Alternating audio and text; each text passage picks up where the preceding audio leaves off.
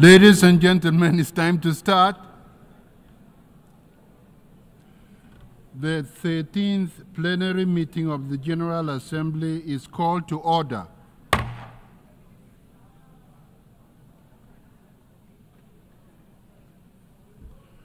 The Assembly will continue its consideration of Agenda Item 8, entitled General Debate.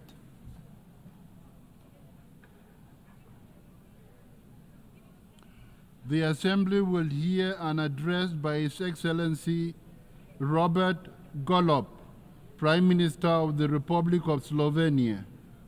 I request protocol to escort His Excellency and invite him to address the Assembly.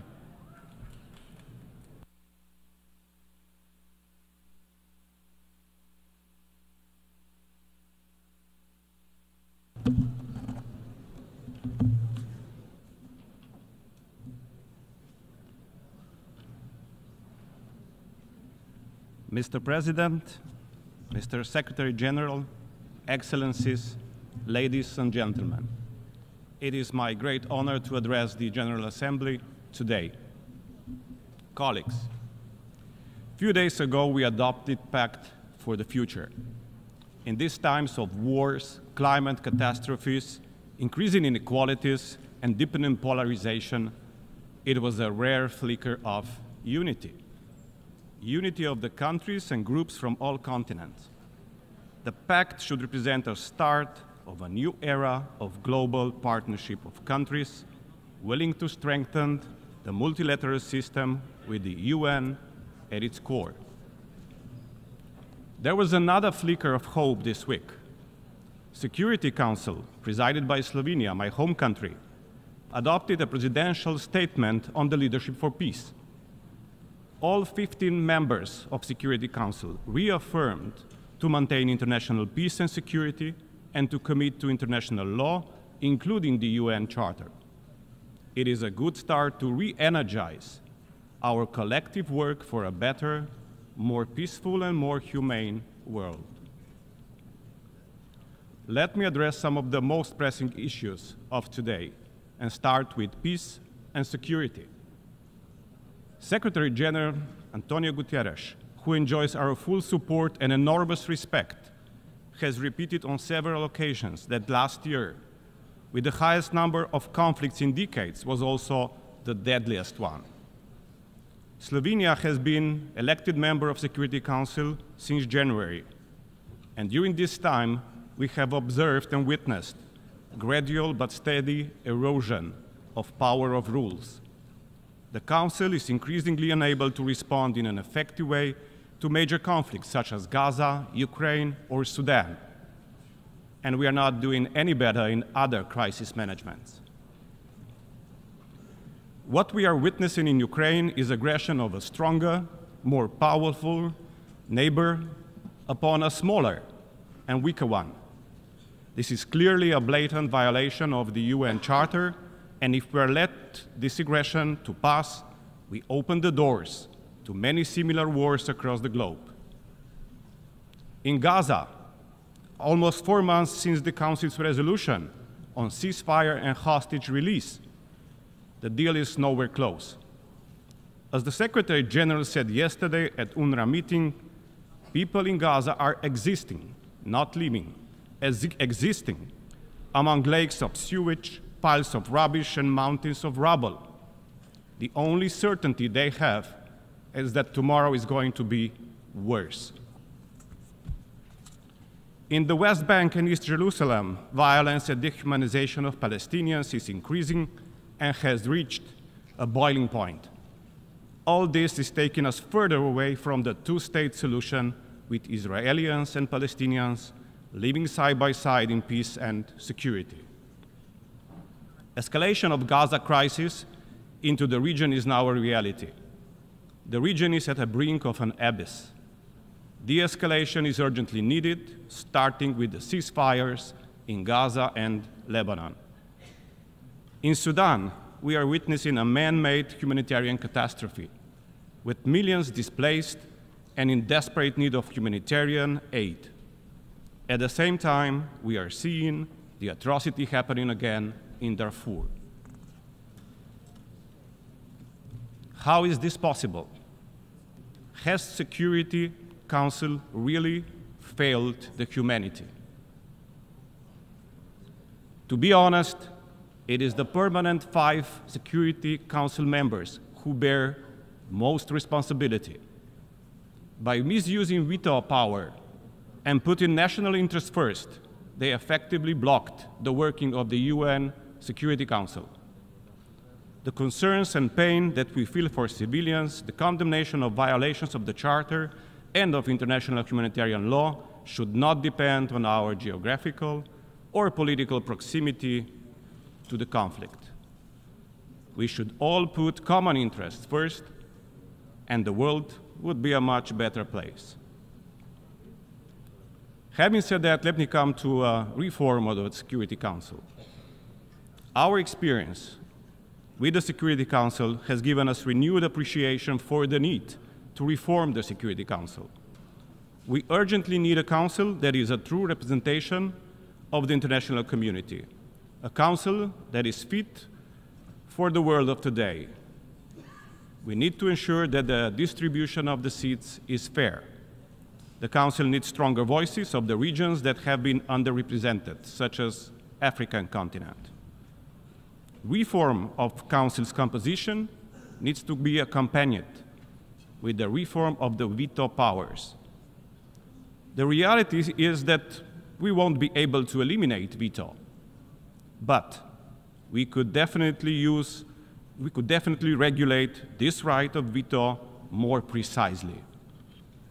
The Security Council also needs to exercise its power with higher ambition when it comes to prevention of conflicts and play a stronger role in peace-building activities that involve all aspects of the UN system. Colleagues, let us not forget that United Nations are much more than the Security Council alone. We commend the work of nameless humanitarian workers who are on the ground in armed conflicts among the civilians representing the face of United Nations. Erosion of respect of international humanitarian law is making their work so much more difficult. Gaza conflict was, however, a turning point in this regard. In Gaza, humanitarians are not just occasional collateral victims. They seem to have become a deliberate military target. There is no other explanation for the highest number of humanitarian workers being killed last year, of whom a vast majority in Gaza.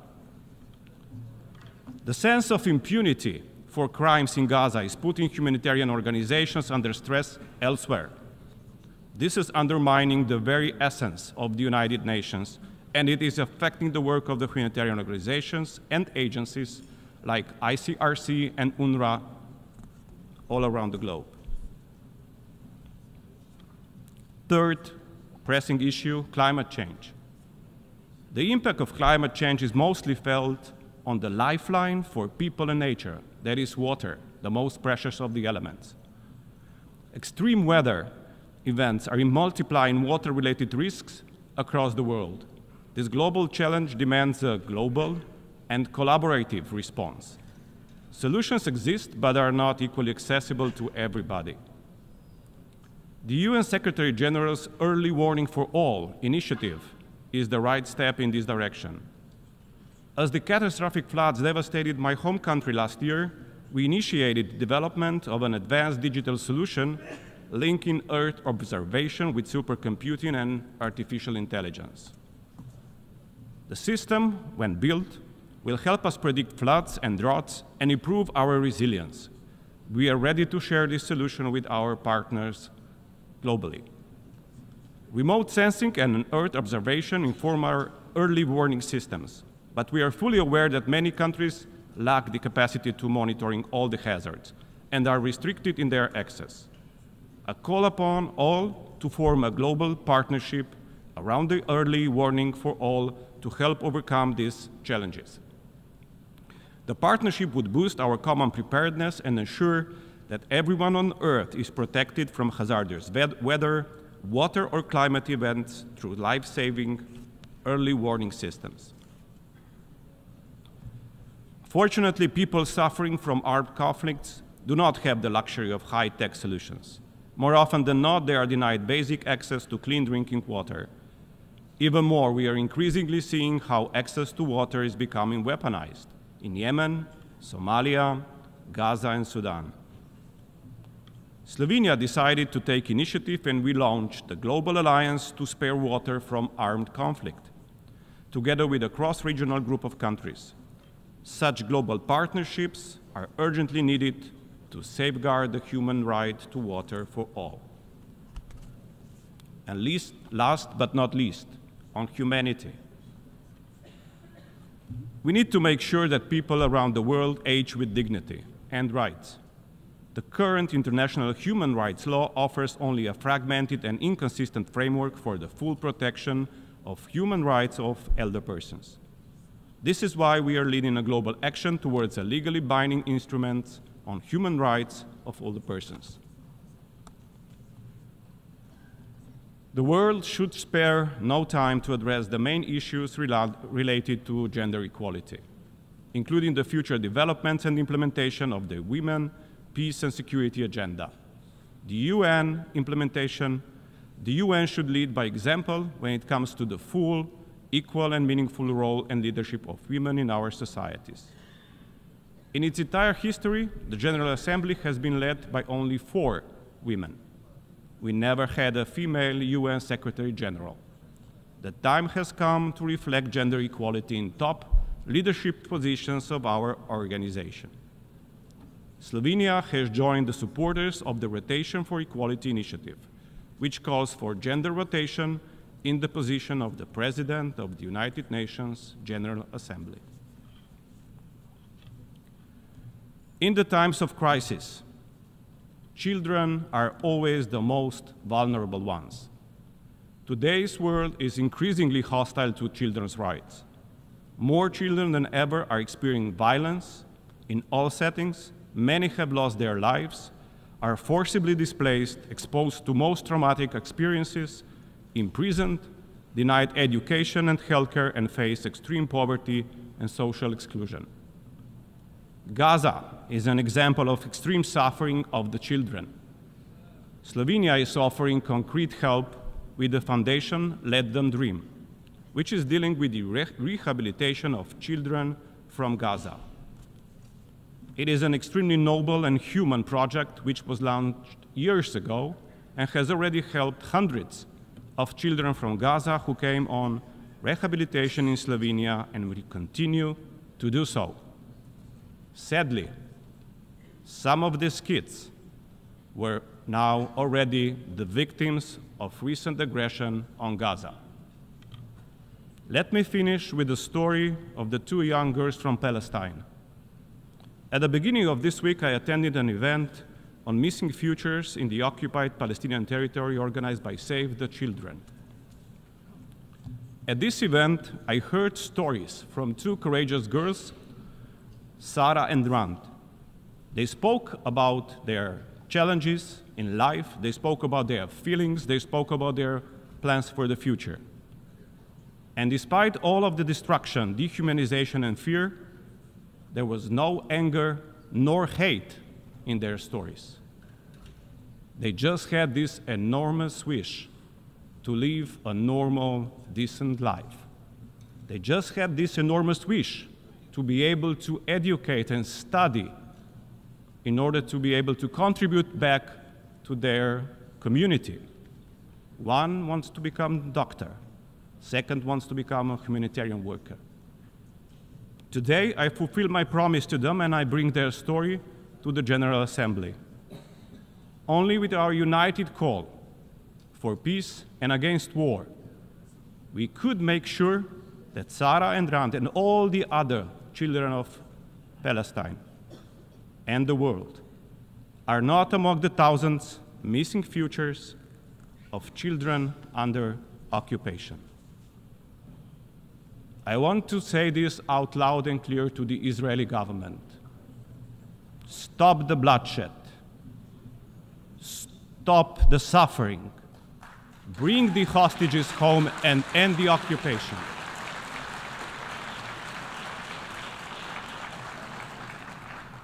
Mr. Netanyahu, stop this war now.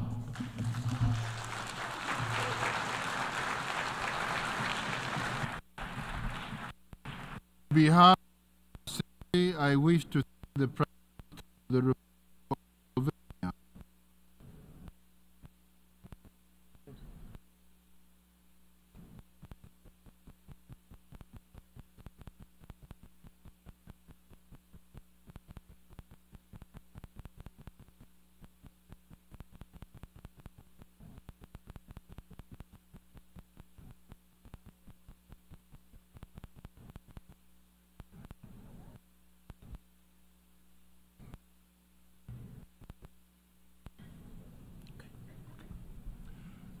The Assembly will hear an address by His Excellency Mohammed Shehbaz Sharif, Prime Minister of the Islamic Republic of Pakistan. I request protocol to escort His Excellency and invite him to address the Assembly.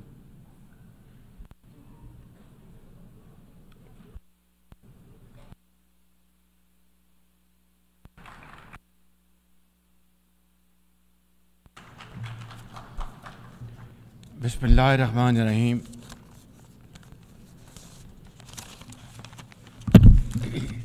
Mr. President, heads of state and government, excellencies, delegates, ladies and gentlemen, Assalamu alaikum wa rahmatullahi wa barakatuh, and a very good morning. Qala ya abati inni raitu and he said, "Oh, my father, I have seen 11 planets and the sun and moon bowing to me." He said, "Oh, son, do not tell your story to your brothers. They will devise a scheme for you. The devil is the enemy of humans." Honor for me to address the United Nations General Assembly for the second time as the Prime Minister of a country that has always been a proactive member of the UN Assembly. I would like to congratulate you and wish you all the success, Mr. President, on your election as the President of the 79th session of the UN General Assembly. I would also like to appreciate the efforts of Ambassador Dennis Francis for his skillful stewardship of the 78th session of the UNGA.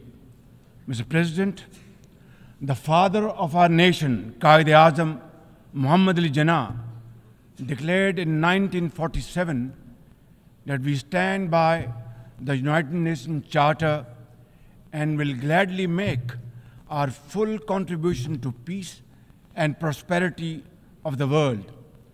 Pakistan has stood by this commitment unwaveringly.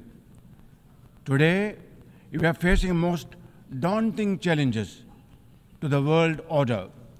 Israel's genocidal war in Gaza, a dangerous conflict in Ukraine, destructive conflicts across Africa and Asia, rising geopolitical tensions, resurging terrorism, galloping poverty, stifling debt, and the mounting impact of climate change, we feel the chill of a new world order. In response to these challenges, our Secretary General Antonio Guterres called for the Summit of the Future.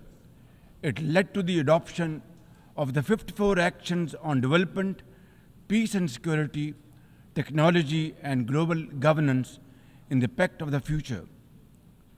Mr. President, today I stand before you to express the searing pain and anguish of the people of Pakistan at the plight of the people of Gaza.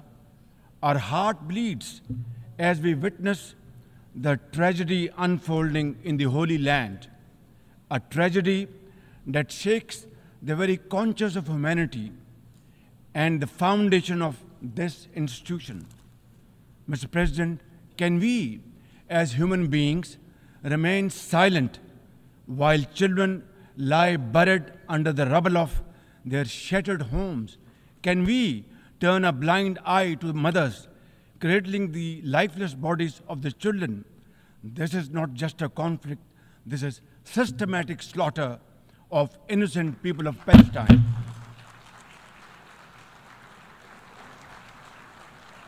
Ladies and gentlemen, an assault on the very essence of human life and dignity.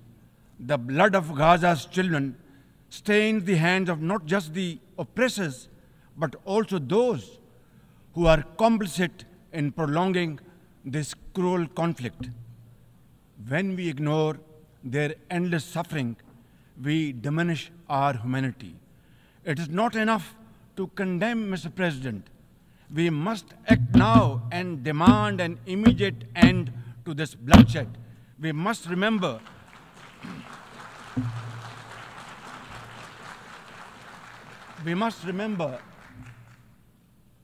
that the blood and sacrifice of the innocent Palestinians will never go waste. We must worry about their plight and difficulties and stand by them. We must work for a durable peace through the two-state nation. We must seek a viable, secure, contiguous, and sovereign state of Palestine based on the pre-1967 borders with Al-Quds al-Sharif as its eternal capital, and to advance the goals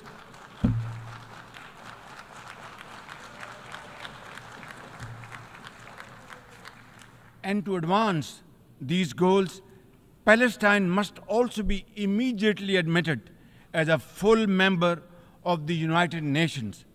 Mr. President, in a span of a few days, Israel's unrelenting bombing of Lebanon has killed over 500 people, including women and even small children. The failure to implement UN resolutions has emboldened Israel. It threatens to drag the entire Middle East into a war whose consequences could be very grave and beyond imagination.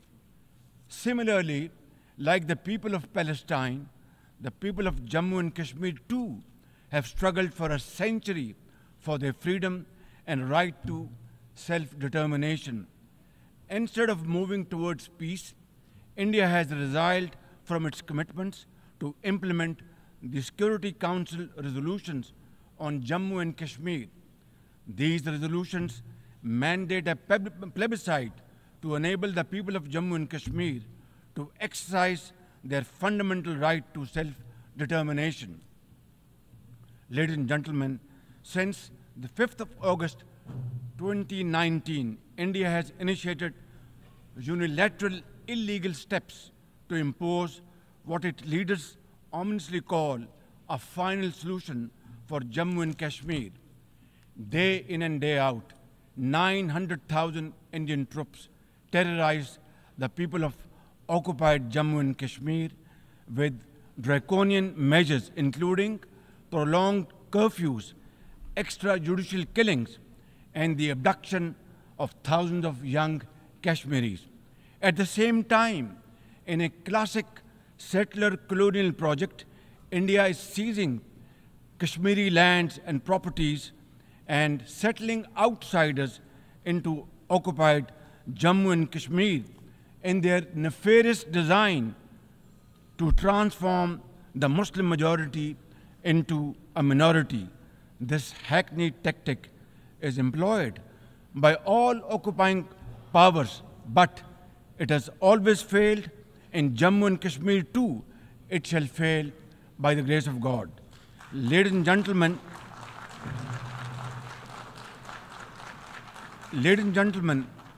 the Kashmiri people are resolute in rejection of the false Indian identity. The New Delhi seeks to impose upon them very, very severe conditions, and atrocities are being committed every hour. India's policy of brutal coercion and oppression in occupied Kashmir has ensured that Burhan Wani's legacy continues to inspire the struggle and sacrifices of millions of Kashmiris. Inspired by the legitimacy of their epic struggle, they remain defiant. Their heart-wrenching stories remind us that behind every statistic lies a human life, a dream deferred, and a hope shattered. Even more worryingly, it is engaged in massive expansion of its military capabilities, which are essentially deployed against Pakistan.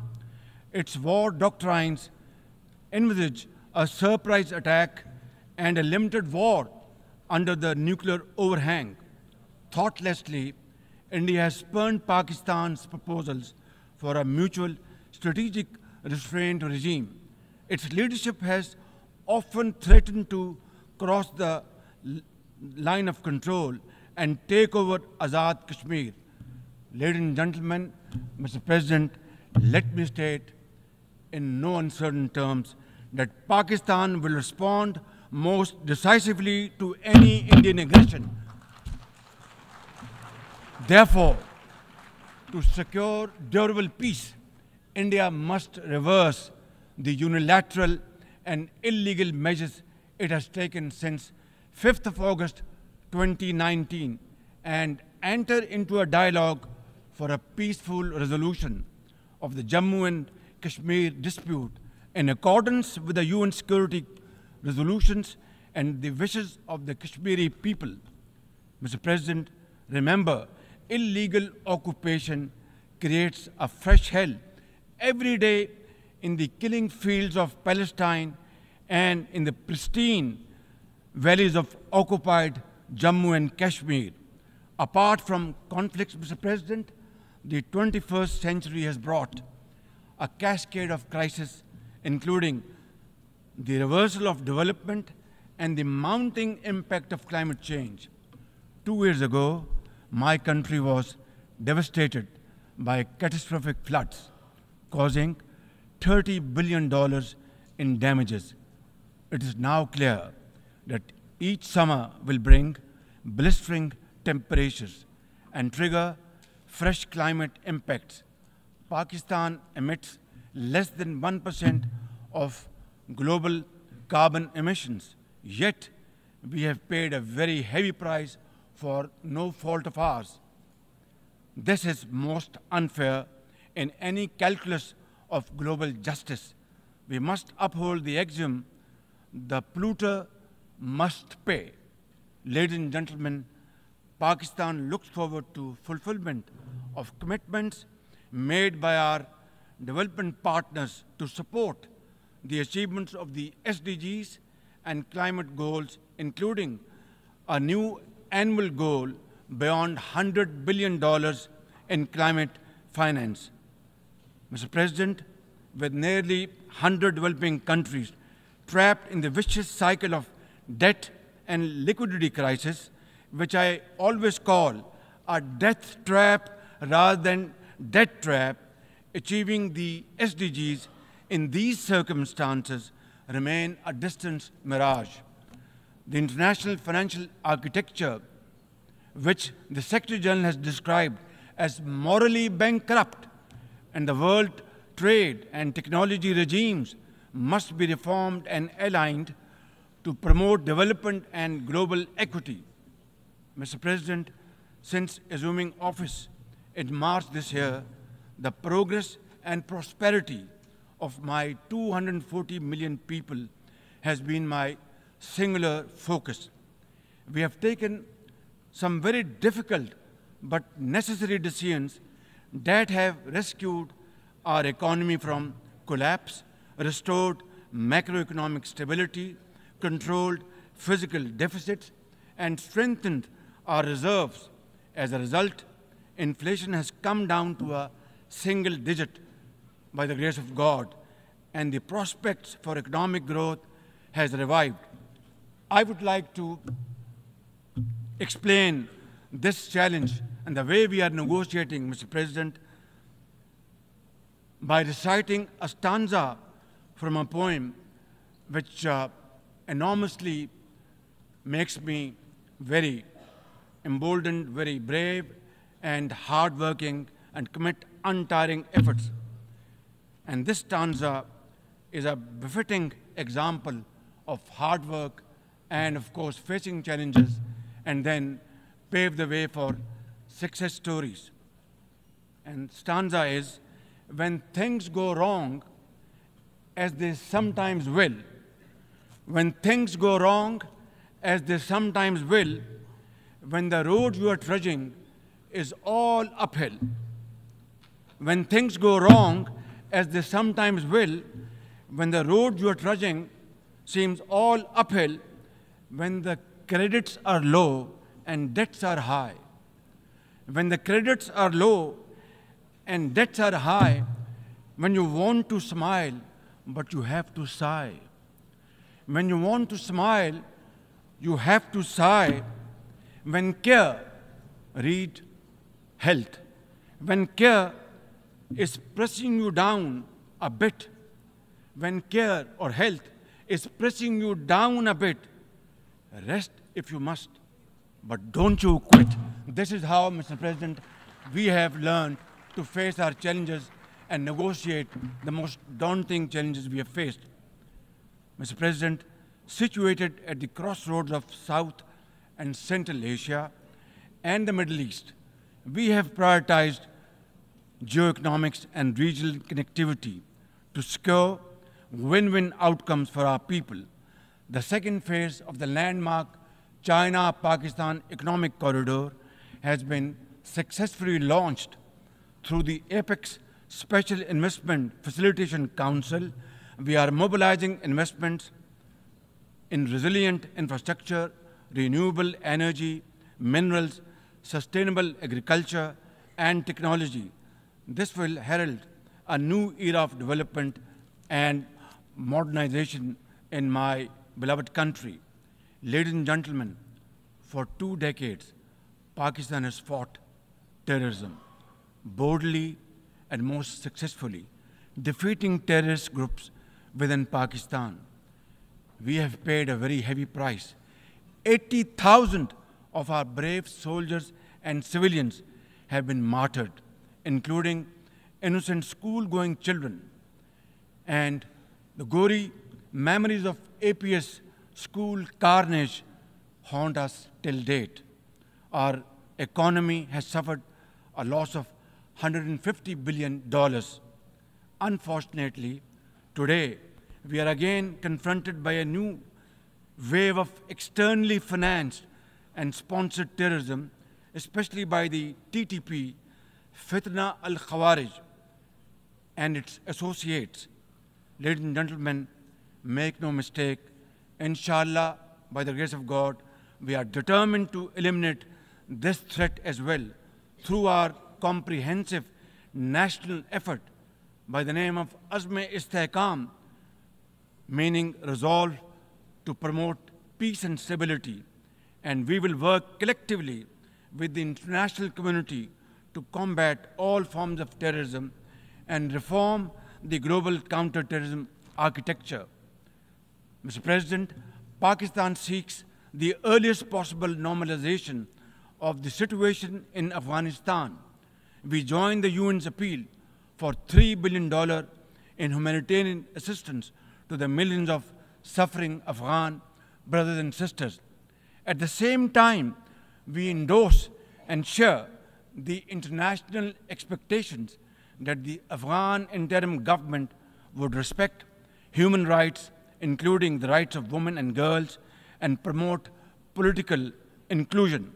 In particular, the interim government must take effective action to neutralize all terrorist groups within Afghanistan, especially those responsible for cross-border terrorism against neighboring countries. These include ISIL-K, Daesh, the Al-Qaeda associated TTP, Fitna al-Khawarij, Majid Brigade, the BLA, and other terrorist groups which unfortunately are seen on Afghan territory. Mr. President, another troubling global development is the escalation of Islamophobia, which is now manifested by frequent desecrations of the Holy Quran, attacks on mosques, negative stereotyping of Muslims, and acts of discrimination and violence against them. The most alarming manifestation of Islamophobia is the Hindu supremacist agenda in India. It aggressively seeks the subjugation of 200 million Muslims and the obliteration of India's Islamic heritage. Pakistan and the OIC will work with the UN Secretary General and the Special Envoy to implement a plan of action to combat this scourge. Ladies and gentlemen, Pakistan seeks an immediate end to the tragic conflict in Ukraine and its peaceful resolution in accordance with the UN Charter and international agreements. Ladies and gentlemen, Pakistan has a long and proud history of solidarity, friendship, and cooperation with the nation of Africa.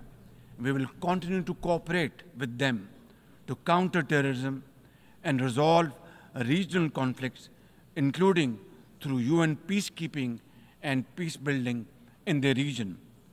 Finally, Mr. President, as we leave this august hall, we must carry with us a message for our people, that the weak are not voiceless, that the oppressed should not lose hope, that poverty is not preordained, and that Allah Almighty promise of justice and equality in our terrestrial home must be respected. I thank you all, and thank you very much for your time. God bless you.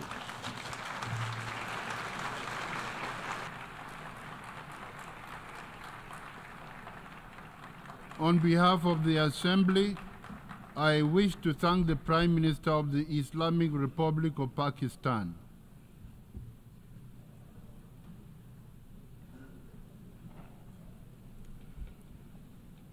The Assembly will hear an address by His Excellency Benjamin Netanyahu, Prime Minister of the State of Israel. I request protocol to escort His Excellency and invite him to address the Assembly.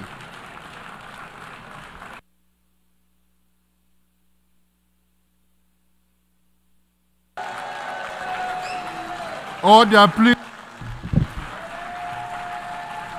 Ladies and gentlemen, order.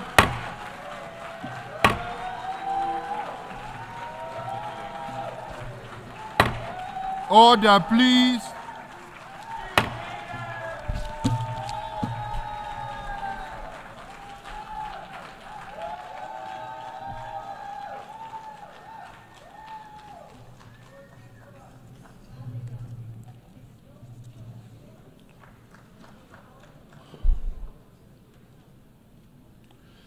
Mr. President,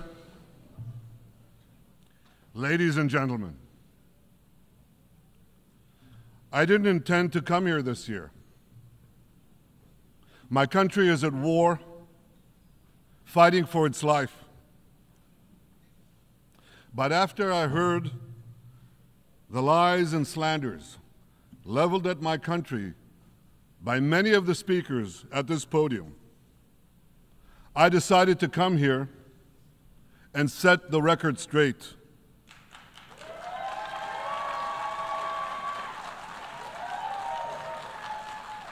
I decided to come here to speak for my people, to speak for my country, to speak for the truth.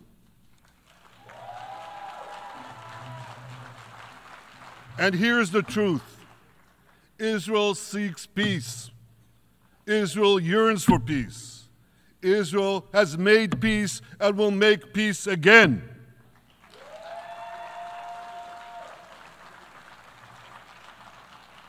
Yet we face savage enemies who seek our annihilation, and we must defend ourselves against these savage murderers.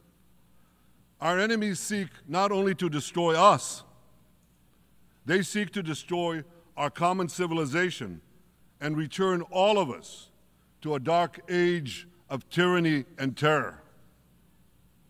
When I spoke here last year, I said we faced the same timeless choice that Moses put before the people of Israel thousands of years ago. As we were about to enter the Promised Land, Moses told us that our actions will determine whether we bequeath to future generations a blessing or a curse. And that is the choice we face today. The curse of Iran's unremitting aggression, or the blessing of a historic reconciliation between Arab and Jew. In the days that followed that speech, the blessing I spoke of came into sharper focus. A normalization deal between Saudi Arabia and Israel seemed closer than ever. But then came the curse of October 7th. Thousands of Iranian-backed Hamas terrorists from Gaza burst into Israel in pickup trucks, on motorcycles, and they committed unimaginable atrocities. They savagely murdered 1,200 people. They raped and mutilated women. They beheaded men. They burned babies alive. They burnt entire families alive, babies, children, parents, grandparents, in scenes reminiscent of the Nazi Holocaust. Hamas kidnapped 251 people from dozens of different countries, dragging them into the dungeons of Gaza. Israel has brought home 154 of these hostages, including 117 who returned alive. I want to assure you, we will not rest until the remaining hostages are brought home too. And some of their family members are here with us today. I ask you to stand up.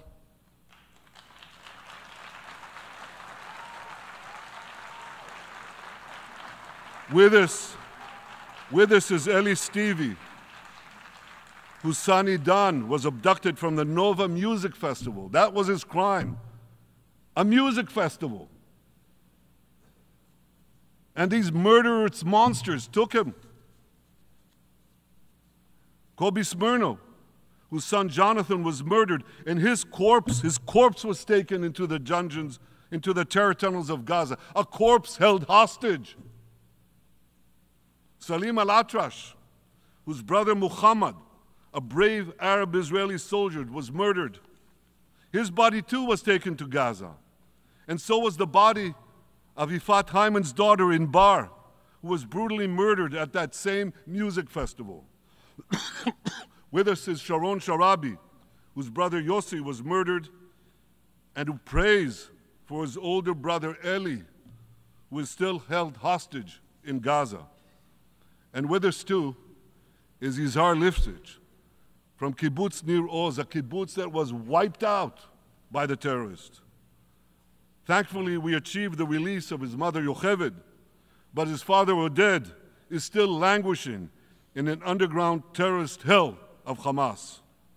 I again promise you, we will return your loved ones home. We will not spare that effort until this holy mission is accomplished.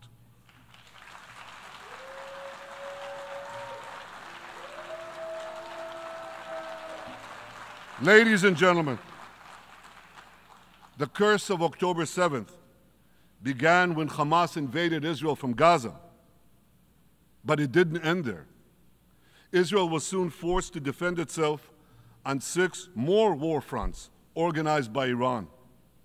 On October 8th, Hezbollah attacked us from Lebanon. Since then, they fired over 8,000 rockets at our towns and cities, at our civilians, at our children.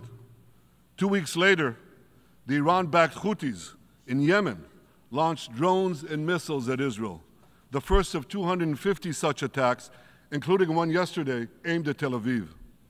Iran's Shiite militias in Syria and Iraq have targeted Israel dozens of times over the past year as well. Fueled by Iran, Palestinian terrorists in Judea and Samaria perpetrated scores of attacks there and throughout Israel. And last April, for the first time ever, Iran directly attacked Israel from its own territory, firing 300 drones, cruise missiles, and ballistic missiles at us. I have a message for the tyrants of Tehran. If you strike us, we will strike you. There is no place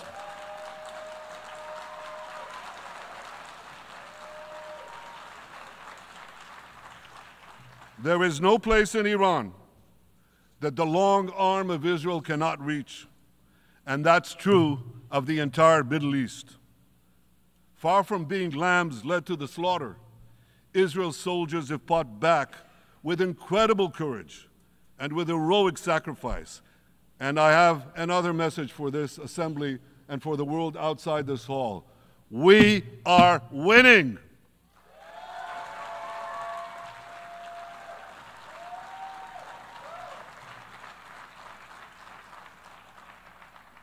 Ladies and gentlemen, as Israel defends itself against Iran in the seven-front war, the line separating the blessing and the curse could not be more clear. This is the map I presented here last year. It's a map of a blessing. It shows Israel and its Arab partners forming a land bridge connecting Asia and Europe between the Indian Ocean and the Mediterranean Sea. Across this bridge, we will lay rail lines, energy pipelines, fiber optic cables, and this will serve the betterment of 2 billion people. Now look at this second map. It's a map. Look at the second map. It's a map of a curse. It's a map of an arc of terror that Iran has created and imposed from the Indian Ocean to the Mediterranean. Iran's malignant arc has shut down international waterways. It cuts off trade. It destroys millions, destroys nations from within, and inflicts misery on millions. On the one hand, a bright blessing, a future of hope. On the other hand, a dark future of despair. And if you think this dark map is only a curse for Israel, if you think that, then you should think again. Because Iran's aggression, if it's not checked, will endanger every single country in the Middle East and many, many countries in the rest of the world. Because Iran seeks to impose its radicalism well beyond the Middle East. That's why it funds terror networks on 5 continents. That's why it builds ballistic missiles for nuclear warheads to threaten the entire world. For too long, the world has appeased Iran. It turns a blind eye to its internal repression. It turns a blind eye to its external aggression. Well, that appeasement must end. And that appeasement must end now.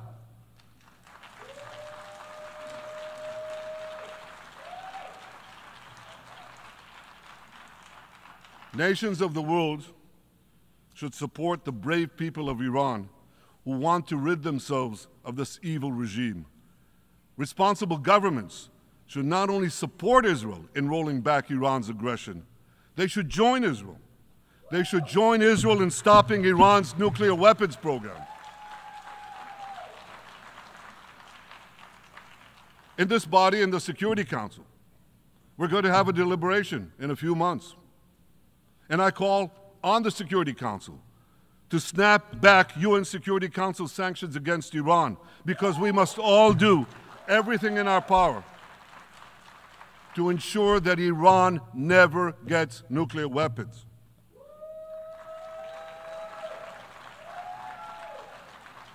For decades, I've been warning the world against Iran's nuclear program.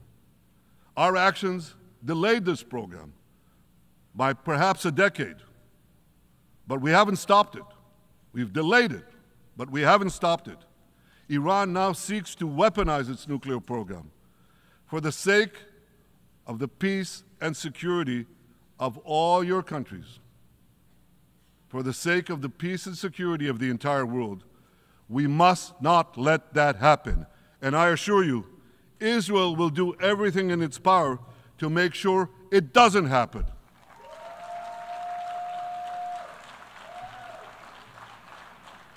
So, ladies and gentlemen, the question before us is simple.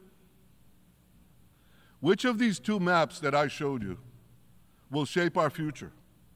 Will it be the blessings of peace and prosperity for Israel, our Arab partners, and the rest of the world? Or will it be the curse in which Iran and its proxies spread carnage and chaos everywhere? Israel has already made its choice. We've decided to advance the blessing. We're building a partnership for peace with our Arab neighbors while fighting the forces of terror that threaten that peace. For nearly a year, the brave men and women of the IDF have been systematically crushing Hamas's terror army that once ruled Gaza. On October 7th, the day of that invasion into Israel, that terror army numbered nearly 40,000 terrorists. It was armed with more than 15,000 rockets. It had 350 miles of terror tunnels, an underground network bigger than the New York subway system, which they used to wreak havoc above and below ground. A year later, the IDF has killed or captured more than half of these terrorists, destroyed over 90% of their rocket arsenal, and eliminated the key segments of their terror tunnel network. In major military operations,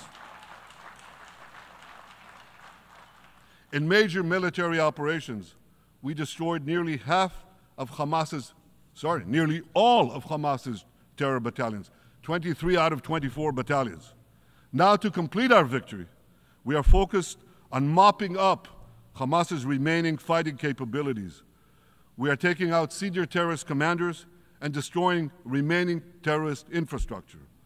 But all the while, and I'll say this one more time, we remain focused on our sacred mission, bringing our hostages home, and we will not stop until that mission is complete.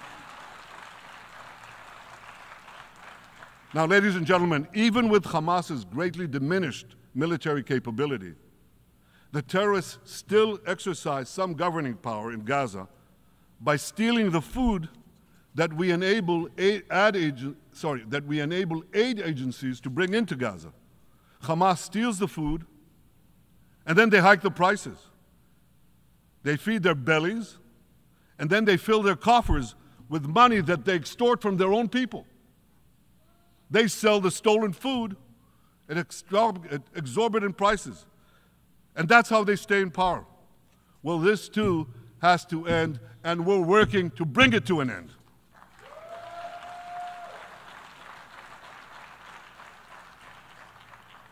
And the reason is simple. Because if Hamas stays in power, it will regroup, rearm, and attack Israel again and again and again, as it is vowed to do. So Hamas has got to go.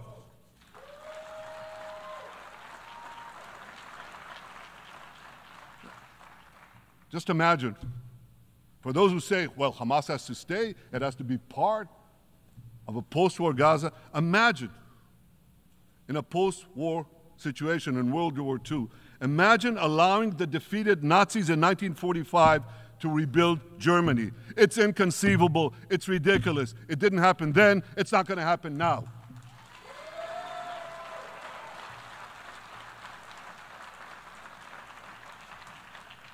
This is why Israel will reject any role for Hamas in a post-war Gaza.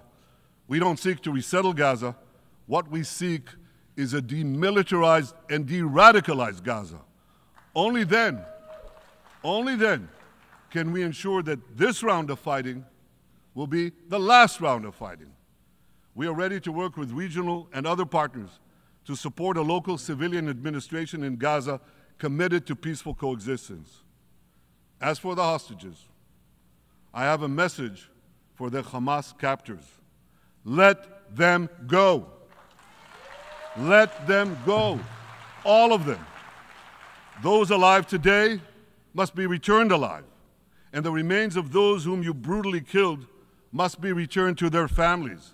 Those families here with us today, and others in Israel, deserve to have a resting place for their loved ones, a place where they can grieve and remember them. This war, ladies and gentlemen, this war can come to an end now. All that has to happen is for Hamas to surrender, lay down its arms, and release all the hostages. But if they don't, we will fight until we achieve victory, total victory. There is no substitute for it.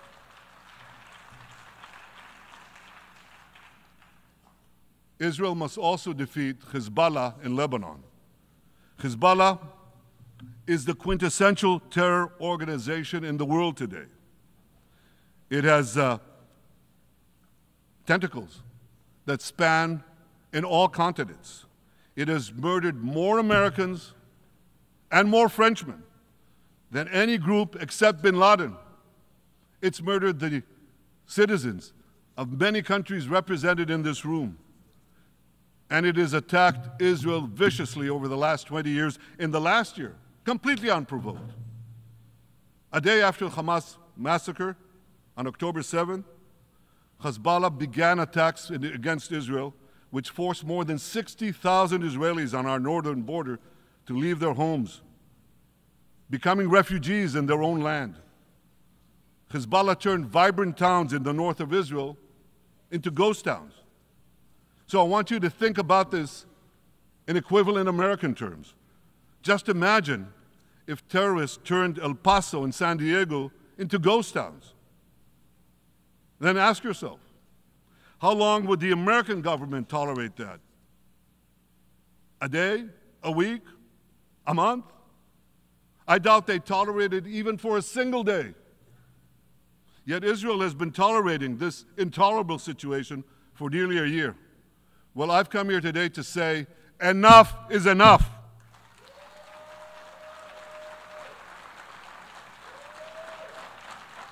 We won't rest until our citizens can return safely to their homes. We will not accept a terror army perched on our northern border, able to perpetrate another October 7th style massacre.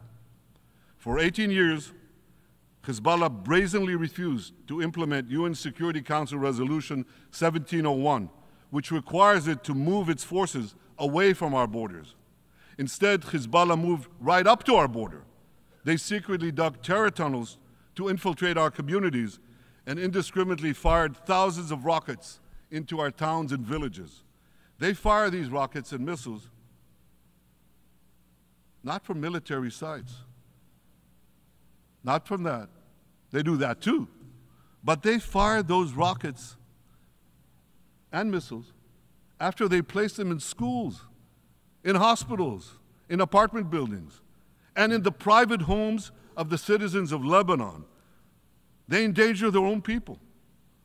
They put a missile in every kitchen, a rocket in every garage. I said to the people of Lebanon this week, get out of the death trap that Hezbollah has put you in. Don't let Nasrallah drag Lebanon into the abyss. We're not at war with you. We're at war with Hezbollah, which has hijacked your country and threatens to destroy ours. As long as Hezbollah chooses the path of war, Israel has no choice, and Israel has every right to remove this threat and return our citizens to their homes safely. And that's exactly what we're doing.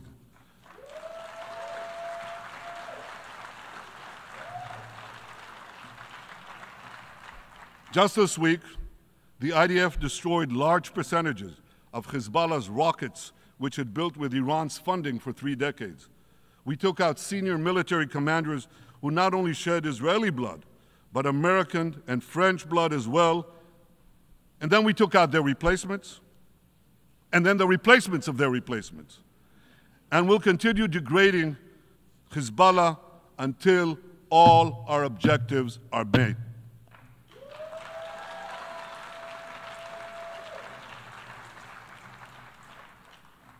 Ladies and gentlemen, We're committed to removing the curse of terrorism that threatens all civilized societies.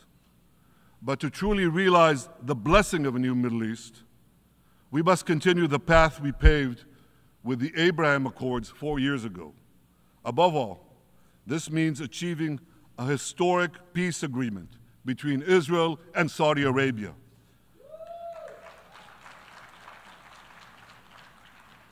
And having seen the blessings that we've already brought with the Abraham Accords, the millions of Israelis who've already flown back and forth across the Arabian Peninsula, over the skies of Saudi Arabia, to the Gulf countries, the trade, the tourism, the joint ventures, the peace,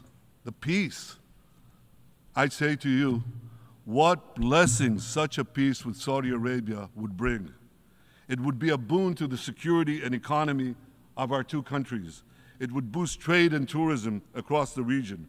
It would help transform the Middle East into a global juggernaut. Our two countries could cooperate on energy, water, agriculture, artificial intelligence, and many, many other fields. Such a peace, I'm sure, would be a true pivot of history. It would usher in a historic reconciliation between the Arab world and Israel, between Islam and Judaism, between Mecca and Jerusalem. While Israel is committed to achieving such a peace, Iran and its terror proxies are committed to scuttling it. That's why one of the best ways to foil Iran's nefarious designs is to achieve the peace. Such a peace would be the foundation for an even broader Abrahamic alliance. And that alliance would include the United States, Israel's current Arab peace partners, Saudi Arabia, and others who choose the blessing of peace. It would advance security and prosperity across the Middle East and bring enormous benefits to the rest of the world. With American support and leadership, I believe this vision can materialize, and much sooner than people think. And as the Prime Minister of Israel, I will do everything in my power to make it happen.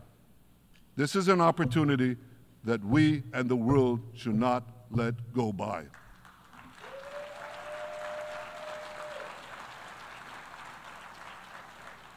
Ladies and gentlemen, Israel has made its choice. We seek to move forward to a bright age of prosperity and peace. Iran and its proxies have also made their choice. They want to move back to a dark age of terror and war. And now I have a question. And I pose that question to you. What choice will you make? Will your nation stand with Israel? Will you stand with democracy and peace? Or will you stand with Iran, a brutal dictatorship that subjugates its own people, exports terrorism across the globe? In this battle between good and evil, there must be no equivocation. When you stand with Israel, you stand for your own values and your own interests. Yes, we're defending ourselves, but we're also defending you against a common enemy that through violence and terror seeks to destroy our way of life. So there should be no confusion about this. But unfortunately, there is a lot of it in many countries and in this very hall, as I've just heard. Good is portrayed as evil, and evil is portrayed as good. We see this moral confusion when Israel is falsely accused of genocide, when we defend ourselves against enemies who try to commit genocide against us. We see this too when Israel is absurdly accused by the ICC prosecutor of deliberately starving Palestinians in Gaza. What an absurdity. We helped bring in 700,000 tons of food into Gaza. That's more than 3,000 calories a day for every man, woman, and child in Gaza. We see this moral confusion when Israel is falsely accused of deliberately targeting civilians. We don't want to see a single person, a single innocent person die. That's always a tragedy. And that's why we do so much to minimize civilian casualties, even as our enemies use civilians as human shields. And no army has done what Israel is doing to minimize civilian casualties. We drop flyers, We send text messages. We make phone calls by the millions to ensure that Palestinian civilians get out of harm's way. We spare no effort in this noble pursuit. We see yet another profound moral confusion when self-described progressives march against the democracy of Israel. Don't they realize they support the Iranian-backed goons in Tehran and in Gaza? The goons who gun down protesters, murder women for not covering their hair, and hang gays in public squares, some progressives. According to the U.S. Director of National Intelligence, Iran funds and fuels many of the protesters against Israel. Who knows, maybe some of the protesters, or even many of the protesters outside this building now. Ladies and gentlemen, King Solomon, who reigned in our eternal capital, Jerusalem, 3,000 years ago, proclaimed something that is familiar to all of you. He said, "There is nothing new under the sun." Well, in an age of space travel, quantum physics, and artificial intelligence, some would argue that's a debatable statement. But one thing is undeniable. There is definitely nothing new at the United Nations.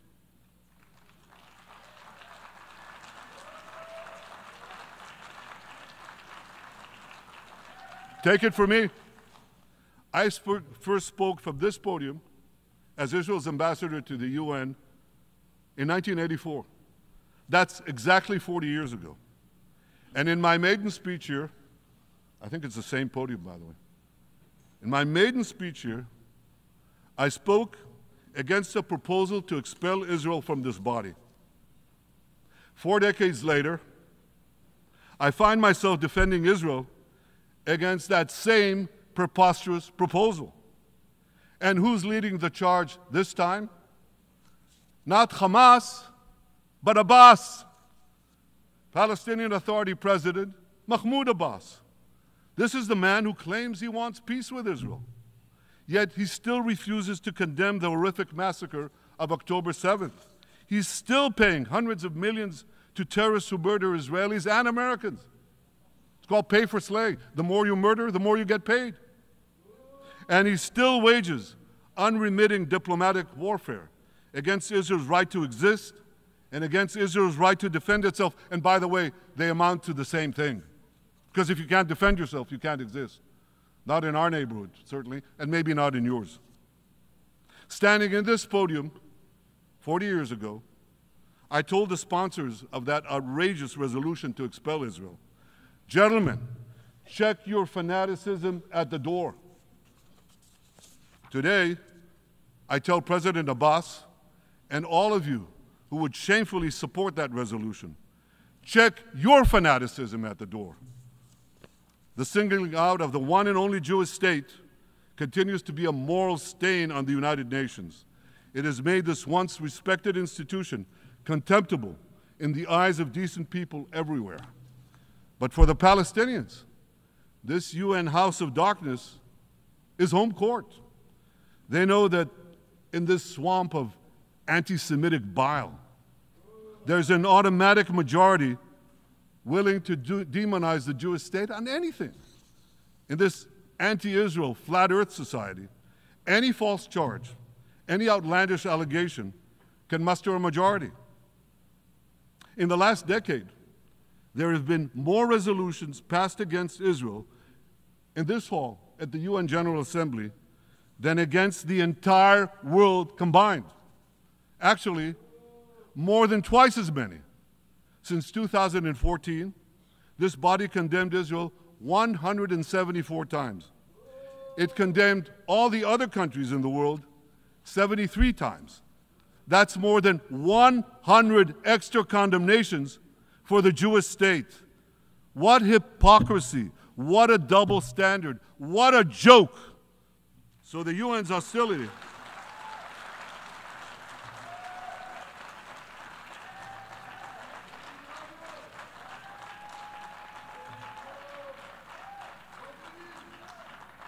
So all the speeches you heard today, all the hostility directed at Israel this year, it's It's not about Gaza. It's about Israel. It's always been about Israel's very existence. And I say to you, until the Jewish state is treated like other nations, until this anti-Semitic swamp is drained, the UN will be viewed by fair-minded people everywhere as nothing more than a contemptuous farce. Now, given the anti-Semitism at the UN, it should surprise no one that the prosecutor at the ICC, one of the UN's affiliated organs, is considering issuing arrest warrants against me and Israel's defense minister, the democratically elected leaders of the democratic state of Israel. The ICC prosecutors rushed to judgment. His refusal to treat Israel with its independent courts the way other democracies are treated is hard to explain by anything other than pure anti-Semitism. Ladies and gentlemen, the real war criminals are not in Israel. They're in Iran. They're in Gaza, in Syria, in Lebanon, in Yemen. Those of you who stand with these war criminals, those of you who stand with evil against good, with a curse against the blessing, those of you who do so should be ashamed of yourselves.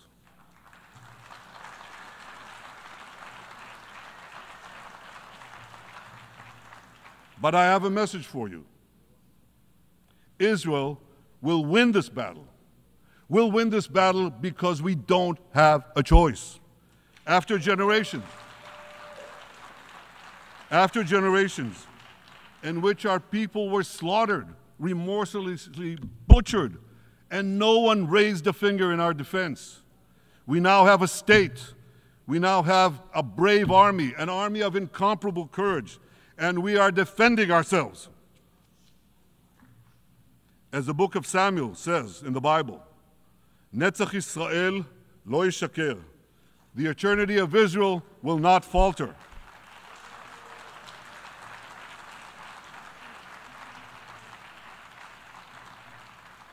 In the Jewish people's epic journey from antiquity, in our odyssey through the tempests and upheavals of modern times, that ancient promise has always been kept, and it will hold true for all time. To borrow a great poet's phrase, Israel will not go gently into that good night. We will never need to rage against the dying of the light, because the torch of Israel will forever shine bright.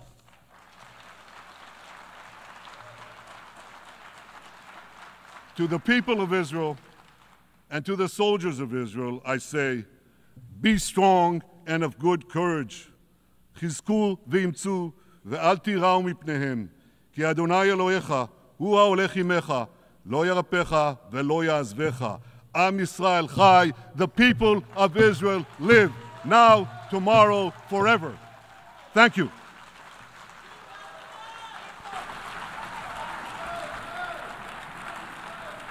On behalf of the Assembly, I wish to thank the Prime Minister of the State of Israel,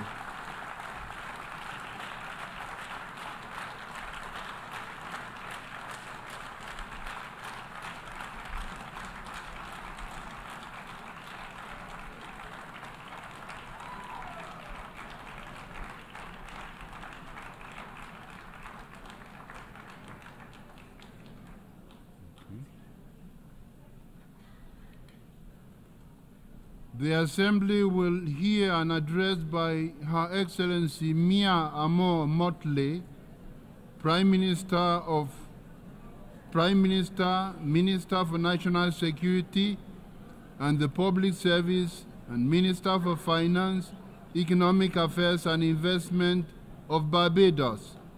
I request protocol to escort Her Excellency and invite her to address the Assembly.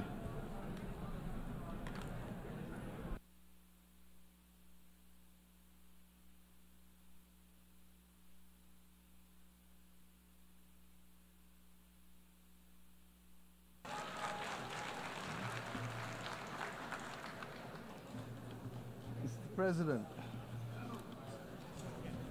we need a reset, and we need to reset. Mr. President, in your absence, I congratulate you on your assumption of this chairmanship of the General Assembly.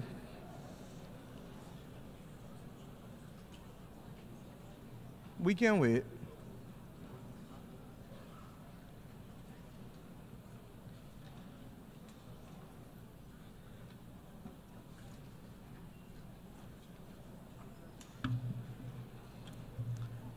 As I said, Mr. President, we need a reset, and we need to reset.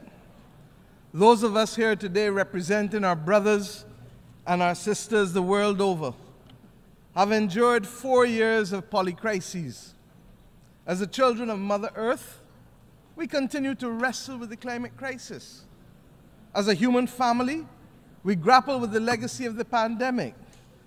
As a digitally connected people, we are now, regrettably, confronted by multiple theaters of war and scenes of horror and famine flowing from that war, armed conflict instead of pursued development. Citizens of every country as well, struggling to contain the rising cost of living and the implications for them and their families on a day-to-day basis. And Mr. Speaker, Mr. President, we are all now threatened by the second but silent pandemic of antimicrobial resistance, together with a growing incidence of death and disability from chronic non-communicable diseases. We cannot afford the distraction of war. If ever there was a time to pause and to reset, it is now. Collectively as an international community, and individually as leaders in each of our countries, we must now deliver new opportunities and solutions to these crises which dampen economic growth, which restrict the ambitions of our people and numb our sense of the beauty and goodness that the world ought to be offering because it has it to offer. The reset for which I am calling, and indeed all of our citizens are demanding, must see an end to all forms of discrimination. That rules and institutions today exist which create first and second class citizens, as we have said from this podium year after year, depending on your nation of origin, militate against the trust and the credibility and the hope, and it fosters a crisis of confidence in the existing international order, which must become inclusive and responsive for all. More than any other complaint from this podium has been the disparity in treatment and the inability to be able to have fair and transparent treatment for all that would lead to the trust necessary for us to solve the problems of our times that are truly beyond man-made causes. Neo-colonialist structures that perpetuate and reflect an old world order characterized by racism and classism and misogyny, while ignoring the legitimate aspirations of billions, will not help to foster the hope or trust that is necessary to meet these polycrises. We must ensure that the global institutions give developing countries, especially small vulnerable states like my own, or vulnerable middle-income countries, seats at the table of decision-making where we can be seen, heard, become active agents in our own cause, and lead our own development paradigms. My friends, we are reminded that 2024 is the final year of the United Nations Decade for the People of African Descent. Much has been achieved, but the recognition, the justice, and the development for people of African descent that was promised by this decade has, to say the least, not yet been fully realized. And it is for this reason that the Caribbean community joins the growing chorus, and my own country in particular, for the immediate proclamation of a second decade to complete the unfinished work and address the matter of reparations for slavery and colonialism.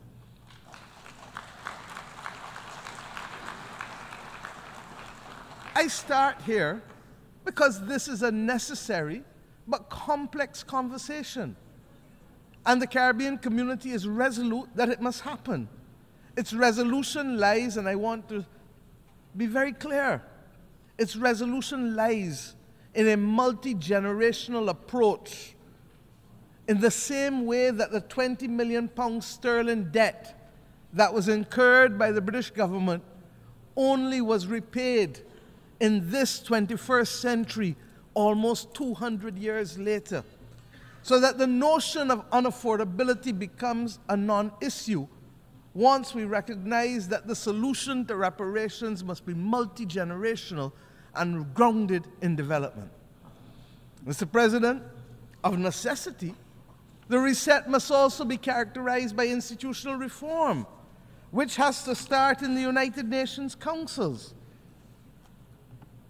These councils suggest that some are full members, and others are only part members, and some may be part-time members, and some may be occasional members. All of this has no place in the 21st century.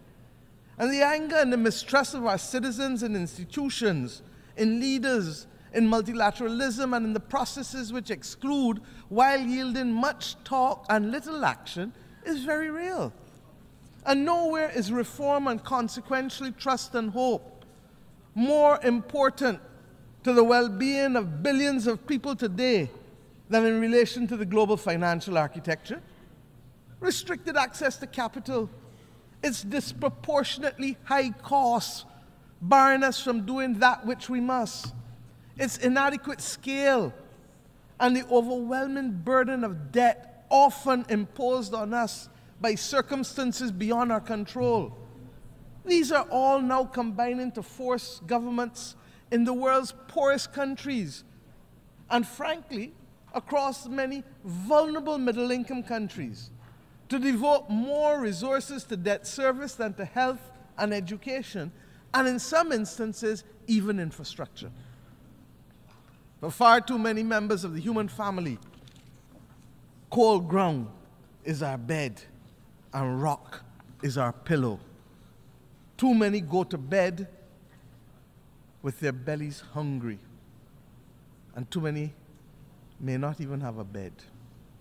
Our reset must therefore collectively build a common agenda that reflects and reinforces our shared humanity. It is that shared humanity that binds us together. Mr. President, you know better than most. Our African brothers and sisters got it right with the principle of Ubuntu, and have used this principle, this General Assembly, to remind us that its simplicity is what we should aspire to. I am because you are. I am because we are. My well-being is tied to yours, and our collective well-being is connected to Mother Earth. This best voices the approach needed to give expression to the reset that is absolutely necessary. And we acknowledge that there are glimpses of hope. We have, for example, on Monday, agreed to a pact for the future, but we still have war. We have agreed on a global digital compact, but we still have raging pandemics in the slow motion silent pandemic.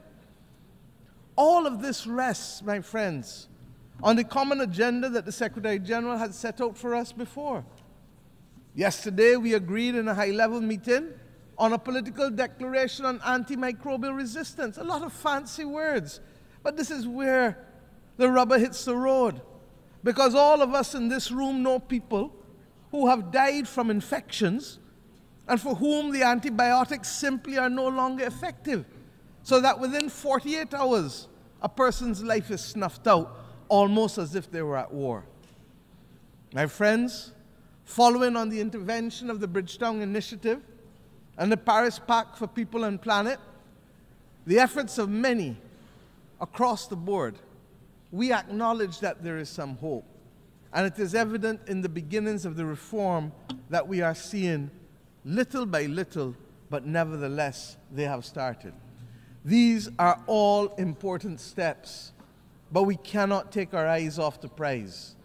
Barbados' call for fundamental reset includes attitudes and behavior as much as actions or reforms.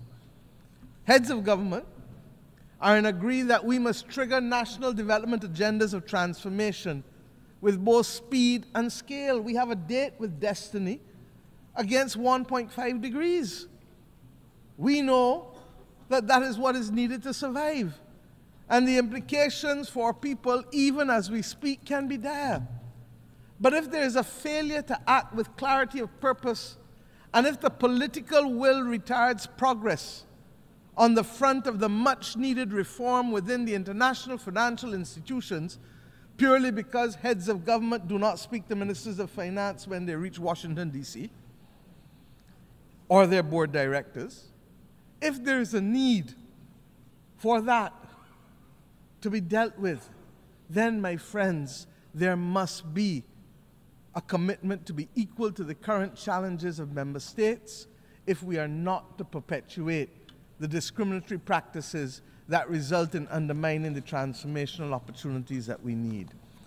Depriving vulnerable countries from being able to access concessional income that is long enough to build the resilience to save lives and to protect livelihoods is unjust. And that is why we must remain focused. That is why, my friends, we launched yesterday the third iteration of the Bridgetown Initiative, which identifies three key principles, very simply. One, we must change the rules of the international financial system and reform its governance and instruments.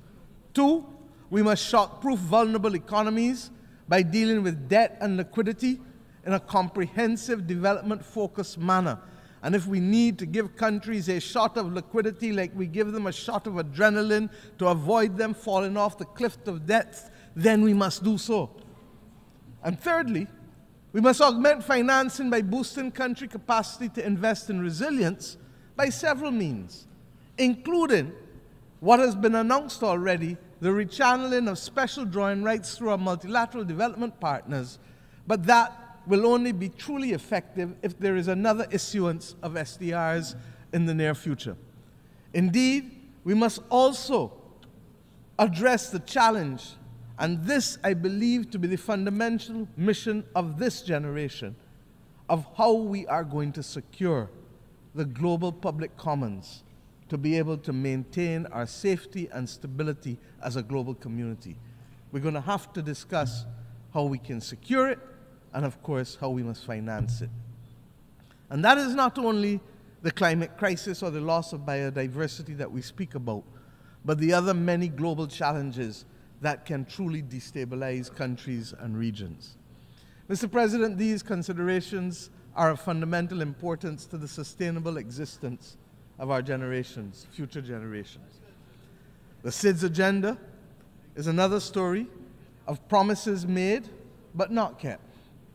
30 years ago, the international community gathered in my own country to take action for the first time on the unique challenges faced by small island developing states. We birthed in my home country the first ever global agenda for small island developing states, which became known as the Barbados Program of Action. I thank Mauritius for its strategy of implementation, Samoa for its pathway. They were carriers of the baton of a development agenda for small island developing states in the intervening years, in the face of multiple global crises from health to climate to finance. The vulnerabilities, yes, of our countries as small states have become more pronounced. In May of this year, we gathered in Antigua and Barbuda for the 4th International Conference on Small Island Developing States. And I call on the international community and the multilateral system to let us work together to ensure that the promise created in Bridgetown in 1994 is delivered and realized through the Antigua and Barbuda Agenda for SIDS 2024, otherwise known as ABBAS. Let me use this opportunity as well to inform you that 2 days ago we took over the presidency of the Climate Vulnerable Forum, the V20 countries of the world, from Ghana, whose president I would like to thank for the excellent stewardship of the group over the past 2 years, and indeed for the strengthening of its institutional capacity. The priorities of our term as chair of the V20 countries will be the multiple dimensions of climate crisis, dealing with them, the impact of the climate crisis on human health, and of course, the issue of debt and climate, because if we don't solve that, we cannot take the appropriate actions to deal with climate. I invite all United Nations members who are not yet members of the V20 but who are climate vulnerable to join this group, because it is only through amplification of our voices and consistency of our message and solidarity that we will continue to see the pace and scale of reforms that we need to be able to save our people's lives. I commend to you the declaration of the leaders of the Climate Vulnerable Forum that was adopted this week on Wednesday. Mr. President, above all else, we need a global reset on peace. There needs to be global peace. And those of us who are old enough would have recognized that there are peaks and valleys as it relates to this issue of conflict. There are few areas where the world is more in need of the United Nations acting as the United Nations to secure the objectives of the Charter than in the area of peace and security. The silence that has engulfed Sudan is unacceptable and may well be rooted in the racism that the world still carries as a badge of honor from the victories of the last great war of the World War II. The actions in Myanmar cannot continue. Ukraine has sucked more oxygen out of the global community and the global financial system than any of us can appropriately accept at that very time when the world needs to be applying its resources and efforts to fight in the greatest crisis known to mankind. And the spread of the war from Gaza to the consequences in the West Bank to now clearly what is happening in Lebanon as we speak with Israel, all of these are but the tip of an iceberg of death, violence, and instability, and robs the global community of oxygen and resources at the very time when we need it most in a strategic way. We all know, as students of history, that even the longest war in history came to an end. These wars, yes, they too will come to an end. But the question is when and at what cost, and without much loss of life. With how many children not being able to be either given the chance to live or will now live with memories of war that will affect their every action for the next 60, 70, 80 years of their lives.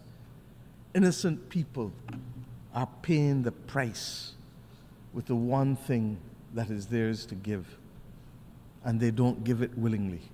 It is their life.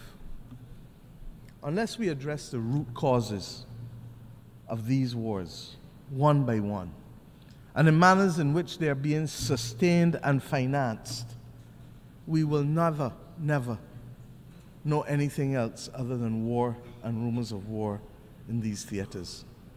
The transmittal of these scenes of horror in real time into people's bedrooms, into people's living rooms, will trigger two extreme reactions, neither of which are acceptable to us in the third decade of the 21st century.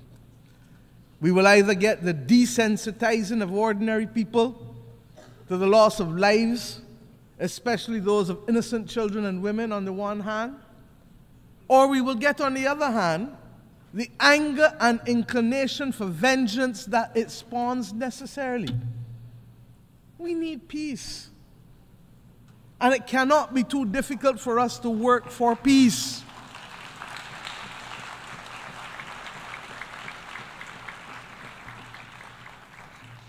It is the same Bible that tells us in the stories of the Old Testament, much which has guided many people across this world.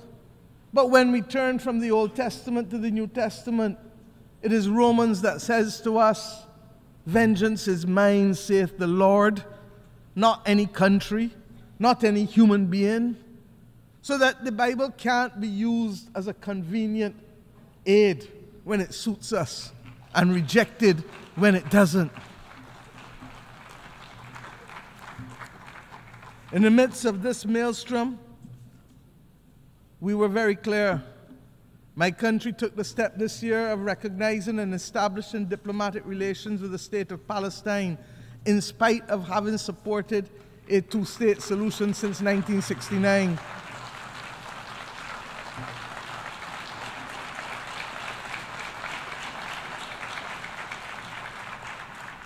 And we did this because it is clear to us that the state and people of Palestine, human beings, are entitled to full recognition by integration into and support from the international community. The Charter does not say we the people, with the exception of any one group from any one part of the world. We join with others, therefore, in congratulating the state of Palestine in taking their seat among the United Nations member states, as they did on the 10th of September of this year.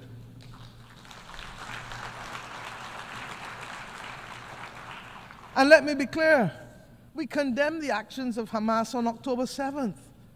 But we equally and strongly deplore the humanitarian catastrophe in Gaza, which is the result of the disproportionate use of force by Israel. There's no justification for it. And that is why treaties exist governing the rules of engagement for war. Because we as human beings learnt better and know better and committed to better. A two-state solution, no matter how elusive it may appear to be now, is the only answer. And I've said already this week that we have known difficult battles in mankind's history. But when we were in it, we didn't think we could achieve it. But we did. We abolished slavery. We removed apartheid in South Africa. These battles are not beyond our creativity, our capacity, and our resilience to resolve them. Similarly, we insist that the killing in Ukraine really has to stop. The people of Ukraine must be allowed to live within the internationally recognized boundaries of their state in peace and freedom from the threat of use or force. And as I said, it is sucking too much oxygen out of the global financial system, and countries that should be the beneficiary of aid are being told that they may have to wait in the interest of the defense of others because of war. I say to us truly, there has to be a singular commitment to build a peace. Truly. Mr. President, my own region has not escaped the scourge of instability and violence. The Americas do not constitute today a theater of war. But we are today witnessing, for some years now, an unprecedented escalation in the number and caliber of assault weapons which are finding themselves in the hands of criminals who are wreaking havoc on the legal systems and our societies, particularly in the small island developing states of the Caribbean and indeed in the wider states of Central and Latin America. This scourge caused by guns manufactured in the United States of America primarily also requires a fundamental reset. The right of persons to bear arms in countries not engaged in military conflict should not be an opening to accept as legitimate the presence of assault weapons in countries. It is simply not right. There is no place for assault weapons in our societies. I turn now to the fate of the people of Haiti, which continues to be of major concern to our people in the Caribbean region. The global community now has an opportunity for an essential reset with how it addresses its relationship with Haiti, and which has been born in all kinds of semi and partial concern over the course of the last few decades.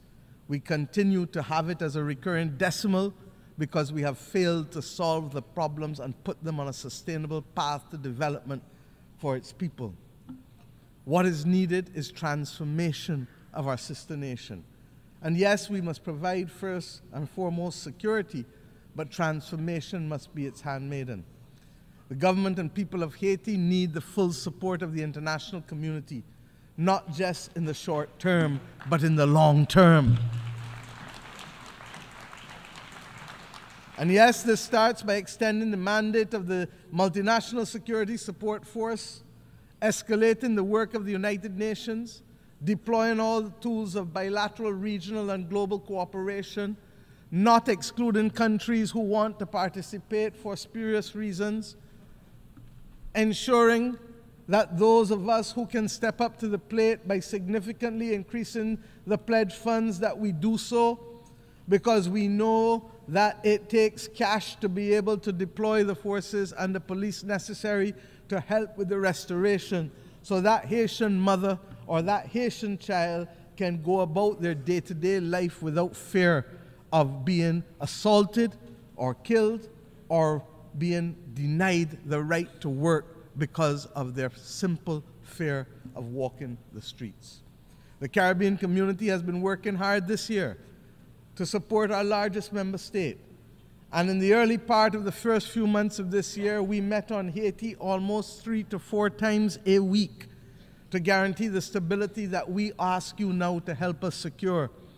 We thank the efforts of the Eminent Persons Group of former CARICOM prime ministers who were on the front line of helping to resolve this complex problem day in and day out, so that we could find a political consensus for Haiti. That Haiti had at this General Assembly both the interim president of the Transitional Council and Prime Minister Cornille is a remarkable achievement given where Haiti was in February of this year. Let them continue on a path, please, of securing their future. And we cannot be on this podium speaking about Haiti without thanking Kenya and President Ruto for their remarkable leadership. After many delays and in what represents now a historical precedent for an African country, they have ensured that an African country has taken the lead in helping to tackle the peace and security challenge beyond its own continent. That is the kind of reset that we need in the international community. And Mr. President, you cannot come on this platform regrettably, although I look forward to the day when I will not have to say it, when we must ask for reprieve for the people of Cuba. It is unacceptable, it is unconscionable, and that it continues today is a mark on our international conscience. The Cuban people continue to face the most dire of economic circumstances, and that this is directly as a result of its exclusion and its designation as a state sponsor of terrorism. And I have addressed our only knowledge of terrorism, and Cuba is in fact the downing of the Cubana plane off the waters of Barbados, where Cubans, Guyanese, and Koreans were killed.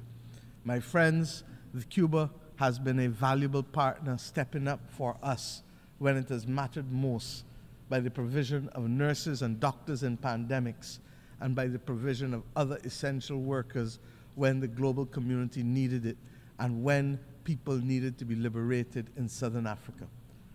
The reality is that we must have and continue to have resolve in calling for the embargo to be lifted, and we will condemn it year after year after year because it is simply wrong. As we say so, we pray that the people of Cuba, as they determine what damages they have found from Hurricane Helen, as well as we pray for the people of Florida, who clearly are going to spend the next few days identifying the damage as a result of a hurricane that hit Category 4 when it reached Florida. This is the climate crisis that we speak about. The people of Nigeria are still counting the bodies with respect to the floods that took place there. We have hard work to do. In our own Caribbean region, Beryl literally decimated the islands of Carriacou and Union Island, and indeed would have affected Grenada and St. Vincent more broadly, Jamaica, and my own country's coastal infrastructure was significantly affected, with our fishing industry, 90% of it being decimated. This season of superlatives, with its floods and droughts, its hurricanes and fires, will take the lives and livelihoods of too many. The climate crisis is hitting us almost weekly across the globe. The deniers of the climate crisis, they too need a reset that will admit of the absolute necessity of collective action by the global community to save our way of life and our planet. Mr. President, at the start of this week, the skies were much darker. I truly believe so. We are starting to see some glimmers of light.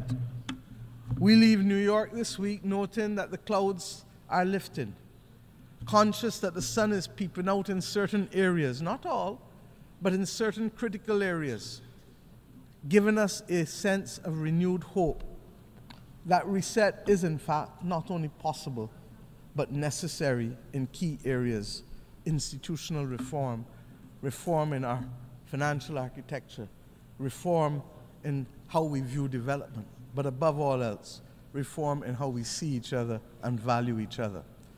This hope springs from the Pact for the Future and the many declarations that we have made here, the terms in which my fellow leaders spoke from this platform for the most part, the urgent need to recognize reset, reset, reset, even if they didn't call it by that name. It is as if we all truly understand and accept the challenge of rising to solve the major difficulties that are faced by the people of the world, and to recognize that global moral strategic leadership requires of us the commitment to redress the wrongs and to take care of saving people and planet.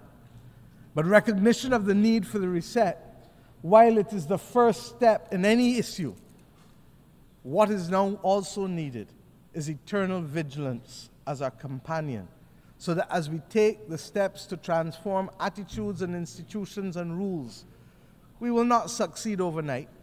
We will not succeed even in the next decade. But if we don't do the reset to change the legacy of centuries of exploitation and domination, we will not be fit for purpose to meet the needs of our people in the third decade of the 21st century. I can think, therefore, of no better way to conclude than with a song that I had cause to use almost 30 years ago from my own country. Song from Edwin Yearwood, when I first stood on this podium almost 30 years ago in 1995 as a young minister of youth. And I quote, "A voice in my head keeps talking to me. It tells me the road is long. It tells me we must be strong. Roll with the pain and roll with the strife, for today is the rest of the start of your life." Mr. President, may the new hope fostered here this week signal the start of a new deal for people who hitherto were not seen, and even with the existence of this body, whose voice and presence were not felt. These people have been recognized too often, and these countries, as mere statistics, and not with the human dignity that is their birthright, or the human dignity that is the conferred right from these United Nations. Mr. President, I thank you.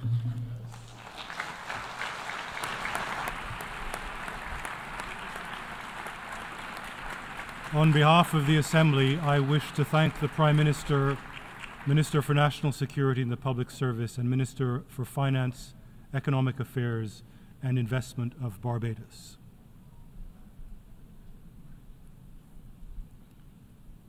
The Assembly will now hear an address by His Excellency Tshering Tobgay, Prime Minister of the Kingdom of Bhutan.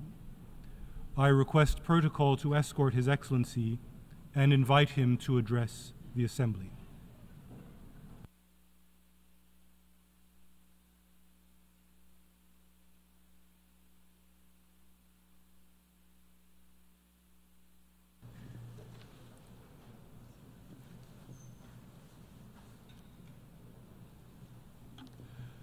Mr. President, Mr. Secretary General, Excellencies, distinguished delegates, I bring to you warm greetings for His Majesty the Druk Gyalpo. Excellencies, 53 years ago, on the 21st of September, 1971, a small Himalayan kingdom was admitted to the United Nations. On that day, after centuries of self-imposed isolation, Bhutan became the 128th member of the United Nations. It was a defining moment for us.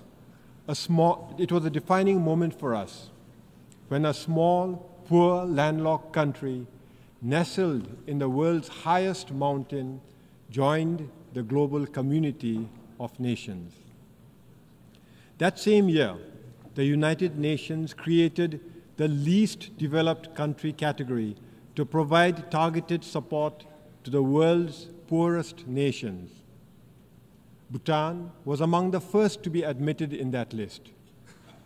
Back then, our economy was primarily agrarian, operating largely on a barter system. Our per capita GDP income stood at just $215 US. Life expectancy was barely 40 years. Infant mortality was tragically high at 142 deaths for every 1,000 live births. And our literacy rate was woefully low. We had only, in fact, less than 300 students in the few scattered schools that had been established to provide modern education. Today, I stand before you with a story of transformation and progress. Our per capita GDP has risen to more than $3,500 US. Life expectancy has increased to 70 years. Infant mortality has plummeted to 15 deaths per 1,000 live births. And our literacy rate, it has climbed to 71%, with youth literacy skyrocketing to 99%. I am pleased to report to this august assembly that because of our all-round progress, last December, 52 years after joining the United Nations, Bhutan graduated from the LDC category. To achieve this achievement did not come easily. It was a journey marked by hard work, perseverance, and sacrifice. But we were not alone. We had the support of many friends who accompanied us on this important journey. I take this opportunity to extend our deep gratitude to the United Nations and its specialized agencies. I would also like to thank all our development partners, including Japan, the European Union, the World Bank, and the Asian Development Bank for their unwavering support. But most importantly, I would like to reserve our deepest thanks to India, our closest friend and neighbor. They have been with us from the very beginning of our development journey and have remained steadfast in their support and friendship. Excellencies, graduating from the LDC category is a significant milestone. But what truly matters is that we did it in our own terms. Under the leadership of our enlightened monarchs, Bhutan has pursued a development path grounded in the philosophy of gross national happiness.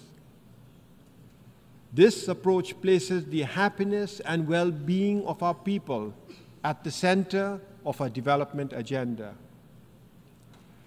Thanks to gross national happiness, our economy, while it is still small, is sustainable and inclusive. Healthcare and education are free for all. Our unique culture not only survives, but thrives. More than 72% of our land is under forest cover, and we are recognized as a biodiversity hotspot and a carbon-negative country. Our democracy, a gift from our king, has been embraced by a reluctant population. Excellencies, having graduated from the LDC category, it is now our responsibility to ensure that we sustain our hard-earned progress and that under no circumstances should we ever backslide. As we chart a new course for the future, we are faced with new challenges, particularly those arising from our weak economy. Foremost among them is youth unemployment. To address these challenges, we must strengthen our economy. We must provide our youth with meaningful opportunities to grow and to prosper. We must embrace a new development paradigm. In this context, I am pleased to report that His Majesty the King has announced the establishment of the Golob Mindfulness City. The Golob Mindfulness City is a transformative vision for future urban spaces, a blueprint for living mindfully and sustainably. Spanning 2,600 square kilometers of pristine forests and fertile farmlands, it will enable human innovation and natural ecosystems to thrive together while fostering human well-being, environmental sustainability, and mindful living. We invite thought leaders, innovators, and investors to join us in building this groundbreaking city, contributing to a model of peace, harmony, and progress that others can follow. Excellencies, Bhutan's story is one of hope, but it is also a call to action. More than 50 years have passed, and only 7 nations have graduated from the LDC category, leaving 46 countries still in need. This is unacceptable. The international community must intensify its efforts to ensure that no nation is left behind, that all LDC countries achieve graduation. To accomplish this, we must address poverty, inequality, and vulnerability with a renewed sense of urgency. The Pact for the Future, which we adopted collectively at the Summit of the Future, provides us with a roadmap to transform the lives of the world's most vulnerable. However, transforming the future requires that we also transform institutions shaping it. The United Nations must evolve to meet the realities of today's world. The Security Council as it stands is a relic of the past. We need a council that reflects the current geopolitical, economic landscape, and social realities. Bhutan has long advocated for the reform of the Security Council to make it more representative and effective. For this, India, with its significant economic growth and population and leadership of the Global South, deserves a permanent seat at the Security Council. Similarly, Japan, a leading donor and peace builder, warrants permanent membership. Excellencies, in conclusion, let me reiterate our deep gratitude for the support we have received on Bhutan's journey to LDC graduation. Now we are committed to sustaining this progress, but we will need your continued support. In this regard, we invite your support and investment in initiatives like the Golob Mindfulness City. However, as we celebrate Bhutan's progress, we must also intensify our efforts to support other LDCs, ensuring that they too can achieve graduation. In this regard, the role of the United Nations is more critical than ever, reinforcing the imperative for multilateralism in addressing the global challenges we face. As we look to the future, I have the honor to close by repeating a profound message from His Majesty, our beloved King. I first did so 7 years ago, and I repeat, no nation today can stand alone in achievement. Time is slowly telling us that there can be no lasting individual success without success as a community. And there cannot be lasting national progress and success if it does not fit into a future of global peace, harmony, and equality. The world must progress together or fail together. Thank you, and Tashidile.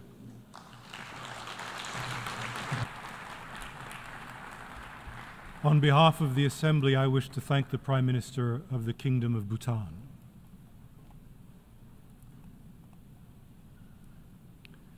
The Assembly will now hear an address by His Excellency Xavier Espot Zamora, Head of the Government of the Principality of Andorra.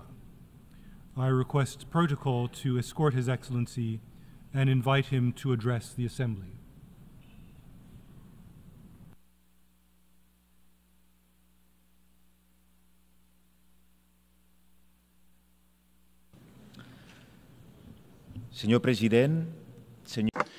Mr. President, Secretary General, Excellencies, ladies and gentlemen, allow me to begin by extending my congratulations to His Excellency Mr. Philemon Yang on his election as President of the 79th General Assembly. I would like to thank you, President, for having chosen unity in diversity, sustainable development and human dignity everywhere for everyone as the theme. Andorra could not be any more in agreement than we are with this goal, which we fully support, because my country is tangible, real proof that people are able to live together peacefully for more than 800 years. Indeed, thanks to our understanding and mutual respect shown by our inhabitants, our country has never had a war and we've never had an army. Andorra has always been an oasis of peace, tolerance and cohabitation, including during the most troubled times of the old continent. I'd also particularly like to thank the Secretary-General, Mr. Antonio Guterres, for his perseverance, for always preferring the path of conciliation, and for his message in favor of international law and against climate change. I would also like to stress the impetus that the Secretary-General has given to the Summit of the Future, which gave rise to the Pact for the Future that my country has signed. The goal of this is to strengthen the multilateral system, to adopt concrete measures to address new challenges and establish a roadmap to address existential risks to humanity, civilization, and most people on Earth. Classical authors, they are the basis of Western culture. They tell us, and I use the present tense because they never die, they say that all speech is vain and empty unless it be accompanied by action. What is important are the things that we do throughout our lives. All civilizations are born in specific circumstances, and very often they go down in history thanks to their conquests. But what is the conquest of this civilization? What is its vocation? And what is the heritage that it will leave behind? Or rather, what is the conquest, vocation and heritage that we want this civilization to leave to future generations? Ladies and gentlemen, today in the West we very often forget that democracy goes over and above simply putting your ballot in the box every 4 or 5 years. The very substance of the concept of democracy is the values involved: dignity, tolerance, equality, freedom, respect for people and nations. These values are human rights, the rights that this General Assembly has decided to protect 76 years ago by adopting the Universal Declaration of Human Rights. It would seem that the spirit in which this declaration was forged, a symbol of peace and dignity following 2 devastating world wars, is fading little by little. The forward march of extremist political positions is a reaction in the light of something that is viewed as a threat, an order that's viewed as a threat. The feeling that a recent past has been lost and it's better than the present, that has invaded current generations, and heightened by the idea that climate change will worsen living conditions and that globalization and migration flows will dilute and depersonalize our societies, and that children and young people today will live less well than their parents did. We find ourselves at a key moment in history where the debate cannot be hidden behind rhetorical language to avoid this situation. We will soon be celebrating the 80th anniversary of the United Nations, and this organization must continue to be the cornerstone of our world, to be an organization where states and the nations that make it up are moving in the same direction with the same goal to respond effectively to the great challenges of our times in order to leave future generations a heritage which promises hope. Ladies and gentlemen, we have never had so many tools to bring about cooperation and dialogue. In the light of a very complex reality, but convinced as we are of the equality between nations, we must ensure the implementation of the Charter of the United Nations, strengthened by the pillars of the defense of human rights as well as the defense of international humanitarian law. Those are the things, and those alone, that must govern relations between states. The serious situations in Ukraine, Gaza, Lebanon and Sudan, and other regions where we see conflicts that have become permanent, particularly in the region of the Sahel, we cannot remain indifferent to these. We must urgently become mobilized to achieve the most noble goal of politics, peace. We must come together and find solutions to conflicts without violence or recourse to military resources. We would call upon all parties to work for peace and that they respect international humanitarian law and that they obey it. Because nothing can justify the attacks suffered by civilian populations, nothing can justify the attacks against hospitals and schools, and nothing can justify using hunger as a strategy of war. Nothing can justify such irrational behavior. Children are the main victims of this. Children and young people take pride of place in on the international agenda of Andorra because we firmly believe that they are the present and the future of humanity, which means that all actions to benefit them become strategic actions for the development of a country, of any country. This is why, since its creation, we have supported the Office of the Special Representative of the Secretary-General for Children and Armed Conflict, and more recently the study on the impact of climate change on children and armed conflict. When I asked you at the beginning of my statement what conquest, what vocation and what heritage did we want to leave behind, there can be no doubt a world in peace for our children and our young people, a world that provides opportunities to each and every one of them. This is the great responsibility which we bear, to ensure that future generations do not have a life worse than ours, but rather that they are fully able to participate in progress, as we have agreed in recent days in the Summit of the Future. Excellencies, Andorra joined the United Nations in 1993. The international context at the time was full of hope, the reunification of Europe after the Cold War. We decided to become a member of the United Nations with the conviction that we wanted to be a society open to the world, which shares with the international community its opportunities and its challenges. We believe that the problems of the world are also our problems, and it is for that reason that we wanted and want to participate in solving them.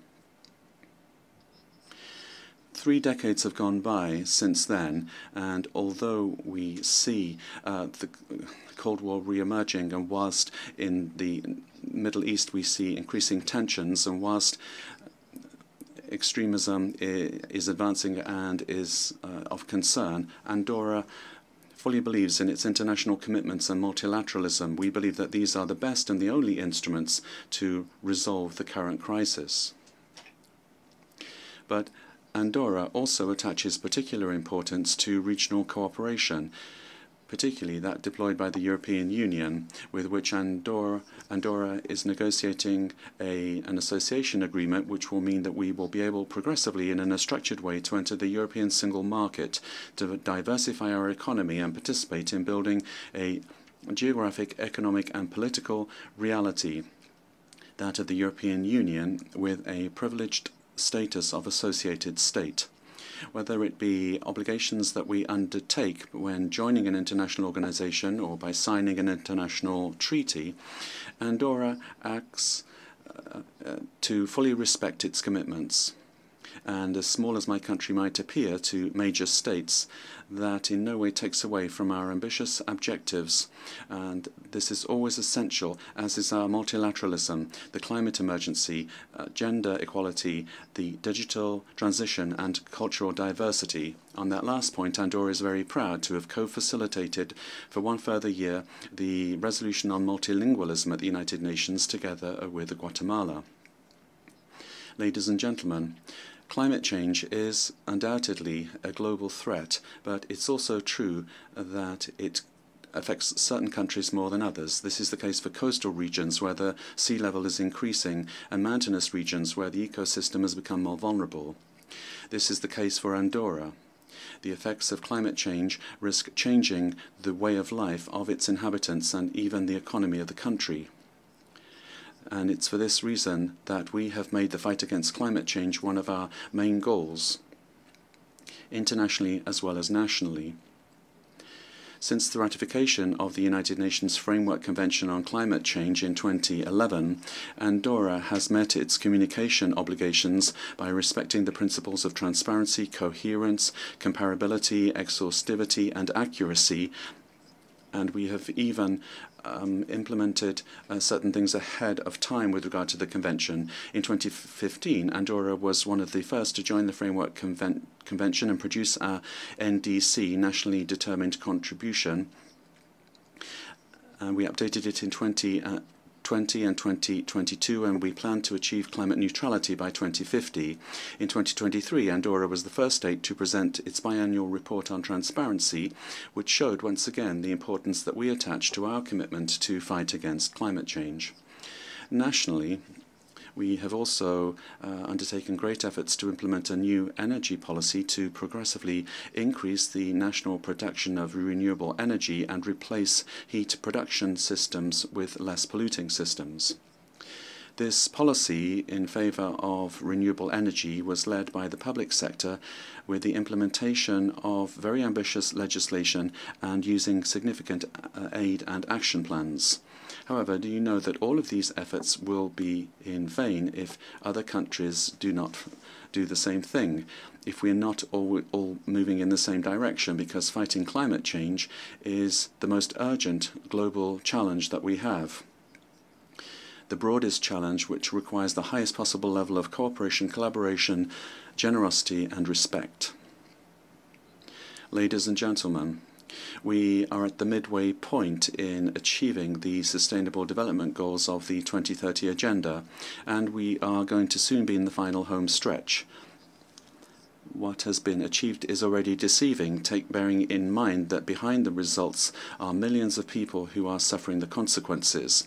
The Sustainable Development Goals are certainly very ambitious, but if we decide to implement them with persistence, creativity, and innovation, then we can bring about real change by taking as a principle inclusion and making gender equality a reality, sustainability a norm, the protection of children an inviolable principle, and by ensuring that divides are overcome once and for all.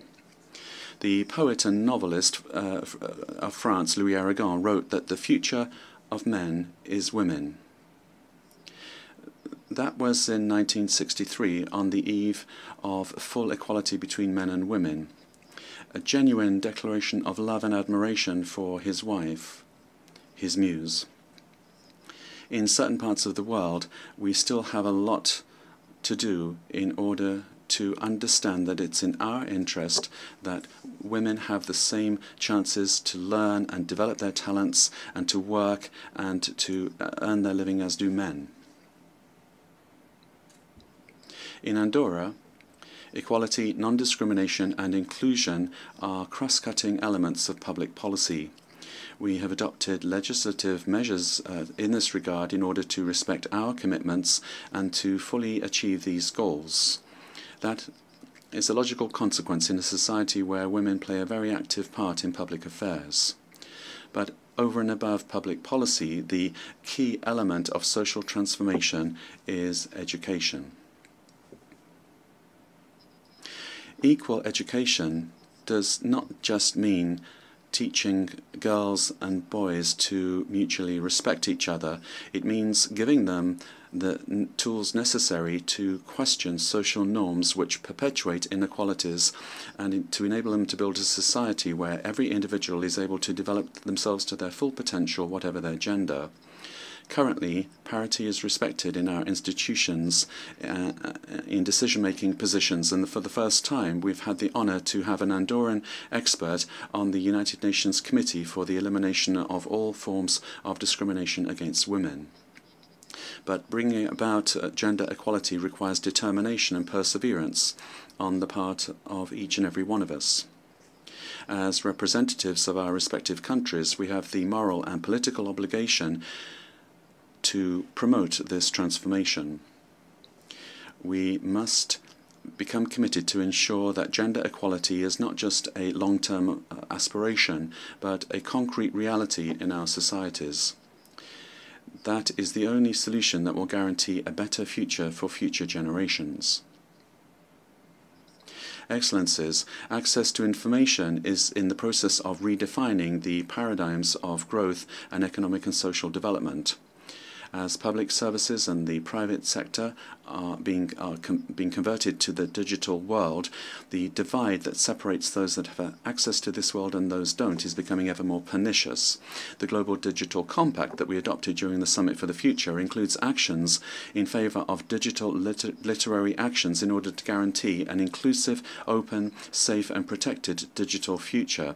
In this area, multilateralism has a crucial role to play to create opportunities, and at the same time it must guarantee accessibility and security in this new virtual space of globalization.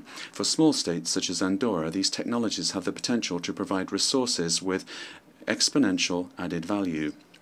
Aware as we are of the situation and our manifest need to diversify our economy, Andorra has made huge strides in this area. Currently, 6% of Andorran homes have an internet connection.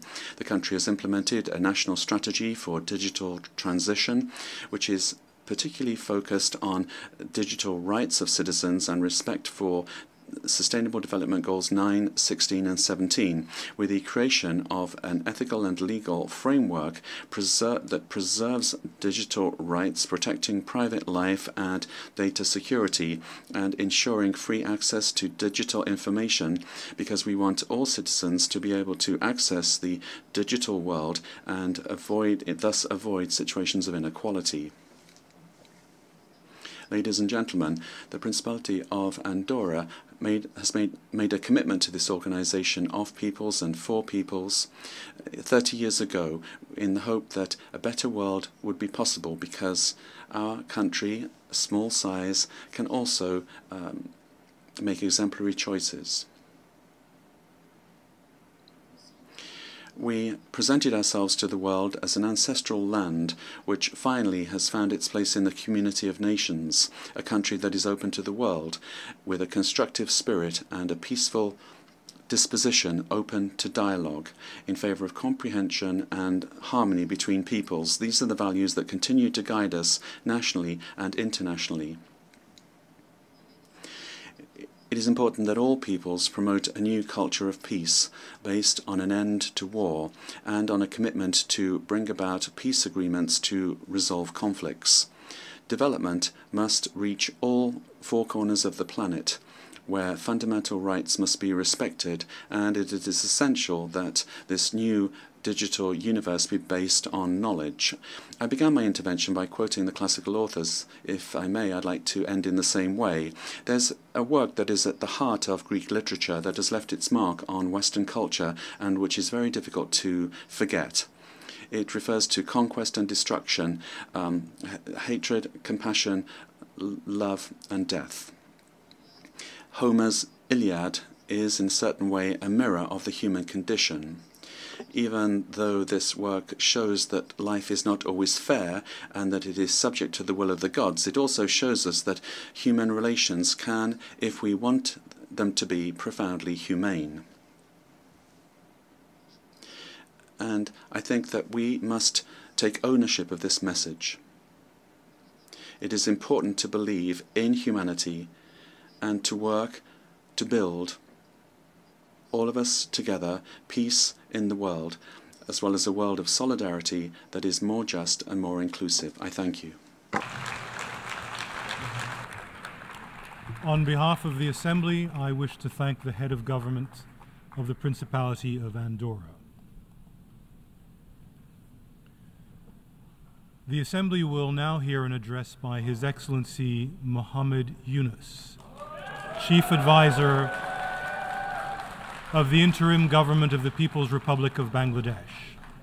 I request protocol to escort His Excellency and invite him to address the Assembly.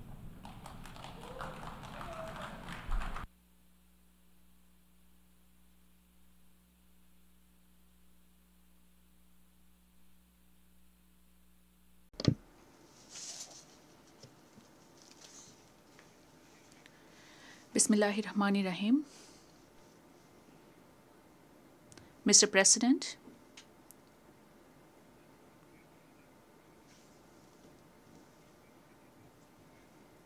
let me congratulate you on your election as the President of the United Nations General Assembly.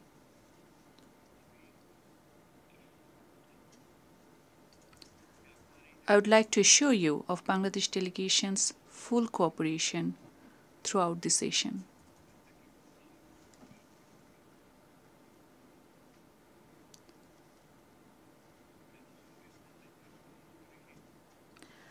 I would also place on record our deep appreciation to the Secretary General Antonio Guterres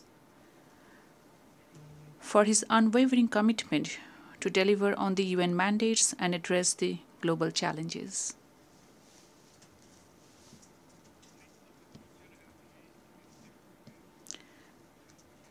I particularly applaud his vision in convening the Summit of the Future.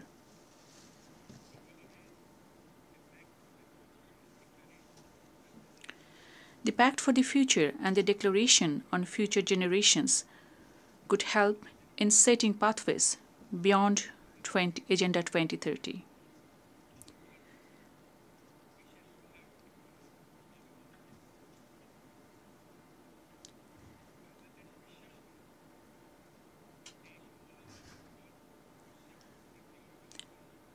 Bangladesh believes that the summit's outcome will serve as a guiding framework in materializing our shared aspirations and rethinking collaboration for posterity.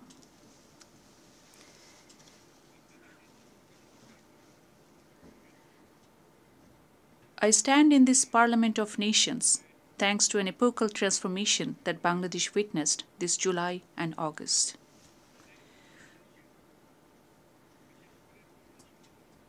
The power of the ordinary people, in particular our youth, presented to our nation an opportunity to overhaul many of our systems and institutions.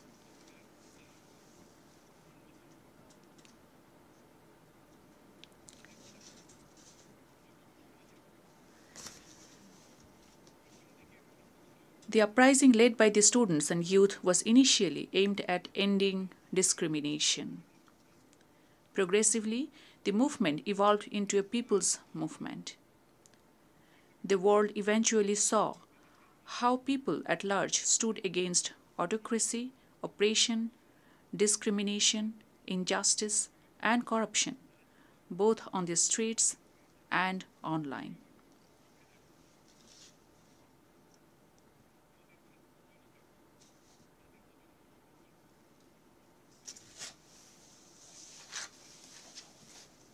Our people, particularly youth, gained us independence from an autocratic and undemocratic regime with an exceptional resolve and capability. That collective resolve should define Bangladesh of the future and place our nation as a responsible state in the Committee of the Nations.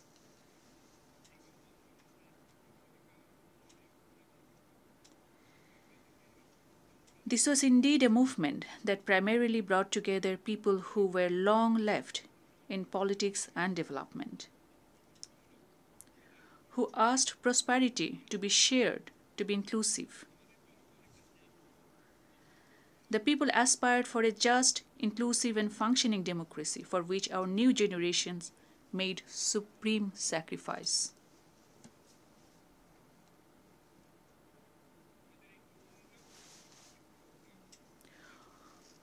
We were moved by the wisdom, courage, and conviction our youth showed.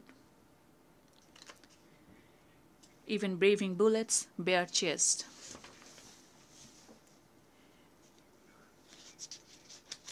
Young girls were fiercely vocal against the illegitimate state power.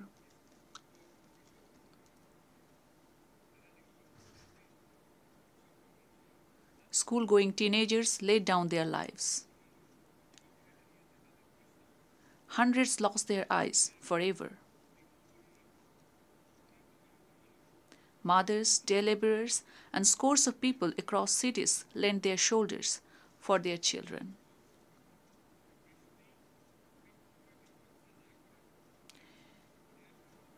Defying sweat, rain, and fear of death, they defeated all the evil designs and machinations of few who manipulated the state machinery against truth and just aspirations of people for years.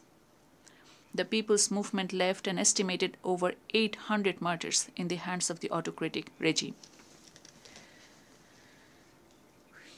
Bangladesh was born because of her people's profound belief in liberalism, pluralism, and secularism. Decades later, our Generation Z is making us revisit and reimagine the very values that our people stood for back in 1971, as our people also did in 1952 to defend our mother language, Bangla.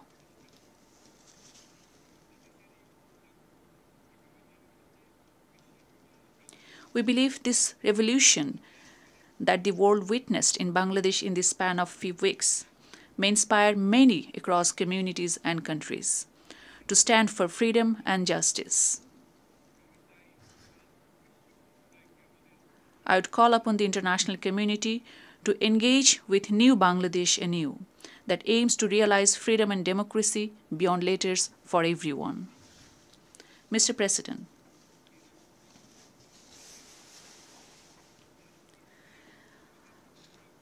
our youth and people together entrusted me and my colleagues in the Council with enormous responsibilities to reconstruct a decaying state apparatus.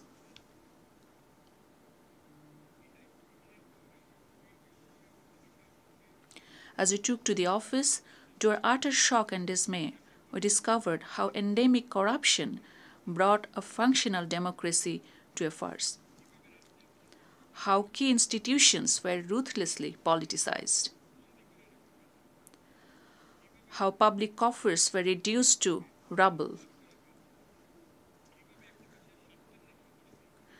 How oligarchs took over business.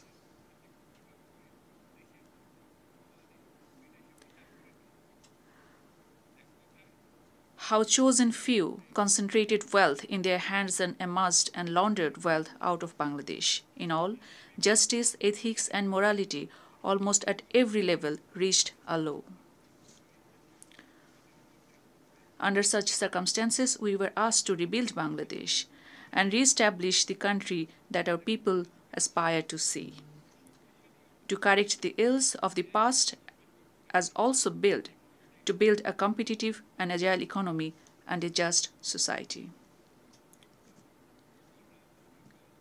In a drastically changed scenario, all political parties are now free to voice their views and opinions. A key priority for us is also to make all in public positions and institutions to account for their decisions and actions.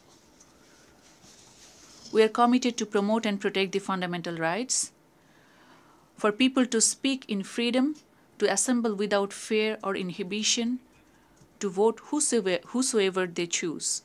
This is what the nation desires, and we aim to achieve. We are also committed to uphold the independence of the judiciary and freedom of press, including in the cyber domain. In order to ensure that child of a farmer or worker can scale the highest in the society, we prioritize allocation in education and health sectors over grandiose infrastructure development.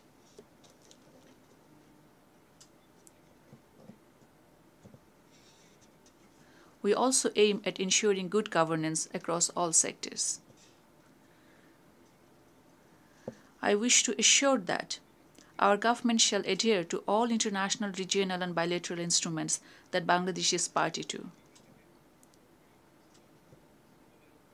Bangladesh will continue to remain an active proponent of multilateralism with the UN at the core. Bangladesh is open to nurture friendly relations with all countries based on mutual respect, upholding our dignity and pride and shared interests. Mr. President, in the last 7 weeks, the government has initiated several actions.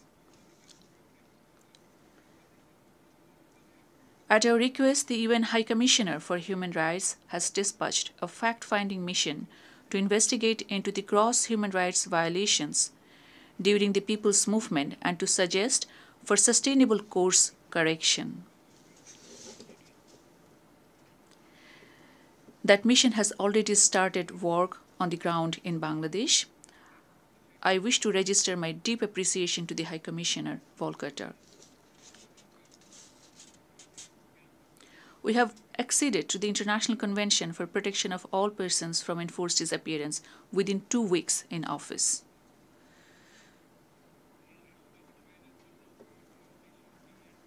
The required national legislation is underway so that we can effectuate its early implementation.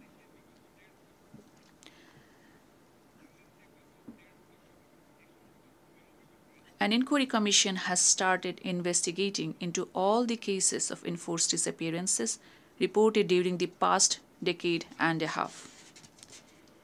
In order to restore people's trust and confidence and to ensure that the tragic past never recur in future Bangladesh, we have initiated reforms in certain prioritized sectors. In that direction, we launched independent commissions to reform electoral system, constitution, judicial reform, civil administration, law and order sectors.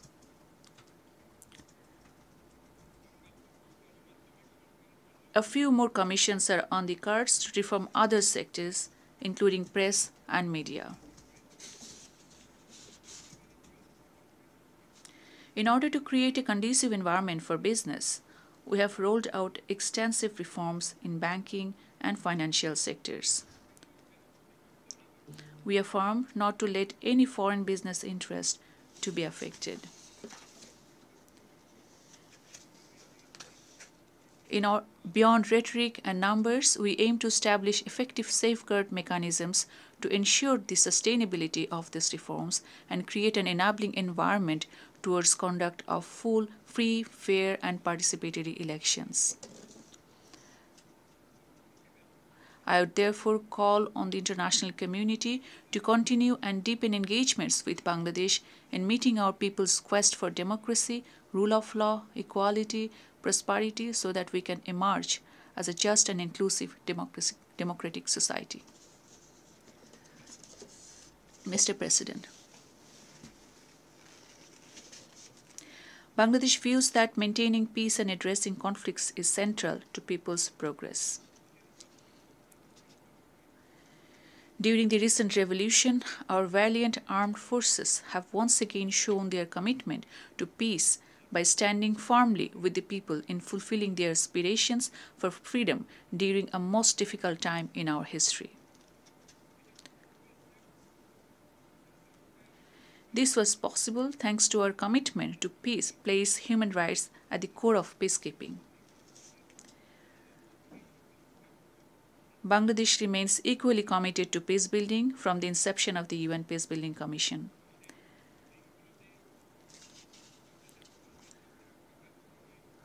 We look forward to promoting and enhancing Bangladesh's value-driven contributions to the UN peacekeeping operations.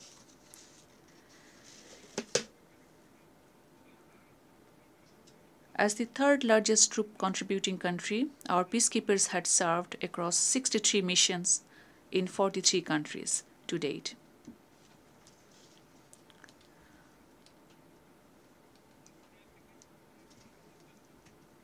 "168 Bangladeshi peacekeepers had laid their lives from Bosnia to Congo.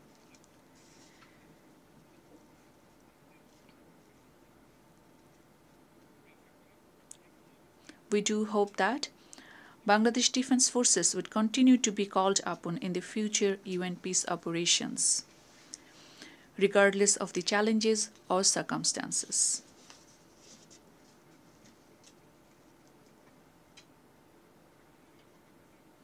Mr. President, in our shared habitat, this world, many of the global priorities need to be set right. Climate change poses existential threat to all of us. The record-breaking heat wave this summer starkly reminded the world of the climate-induced challenges. What we need is climate justice, so that the irresponsible choices or indifferent actions or harms caused are accounted for.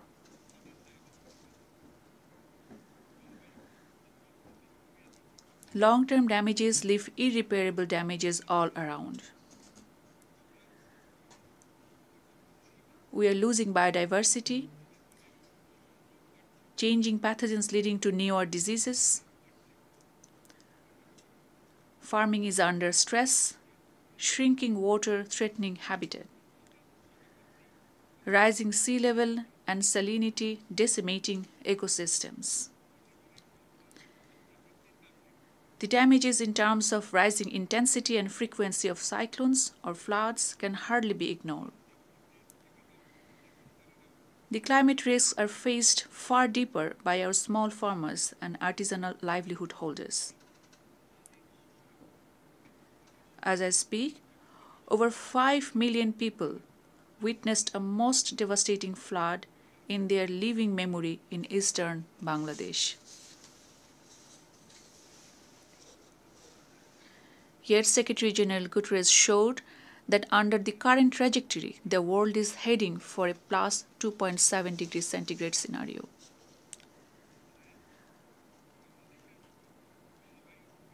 I would hence urge for channeling robust resources for climate adaptation in the climate vulnerable countries like Bangladesh.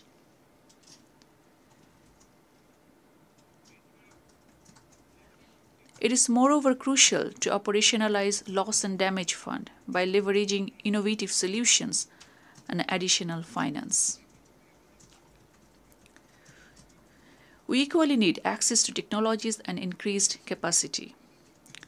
To be specific, we need access to life-saving technologies, particularly in agriculture, water, or public health, where a trickle of modest solutions or innovations can save millions of vulnerable population. Tackling climate crisis has to go hand in hand in getting global economy in order as well. The world is increasingly focused on decarbonization. In order for such a shift to be beneficial to majority of global population, the transformative vision of a net zero world has to redeem for countries like Bangladesh. Else, we risk falling short on our pledge to shared prosperity through shared responsibility.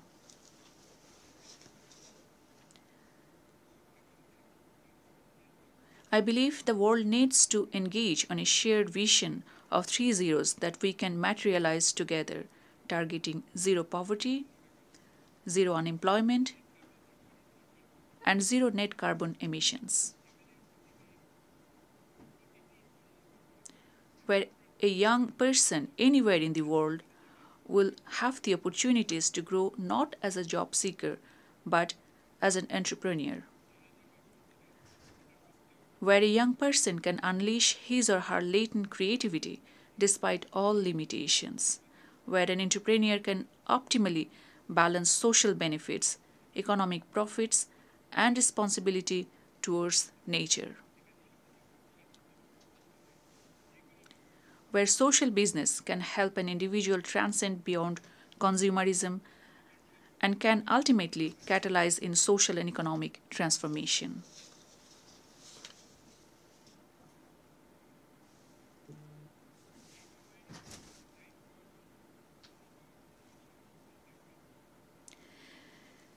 Time demands new attitudes, new values, new compacts across communities and countries. across developed and developing countries alike, across all actors and stakeholders. If we are to realize such course correction in full, the United Nations, national and local governments, non-governmental organizations, business, philanthropies have to work together. If we accept and accommodate social business within existing economic structures, we can bring meaningful changes in the lives of bottom half of population. If we can realistically position social business, we can stem much of climate insensitive distortions within the existing market economy. I would like to invite the attention of the Secretary General Antonio Guterres on that score. Mr. President, in a world of polycrisis, wars and conflicts are leading to erosion of rights and widespread abuses. The genocide in Gaza continues unabated despite global concerns and condemnation.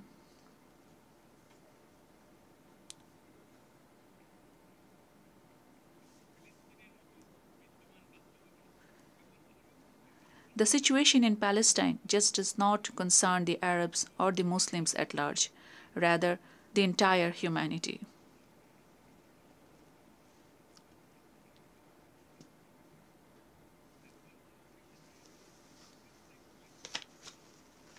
Palestinians are no expendable people.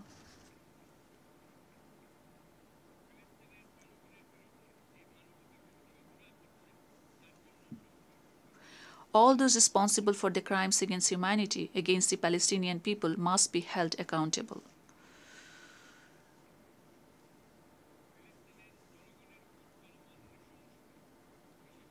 Bangladesh calls for an immediate and complete ceasefire to protect the Palestinian people from the brutalities, particularly against the children and women.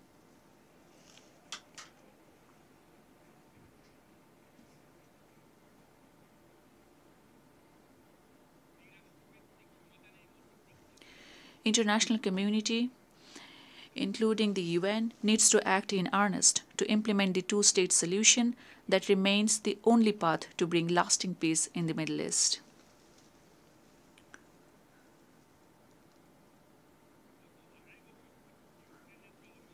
The 2.5-year-long war in Ukraine has claimed far too many lives. The war has impacted far and wide, even lending deeper economic implications in Bangladesh. We would urge both sides to pursue dialogue to resolve the differences and end the war.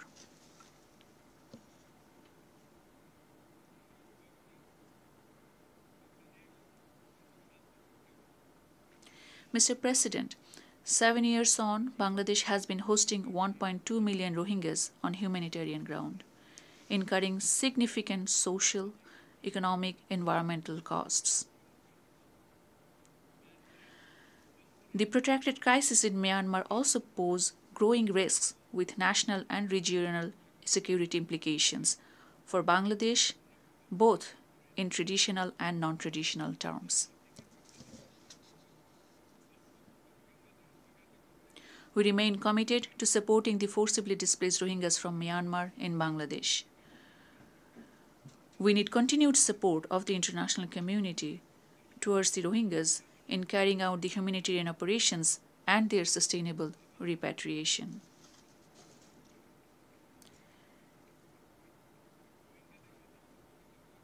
Equally important is to ensure justice for the grave human rights violations committed against the Rohingyas through the ongoing accountability processes in the ICJ and the ICC.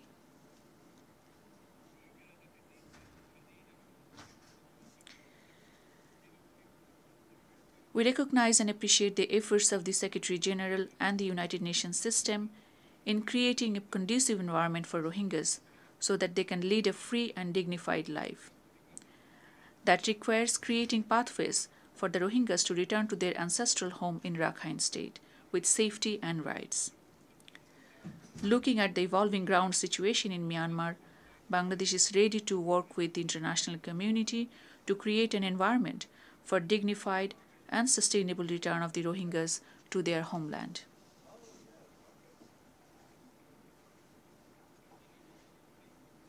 Mr. President, ensuring peace and security cannot succeed without political freedom and socio-economic emancipation of the people. Around a decade back, the world unanimously adopted the Agenda 2030. We reposed our collective hope and trust in the universal set of goals. Yet, overall, 17% of the SDG targets are on track to be achieved by 2030. Clearly, many developing countries risk to be left behind.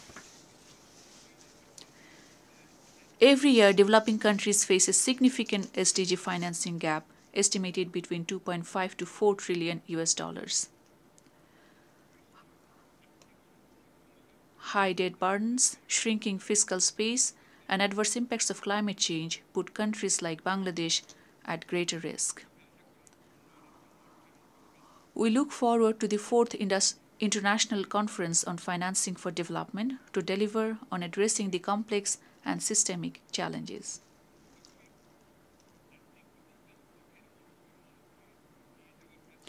The multilateral financing institutions have to be driven by a vision where wealth and opportunities can be accessed by all, that they rightfully place social business within respective programs,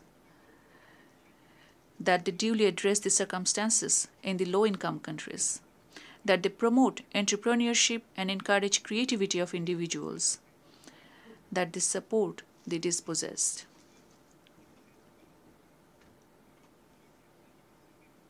In this regard, prevention of illicit financial flows and siphoning of resources from the developing countries merit greater attention. Increased international cooperation must rechannel the assets stolen from developing countries. We look forward to early conclusion of an international tax convention that can combat tax evasion. Mr. President, migration and mobility is an inescapable reality in an interconnected world.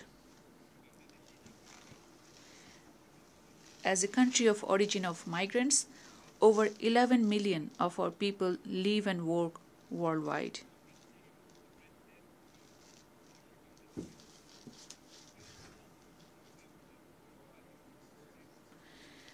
In order for migration to be beneficial for all, we have to create pathways for safe, orderly, regular, and responsible migration and mobility of people. The international community has to ensure full respect for human rights and end inhuman treatment of migrants, regardless of their migration status. While Bangladesh remains committed to the full implementation of the Global Compact on Migration, our government is also committed to curb unsafe migration. Mr. President,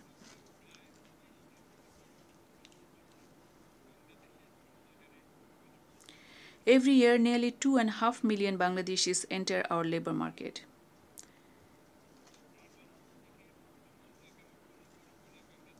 In a large population where nearly 2/3 is young, Bangladesh is challenged to make learning suited to meet the needs of today and tomorrow. Yet we see the world of work is changing, where a young person has to adapt constantly, reskill, adopt newer attitudes. As Bangladesh is set to graduate as a middle-income country, we reckon the vital need to secure ourselves in terms of learning and technology. Let me speak about artificial intelligence. We are particularly enthused with the emergence of artificial intelligence tools and applications. Our youth are excited with the prospect of first unfolding generative AI. They aspire to walk and work as global citizens. The world needs to ensure that no youth in countries like Bangladesh get left behind in meaningfully reaping benefits of the AI-led transformation. The world simultaneously needs to ensure that the development of artificial intelligence does not diminish the scope or demand for human labor.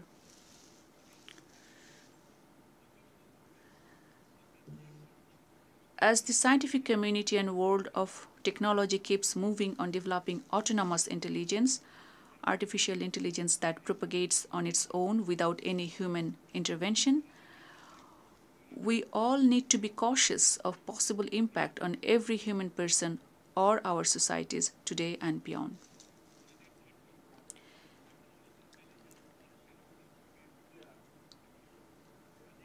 We believe that autonomous intelligence, unless autonomous intelligence develops in a responsible manner, it can pose existential threat to human existence. Mr. President, we need newer forms of collaboration where global business and knowledge holders connect to people's needs.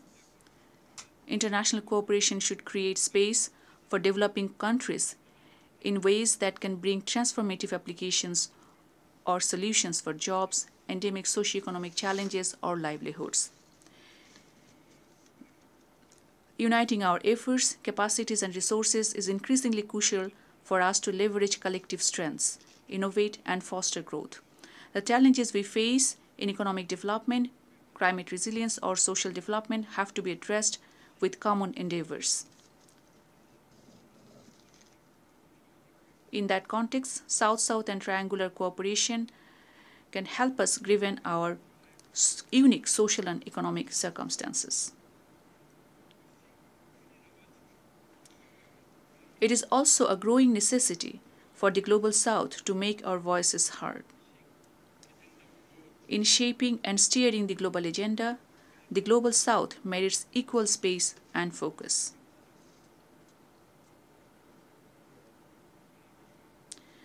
Mr. President,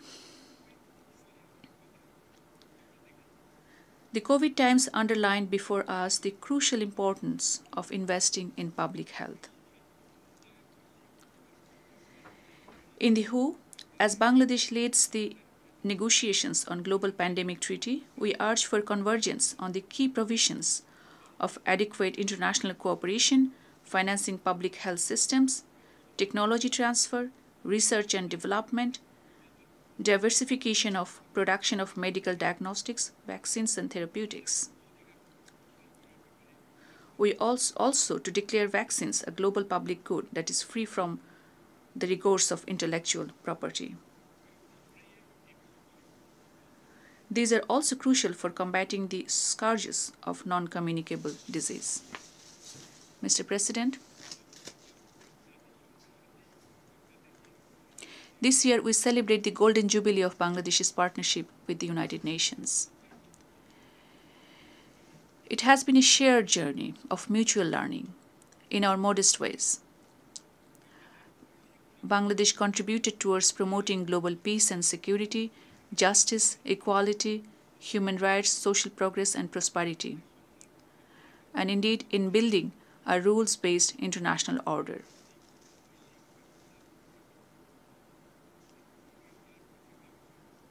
For instance, I recall the microcredit resolution and the Friends of Microcredit that was formed in the UN General Assembly back in 1999 with exceeding spontaneity. The United Nations declared 2005 as the year of microcredit that resulted in global reach of microcredit. The Annual General Assembly resolution on culture of peace since 2001, or the resolution 1325 in the Security Council on Women, Peace and Security may be worth recalling as well.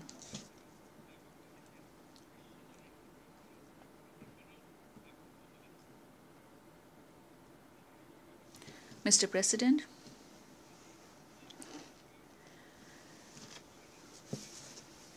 as the Great Hall reverberates with crying call for peace, security, justice, inclusivity, and equitable distribution of wealth, as states, we need to reflect on how we embolden men and women today, create space for them to grow as entrepreneurs of tomorrow.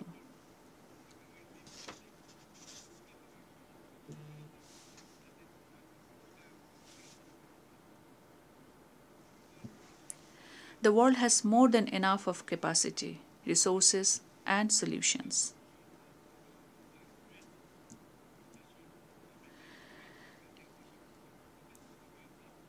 Let us redeem all the pledges we made nationally and internationally.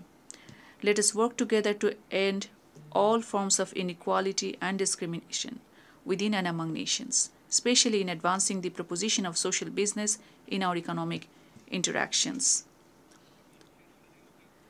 The youth in Bangladesh have showed that upholding freedom, dignity, and rights of people, regardless of distinction and status, cannot just remain aspirational. It is just what everybody deserves. In this Assembly of Nations, Bangladesh should assure that we would and continue to deliver our bit at international, regional, and national levels in securing peace, prosperity, justice for everyone. I thank you for your attention. Thank you.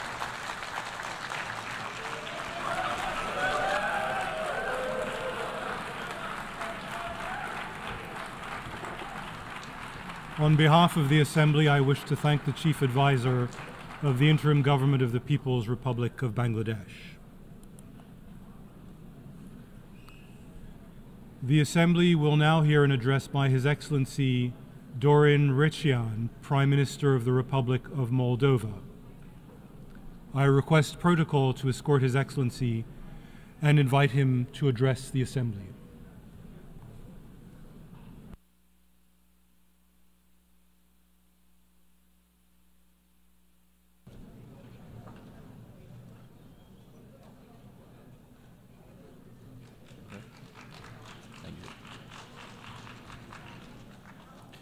Mr. President, Mr. Secretary General, Excellencies, it is an honor to represent my country, Republic of Moldova, at this unique forum where small and large nations alike address core issues on the global agenda.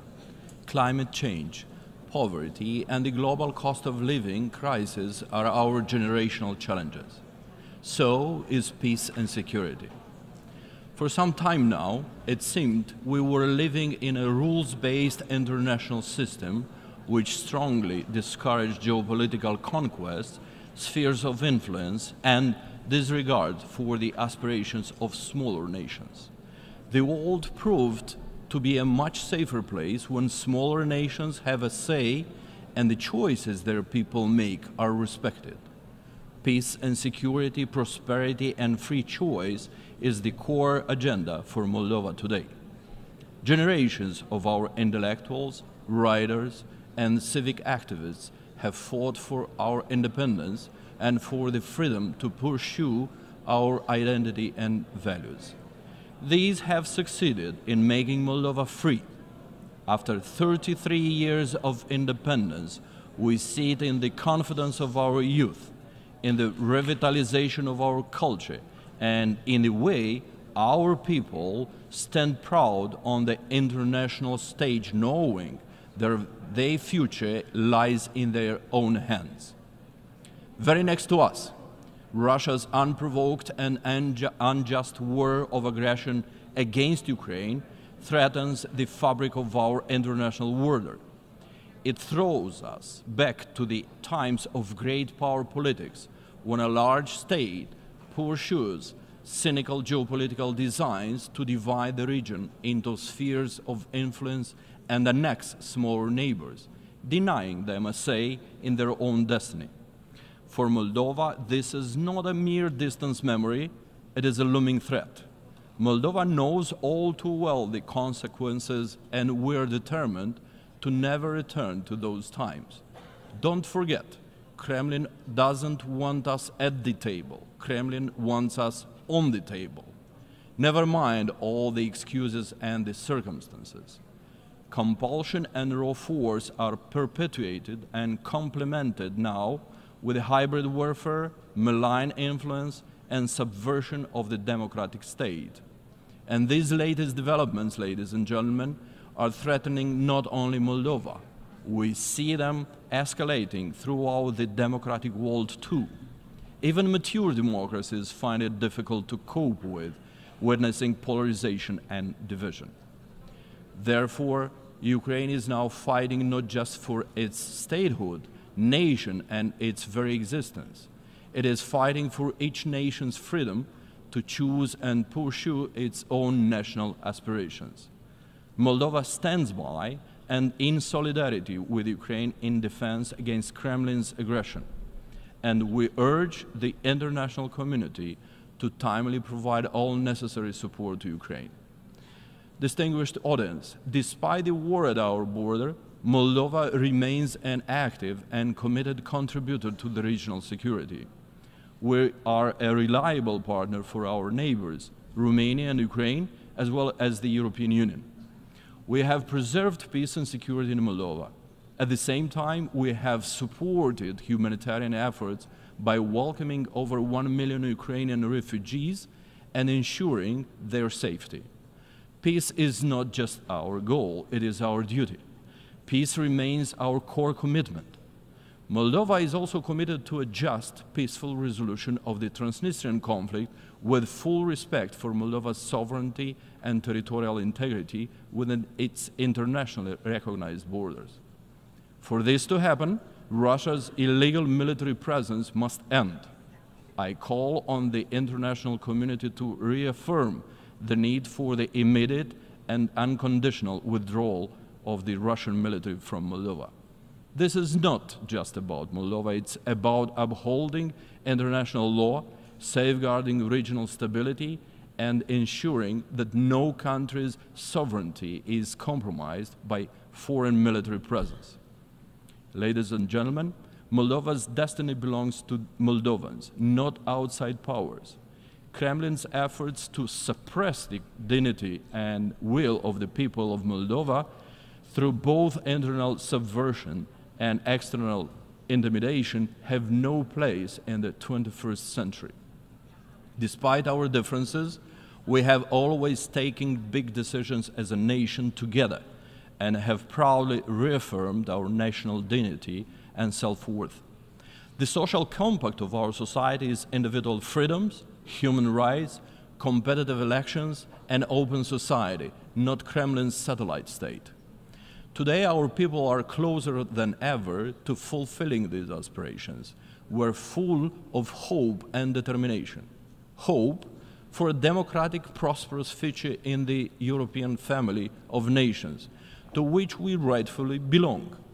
And this hope is firmly rooted in Moldova's collective achievements over the past years, determined to work hard and tirelessly to become a proud member of the EU's peaceful and prosperous family.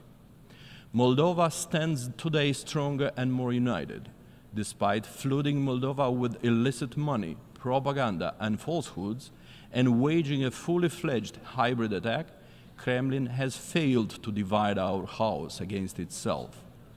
Moldova is no longer a gray zone, a profitable money laundering enterprise for unscrupulous oligarchs and foreign powers who plundered the state and the people and manipulated institutions for their benefit. International sanctions against these perpetrators have helped, and we're working to return their stolen money. Our commitment to reform is unwavering, and we have made progress in cleaning up its justice system and law enforcement. The international community has recognized these efforts, with Moldova's corruption perception and rule of law rankings improving significantly. We acted to make our economy resilient even in the face of the regional instability. Despite proximity to the war zone, Moldova's business environment is improving, though slowly. Small and medium enterprises have a more promising outlook, and exports of high-quality products are picking up thanks to our access to European markets. Moldova is doing digital and is bringing the government closer to its citizens and businesses. Over the past few years, more has been invested in infrastructure than over 10 years before that. Our energy independence is now a reality. Energy can no longer be used to blackmail and extract geopolitical concessions. Moldova's energy security is ensured by its integration in the regional and international grids and markets, and we proceed to a fast-paced agenda of renewables and energy efficiency. Resilience is not just about security, it is about our institutions, which are stronger today than ever before, thanks to the support received from our partners. Institutions are better prepared to safeguard the choices of the Moldovan people from external interference. Crucially, Moldova has genuinely opened itself to the world. In recognition of the country's progress, in December of 2023, EU leaders unanimously agreed to open accession negotiations with Moldova. This is our most significant achievement since independence, and we are committed to be ready to join the EU by 2030. Our European path is a matter of vital national interest and our strongest guarantee of peace, democracy, and development. On October 20th, Moldova will reaffirm its European choice in a referendum to enshrine EU integration into our constitution. Russia may continue its attempts to disrupt Moldova's path through the threats, disinformation, and destabilization to change the sovereign choice of the Moldovan people. They want to keep Moldova captive in its past. But we, the Moldovan people, are united in determination. Only we can choose our future. We will not return the country to oligarchs who plunder the state and want to once again turn the country into their personal fiefdom, which yields massive wealth to a few but fails the majority. We will not return to a past dominated by oligarchs and corruption. We will not be dragged back into a sphere of influence that does not reflect our aspirations. The people of Moldova choose freedom, we choose Europe, and next month we will reaffirm the goal of our generation, fully fledged membership in the EU, a union which has supported Moldova throughout our independence. I will touch on climate change issues now. Moldova has long been known for a temperate, welcoming climate and agricultural fertility. But just over the past year, we have aced the most severe weather extremes in our history, devastating snowfalls, unprecedented droughts, and heat waves, and severe floods. They cause massive damages and disruptions like never before in our history. These challenges are not hypothetical.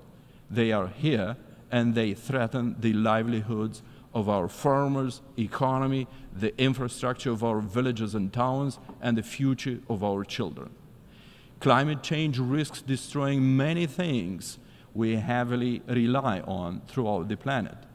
In this context, we welcome the adoption of the Pact for the Future by the United Nations General Assembly. This is a significant step towards building a more effective, inclusive, and sustainable global order. It reaffirms our collective responsibility to future generations. We are committed to working alongside the international community to turn these pledges into concrete actions that will shape a better, more resilient world. As a final remark, Moldova stands at its historic crossroads, both as a nation and as a member of the international community. Moldovan people will not allow it to be stripped of its agency. Moldova chooses peace, democracy, freedom, and rule of law over war, authoritarianism, and repression. For us, this means Europe. It is our choice, and it strengthens our resolve to move more decisively towards the EU, a peace and prosperity project, while rejecting war, aggression, and any assaults on human dignity.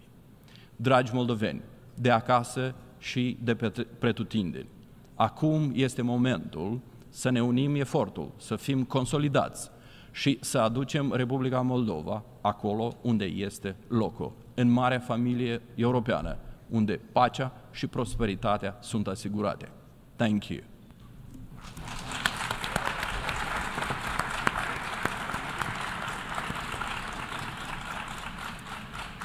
On behalf of the Assembly, I wish to thank the Prime Minister of the Republic of Moldova.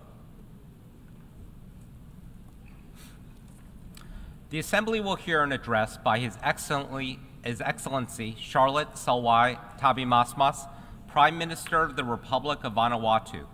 I request protocol to escort His Excellency and invite him to address the Assembly.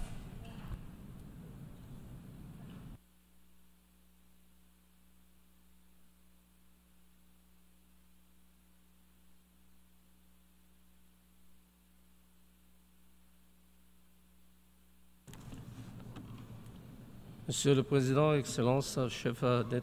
President, Excellencies, Heads of State and Government, Mr. Secretary General, distinguished delegates, ladies and gentlemen. I have the great honour to address this eminent assembly on behalf of the government and of the people of the Republic of Vanuatu. Mr. President, I join previous speakers in extending my sincere congratulations to you upon your election as President of the 79th session of the General Assembly. You can count on my delegation's full support and cooperation as you steer the work of this august assembly. I commend your predecessor and I welcome the theme of this session, leaving nobody behind, acting together for the advancement of peace, sustainable development and human dignity for present and future generations, because it addresses the global challenges of our time.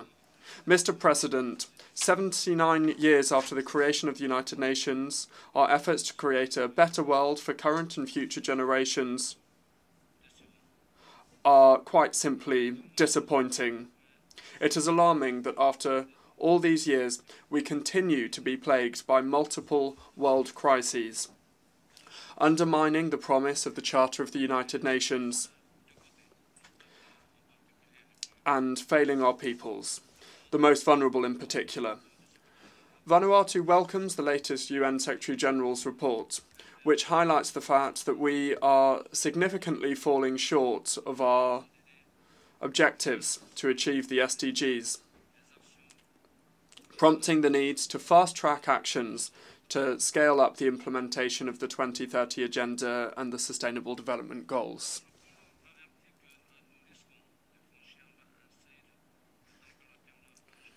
We risk crossing a dangerous temperature threshold over the next 10 years, and that's why Vanuatu requested an advisory opinion from the International Court of Justice to give some clarity on the legal obligations of states when it comes to climate change. This is an initiative that was subject to unprecedented global attention. The opinion received by the court as part of this procedure is in our consensus-based resolution of last year, providing legal clarity on the obligations and responsibility of states when it comes to the climate. This doesn't seek to blame or stigmatize any particular country, but rather it seeks to shed light on existing international rules and regulations and the obligations of all states when it comes to creating a solid basis for concrete climate action and for climate justice based on shared responsibility and accountability. I launch an appeal to all of the members of the United Nations, especially other climate vulnerable nations, to participate in these historic hearings which begin on the 2nd of December 2024. Your voices are crucial in ensuring that the court fully grasps the implications of climate change for the most affected, and will unite us in our shared commitment to justice and human rights as part of a more sustainable future. Mr. President, Vanuatu's economy fared well when we maintained our status as a least developing country. When we graduated, our structural challenges and vulnerabilities remained, while increasing costs continue to soar. We reiterate the need for our development partners to support us in phasing out our LDC-specific support in a gradual and predictable manner. Small island economies also continue to face multiple crises amid tightening financial conditions and rising borrowing costs. This has increased our debt distress risk and undermined our ability to invest in our recoveries. Vanuatu welcomes the outcome of the Summit of the Future, calling for global, concerted efforts to reform the global economic and financial architecture to make it fit for the challenges of this century. We call for sweeping reforms of the Bretton Woods institutions to restructure the international monetary and financial system in order to better reflect the evolving global realities and challenges, including the establishment of an international sovereign debt workout mechanism to solve current debt crises in developing countries, particularly in the most vulnerable. Vanuatu and other small island economies are struggling with the onslaught of climate-induced disasters. And while we continue to try to build resilience and adapt to climate change, we are moving backwards too often. Vanuatu loses over half of its GDP every time a severe cyclone strikes. We have had 5 severe cyclones in the past 3 years. The latest Adaptation Fund report estimates that a current adaptation finance gap of between $194 and $366 billion a year. As a country in the front line of frequent and intensifying climate disasters, Vanuatu calls for a new finance goal that will accelerate the transition away from fossil fuels, build resilience, and realistically address loss and damage.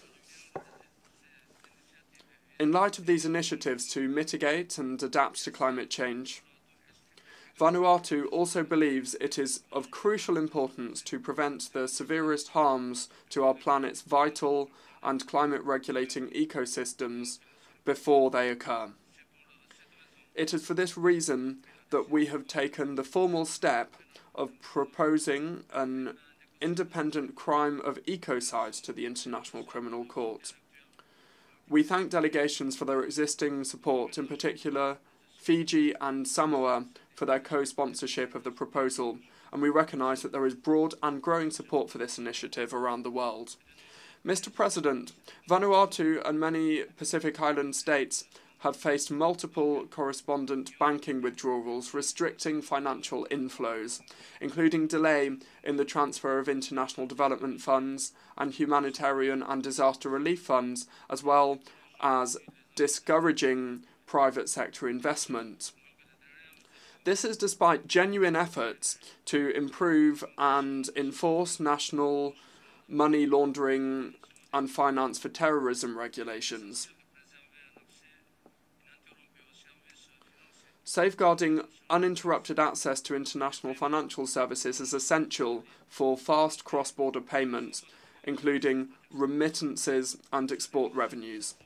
We welcome the efforts made by the World Bank to help Pacific Island countries address this issue, among others, earlier this month.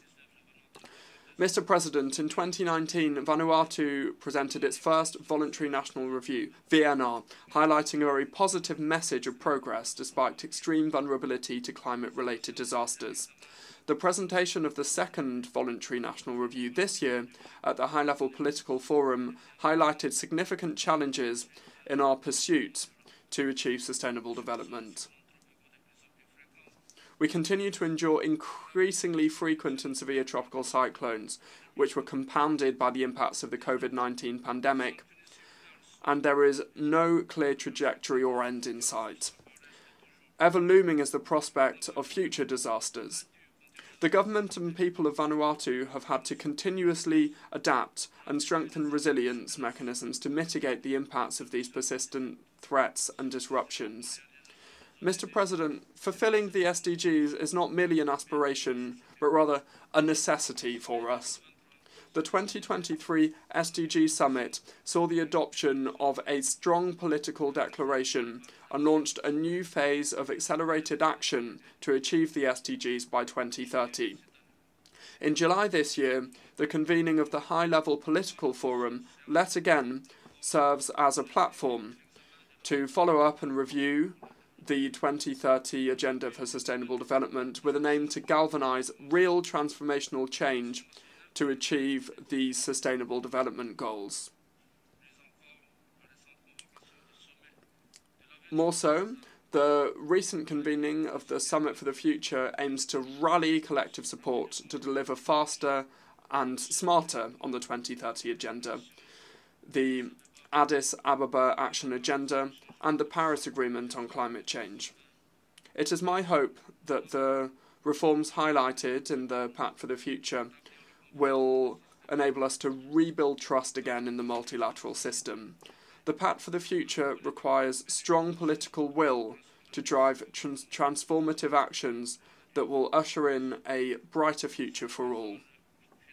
Mr. President, financing is the fuel for development. Yet, at the very heart of our lack of making real progress in achieving the SDGs lies a lack of financing. We remain at the front lines of a climate emergency that not only threatens our overall sustainable development, but time and again, given the lack of affordable alternatives, we are forced to incur unsustainable levels of debt to finance recovery from natural disasters. The international financial architecture, therefore, must be reformed to address the urgent challenges of today. Our varying needs must be embedded into the global economic and financial system so that it is more inclusive, fair, and responsive to all. This includes developing tailored support and solutions that also facilitate easier access to affordable long-term finance and address the decline in corresponding banking relations. Likewise, there must be a stronger push to enhance the representation and meaning participation of SIDS in the global economic and financial institutions. Mr. President, Vanuatu, like many of our Pacific neighbours, continues to face acute existential health and development threats, including the burden of non-communicable diseases and malnutrition, as well as threats from future pandemics. COVID-19 and severe tropical cyclones expose Vanuatu to its fragile health infrastructure and the need to invest in a health system that can better respond to the needs of its people and to future pandemics, that will be resilient to climate change and related natural disasters. We urge the World Health Organization and SIDS partners to work together to enhance access to sustainable financing to support our efforts to prevent and to control non-communicable diseases and our efforts to build a health system that is fit for purpose. Mr. President, advancing the agenda of leaving no one behind in the context of the non-self-governing territories means that we must work constructively to complete the work of decolonisation. Recently, the First Peoples of New Caledonia were not content with the manner in which the third referendum for political independence from France was conducted. As a result, riots took place, which led to several deaths and stalling of economic activity. It's essential to recognise the rights of First Peoples to their lands, oceans and culture. I encourage the First People of New Caledonia to work together with France to address their political future. In the meantime, New Caledonia must remain in the decolonisation list. In a similar vein, we call for the right of the First People in West Papua over their customary land and culture to be respected, and I plead that they work mutually with the government of Indonesia to address their challenges and to obtain greater autonomy for West Papua for greater participation in decision-making. Mr. President, to achieve sustainable development, we need peace. Today, some regions of the world are not able to enjoy sustainable development due to the inability of the United Nations to maintain international peace and security. We call for the urgent reform of the UN Security Council to ensure that it is fit for purpose and able to meet the challenges of our time. We are deeply concerned over the greatest threat to international peace and security posed by the continued existence of nuclear weapons. With the current heightened global geopolitical tensions, we call for a renewed and strengthened effort to come out of the current impasse in achieving nuclear disarmament and nuclear non-proliferation in all of its aspects.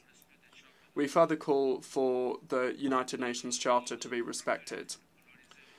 In today's fractured and polarised world, we need to accelerate our efforts to work together and rebuild trust in the multilateral system. The UN at its centre. The Summit of the Future offers us hope, and now we need to move from rhetoric to real actions on the ground. We need peace for the advancement of sustainable development and human dignity for present and future generations. It's essential to act on finance as a driving force for development. Thank you.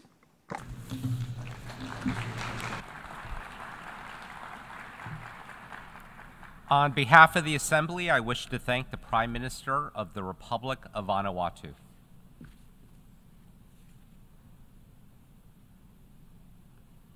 The Assembly will hear an address by His Excellency Andrej Plenković, Prime Minister of the Republic of Croatia. I request protocol to escort His Excellency and invite him to address the Assembly.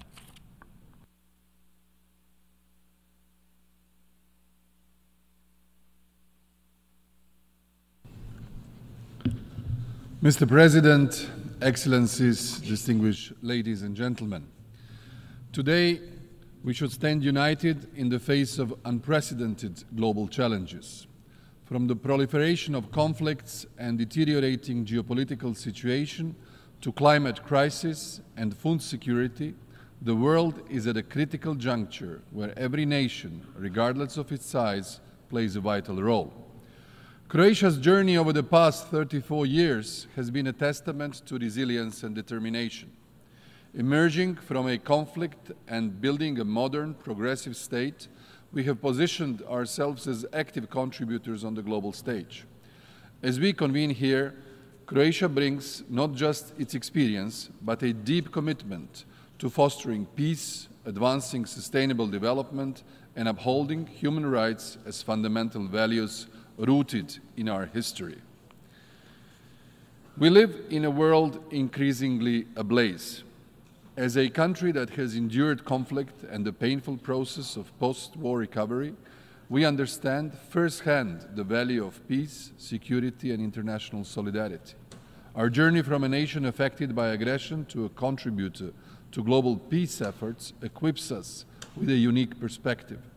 The lessons we have learned about resilience, reconciliation, and the importance of upholding international law shape our commitment to promoting peace and security worldwide. In a world facing intensifying crises, from Ukraine to Middle East and Sudan, Croatia stands firm in its belief that every nation has the right to self-determination and protection under the UN Charter. Russia's brutal aggression against Ukraine continues well into its third year, trampling all tenets of international law. While Ukrainian civilians continue to die and suffer, the largest active nuclear power plant in Europe is also at risk. This undermines all principles of nuclear safety and may bring about catastrophic consequences with cross-border impact. All member states of the United Nations have the right to be independent, and their people must be free to choose their own path. They must not depend on their neighbor's permission, nor should they be left alone to succumb to a neighbor's military aggression. In that vein, we will not tire in our support to Ukrainian sovereignty and territorial integrity, and in our assistance, and we call upon all to do the same.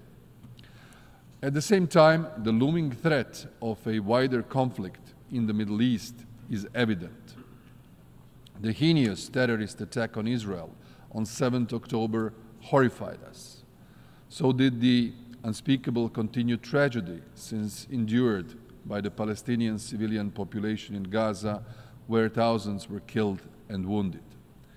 Whatever historical or present grievances continuing down this path will not bring a lasting resolution, only more death and destruction.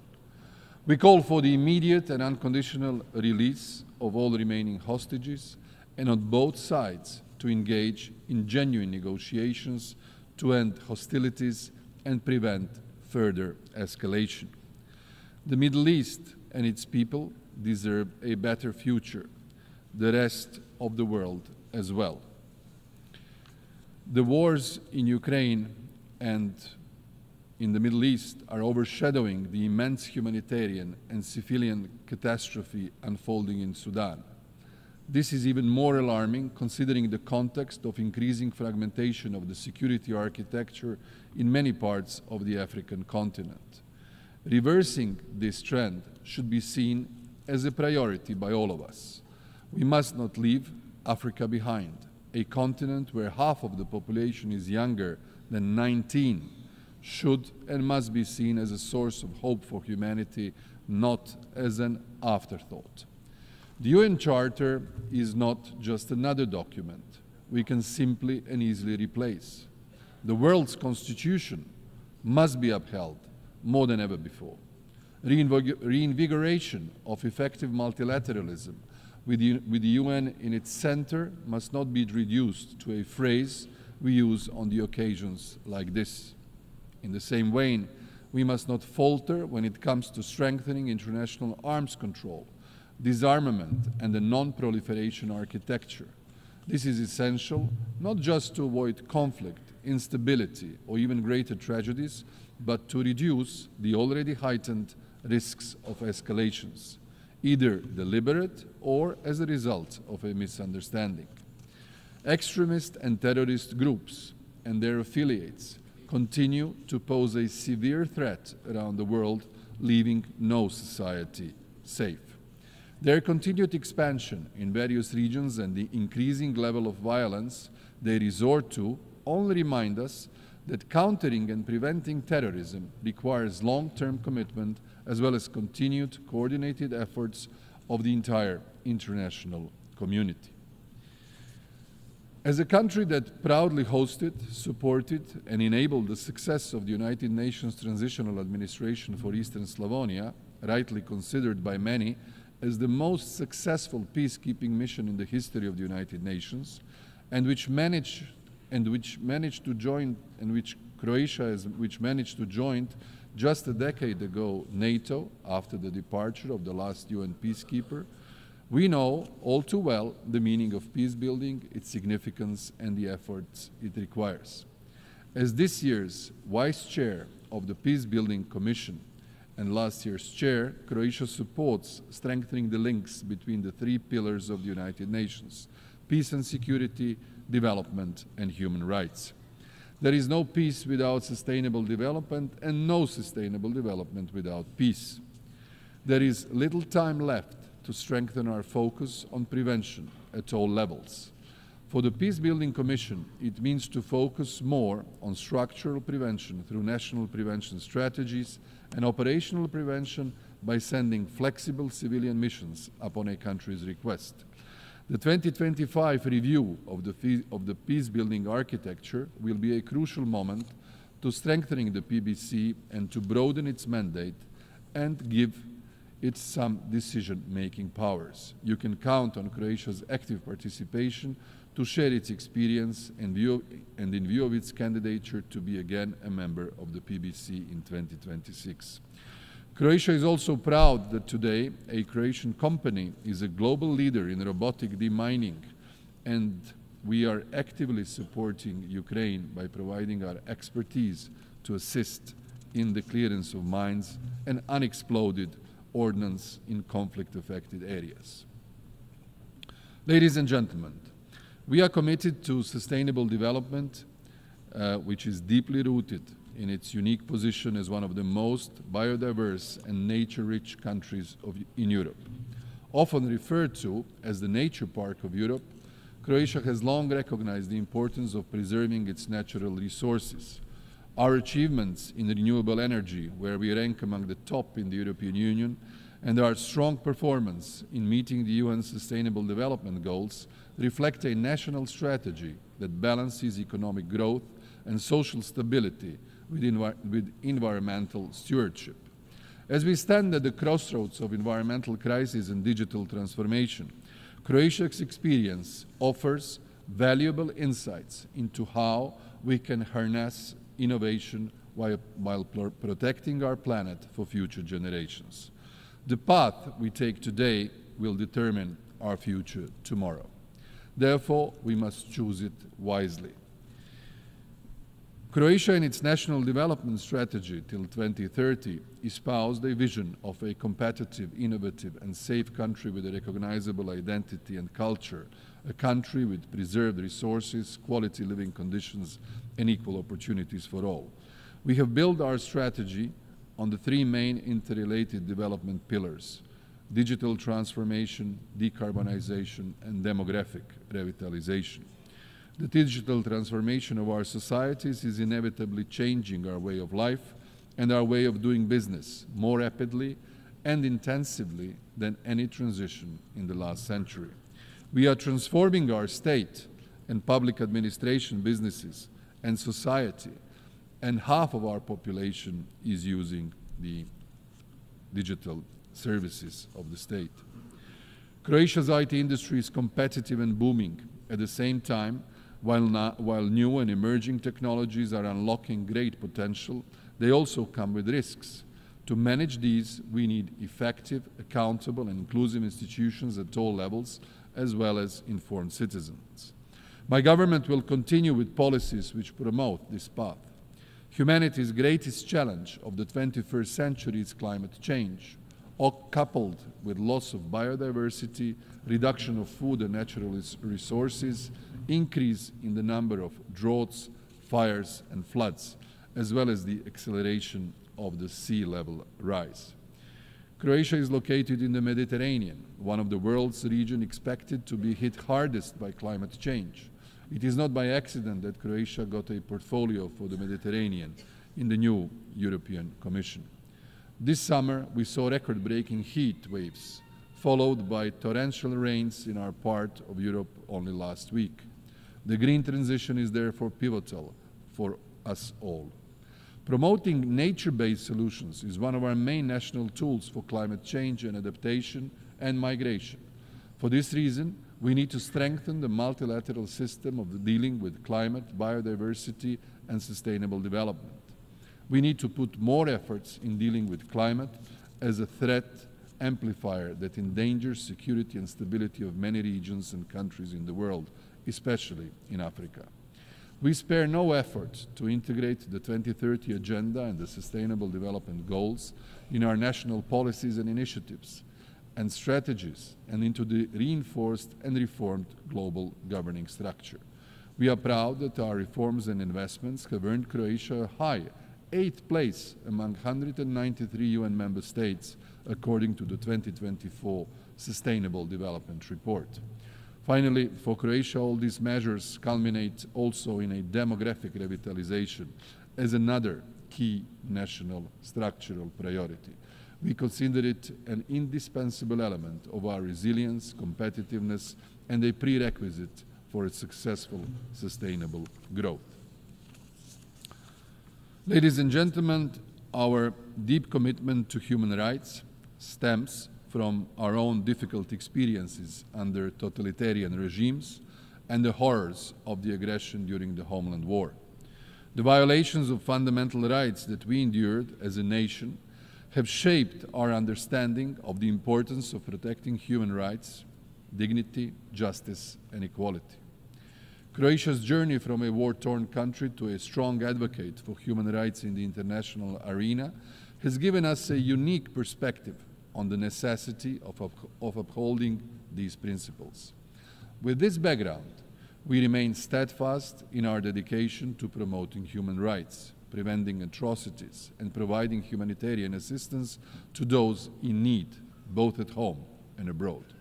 The 2030 Agenda sets out a vision for a sustainable development grounded in international human rights standards, promoting one of the main values of the UN Charter, to leave no one behind.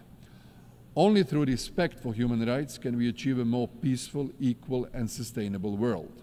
Croatia will continue to champion this cause. As a country still searching for 1,792 missing persons from the homeland war, Croatia spares no efforts to end the anguish of uncertainty for their families. We shall never cease the search for them, and we shall never stop demanding answers from those who know their fate. We contribute by sharing our acquired expertise with interested countries and by advocating for the missing persons everywhere in the world, in our national capacity and as a committed member of the Global Alliance for the Missing. Croatia is today extending its support to Ukraine by offering its expertise in prosecuting war crimes and making its seasoned experts available to assist Ukraine in navigating the complex process of accountability and justice, drawing from its own experience in addressing the aftermath of war crimes committed during the homeland war. Committed to eradicating domestic violence and violence against women, we have introduced femicide as a distinct criminal offense.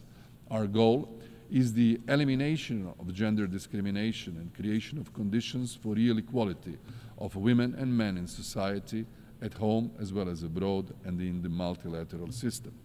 This is why Croatia promotes women, peace and security at the global level, as we know the disproportionate effect of conflict on women, but we have also seen how women, when participating in all peace-building and sustaining peace process, are agents of change and harbingers of peace. Croatia also advocates a comprehensive approach to issues affecting persons with disabilities. This includes mainstreaming disability in all fields of human rights. With this in mind, in the UN, we will be leading an effort by a cross-regional group of countries to proclaim the International Day of Deaf Blindness. This resolution will hopefully contribute to understanding as well as encourage and inspire national and legal recognition of deaf blindness as a distinct and unique disability worldwide. In the past 3 years, Croatia has also been honored to serve as a co-chair of the Group of Friends of Responsibility to Protect in New York. We still believe more has to be done in terms of atrocity prevention and the operationalization of the responsibility to protect concept. In the humanitarian context, we are facing worse circumstances than ever. Croatia presides this year over the humanitarian affairs segment of the Economic and Social Council. Against the challenging backdrop of unresolved conflicts and eruption and escalation of new ones, climate-related disasters, disease outbreaks, economic shocks, and famine for millions of people. Focusing the discussion on the consequences of the erosion of respect for international humanitarian law, clear and strong calls were heard across the board for upholding international humanitarian law, ending impunity, bolstering women's leadership, addressing climate emergency, and for ethical and responsible use of new technologies. Ladies and gentlemen, as one of equal successor states of former Yugoslavia, Croatia is among the founders of the United Nations. Following the dissolution of former Yugoslavia in the midst of defending itself from aggression and invasion, 32 years ago, Croatia reconfirmed its commitment to the UN Charter, this time as a free, sovereign and independent member states of the United Nations. Ours is a journey of liberty and democracy, a pursuit of peace and prosperity, of vigilant defense of human rights and dignity, while honoring the values and principles of multilateralism and international cooperation that UN embodies. Our experience as a small but resilient nation with a deep understanding of peace, security and development underscores the importance of reforming and revitalizing the UN to ensure it remains fit to address the global challenges of today and tomorrow.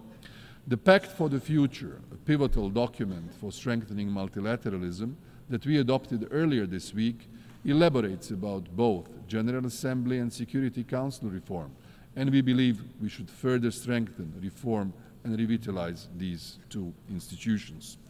While the role of the GA has been strengthened recently with regard to issues which the Security Council failed to address, more should be done in relation to the maintenance of international peace and security. This relates also to the cooperation of the General Assembly with both the Security Council, the Economic and Social Committee, and the Peace-Building Commission. The UN Secretariat should be made fit for purpose, and the selection of the Secretary General and all other, especially high-level posts, need to be guided by the principles of merit, transparency, inclusiveness, gender and geographic rotation. Finally, allow me to reflect on Southeast Europe, a region in our neighborhood. As a country with deep expertise and a nuanced understanding of Southeast Europe, we stand as a model of successful integration into both the European Union and NATO. This unique position not only gives us Croatia a special status within the region, but also grants its significant authority in advocating for peace, stability, and European aspirations of our neighbors. Croatia consistently encourages our Western Balkan partners to invest even more in fulfilling the established criteria. Regional cooperation and good neighborly relations, along with solving outstanding issues and disputes, remain an essential, indispensable part of the process. The merit-based approach and rewarding individual achievements in fulfilling the standards will accelerate accession to the European family. In this regard, those who cooperate in good faith, align with the EU's, for instance, foreign policy resolutions and positions, and conduct genuine reforms should move ahead on their EU accession path. Of particular importance for us is the stability of our neighboring Bosnia and Herzegovina, with which we share more than 1,000 kilometers long border. In order to achieve security and stability in the country, the constitutional full equality of the three constituent peoples, Croats, Bosniaks, and Serbs, must be ensured, and the Dayton-Paris Accords, the peace treaties that ended the war and confirmed the multinational, multi-confessional, and multicultural Bosnia and Herzegovina must be upheld. In conclusion, the story of our country is one of transformation from a nation rebuilding after war to a committed partner within the global community. Our journey reflects the power of collaboration, vision, and perseverance. As we look ahead, Croatia is ready to join, to continue contributing to a world where peace, justice, human rights, and sustainable development are attainable for all. Together, through multilateralism, we can overcome today's challenges and build a future where every country, every citizen can thrive. The path may be long and difficult, but by standing united, we can make it a reality. Let us move forward with renewed purpose, ensuring that the foundations we build today will support a prosperous and peaceful tomorrow. Thank you for your attention.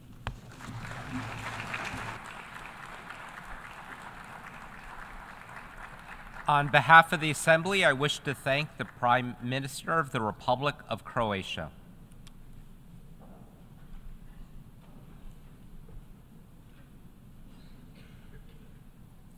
The Assembly will hear an address by His Excellency James Marape, Prime Minister of the Independent State of Papua New Guinea. I request protocol to escort His Excellency and invite him to address the Assembly.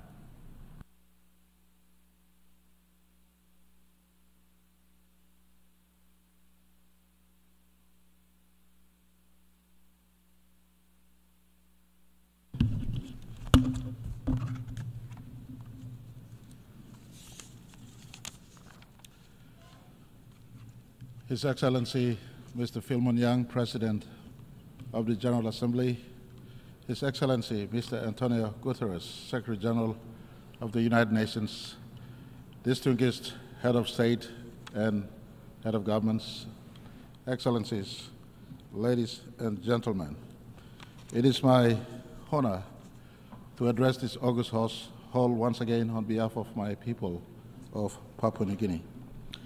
Mr. President, firstly, let me congratulate you, the government and people of Cameroon, on your successful election to lead the work of the 79th session of the General Assembly. I thank your predecessor, His Excellency Mr. Dennis Francis, for his excellent leadership during the 78th UN General Assembly. I also extend my gratitude to the United Nations Secretary General for his strong leadership to mobilize the support of the global community on key issues that require our collective efforts, especially in dealing with climate change-related matters. Mr. President, you selected a theme for this debate, leaving no one behind, acting together for the advancement of peace, sustainable development, and human dignity for the present and future generations, I believe is very pertinent.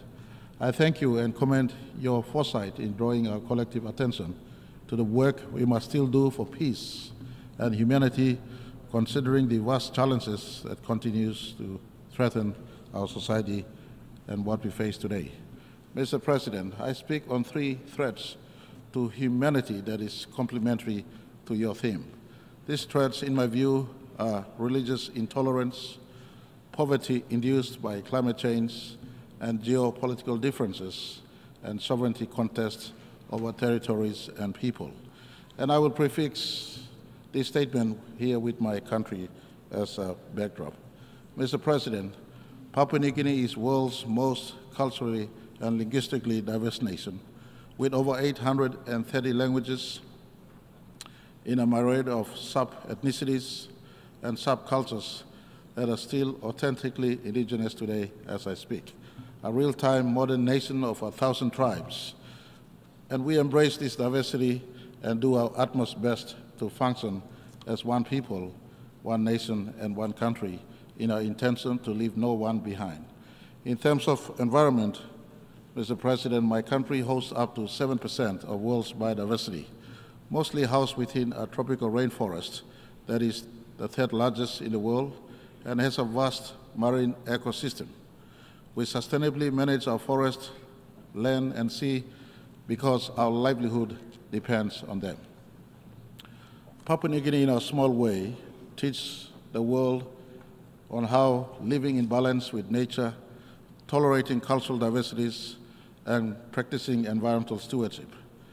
The father of our country, our modern Papua New Guinea, the late great-grand chief Sir Michael Thomas Somare, was a champion in this regard. In fact, Sir Michael's championed the cause of Article 5 that has become, has found its place into Paris Agreement as I speak today, early in year 2000s. This is a reflection of Papua New Guinea's strong affinity to the forest, land, and sea. In this regard, my country has been contributing to the public or global discourse over the last 2 decades in as far as environmental management is concerned and matters relating to climate change. Unfortunately, this has been met with very little return of action. However, we continue to stand ready to assist the United Nations family in this area. Mr. President, over the last 49 years of our country's history as an independent nation, our challenges has been many, compounded by vast ethno-linguistic diversities and cultural complexities and the small size of our economy. However, we have remained as one people and one nation. We have moved in the last 49 years. We started off as a least developed nation. Today, we have entered the middle income earning nation status, and we intend in the next 20 years to migrate from where we are today to a high income earning nation by 2025. In doing that, we will migrate from being just a raw resource exporter to a manufacturing economy within the next decade. Mr. President, I want to assure you all that all this is being done in total alignment, and we have aligned our development agendas to the United Nations Charter, especially consistent with the 17 Sustainable Development Goals of the United Nations. Our aspirations mirror that of this august institution. In fact, in 1975, when we gained independence, our National Constitutional 8-point plan directs not just my government today, but government into the future, as it was in the past governments that led my country, on our national aspirations to leave no person behind. Mr. President, our nation's Vision 2050 that was launched in 2010 compels governments to develop Papua New Guinea into a top 50 nation by 2050 in terms of Human Development Index. Papua New Guinea looks forward to submitting to the United Nations a full progressive report in July of 2025 at the High-Level Political Forum, secondary voluntary national review covering the work we have undertaken thus far amidst the challenges we continue to face and the steps we are taking going forward that will culminate in 2030. Mr. President, if you can indulge me in sharing an insight into managing a diverse, multicultural people and what has helped us to blend as one nation, I put to you the role of Christian missionaries and their work that dates back to 1845 when the first Catholic missionaries arrived in my country. In 1975, when we gained independence, Christianity became profound. Consistency with your theme, Christianity in PNG has been the front runner, bearing message of unity, peace, and sustainable coexistence, embracing diversity of cultures, language, and tribes into one human family, living in our natural environment as God has created. Since then, Christian churches have contributed immensely to our country's development through their health and education programs. Real Christianity teaches love, peace, unity, forgiveness, giving meaning to leaving no person behind.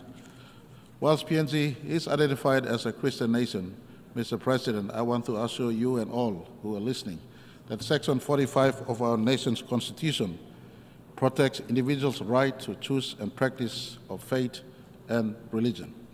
We subscribe strongly to Article 18 of the Universal Declaration of Human Rights on freedom of thought, conscience, and religion. United Nations has been the anchor of this God-given right of humanity.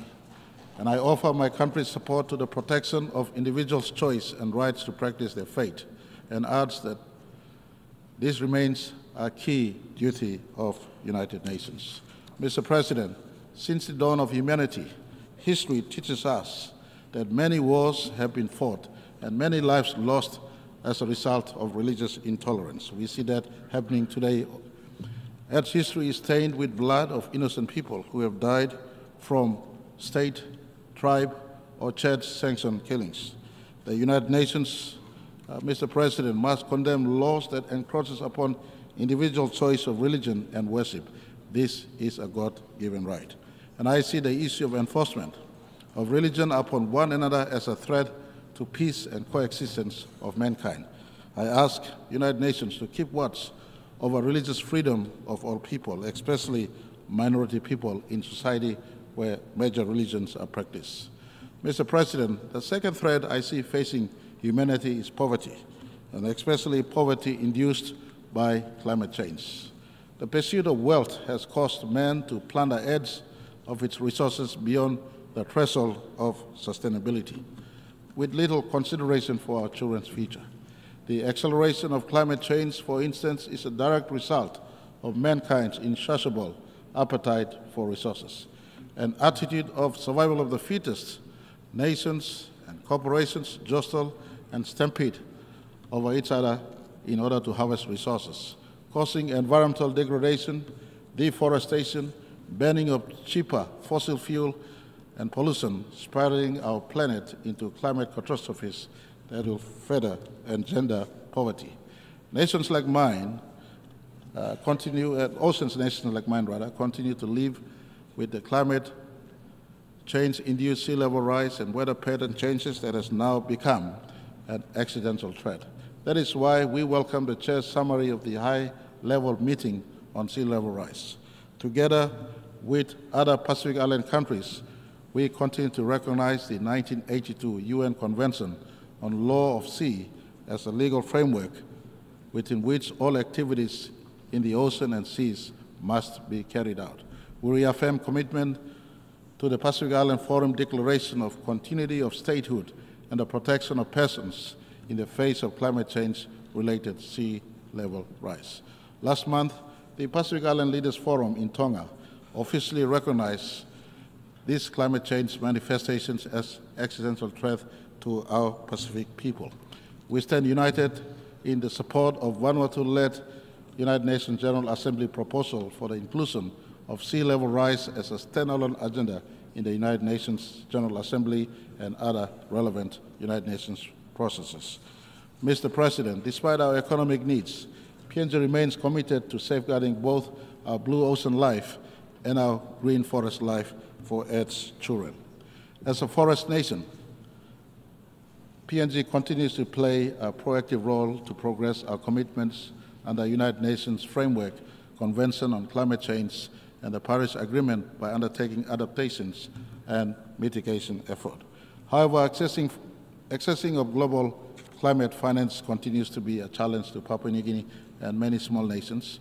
We call on the United Nations to look into this matter with a sense of urgency, or else we can liquidate our forests and marine resources to achieve our development aspirations, especially in a pursuit to alleviate poverty from our people.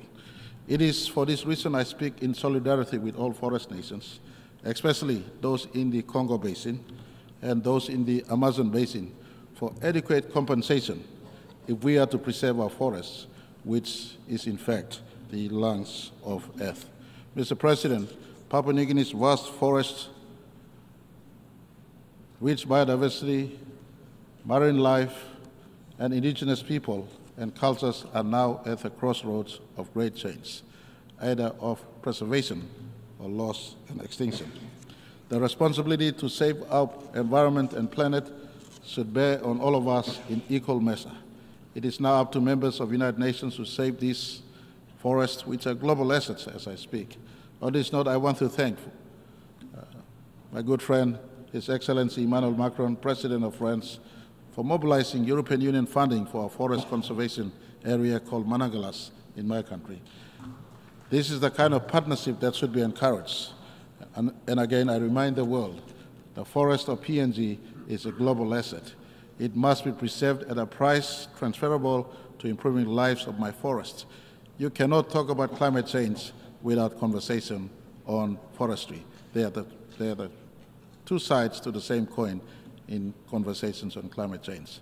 And I call for others out there, especially those who have big carbon footprints.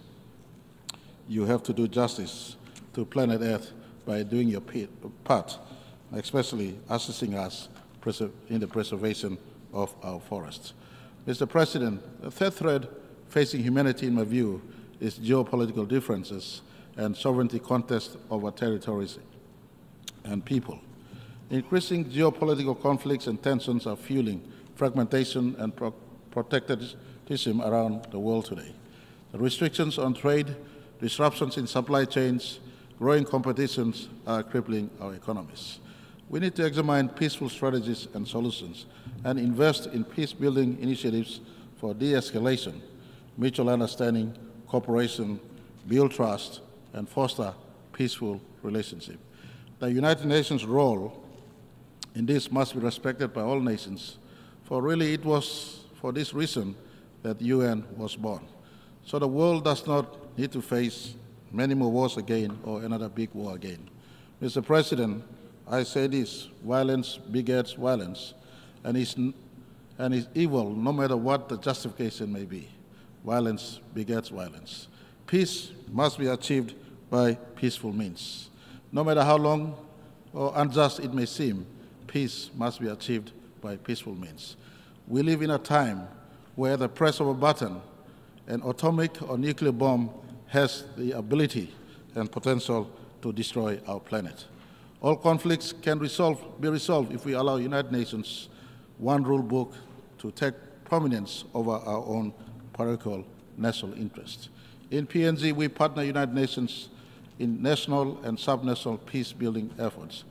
One good example is the de-escalation of our own internal conflict on Bougainville, when the United Nations supervised the Bougainville Peace Agreement in 2001 and continues to ensure we comply with all requirements of that agreement, including bringing the 2019 referendum results to our national parliament. To this day, I am happy to report that no bullets have since been fired in Bougainville. This is the role and the strength of the United Nations. and I call on all nations and people to respect the charter of this institution and the reasons for its existence. PNG therefore calls on the UN and its systems to begin the process to review the Security Council and the reforms that must take place, including removal of veto powers, so all nations can sit equally on the table in as far as decision-making is concerned. Mr. President, we must do all we can to restore stability to the far reaches of Earth. Global conflicts cause domino effect, and the subsequent impacts are felt throughout the world, including intergenerational wounds. Mr. President, as I conclude, let me remind us again on our collective responsibility to together preserve our planet and our human race.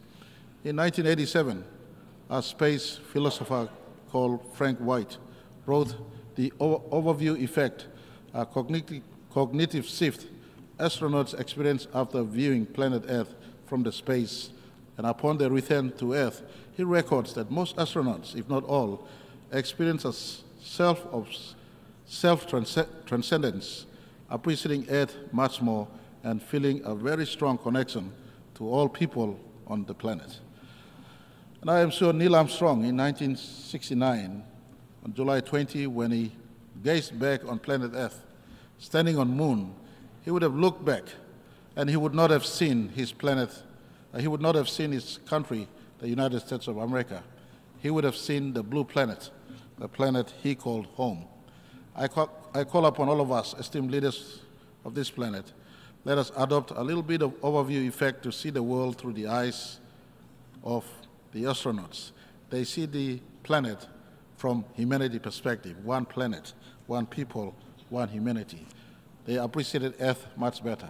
And I want to ask all of us,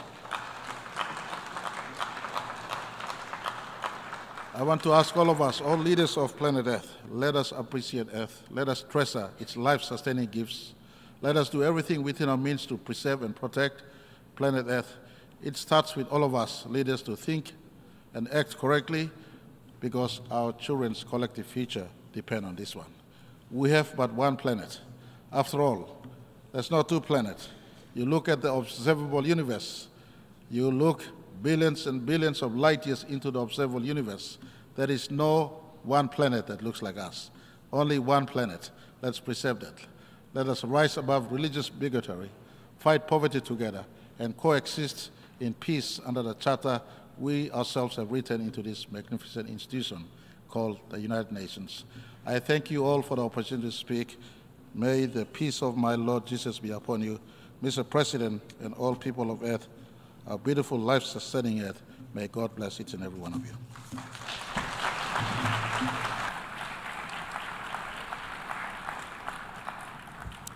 On behalf of the Assembly, I wish to thank the Prime Minister of the independent state of Papua New Guinea.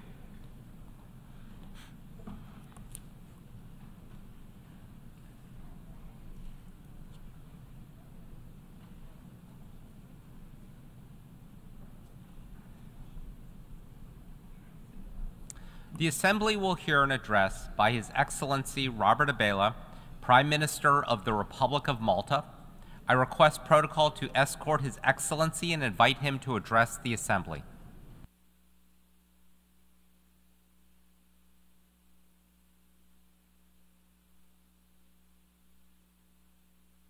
Secretary General, President, Excellencies, distinguished delegates, and dear friends. When we gathered this time last year, little could we have predicted that just a couple of weeks later, our world would be plunged into even greater turmoil by the despicable attacks of October the 7th. And the 12 months since, we have seen continued loss of life and a humanitarian emergency on such a scale that it is all too easy to give up hope, all too easy to believe that nothing can be done, all too easy to turn the other cheek. We cannot escape from the stark reality that our world faces the gravest of challenges, and the populations of far too many of these United Nations face the greatest perils. The gravity of these threats is such that we, as leaders from across the globe, are confronted with a choice of two paths. We can choose the path of despair, dejectedly deciding that it is impossible to make a difference, or we can choose the path of persistence, determined that no matter how rough the waters, we can and we must redouble our efforts to meet those challenges and mitigate those perils. I emphatically believe that we have a moral responsibility to take the path of persistence. I will never apologize for reaffirming the simple belief that motivated me to come into public life, that tomorrow can be better than today. And no matter what the headwinds, it is a belief that still motivates all I do. I refuse to believe that we should just give up. I refuse to listen to those siren whispers that the worst is inevitable and it is not worth working for better outcomes. I refuse to give in to the notion that we can defer difficult decisions or that small countries have to passively accept the actions of the larger players. To acquiesce to that negativity would be to accept that this General Assembly, that this United Nations is nothing more than a council of despair. To that, I say a resounding no. This United Nations can and must be a council of hope. Nobody is going to pretend that we can wave any sort of magic wand or deliver instant solutions. But we have a duty to keep hope alive, to keep trying, to keep working, to keep battling for the values that were the very foundation of the idea of a United Nations. 8 decades ago, from the rubble of the first truly global conflict, our forerunners had the courage and the foresight to see that the world had to have a forum where the voice of every nation could be heard. And as colonialism rightly crumbled, there were a lot of newly independent nations to add their signatures to the charter. Malta is one such nation. As we gained our independence from the United Kingdom, we took our place in the world. This year marks the 60th anniversary of Malta's accession to the United Nations. Over those 6 decades, my country has developed beyond the wildest dreams of the pioneers who saw us to statehood. So, as we mark 60 years of Malta as a proud member of the United Nations, and as the United Nations itself gets ready to mark its 80th anniversary, my message is clear. The world needs the United Nations now more than ever. Malta values the United Nations now more than ever. And make no mistake, Malta may be a small country, but we will always be a loud voice against deferring difficult decisions and avoiding difficult conversations. We will never resign ourselves to a future devoid of peace. We will never abandon our commitment to supporting peace processes, no matter how tough those processes may be. We will remain steadfast in our support for steps to build and maintain peace in every region of conflict. We will remain as committed to and confident in this United Nations as that day in December of 60 years ago when the ink dried on Malta's signature. Malta has a unique political and geographical position at the heart of the Mediterranean, a bridge between Europe and North Africa, and the crossroads of Europe and the Middle East. A full member of the European Union, but with neutrality enshrined in our Constitution. We are acutely aware of the responsibility that this position brings Two words sum up the role that I believe Malta can and does play: honest broker. From hosting peace talks to brokering difficult dialogues, we aim to harness our unique position to bring those in conflict together, to at least try and find a way forward. This is exactly the approach that Malta has brought to our membership of the Security Council over the past 2 years. And that is exactly the approach we have brought to the chair of the OSCE, which we assumed last January. Malta was happy to step up and take the chair as an honest broker, allowing all members to endorse our leadership and ensuring the work of this vital body can continue. Like Malta, the OSCE is a bridge between neighbors across continents. Europe can only be secure and at peace if its neighbors are secure and at peace, which is why both in the Security Council and the OSCE, our guiding watchwords are always promoting sustainability, peace, and security.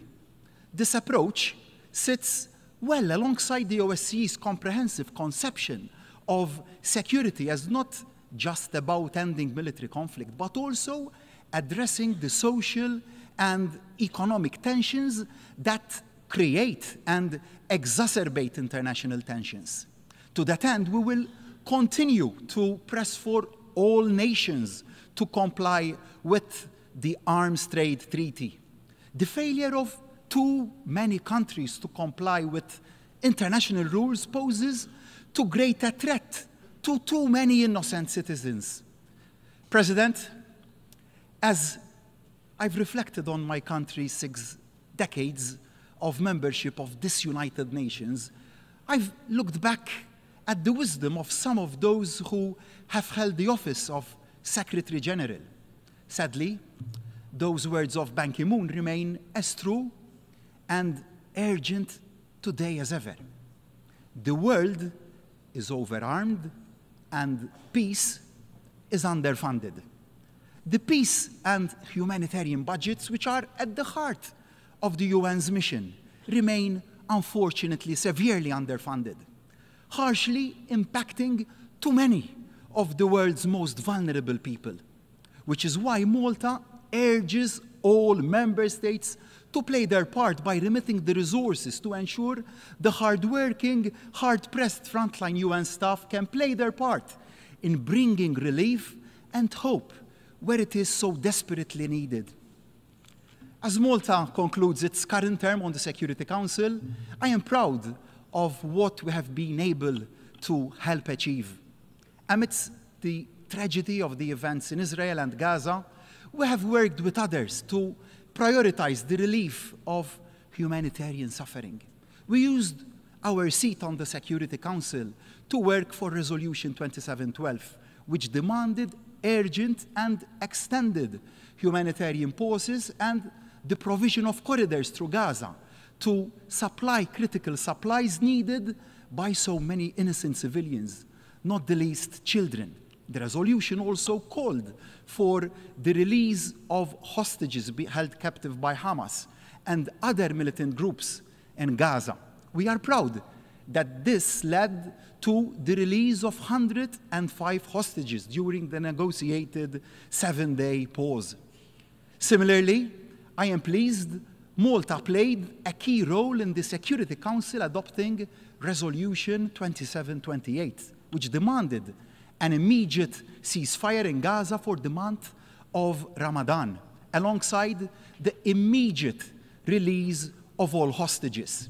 This was the first joint motion from the non-permanent members on a geographic situation in the Security Council's history. Understandably, much of the world's attention has been on Israel and Gaza since October the 7th, which has now expanded to a dangerous and deeply worrying escalation in Lebanon. We stand firm in our belief that we must all strive to ensure that the flames of this conflict do not engulf the whole region, and that we all take decisive steps to resolve this conflict before it is too late. Furthermore, it is imperative that we, as a global community, do not lose focus on those other parts of the world where war and the killing of civilians is also all too present and all too tragic a daily reality. Sudan, Yemen, Syria, and of course, Ukraine. So let me now turn to another country in conflict, Malta's southern neighbor, Libya. Helping the Libyan people achieve a genuine and lasting resolution to the institutional crisis for which they have paid too high a price for too long is a key priority for Malta.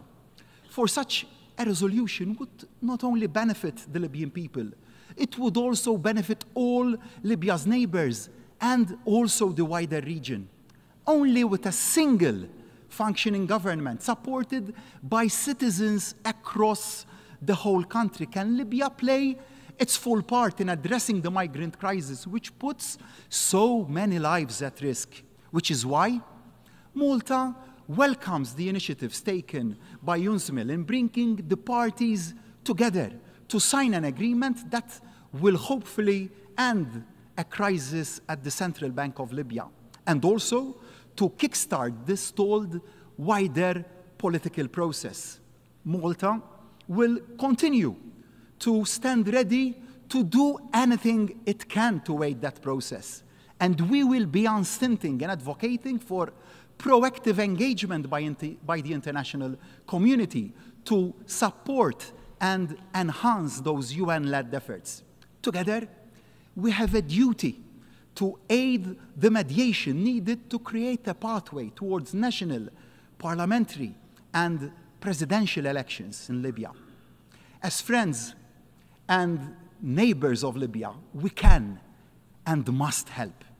But for the process to truly succeed, it must be fully Libyan-led and Libyan-owned, to which end we unequivocally call for the immediate withdrawal of all foreign forces, fighters, and mercenaries from Libya. And Malta re-emphasizes the need for a full completion of the Libyan arms embargo in line with all the relevant Security Council resolutions.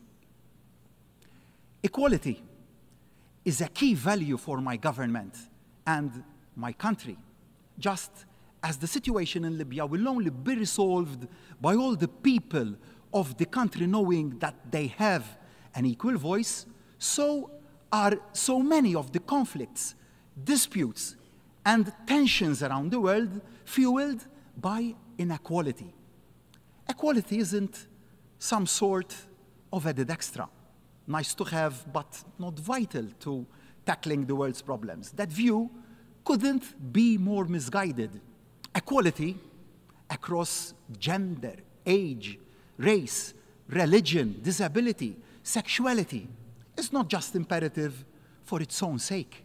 Equality is also imperative in finding lasting solutions to so many of the challenges that face us all. So, I am honored Malta stands at the forefront of promoting civil liberties globally. We are one of the few countries that has already implemented an anti-racism strategy, and we are now in the process of drafting a second renewed anti-racism strategy. We will never take equality for granted at home, and we will always advocate and support greater equality internationally. All too often, it is women and girls who bear the brunt of conflict, and all too infrequently are the voices of women and girls heard when it comes to solving those conflicts. Without women, there can be no peace. As the world redoubles its efforts to bring peace, so must we all redouble our efforts to ensure the voice of women and girls is heard at the top tables as well as on the ground. During our term on the Security Council, Malta has worked hard to do just that. Malta has chaired the Security Council Working Group on Children and Armed Conflict. In the last 18 months, the working group has issued conclusions on the role of children in the conflicts in South Sudan, Nigeria, Mali, Afghanistan, CAR, Colombia, Iraq, and Somalia. That long list is a sad testament to the magnitude and gravity of the repeated violations against children in crisis zones. We must never let up in our outrage and actions at these persistent and flagrant abuses of the rights of the child as enshrined by this United Nations. President, we have a saying in Maltese, El-Bahar Senor, the sea is wealthy. And indeed it is.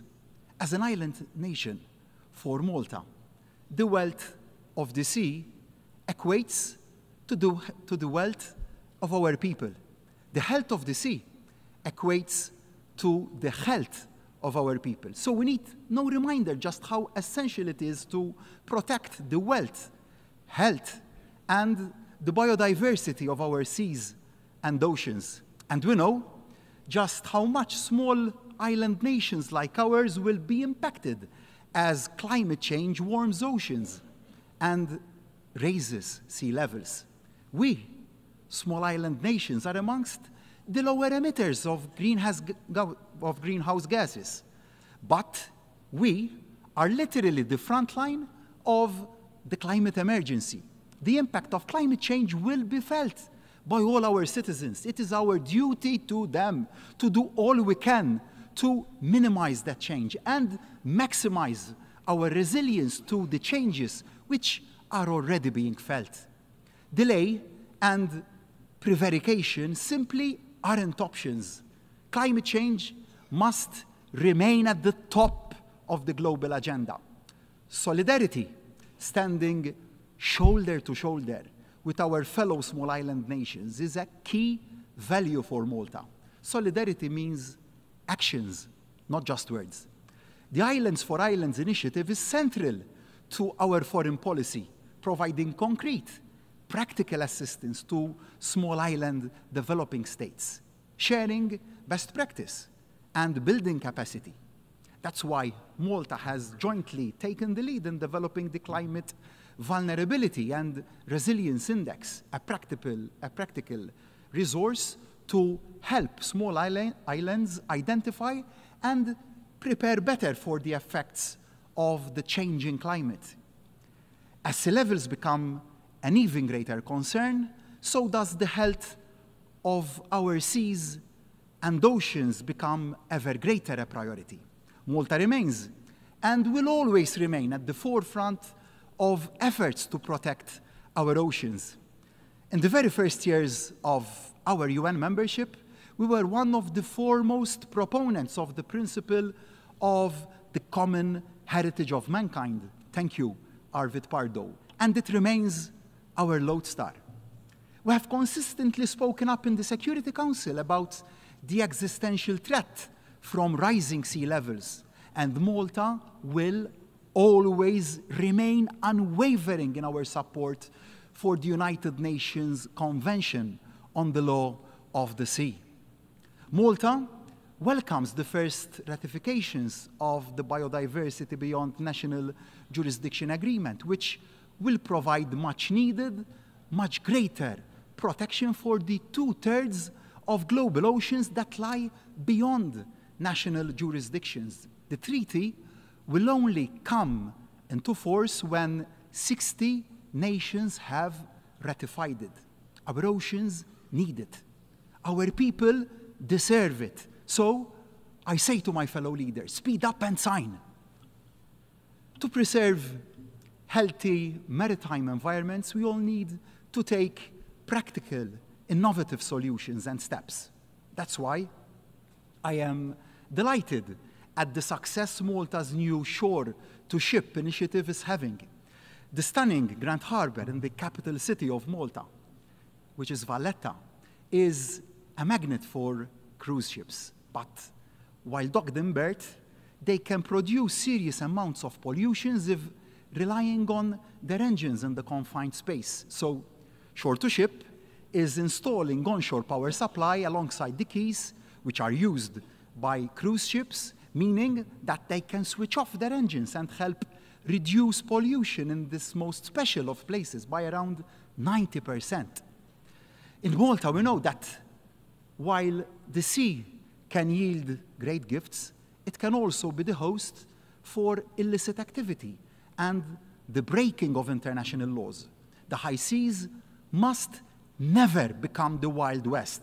The rule of law and the will of the international community must always hold on sea as on land, which is why Malta championed the creation of a unified database of all vessels which are involved in illicit activity, shareable and usable by all participating states. Shipping is central to international trade, so ensuring they are fully applied at sea is central to any successful sanctions regime. And that can only happen if ship owners know that trying to break sanctions brings consequences. But it is essential for reasons of natural justice and to ensure buy-in from member states that the listing of those breaking sanctions is both fair and transparent. So Malta was proud to jointly hold the pen alongside the United States for Resolution 2744 that overhauls the delisting process for the first time in almost 2 decades. By creating a better system for delisting where warranted, we can ward against premature lifting of sanctions which is not warranted. President, we have witnessed how effective global health policies can unite nations, especially when addressing crises that transcend borders and that affect us all. Just yesterday, United Nations member states adopted the political declaration on antimicrobial resistance, which has been diligently facilitated by Malta and the Barbados over so many months. AMR presents a collective threat and demands our urgent attention. We know what must be done to prevent the loss of millions of lives and avert trillions of dollars in additional healthcare costs. This declaration should serve as a strategic roadmap for policymakers, guiding their efforts to tackle AMR in the years ahead. President, when we reconvene in a year's time, we will be marking the 80th birthday of our United Nations. But we mustn't ever be just marking time. We need to always be marking progress. As Dag Hammarskjöld said, the pursuit of peace and progress cannot end in a few years in either victory or defeat. The pursuit of peace and progress, with its trials and its errors, its successes and its setbacks, can never be relaxed and never abandoned. In Europe, the average life expectancy is just over 80 years. United Nations will only have life expectancy longer than that if we all recommit to its future. As the saying goes, I want reports of its death to be greatly exaggerated. Yes, we can't ignore the fact that the architecture of the world's collective security is under stress like never before. Voices of nationalism dismiss the need to work together. Instigators of conflict believe they can escape the rat and writ of the global community. Both couldn't be more wrong. Acting to end conflict, and relieve suffering is never easy. But that doesn't mean we should stop trying. Reaching consensus across borders and across political differences is never easy. But that doesn't mean we should stop trying. Acknowledging we have all contributed to the state our world is in today and setting aside pride to try and make the world a better place is never easy. But that doesn't mean we should stop trying. Arguably, the temptation to wring hands and see change as too hard to achieve is greatest for small nations like mine. To sit back and sigh that the big boys have made too much of a mess of things. Well, Malta will never sit back. Malta will never wring hands. Malta will never leave it to others. Yes, Malta will always be realistic, but Malta will always remain committed to multilateralism. When the perils are at their greatest, the need to work together is at its greatest. So let us use the next 12 months in the run-up to that 80th anniversary to reassert our collective belief in this United Nations, to redouble our efforts, to resolve conflict, to take the steps the future of the Earth needs, and to deliver the change the people of this planet need and deserve. To raise our game in supporting the Secretary General in delivering the institutional reform the United Nations needs to better fulfill its purpose. In short, and with every fiber of my being, I say to my fellow leaders, now is the time to choose. And we must choose the path of persistence. We must reject the path of despair. Yes, our world faces huge challenges and huge threats. But if we lose belief in the power of collective action, if we lose belief in the ability to work together to make a difference, then we are losing belief in the very idea of a better world. If we fail to persist, we fail to lead. If we fail to persevere, we fail the people who put their faith in us. Failure simply isn't an option. The stakes are too high. The risks are too great. The consequences are too severe. So let us make that choice. Let us today recommit as a United Nations. Let us affirm the path of persistence. And no matter how tough the going, let us enter the 80th year of this United Nations with the simple goal in our head and in our hearts. Let us now, more than ever, never give up believing that tomorrow can and must be better than today. Thank you.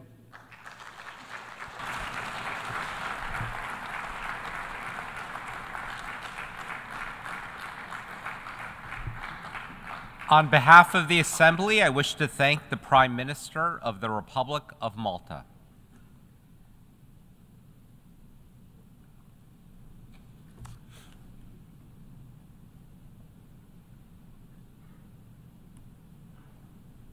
The Assembly will hear an address by His Excellency Philip Edward Davis, Prime Minister and Minister for Finance of the Commonwealth of the Bahamas.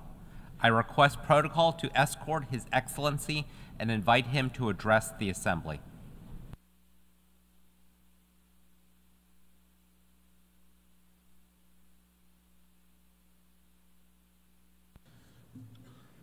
Mr. President, Mr. Secretary General, Your Excellencies, I wish to congratulate Ambassador Yang on the session to the presidency of the General Assembly for this year coming, and give my best wishes to outgoing Ambassador Francis for leading us in the last year. Over the past 3 years, the Bahamas has been pleading with member states to engage in urgent action in respect of climate change. Along with other small island developing states, we have highlighted our vulnerabilities and our predicament. We have told you what we know, shared our experiences from the front line, described what we are doing to address the various issues, and warned how our yesterdays are becoming your tomorrows. There's been some welcome progress, but it falls far, far short of what is needed. And now we all have to live with the reality of a climate crisis that has pushed our planet past the critical threshold of 1.5 degrees Celsius for an entire year. At this very moment, the new harsh reality manifests in hurricanes and heat, fire and floods. Member states can somehow quickly find eye-watering sums of money for bullets and bombs, but only rattle small change in their pockets when it comes to financing the costs of loss and damage, repair and recovery, so desperately needed to adapt to the new climate reality. Why? Why do members persist in ignoring the biggest threat of our lives? The easy answer would be to say that you just don't care. But I cannot accept that. To do so would be to accept a view of humanity which is at odds with my faith and lived experience of humanity.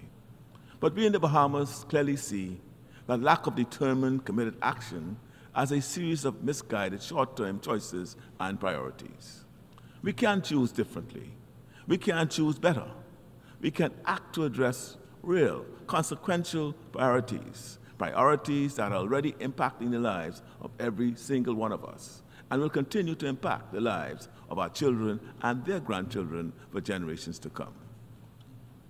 The irony is that generations before us did not have an established forum such as this, a place to come together as a whole world to work together for the common good. The genocidal crisis of the Second World War gave birth to the United Nations, and the ensuing wars of independence and regional conflicts means that we have in place the structure for real, effective action. And so today, as the Bahamas celebrates 51 years of membership of the United Nations, we offer our service to the international community as we bid for non-permanent membership of the Security Council for the term 2032-2033. We do so because the present crisis of today, the looming crisis of tomorrow, requires even greater degrees of ingenuity, effort, multilateral cooperation, and sacrifice than the world needed in the aftermath of the Second World War.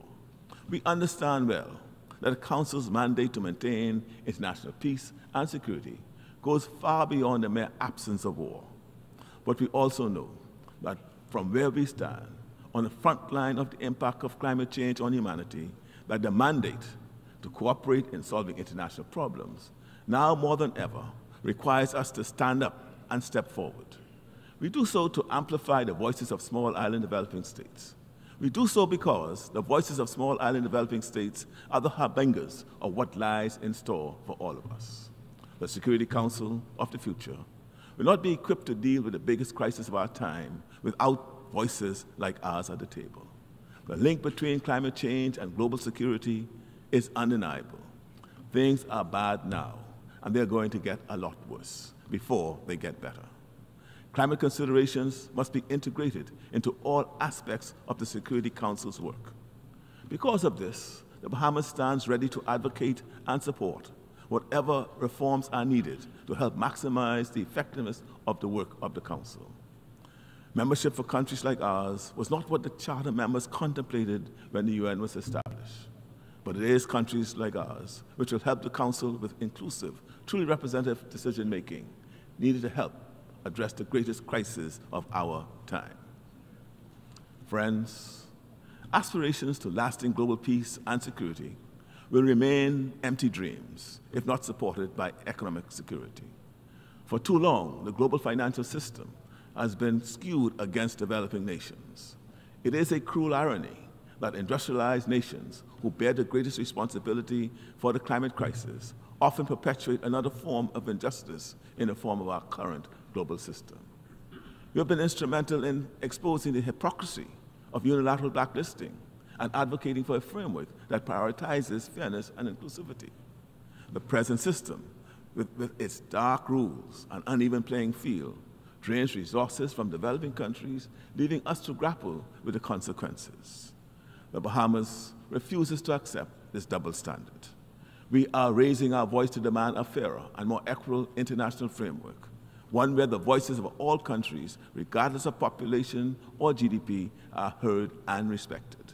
The Bahamas will continue to be a leading voice in championing this issue for as long as we need to do so, no matter how lonely or how long the journey may take. Even among small island developing states, the Bahamas is uniquely vulnerable. We are not waiting for solutions. We are creating them. We have created a National Youth Guard, empowering our young people to become environmental champions because we know that future generations will have an enormous burden to shoulder. We're embracing innovation, particularly in the realm of ocean technology, to find solutions to the climate crisis.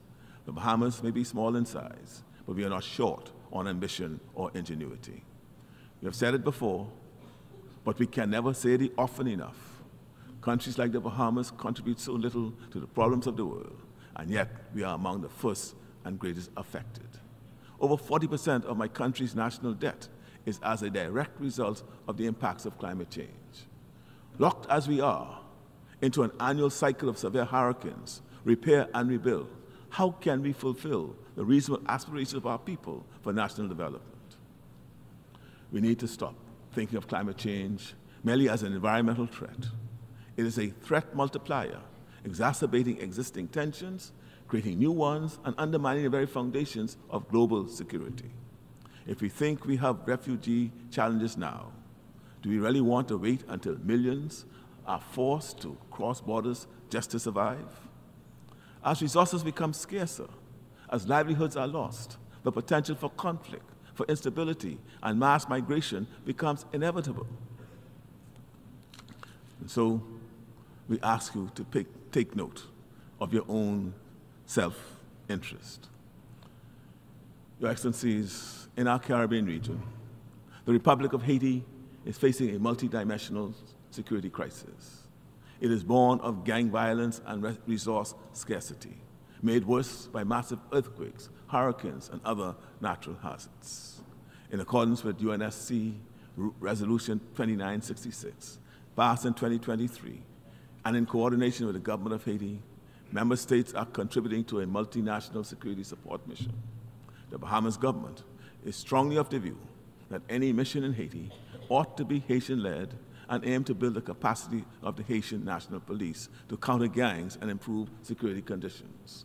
The Bahamas reiterates the importance of continued and sustained financial support from donor countries to ensure that UN Trust Fund is able to fund the MSSM operations now and in the future. The CARICOM region in and of itself cannot do it alone, and so we urge you to take note of this important aspect of the MSSM mission. Looking beyond our region, in 2024, the Bahamas has looked to South-South cooperation to fill the gaps in development support. We continue to be active participants in CARICOM.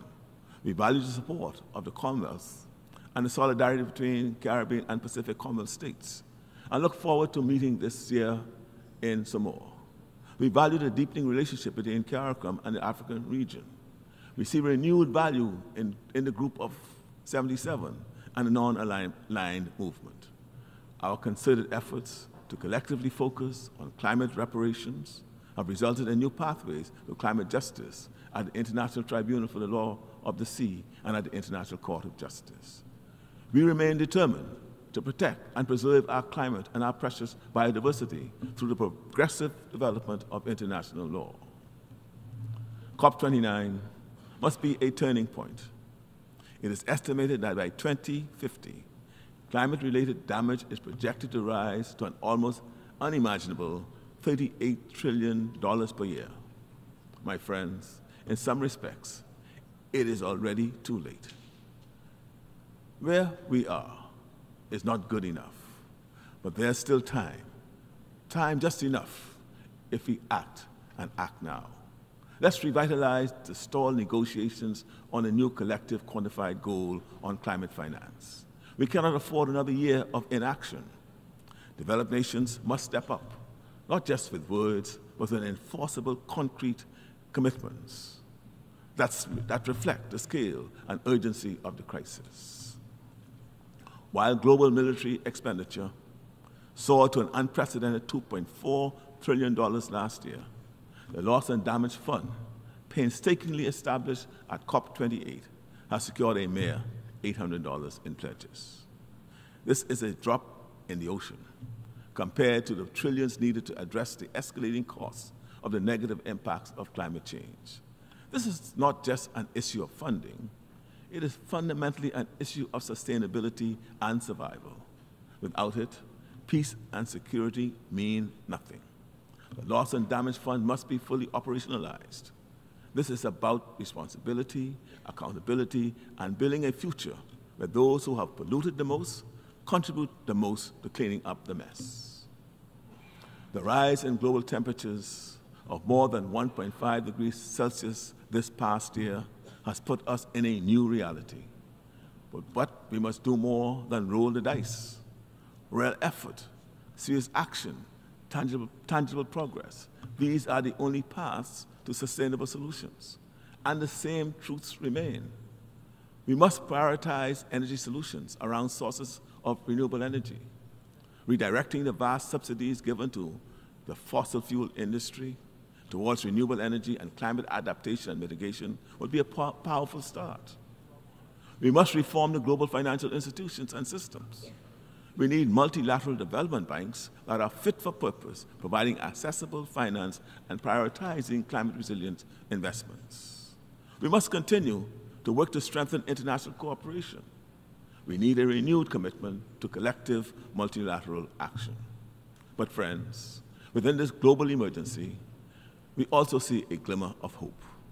The 1.5 degrees Celsius threshold cannot be an endpoint, but a turning point, an opportunity to reject complacency and chart a new course, one grounded in innovation, collaboration, and a resolute commitment to a just and sustainable future.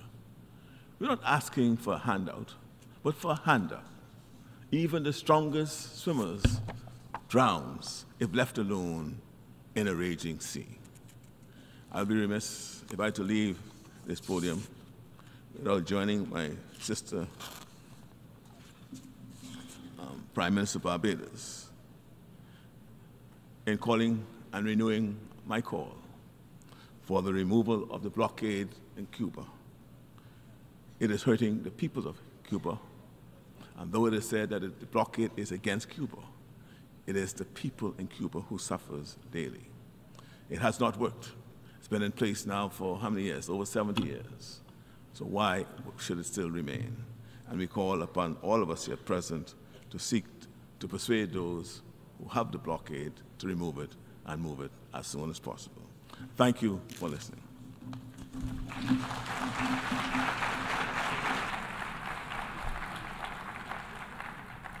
On behalf of the Assembly, I wish to thank the Prime Minister and Minister for Finance of the Commonwealth of the Bahamas.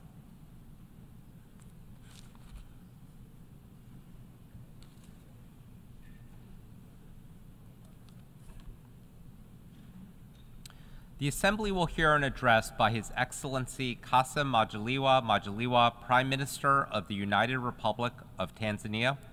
I request protocol to escort His Excellency and invite him to address the Assembly.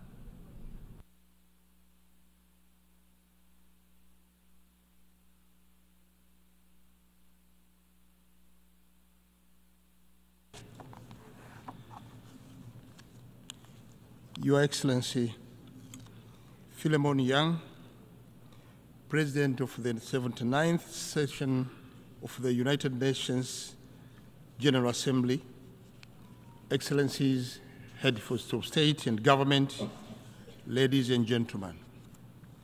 Mr. President, on behalf of Her Excellency Dr. Samia Suluhu Hassan, President of the United Republic of Tanzania, I stand before this august assembly to deliver a message of hope and peace to the people of the world.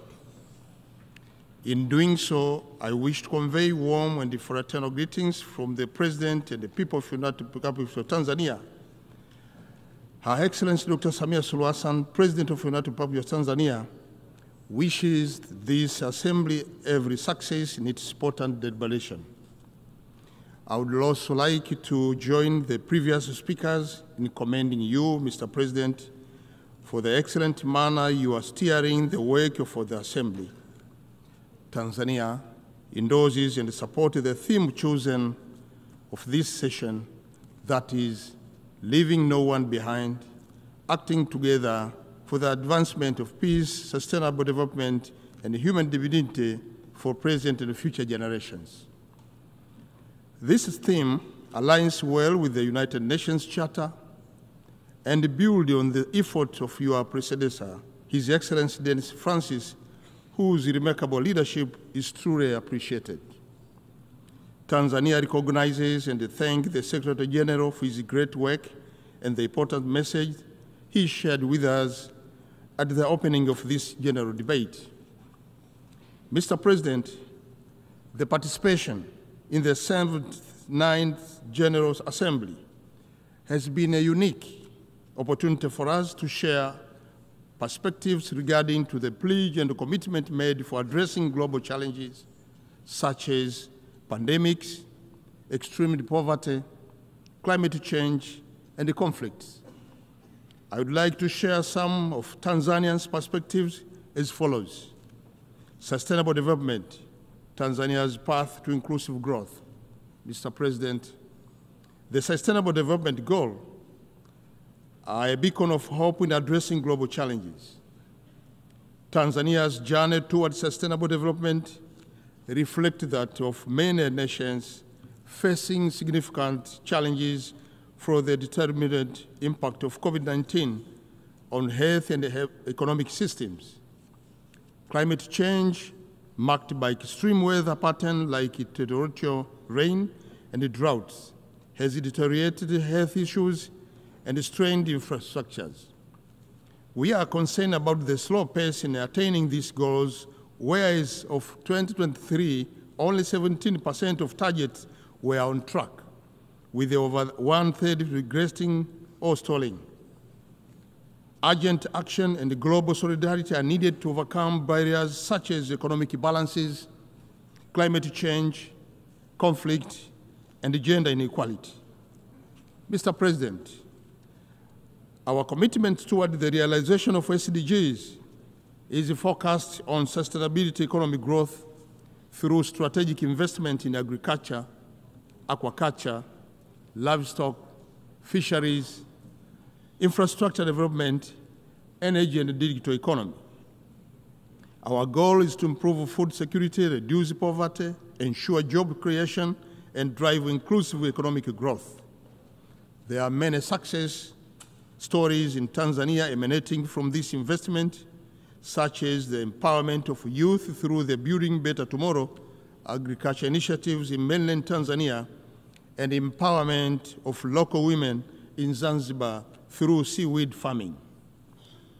On the other hand, Tanzania implements policies to ensure access to quality healthcare and education for all citizens, including the Universal Health Insurance Act and the free basic education. The government also invests in vocational training and STEM education to prepare youth for job market and digital economy. Defending human dignity, inclusivity, and equality. Mr. President, for decades, Tanzania foreign policy has prioritized respect for human dignity. Addressing this assembly on 4th December 1961, Mwalimu Julius Kambarage Nyerere, the then Prime Minister of Tanganyika, stated that the basis of our action, internal and external, will be an attempt, an honest attempt, to honor the dignity of man. Mr. President, Tanzania has maintained this pledge by leading the fight against colonialism and racism. In this regard, Tanzania hosted the OAU Liberation Committee, supporting freedom fighters in their struggles for independence. Despite gaining political liberation, many countries still face economic sanction and inhuman conditions which hinders the achievement of genuine development. Thus, we call for realization of right of self-determination of all people under colonial occupation and the fighting and the lifting of economic sanctions imposed against them. This Assembly must continue to more boldly call for the lifting of economic sanctions placed against the people of Cuba and other countries too. So, to allow the peoples of these countries realize their basic rights, including rights to development. Mr. President, global humanitarian crisis due to war, conflict, and natural disaster requires unrestricted access to humanitarian aid, fair treatment of victims, accountability to actual sites, and the United Nations commitment to uphold human dignity for a peace world. Tanzania believes that every individual deserves to live in dignity, freedom, and security to reach their full potential. The United Nations must not remain indifferent in these solutions, as doing so would only determine its legitimacy. Mr. President, let me talk about peace and security. Security is indivisible. In the face of global health insecurity characterized by the pandemic, such as COVID-19 and current mpox, the saying no one is safe until everyone is safe truly gathers meaning. It is imperative that we should invest more in peace, foster unity, and rebuild trust. In this regard, Tanzania welcomes the adoption of General Assembly Resolution 78/312, which proclaimed July 7th as World Kiswahili Language Day. Kiswahili is a language spoken by over 200 million people in all continents of the world. Is an important tool for advancing peace, unity, and cultural diversity. While Tanzania and other Kiswahili-speaking countries looking forward to commemorate this day in 2025 and beyond, we also call on this assembly to explore the possibility of recognizing Kiswahili as an official language of our esteemed organization, or as this assembly. Tanzania, East African Community, South African Development Community, and African Union have already led the way to Kiswahili speaking, and it is again important that we invest more in peace initiatives, because there is no development without peace and unity. Your Excellency, Mr. President, in recognition of this requirement, Tanzania has several decades participated in peacekeeping, peace building, and mediation efforts. Tanzania has and continues to contribute towards world peace through its membership in the United Nations Security Council and the African Union Peace and Security Council. This contribution is also evident through its leadership in regional arrangements, such as International Conference on the Great Lakes region of Africa, and currently the chair of the organ on politics, defense, and security of Southern Africa Development Community. I wish to reassure this August Assembly that Tanzania's commitment towards peace will not weaken. Tanzania will continue to diligently dispense the obligations emanating from the culture of the United Nations. Mr. President, let me talk about climate and change. Tanzania, like many other developing countries, is highly vulnerable to droughts, floods, desertification, and effect to sea level rise. It is estimated that the sea level will rise by 41 centimeters by 2080. While the sea level rise cannot be reversed, Tanzania is taking several adoption and mitigation measures, including the restoration and the plantation of mangrove, enhancement of coastal infrastructure, and the promotion of ecotourism and aquaculture. It is imperative that, therefore, that we must invest more in climate finance to help recover economies already suffering from these effects, and to enhance access to funding for loss and damage in the hand-hit countries. Mr. President, about transformation to clean energy, as we prepare for COP29 in Baku, Azerbaijan, it is worth remembering that globally, an estimated 2.4 billion people are still using polluting fuel for cooking. This contributes to health problems, food insecurity, gender inequality, and environmental damage, including millions of premature death, limited access to education and employment for women and children, and increased household gas emission and deforestation. Achieving universal clean cooking access in Africa by 2030 would require an estimated about $4 billion annually, a small fraction of global energy spending. Mr. President, in response to this alarming situation, Tanzania is championing a clean cooking agenda, which essentially contributed to several SDGs, including goals number 7, focusing on ensuring access to affordable and sustainable energy for all. Tanzania will host the African Energy Summit in January 2025, means next year, co-organized with the World Bank and the African Development Bank. The summit aims to accelerate the implementation of World Bank Group and the African Bank Group commitment to provide electricity access to 300 million people in Africa by 2030. We look forward to working together with all partners to unlock energy potential and build brighter, more resilient future for Africa. Mr. President, delivering on democracy. In November this year, Tanzania will hold the local government election, followed by the presidential and the parliamentary election in October next year.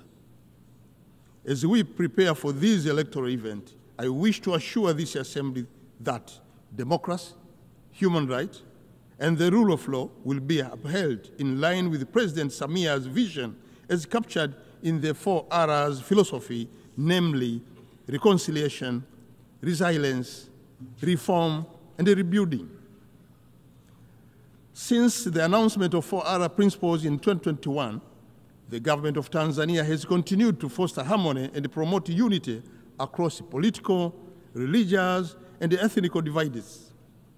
In implementation of 4R, the government has also undertaken several monumental reforms that seek to address shortfall within the criminal justice system, allow the effective political process, and enhance the enjoyment of human rights. Mr. President, reforms are crucial for countries and international organizations to stay relevant, for greater inclusiveness, transparency, and accountability, especially in multilateral bodies like UN Security Council and the Bretton Woods institution.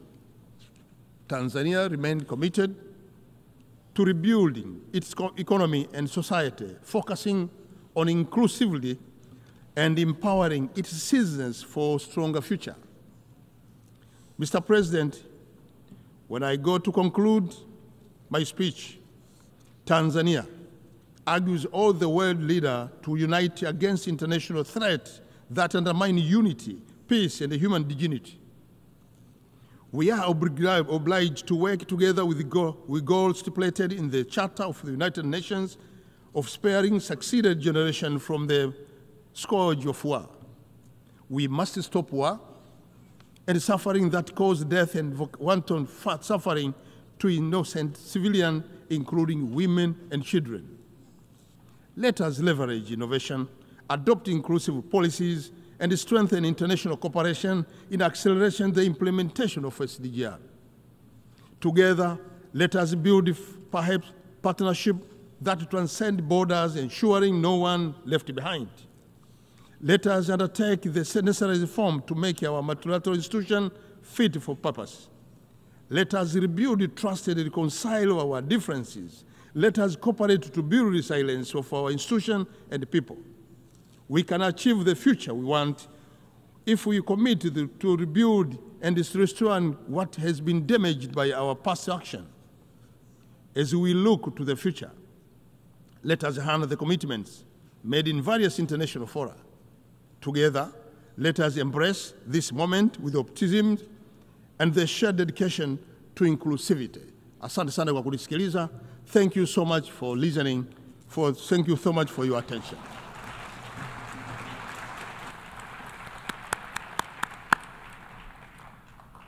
On behalf of the Assembly, I wish to thank the Prime Minister of the United Republic of Tanzania.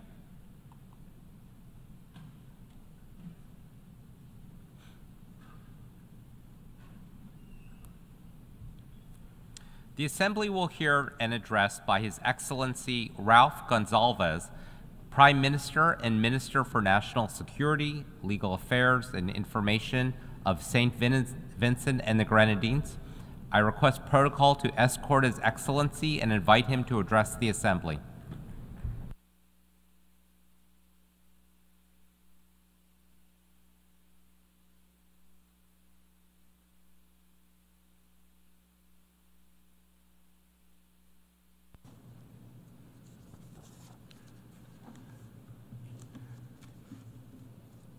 Mr. President, Your Excellencies,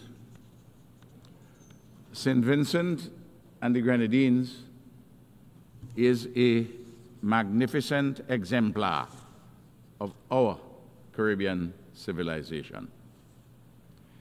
Despite a quarter century of analysis, advocacy, and prescriptions set forth by leaders of small island developing states and international institutions charged with advancing the interests of SIDS, our travails are enduring in a global community largely disinterested in our well-being and that of small states generally. We in SIDS remain unequally yoked in a global community motivated by the baser instincts of the untrammeled power of money, ideology, guns, lethal weapons, territorial and global dominance. To be sure, the SIDS have made incremental advances in the global community and in the architecture of international relations. Nevertheless, for us in SIDS, it has been a situation akin to going up a dung escalator, in which the dung escalator is moving at a faster pace than the upward baby steps. Frequently, it appears as though much of the powerful would wish the SIDS not to exist. But here we are, stubborn as the heavens. We are not going anywhere despite our massive vulnerabilities. Our people have a permanence in this world. Even if some of our lands wash away, we have a voice and we will continue to use it. We demand, as of right, a special support from the international community to address efficaciously the unique social, economic, and environmental vulnerabilities of SIDS in the interests of the nearly 70 million people who permanently occupy the seascape and landscape of the SIDS, and in the interest, too, of all the other 8 billion or so persons who inhabit Mother Earth. Small island exceptionalism ought to be a category embedded formally in international law and accorded most favorable treatment. Rather than securing a most favorable treatment, the SIDS are required to fight to maintain the special considerations which providence or serendipity has bestowed upon them. A case in point is the attempt currently by the International Development Association, IDA, to pit the most vulnerable, the SIDS, against the poorest countries in its quest to tighten the terms under which qualifying SIDS of a particular income level, such as St. Vincent and the Grenadines, obtain soft loans through the World Bank IDA nexus. In any event, why is the World Bank persisting with the single, anachronistic, and ill-designed metric of average per capita income in respect of vulnerable SIDS in the age of the Anthropocene, as against a more comprehensive and sensible measure of a multi-dimensional vulnerability index? Your Excellencies, the unvarnished truth is that the developed countries have not kept their promises to the SIDS, except the most marginal ones. Importantly, the countries of the developed world, the major historic and contemporary emitters of greenhouse gases, have failed and or refused to keep their solemn commitments of restricting the global temperature at below 1.5 degrees Celsius above pre-industrial levels. Unless there are drastic alterations in the patterns of consumption, production, life, and living in developed and large emerging economies, our planet is inexorably on a path to a proverbial hell in a handbasket.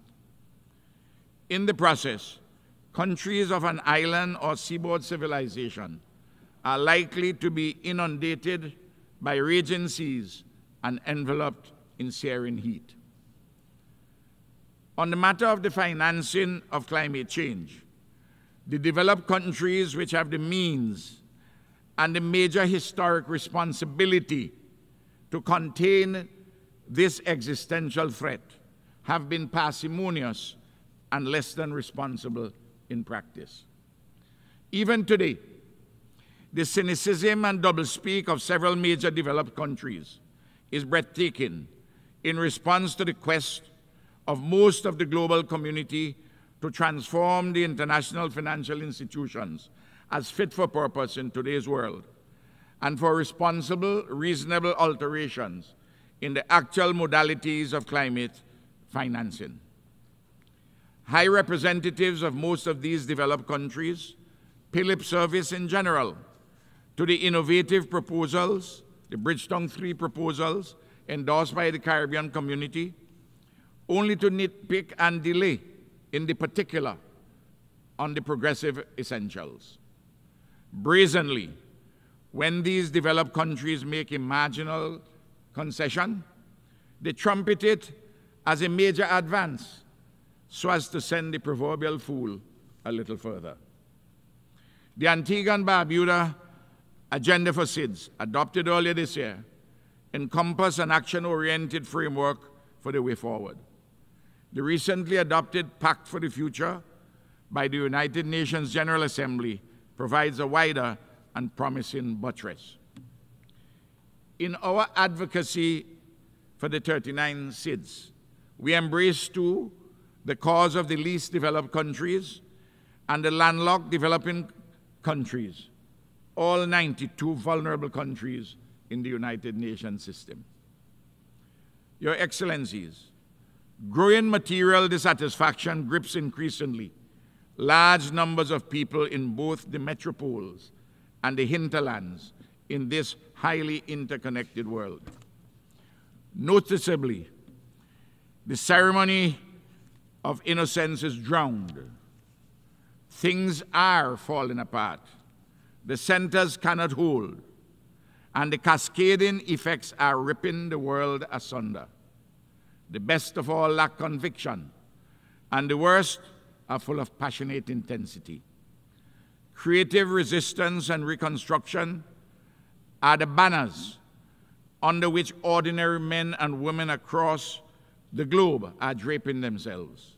Sadly, in the North Atlantic countries, there is a growing and dangerous constituency for an illiberal, even a neo-fascist option of looking forward to an illusory past in search of making again their countries unalloyed, mythical paradises of unrivaled dominance.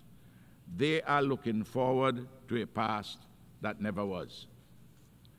At the same time, even a modest middling social democracy is on the retreat because this old political shell of the post-1945 global order can barely contain the erupting contradictions within and outside it. A search for new modalities is emerging, but not yet fully formed, in part because the old order is unprepared to relinquish, cede, or share power, even as it realizes that it cannot continue to rule in the old way, but the new is yet to be born, and the forces of change lack a sufficiency of strength to deliver satisfactory alterations.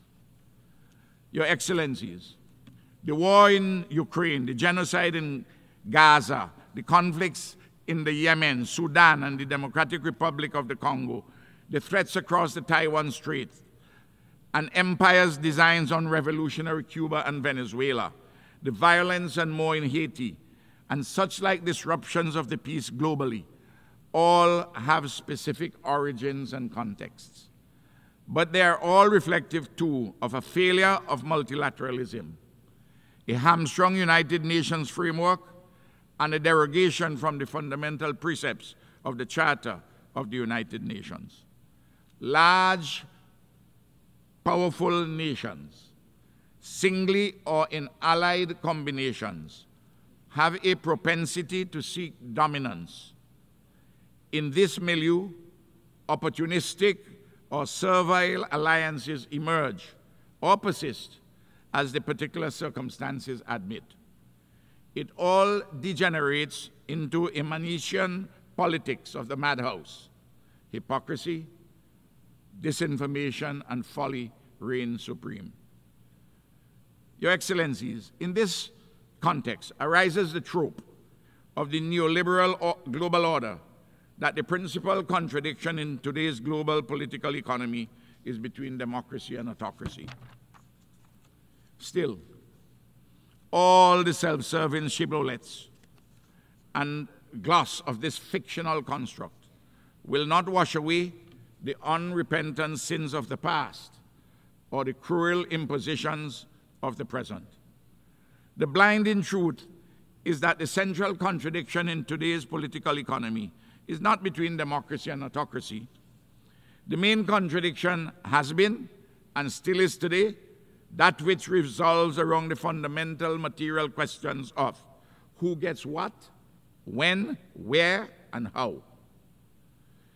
It is centrally about the struggle or competition for ownership, control, and distribution of material resources, which constitute the basis for regional or global hegemony. Everywhere, more and more, the poor, the hungry, the marginalized, the disadvantaged are clamoring and organizing for a different and better future. Not an unacceptable past, not a present without possibilities of upliftment, but for a future beyond unbounded elements. Your Excellencies, sadly, in our region, we have been experiencing the lived reality that the imperial ghost of Monroe still stalks the marbled halls of the citadels of a neighboring great country of extraordinary possibilities to the detriment of countries in Latin America and the Caribbean. No country in our hemisphere can reasonably be considered a security or other threat to this great nation. Yet St. Vincent and the Grenadines and other Caribbean countries have been damaged collaterally and directly in significant material ways by the weaponizing of the financial system and the unjust unilateral coercive sanctions against Venezuela and Cuba, which are in breach of international law. I am pleading with our friends for an amicable reset of these troubled relations in the interest of peace, mutual respect, justice, and prosperity. The international community continues overwhelmingly and rightly to demand the end of the unilateral sanctions, the embargoes, and unfair declarations about state sponsorship of terrorism and more made against Cuba. Your Excellencies, on July the 1st, 2024, the Category 4 Hurricane Beryl battered St. Vincent and the Grenadines, Grenada, and Jamaica. Since the dawn of the 21st century, this is the 12th significant natural disaster to have struck my country. Hurricane Beryl has adversely affected 1/5 of our population and has caused economic damage amounting to 1/3 of our country's gross domestic product. The relief, recovery, and reconstruction processes are underway. On behalf of the government and people of St. Vincent and the Grenadines, I thank all countries and organizations, including the United Nations, that have come to our aid in the aftermath of the hurricane. Unfortunately, for the recovery and rebuilding processes, we are essentially on our own.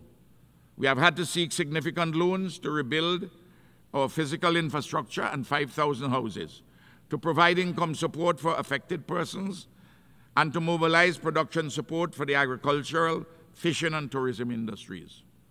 I'm appealing to the international community, our dear friends, to assist us, not with further burdensome loans, but with requisite grants.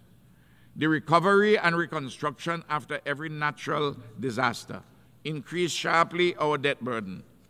Countries like ours have contributed little or nothing to global warming and man-made climate change, yet we suffer largely alone on the front lines. This cannot be fair. It cannot be just. Do we have to choose death or debt? D-E-A-T-H or D-E-B-T? Which one we have to choose?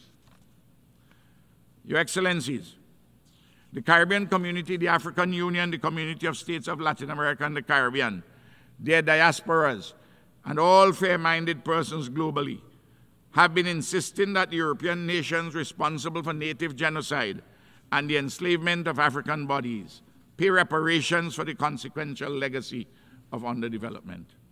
This issue of transformative reparative justice will not go away until it is appropriately addressed. Your Excellencies, the suffering and pain of the Haitian people continue to weigh heavily on the consciences of our Caribbean. Through the efforts of the Haitian people, in tandem with the regional and international communities, especially CARICOM, the USA, Canada, and Kenya, a measure of progress has been made on some fronts, but immense challenges remain in the humanitarian, security, political, and economic spheres. The building of a free, democratic, peaceful, and prosperous Haiti demands commitment and concerted action from all the relevant stakeholders in pursuance of solutions devised by Haitians and led by Haitians. Haiti fatigue is not an option for the international community. Your Excellencies, in our Caribbean, there is a growing challenge of violent crime involving the combustible mix of imported guns and bullets, illegally exported marijuana, and the trafficking of cocaine from South America. It is evident that this challenge demands much closer cooperation operationally between all the countries concerned in the Caribbean, North America, South America, and Europe. In the Middle East, the collective punishment meted against the Palestinians in Gaza and the continued illegal occupation of Palestinian lands, including in the West Bank, amidst accompanying state terror by an Israeli regime in total defiance of international law, is utterly unacceptable. Surely, despite the complexities of the problems at hand, this United Nations, especially the Security Council, ought to summon the courage and will to stop the carnage and facilitate the lasting peace and security. Your Excellencies, in the Far East, the prospect of a disruption of the tenuous peace across the Taiwan Strait is alarming. The quest for hegemony and the denial of a people's inalienable right to self-determination are wrong in the East as it is in the West. Bullying is objectionable in the West as it is in the East. Unilateral coercive action by a big power in the East is contrary to international law as it is surely in the West. St. Vincent and the Grenadines continues to urge that Taiwan be allowed to participate fully in the specialized agencies of the United Nations, including those pertaining to health, air and sea transport, climate change, disaster preparedness, and global policy. Your Excellencies, it appears that there have been recently some positive movements in the long quest to effect a judicious and just reform of the United Nations Security Council. It is evident to all reasonable persons that reform of this body is long overdue. As the chair of the L69 group, St. Vincent and the Grenadines will continue its advocacy for an inclusive, more accountable, effective, representative, and relevant Security Council. Excellencies, we know that a better world is possible. On the United Nations rests our hopes for a better world for peace, justice, security, and prosperity. Let us also act in accord with our responsibilities, obligations, and means. Please, let us not desecrate our future. Thank you.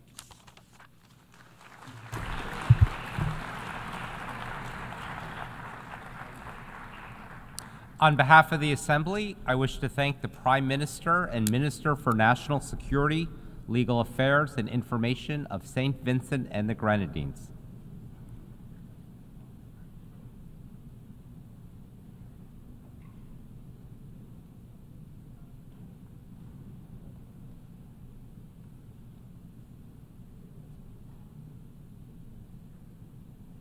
The Assembly will hear an address by His Excellency Russell M. Iso Dlamini, Prime Minister of the Kingdom of Eswatini.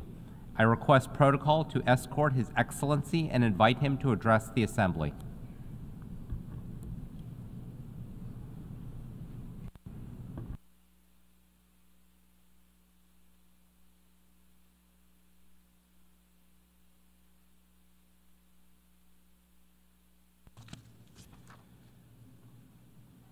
Your Excellency, Mr. Philemon Yang, President of the 79th session of the United Nations General Assembly, Your Majesties, distinguished heads of state and government, the United Nations Secretary General, honorable delegates, ladies and gentlemen, Mr. President, it is with profound gratitude and deep sense of responsibility that I stand before you today at this pivotal gathering of the 79th United Nations General Assembly.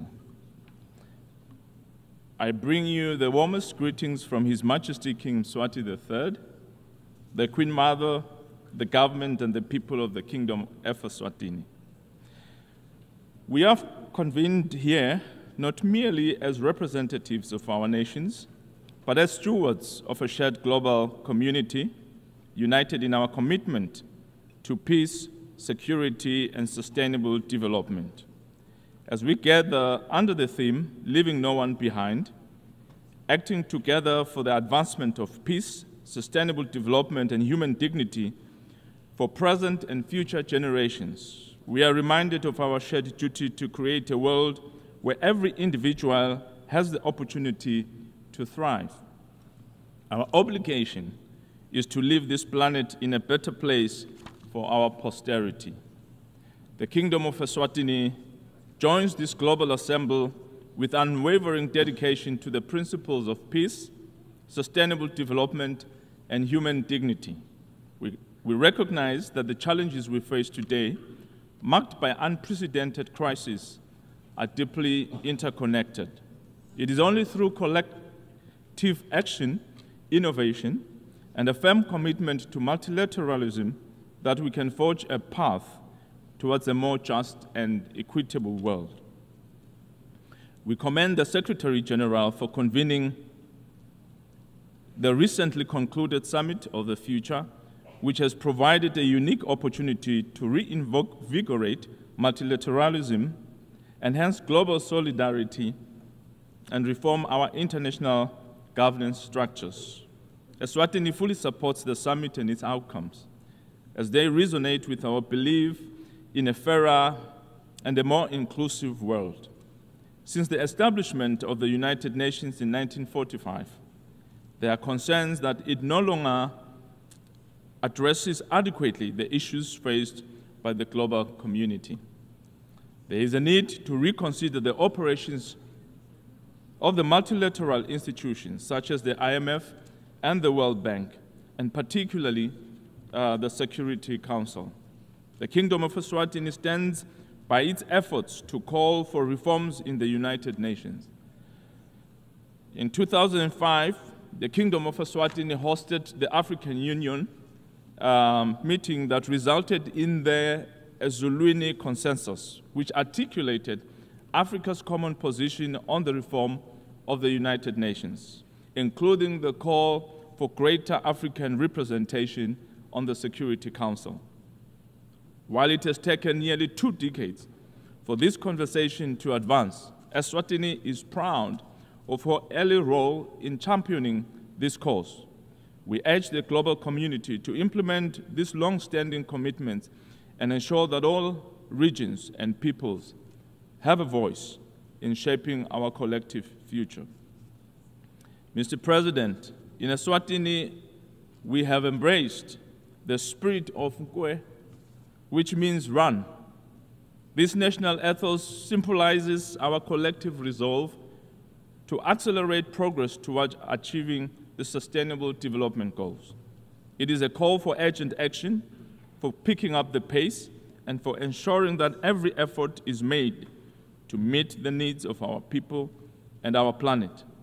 With only a few years left until 2030, time is not on our side. We must double our efforts to bridge the gaps in development, combat poverty and inequality, and address the climate crisis.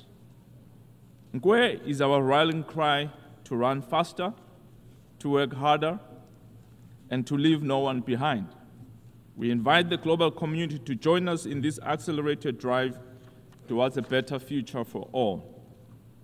Africa is the youngest continent in the world, brimming with potential and promise. The Kingdom of Eswatini is committed to harnessing this demographic dividend by investing in our youth. Our youth empowerment program, supported by government, the United Nations in Eswatini, and other friends of the Kingdom, aims to equip young people with the skills and resources they need to succeed in a rapidly changing world. We believe that by creating opportunities for employment and entrepreneurship, we are laying the foundation for a more prosperous and inclusive society. Addressing youth unemployment and providing our young people with meaningful opportunities is not just an economic imperative, but a moral one. We must act now to ensure that our youth can participate fully in building the Africa we want, an Africa of peace, prosperity, and dignity. Poverty remains one of the greatest challenges facing our continent. In Eswatini, we are committed to eradicating poverty through inclusive growth and robust social protection programs. We have prioritized policies that provide safety nets for the most vulnerable in our society, including women, children, and persons with disabilities. We urge the international community to support these efforts by promoting fair trade, increasing development assistance, and fostering partnerships that create jobs and uplift communities. Let us work together to build a world where no one lives in poverty and every person can achieve their full potential. Mr. President, sustainable development is not a choice, but a necessity for the survival and prosperity of our planet. The Kingdom of Eswatini remains dedicated to advancing our development agenda as aligned with the 2030 Agenda for Sustainable Development. We have made significant strides in promoting poverty eradication, renewable energy, the protection of our natural resources, and ensuring equitable access to education and healthcare for Emaswat. Our national development strategy aligns with global development goals focusing on economic diversification, poverty reduction, and human capital development. We've taken significant steps to promote renewable energy through investments in solar, wind, and hydropower projects, such as the Eswatini Electricity Company's initiative to increase the share of renewable energy in the national grid. These efforts are complemented by our progress in providing access to quality education through the free primary education program and improving healthcare services as outlined in our National Health Strategic Plan. However, as a small middle-income country, we face unique challenges, including limited access to international financing, vulnerability to climate change, and economic shocks. We call on the international community to support the developmental aspirations of countries like Eswatini, ensuring that our path towards sustainable development is not hindered by structural inequalities in the global system. In response to these challenges, Eswatini has put forth a comprehensive SDG recovery and acceleration plan valued at about $1.6 billion, covering diverse areas including digital transformation, renewable energy, agriculture, industrial expansion, and social protection. This plan prioritizes implementation over the development of new frameworks, emphasizing sectors such as job creation, specifically under SDG 8, Target 8.5, which focuses on creating jobs across industries as a multiplier for achieving other SDGs. By investing in employment opportunities, we believe we can address multiple dimensions of development, including reducing food insecurity, enhancing access to essential services, and minimizing social ills, such as crime and substance abuse. Mr. President, the implementation of SDGs requires substantial financial resources. However, many developing countries, including those in Africa, face significant barriers to accessing affordable finance. The current global financial architecture is not fit for purpose and must be reformed to make the financing more accessible and equitable. We call for the implementation of the Addis Ababa Action Plan, which emphasizes the need for innovative financing mechanisms and global solidarity. We also urge the international community to support the reform of global financial mechanisms that have seen developing countries pay much higher costs than developed nations to access the much-needed funds. This unfair practice must come to an end. The Summit of the Future provides a critical opportunity to address these disparities and ensure that all nations have the means to achieve their development goals. Mr. President, peace is the foundation upon which sustainable development and human dignity rests. The Kingdom of Eswatini, guided by its long-standing tradition of peaceful coexistence, continues to advocate for dialogue and peaceful resolution of conflicts. We condemn all forms of violence and support efforts aimed at silencing the guns across the world, particularly in Africa. We call upon the international community to support the African Union's Agenda 2063 and the African Union Master Roadmap for silencing the guns. It is imperative that we are not to leave anyone behind. We must address the root causes of conflict, including poverty, inequality, and lack of opportunity, which drive instability and undermine development efforts. Mr. President, health is a fundamental pillar of sustainable development, and its challenges are multidimensional, impacting not just individual well-being, but also national productivity and social stability. The Kingdom of Eswatini recognizes that achieving universal health coverage is integral to the broader agenda of leaving no one behind. Despite our efforts to improve healthcare access through initiatives such as the National Health Strategic Plan and investment in health infrastructure, Eswatini, like many other countries, continues to grapple with significant health challenges. These include a high burden of communicable and non-communicable diseases, inadequate health financing, and the complexities of delivering equitable health care in rural and remote areas. Furthermore, the ongoing threat of pandemics such as COVID-19 and emerging health threats such as the mpox exacerbated by climate change underscore the need for adequate preparedness and resilient health system.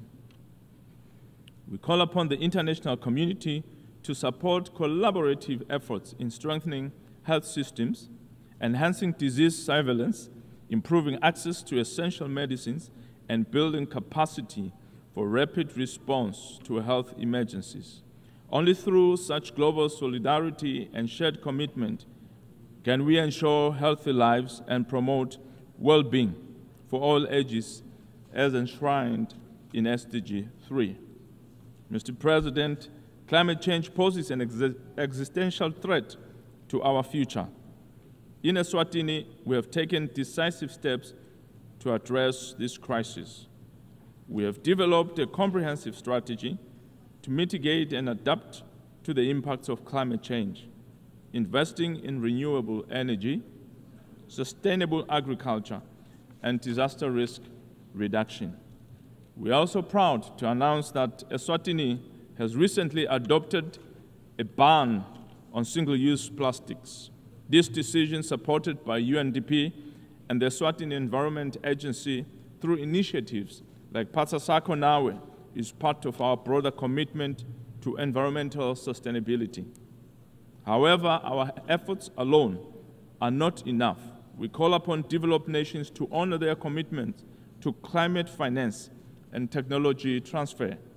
It is only through collective action that we can ensure a sustainable future for all. The theme of this year's UN General Assembly is leaving no one behind, acting together for the advancement of peace, sustainable development, and human dignity for present and future generations. Ironically, Taiwan and its 23.5 million people continue to be left by the United Nations and its specialized agencies. We wish to make a call for their inclusion. They need to be part of this global platform so that they can also fully participate in global development and growth of our goals. Mr. President, the road ahead is fraught with challenges, but it is also filled with hope and opportunity. Let us seize this moment to reaffirm our commitment to the ideals of the United Nations and to the vision of a world where peace, sustainable development, and human dignity are realities for all. The Kingdom of Eswatini stands ready to work with all nations in this noble endeavor. May we all embrace the spirit of UNGA and let us run together with accelerated speed towards our shared goals and ensure that no one is left behind. I thank you.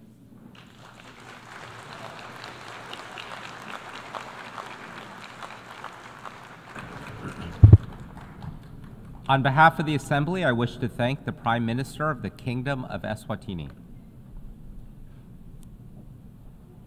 The Assembly will hear an address by Her Excellency Robina Nabanja, Prime Minister and Leader of Government Business in Parliament of the Republic of Uganda. I request protocol to escort Her Excellency and invite her to address the Assembly.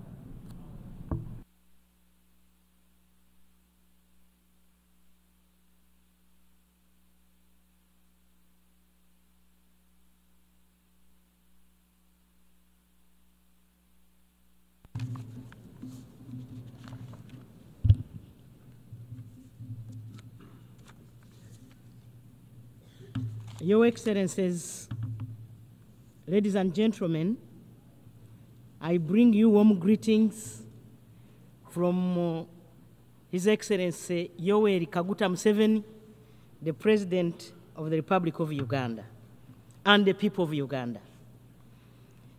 I congratulate His Excellency Mr. Philemon Yang on his election as President of the 79th session of the UN General Assembly, and I assure him of Uganda's full support.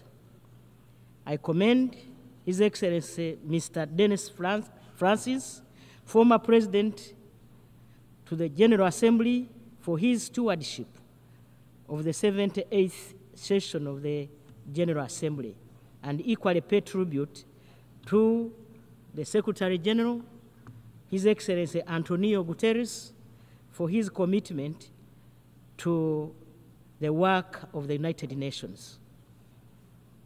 Mr. President, in the face of the current global shocks occasioned by multiple human, natural, ecological, sociological, and financial crises, we can all agree that the world is not in a good place.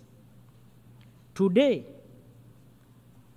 the negative consequences of disunity have given rise to conflicts, global instability, interstate rivalry, and has worsened the already existing problems of poverty, hunger, and disease in many parts of the world. There is therefore need to recommit ourselves to a common identity of shared humanity in the modern global village. As people of the United Nations, we should live by the Charter of the United Nations with a sincere determination to save future generations from the scourge of war.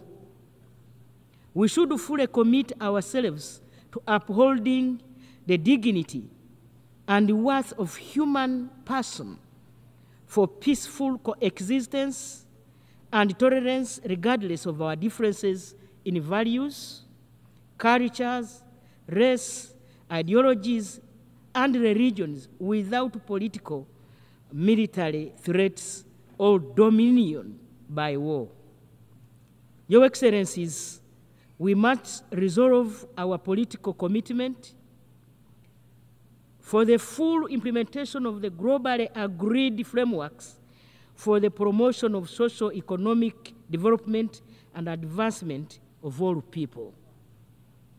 In this regard, Your Excellency, urgent action is required to address global inequalities with regard to poverty, hunger, and disease, which continue to affect disproportionately the poorest and most vulnerable. Therefore, this is the time to ask the following questions.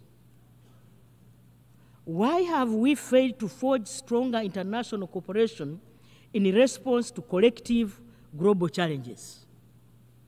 The second question is, why is it that, in spite of the multiple global commitments derived through conceptually formulated solutions, decisions, and commitments, do all these remain unimplemented?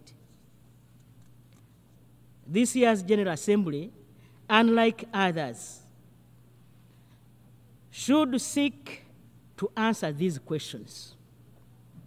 Mr. President, we are all aware that most conflict drivers begin as unresolved local or regional tensions or problems, which become increasingly complex, sometimes involving multiple actors. Regional conflicts must be addressed comprehensively beyond security, with the need for broad and strong political commitments by the regional governments. Uganda believes in the peaceful resolution of conflicts wherever they occur. We are at the forefront of promoting regional peace, security, and stability necessary for economic development.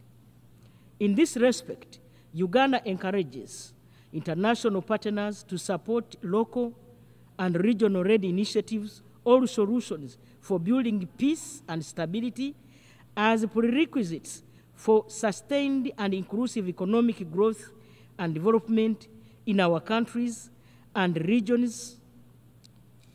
We call on the increased collaboration by the international community to eliminate or reduce the incidence of conflicts caused by factors such as inequality, climate change, pandemics, new technologies, transitional organized crime, and terrorism. Uganda believes that the benefits of this world must be shared with all humanity, and detests all forms of exclusion by the relatively few wealthy nations. We reject the increasing competition and confrontation between major powers, which undermines the collective international responses to security, peace, stability, and socio-economic development. Your Excellencies, Uganda reiterates its call for the urgent and comprehensive reform of the UN Security Council for Africa to be represented in both permanent and non-permanent categories as a special case in order to address the historical injustice and the urgent imperative to address it, and fully supports the common African position on this matter. The African Union Committee of 10 heads of state, under the leadership of the Republic of Sierra Leone, has been pursuing the mandate to promote, advocate, and canvass for support of the common African position on the reform of the United Nations Security Council as stipulated in the Ezurini Consensus and the City and Sati Declaration. The position is that Africa should have 2 permanent seats with a veto if others have it, and 2 additional non-permanent seats on the Security Council. The Committee of 10, since 2005, has been driven with the hope and conviction of sovereign equality in representation and participation in intergovernmental negotiations for the reform of the UN Security Council to make it more responsive to the current circumstances to achieve a future of shared goals for humanity. The core aspiration is for Africa to get representation in United Nations Security Council as equal partners and make a contribution to multilateral systems that should become inclusive, equitable, and work for international peace and security of all without paralysis or succumbing to parochial interests of major powers. Mr. President, we demand for the right to development as equal members of the international community without any preconditions and politicization, for greater human dignity, freedom, and socio-economic injustice. We call for fair access to means of production, technology, and capital for the socio-economic transformation of our economies in line with our national legal frameworks and development plans.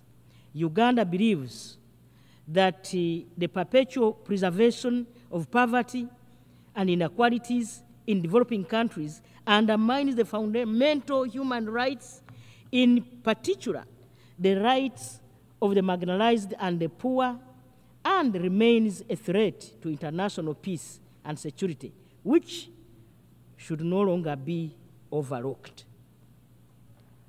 Uganda, as a chair of non-allied movement, will work with countries of the non-allied movement as well as other countries on the intergovernmental processes that shall lead to the adoption of the UN Covenant on the Right to Development.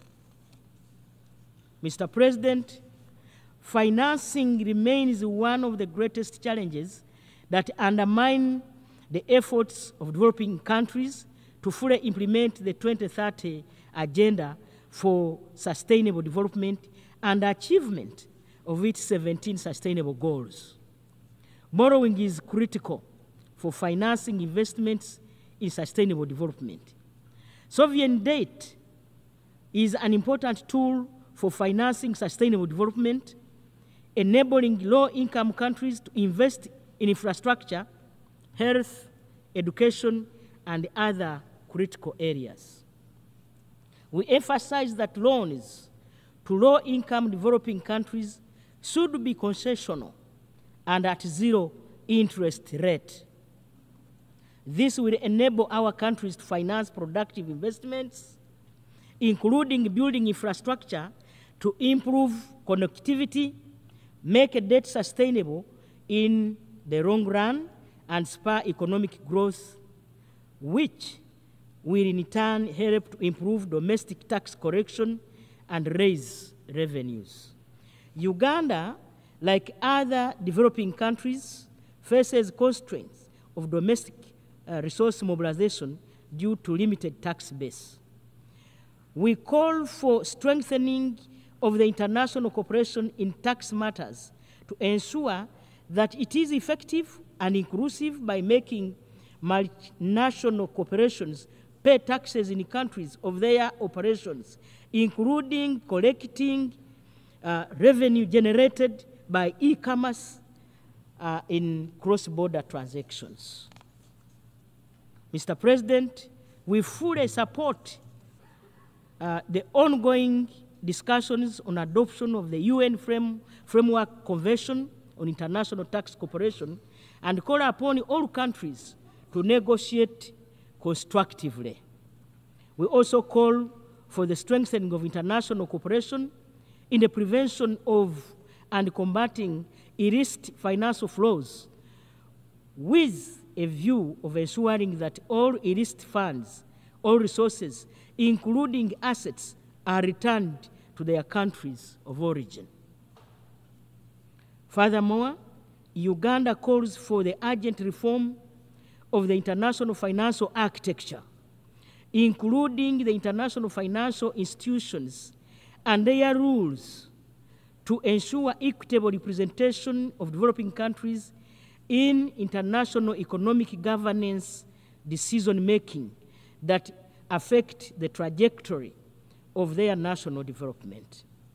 Your Excellencies, Uganda identified 4 key sectors of wealth and job creation in line with its national development plan, and that includes agro-processing, industrialization, services, information and communication technologies, digitalization, and skills development to support our socio-economic transformation. There is no doubt that affordable energy and access to affordable high-quality internet connectivity is vital to catalyze their full implementation in order to realize inclusive development outcomes and benefits for our people. We need to strengthen deeper collaboration with the Global South, with the support of our partners in the North, to unlock shared prosperity by building the necessary infrastructure and connectivity to increase productive capacity for rapid growth, economic takeoff, and sustainable development. In this regard, Uganda calls on the international community to support the full implementation of the African Continental Free Trade Area. Furthermore, Uganda calls on the international community to support its path to sustainable development. We encourage foreign individuals and companies to invest in the country. We welcome inflows of money, technology, knowledge, skills, and expertise as major sources of non-debt financial resources for economic development of our country. Your Excellencies, Uganda also calls for collaboration by the international community in medical research for global health to develop vaccines and treatments to combat diseases like Ebola, COVID-19, monkeypox, and improving healthcare capability in low-income countries, particularly in Africa. Uganda advocates for mutually beneficial trade and investment. We encourage that in pursuing sustainable development, foreign direct investment should be geared to adding value by processing raw materials inside our country, where raw materials are produced and to export high-value products. This will create jobs, generate high incomes, and increase taxable revenues. We call on multinational companies to desist from purchasing raw materials and only selling processed products for consumption in developing countries. We equally call on developed economies and multinational companies that buy raw materials to process them and add value in their countries should take measures to institute policies that allow sharing the profits they generate in the value chain with the low-income raw material producing countries where it is sourced for shared prosperity. Mr. President, climate change remains one of the greatest challenges to the pursuit of sustainable development. Uganda calls on developed countries to provide the necessary financial, technical, as well as capacity building to support developing countries to effectively address climate change. We demand for climate justice, recognizing that richer countries, having historically profited from high emission activities for the development of their economies, and bear a great obligation to lead in mitigating these impacts. Therefore, high-income countries should reduce their emissions and equally support developing countries in their gradual transition to low-emission development pathways without using the environment as a political and economic tool to block or slow down their development. We emphasize that climate finance should be additional to official development assistance. Mr. President, developing countries face great challenges, including the increase in unilateral political, economic, and trade actions, or policies, and the weakening of multilateralism, which are flagrant violations of the principles established in the UN Charter, international law, and the purposes of the United Nations. We consider that it is urgent to stop these actions that threaten the economic and social development of the countries that are subject to them, and consequently prevent them from achieving the Sustainable Development Goals. Uganda reiterates its call to put an end to the economic, commercial, and financial blockade imposed on these sister nations under sanctions, which is a major impediment to the sustainable development. Uganda also reiterates its firm rejection to the imposition of laws and regulations with extraterritorial impact and all other forms of cohesive measures, including unilateral sanctions against developing countries, and reiterates the urgent need to eliminate them immediately. Mr. President, Your Excellencies, ladies and gentlemen, Uganda took over the chairmanship of both the Group of 77 and China and the Non-Allied Movement in January 2024. I take this opportunity on behalf of His Excellency President Yoweri Kaguta Museveni, the President of the Republic of Uganda, to thank all member states of the group and the movement for their confidence in ensuring Uganda is in the capacity of chair. We commend the Africa Group for endorsing our candidature for the chairmanship of both organizations.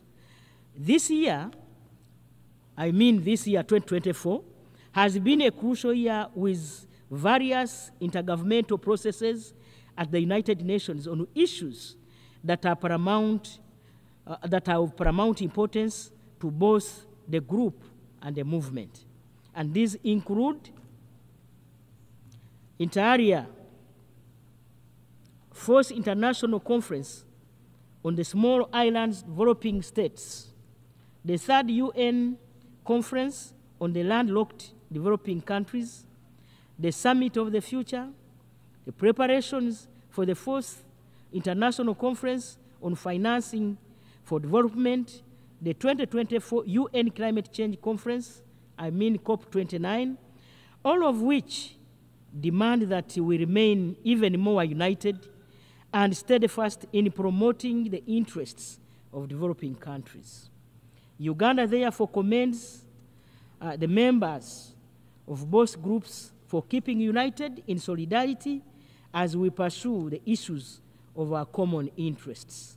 In conclusion, Mr. President, Uganda will continue with this stewardship, working together in solidarity to achieve a revitalized multilateral system which is capable of adequately addressing current and emerging global challenges.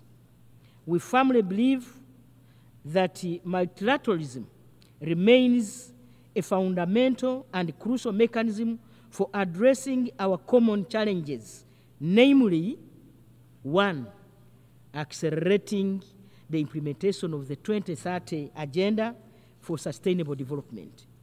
2, scaling up action to address climate change and biodiversity loss.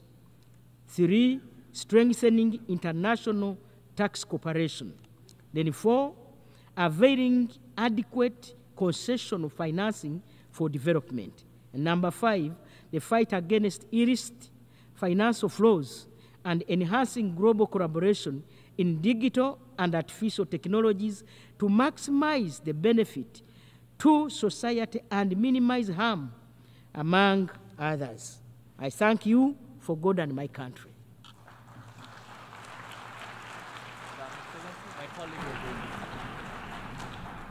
On behalf of the Assembly, I wish to thank the Prime Minister and Leader of Government Business in Parliament of the Republic of Uganda. We have heard the last speaker in the general debate for this meeting. The 14th plenary meeting to continue with the general debate will be held immediately following the adjournment of this meeting. The meeting is adjourned.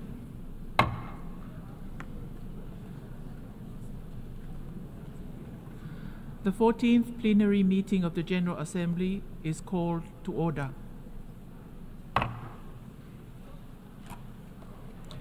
The Assembly will continue its consideration of Agenda Item 8 entitled General Debate. The Assembly will hear an address by His Excellency Gaston Alfonso Brown, Prime Minister and Minister for Finance, Corporate Governance and Public-Private Partnerships of Antigua and Barbuda. I request protocol to escort His Excellency and invite him to address the Assembly.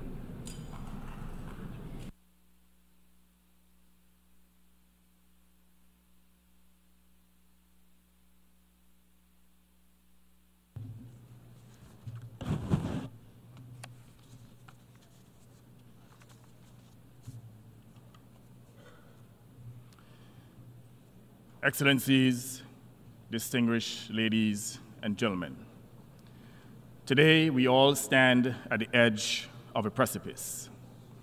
Never before has humanity been confronted with such stark choices: to end wars or condemn humanity to endless suffering, to eliminate poverty or watch millions starve, to act on climate change or doom future generations to a scorched planet. The choices we make today here in this Assembly and in every institution of governance will shape the survival of entire nations and the future of our world.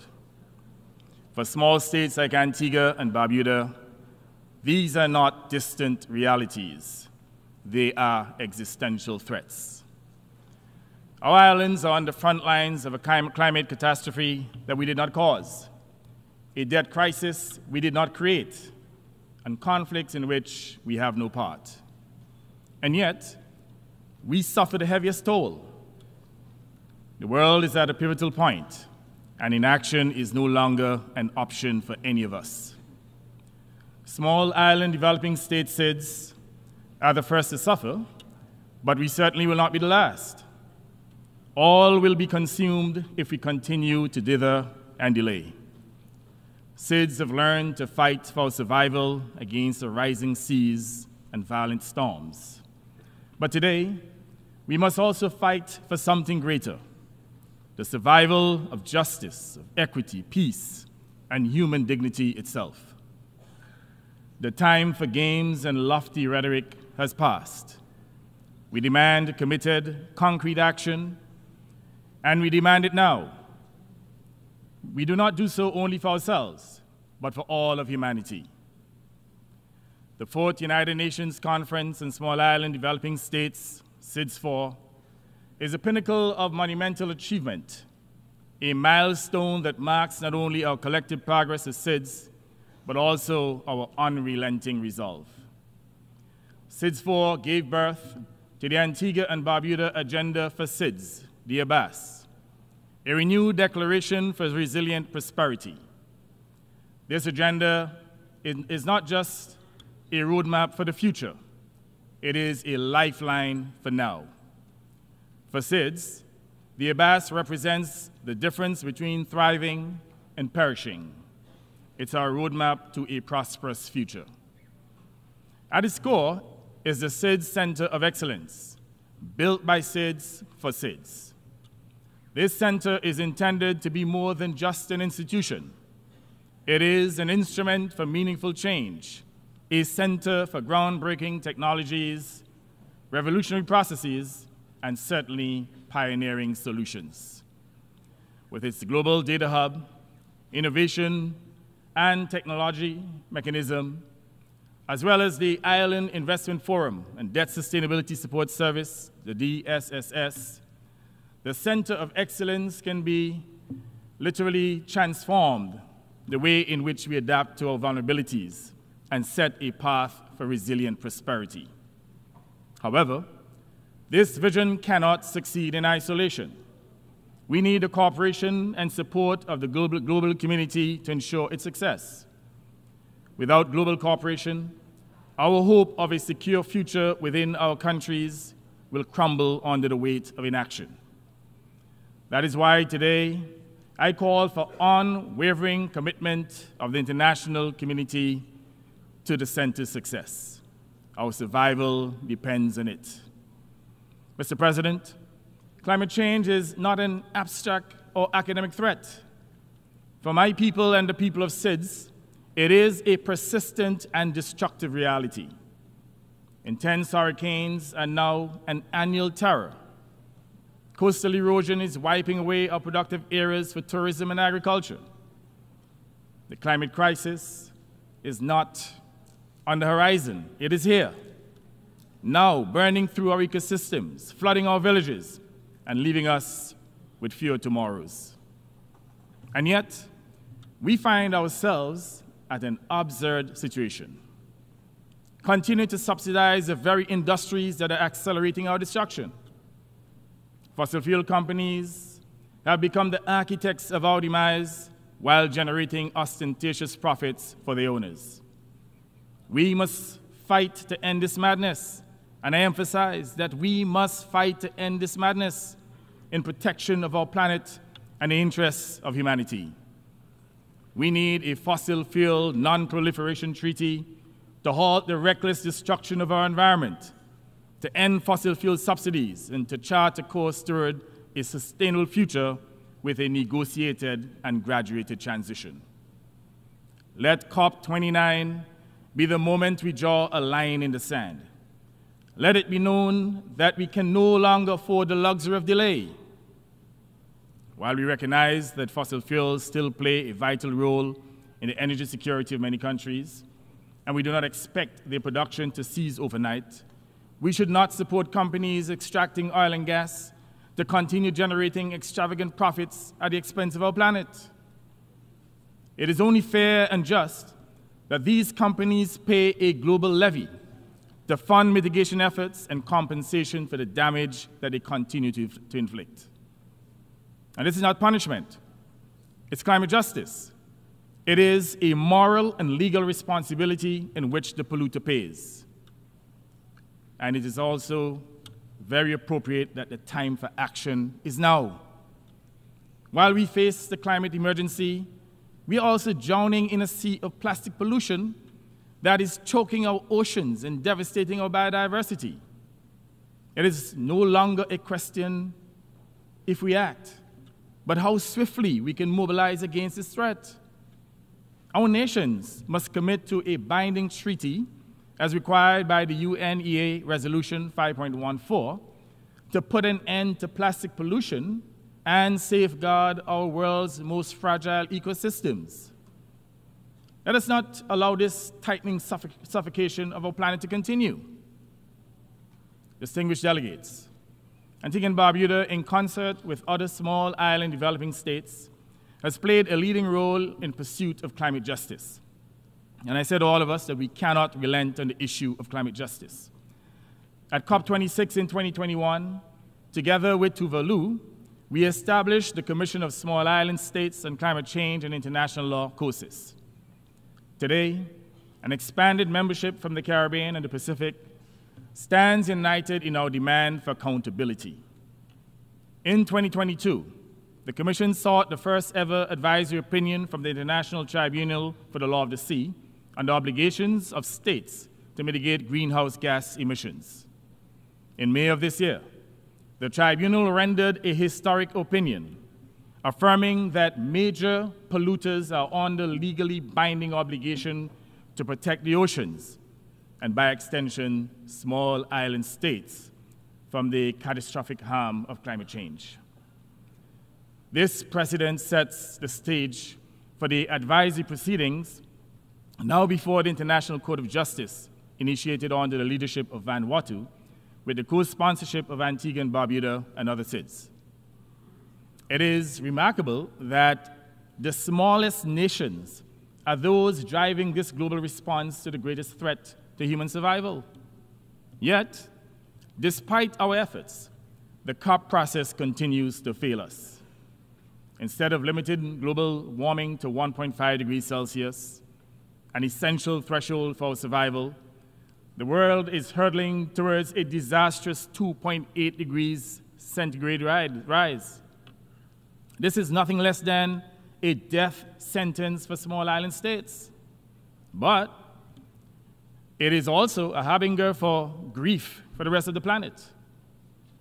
We must demand that major polluters not only respect their obligations on international law, but also compensate us for the loss and damages that we have suffered. Those who preach about a rule-based international order must now lead by example. Rules must apply equally to all, including the mighty, not just to the poor and powerless. At COP29, we expect no further delay in the capitalization and operationalization of the Loss and Damage Fund, for which we have struggled so long and certainly so hard. Equity and fairness demand it. Mr. President, the fight for survival is not just about climate. It's about financial justice, reparatory justice, and other injustices and equity. The international financial system is skewed, outdated, and unjust, literally punishing the most vulnerable, while rewarding the already rich and prosperous with favorable terms for their financial instruments. For too long, small states like mine have been shackled by debt we did not cause, debt that arose from recovery spending on recurring disasters that are beyond our control. We cannot achieve climate justice without addressing the structural inequities in the international financial architecture. It is time to lift the burdens that keep us bound to the past and unable to invest in our future. The SIDS Debt Sustainability Support Service is a critical mechanism that can provide tailored solutions, utilizing debt for climate swaps, debt relief, repurposing of SDRs and carbon pricing funding to help us escape the cycle of unsustainable debt. This is not charity. It is the justice of financial inclusion. And in the end, by remedying past injustices, it will establish a world that is fairer, more just, and more at peace with itself. Excellencies, the adoption of the Multidimensional Vulnerability Index, the MVI, which Antigua and Barbuda was honored to help advance in this organization, offers a path towards correcting the imbalance of unjust treatment accorded to small and vulnerable nations. It is a vital tool designed to acknowledge the complexities we face, not just in terms of limited economic capacity and other structural vulnerabilities and a lack of resilience, but also in our exposure to myriad external shocks.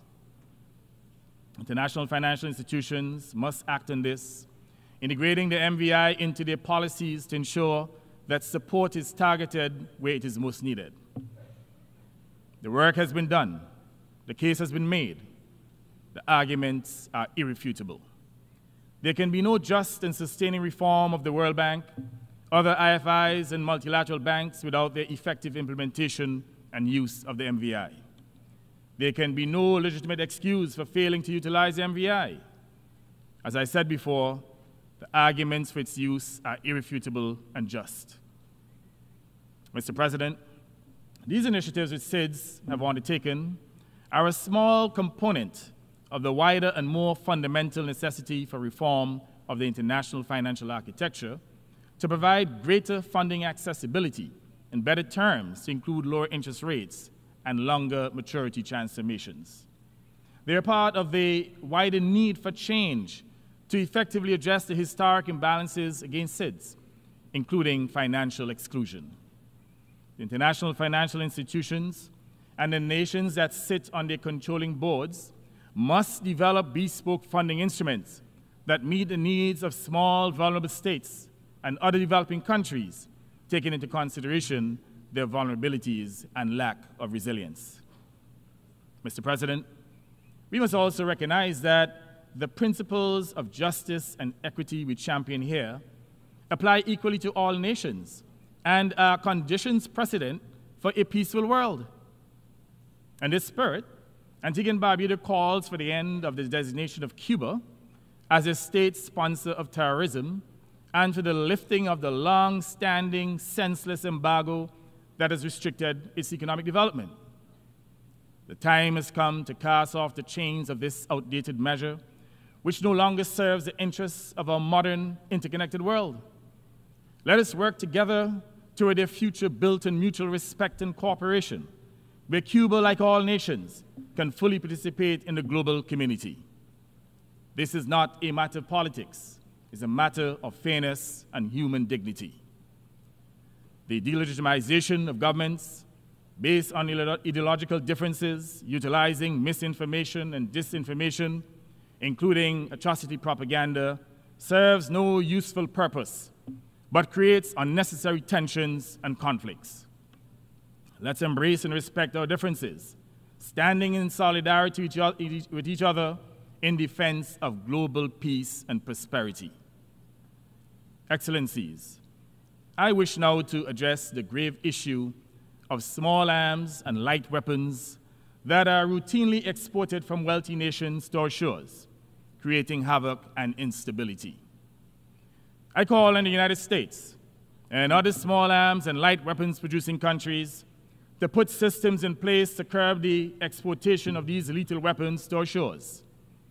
They are causing immense harm.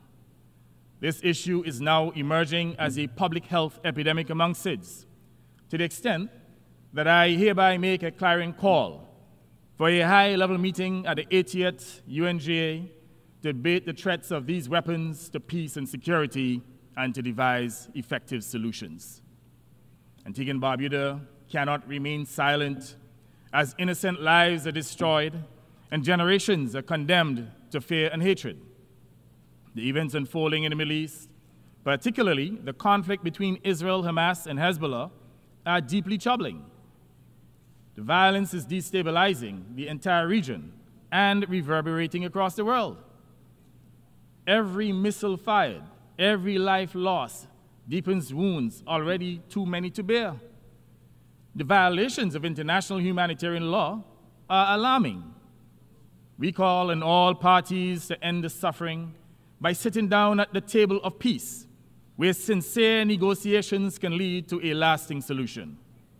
We believe that the only sustainable resolution is the creation of two sovereign states with borders respected and rights upheld. It is time for the people of this region and all conflict zones to end these conflicts and to give peace a chance. Let us give peace a chance. From Gaza to Sudan, Ukraine to Yemen, the scars of conflict run deep, leaving devastation in their wake. The anguish of families torn apart by war reverberates across the globe, and it is our collective humanity that bleeds. Conflict kills the victims of bullets and bombs, but it also diminishes all mankind. On September 17th, inspired by the Secretary General's impassioned call for peace, I wrote to him proposing an initiative that transcends borders, language, and conflict. With that letter, I transmitted a concept note setting out a proposal for holding international music concerts for peace across every region of the world.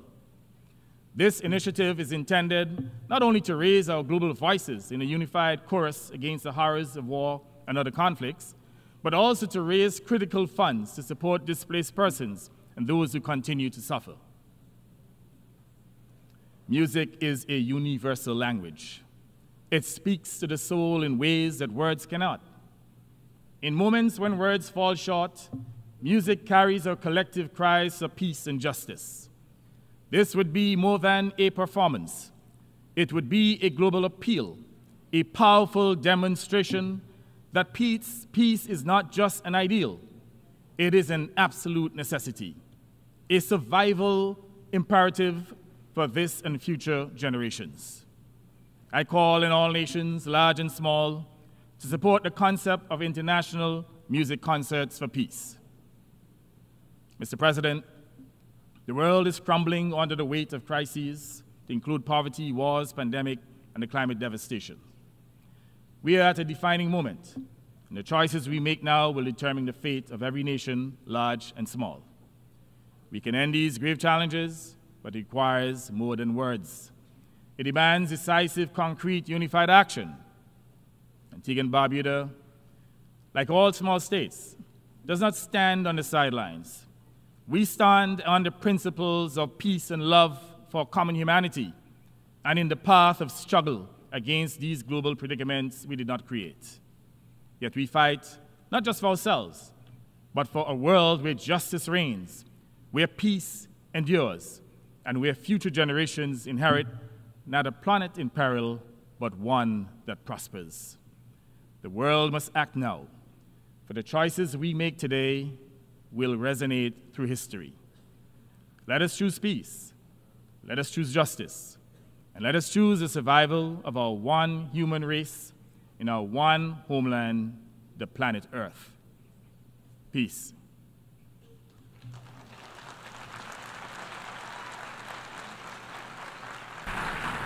On behalf of the Assembly, I wish to thank the Prime Minister and Minister for Finance, Corporate Governance, and Public and Private Partnership of Antigua and Barbuda. The Assembly will hear an address by His Excellency Edi Rama, Prime Minister of the Republic of Albania. I request protocol to escort His Excellency and invite him to address the Assembly.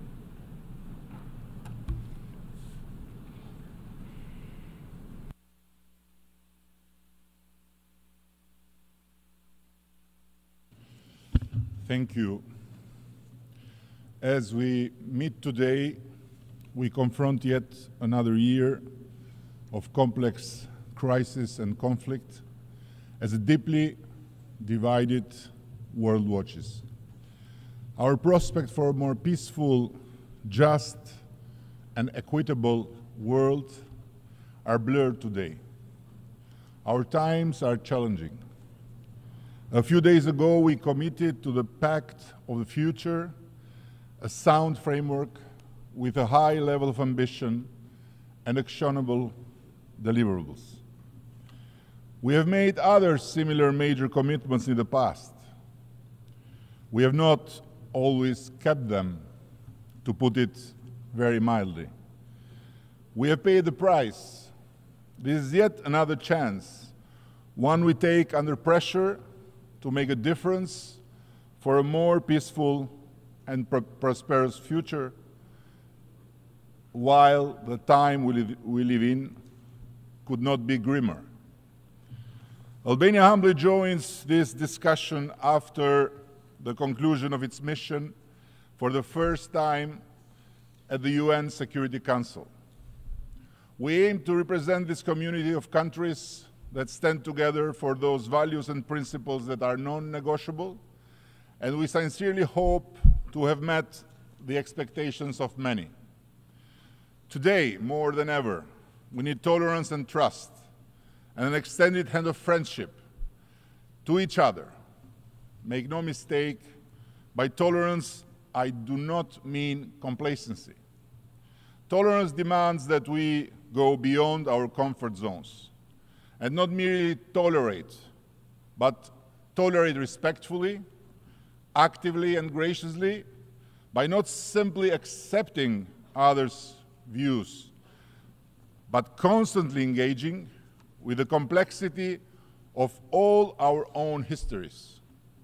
Tolerance for us Albanians is not merely the passive acknowledgement and grudging acceptance of someone's diversity. That form of tolerance, the tolerance that Muslims and Christian Albanians expressed during World War II towards the Jews by putting their lives on the line against evil, and making Albania the only country in Europe to end the war with more Jews than it had when the war began, requires its own partisan spirit. It requires engaging with the one who is different from us, accommodating disagreements with respect, and continuing to build bridges so that we can continue to debate and foster further understanding and peace by putting ourselves in the other's shoes. But it also requires that we continue to challenge ourselves by reflecting on the possibility of our own biases and prejudices, by reflecting on the arbitrariness and unilaterality that we attribute to others, and by constantly interrogating our own double moral standards. It is with the trust in humanity and humanism that Albania became a safe haven for the people who escaped death after the fall of Kabul under the Taliban, who were welcomed and accepted by my country, while bigger and richer EU member states of NATO turned the back to them. In the same spirit, we gave shelter to several thousand Iranian refugees whose lives were in daily danger in Camp Liberty, in Iraq, where they were raided and killed by Tehran assassins. We paid a dear price for being their hosts. The Tehran totalitarian regime engaged in a large-scale cyber attack against Albania, which aimed to bring the country to its knees by wiping out all our digital infrastructure of public services. They were very brutal, but they failed miserably. We didn't waver, and we will not waver in our commitment to shelter those people in our country for as long as it takes. Our hospitality was not, and is not at all related to any political stance against Iran, but only to humanitarian belief engraved in our spirit as a nation. We recently extended a hand of help to our neighbor and special friend Italy in an effort to ease the difficulties that geography has burdened on them with one of the most pressuring phenomena of our times, immigration. Meanwhile, instead of just talking, we try to act without pretending to solve the huge immigration problem in Europe, but on the other hand, without just sitting around and by trying to build and add something constructive, we just did our part. This attitude of solidarity, cooperation, and good neighborly relations is the linchpin of our policy in our region, the Western Balkans. In our region, after more than a quarter of a century, the deep wounds left by the violent disintegration of the former Yugoslavia still need to be healed. But we have also seen the construction of peace, reflected above all by the vision, unparalleled wisdom, and courage that led to the creation of the European Union. All of us in the Western Balkans have tried for over a decade to come together and meet and talk about the challenges and plans for our common future. It is Albania's firm belief that we need to look at the past with the eyes of the future and not look at the future with the eyes of the past.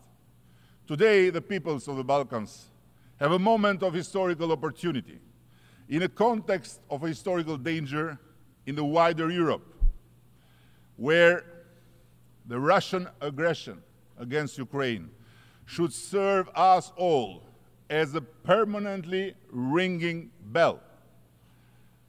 I would say that the Western Balkans is in a much better position today than ever before.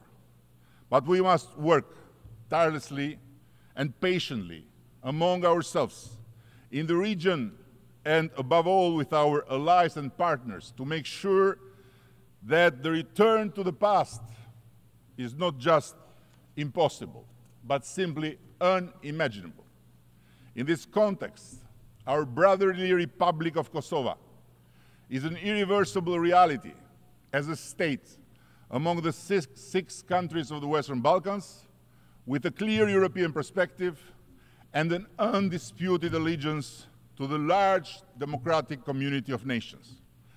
Any artificially drawn parallels between Kosovo and the occupied areas of Ukraine are meant to distract and to confuse whomever possible under this roof and the whole international public opinion, but they can never achieve to dilute the truth, which is Kosovo is now an intrinsic part of the international reality, an inspiring member of the Euro-Atlantic community, and must not be held hostage by anyone with false pretensions and excuses, starting with a group of 5 EU members that still do not recognize Kosovo's rightful place in every international forum and organization.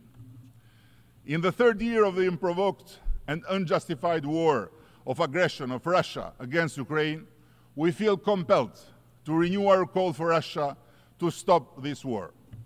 This is a war that neither Ukraine nor our community of like-minded nations choose, a catastrophe conceived by the decision of one country, and indeed one delusional dreamer of an old imperial past, rewarding an aggressor who annexes the territories of a sovereign country by disarming the victim of the aggression does not bring peace, but paves the way for more war. All those who seek peace by stopping Ukraine instead of stopping the neo-imperialist Russia's aggression are wrong. And they should be aware of a very simple truth. A peace that defeats Ukraine would bring only further aggression and will turn our world into one ruled by might, not by right. Yes, we seek peace too, and we want peace to be made between Ukraine and Russia as soon as possible. And of course, we would support any peace attempt and format that would include Russia around the table. But we seek a just peace, based on the Charter of these United Nations, international law, and the resolutions of this General Assembly of the United Nations. A peace that cannot undermine Ukraine and its rights.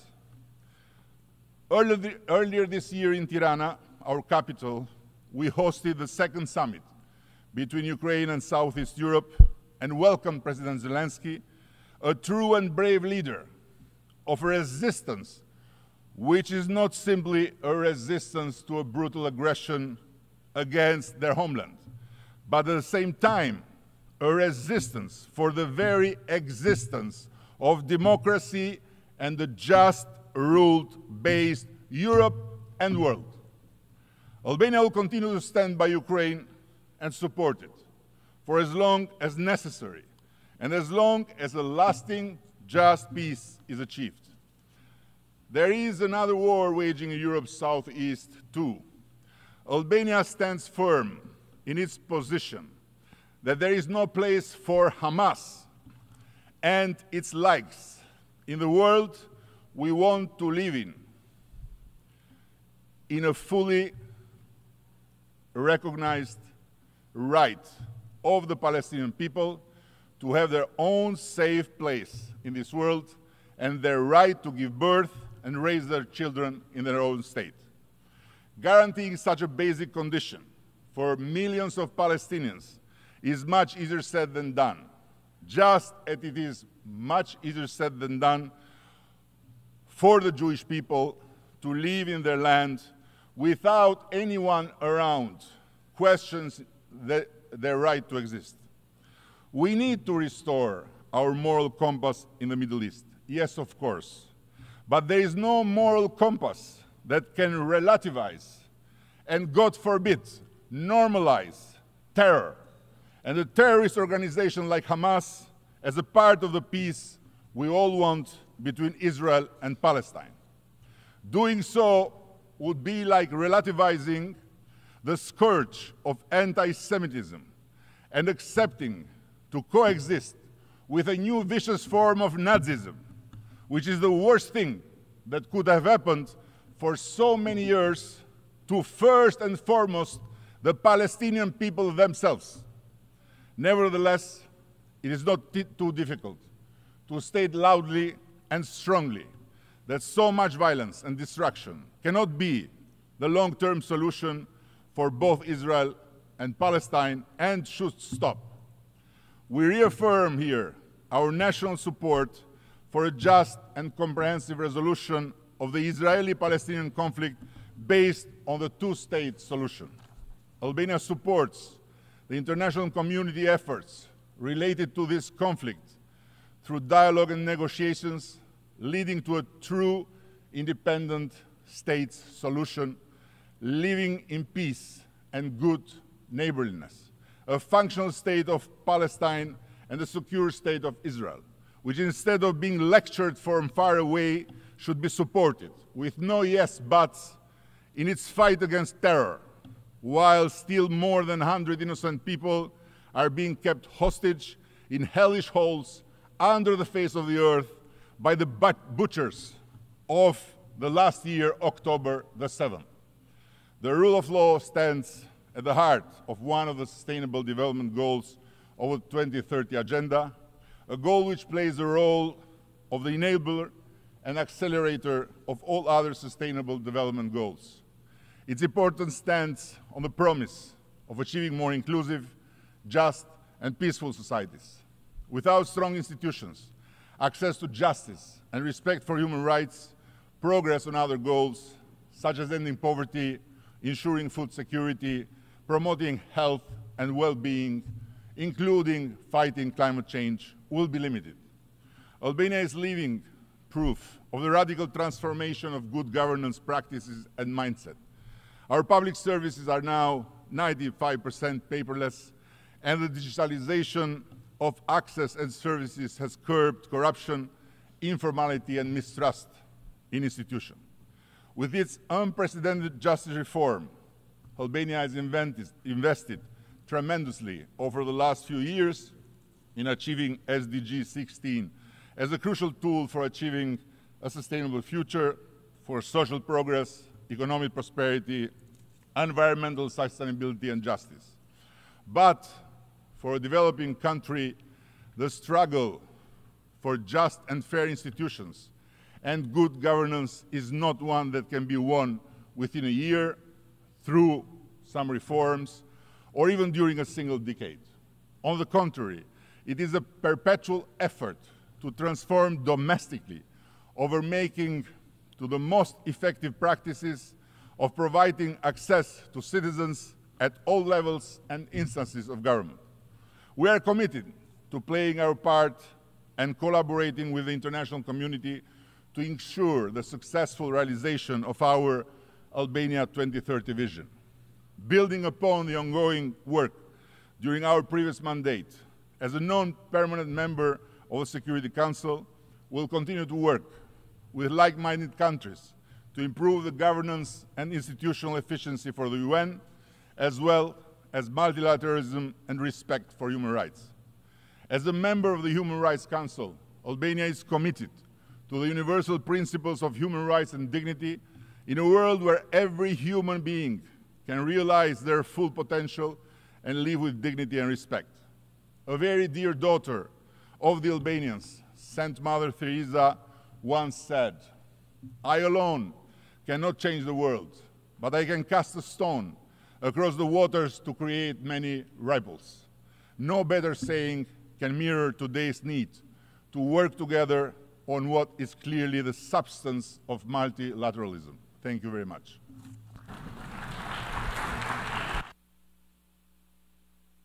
On behalf of the Assembly, I wish to thank the Prime Minister of the Republic of Albania.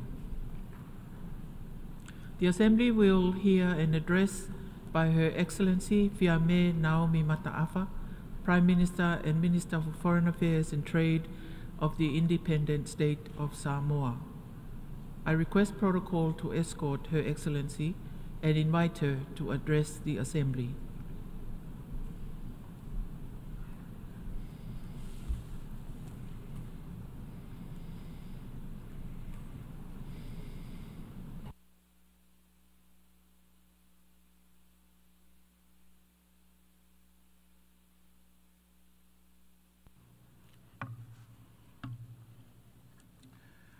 Madam President, Excellencies, Tara Falawa, and good afternoon. I would like to extend my congratulations to His Excellency Mr. Philemon Yang of the Cameroon on the assumption of the presidency of the 79th session of the General Assembly. The theme of your presidency is one which resonates with us as we strive to navigate a path towards a more peaceful, sustainable, and resilient future for our people and the planet. Please be assured of Samoa's support in the successful execution of your mandate. The effects of climate change are being lived in real time. We're not even at the end of 2024, yet we've witnessed countries in all corners of the globe endure extreme weather events, from ferocious wildfires to devastating floods and scorching heat waves. In July this year, we saw the earliest Category 5 Hurricane Beryl hit the Caribbean with such ferocity, causing devastation, and even in parts of Mexico, Venezuela, and the USA. Our collective efforts must not end at national borders. In our most difficult times, it is easy to abandon the collective to safeguard the individual. But history reminds us of the folly of that approach. Climate change remains one of the gravest concerns for all countries, especially SIDS. Its impacts are more extensively felt due to our special circumstances and the lack of capacity to respond quickly and effectively. Unless substantial investments are made to mitigate climate change, boost adaptation, and build more resilient economies, we face urgent climate and financial risks. Climate change also has significant security implications for our food, water, and energy supplies. Competition over natural resources, loss of livelihoods, climate-related disasters, and potentially forced migration. We must do more to turn the tide, to honor our commitments and obligations, and to take urgent and ambitious climate action now. Our expectations for the upcoming COP29 in Azerbaijan include securing an agreement on NCQG that is truly fit for purpose.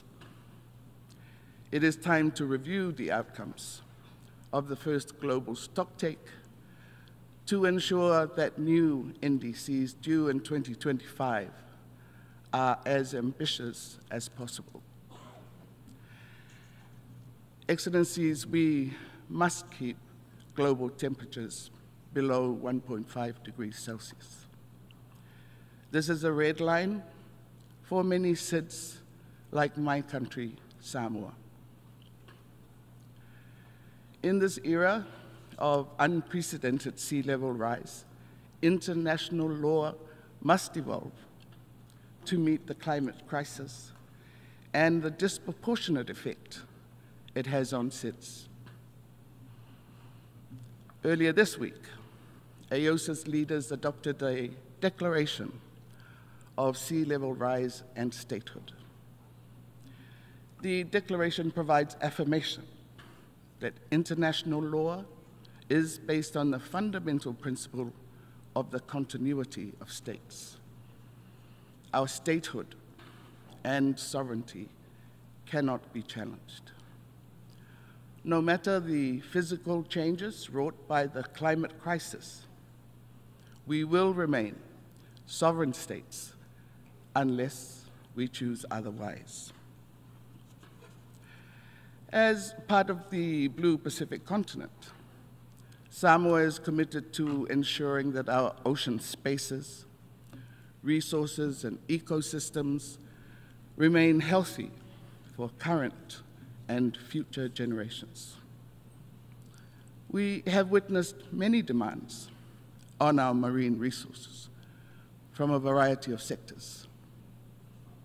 Cognizant of the threats that such demands and pressures place on these critical resources, we launched the Samoa Ocean Strategy in 2020.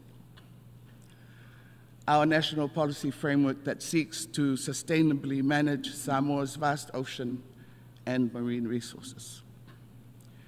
The strategy provides bold and comprehensive integrated ocean management solutions to advance ocean stewardship and ensure that cultural and economic values that Samoans derive from the ocean continue to be available to all generations. Stewardship of the ocean extends beyond our national boundaries. In this regard, Samoa is working towards ratification of the BBNJ agreement, while continuing to engage regionally and internationally on advocacy of ocean health and sustainability of our marine ecosystems, including fisheries resources. We call on our partners to continue working with us to combat illegal, unreported, and unregulated fishing, which deprives us of resource benefits and undermines our management efforts. We continue to engage in the work of the INC, for an internationally legally binding instrument on plastic pollution. For Samoa, the need to address the global plastic pollution problem, especially in the marine environment, is a priority. Your Excellencies, we need to protect our biodiversity, both terrestrial and marine. Healthy biological diversity maintains the web of life that we rely on, such as food, water, medicine, economic growth, and sustainable livelihoods. The protection of our mangroves and reef systems increase the resilience to climate change-driven erosion and flooding. Supporting healthy ecosystems and the sustainable well-being of coastal communities. Our experience with COVID-19 pandemic has taught us to be better prepared for global pandemics. Non-communicable diseases are a priority concern and accounts for much of the burden of diseases in Samoa. Chronic NCDs are overtaking communicable diseases as the dominant health problem and are the leading causes of mortality, morbidity, and disability. At the national level, NCDs account for almost half of the deaths, and premature deaths at that, in Samoa. Excellencies, food security is a priority that requires the transformation of our food systems. We must return to locally produced, quality, fresh foods with less reliance on processed, imported foods. As important is the need to address the balance of issues of access, affordability, and convenience against quality and well-being. In last May, we met in Antigua and Barbuda for the 4th SIDS conference, where we adopted the Shehbaz, a 10-year action plan for our sustainable development. SIDS are in the crossfire of multiple crises: climate change, the economic and social repercussions of COVID-19, which many of us still haven't fully recovered from. We face a unique set of vulnerabilities which impede our ability to achieve sustainable development. Most SIDS, like Samoa, face high indebtedness, compounded every time there is a natural disaster. These disasters will only increase and intensify as long as climate change remains unaddressed. The work of the Systematic Observations Financing Facility and the Risk-Informed Early Action Partnership in this space is much appreciated and fully supported by SIDS.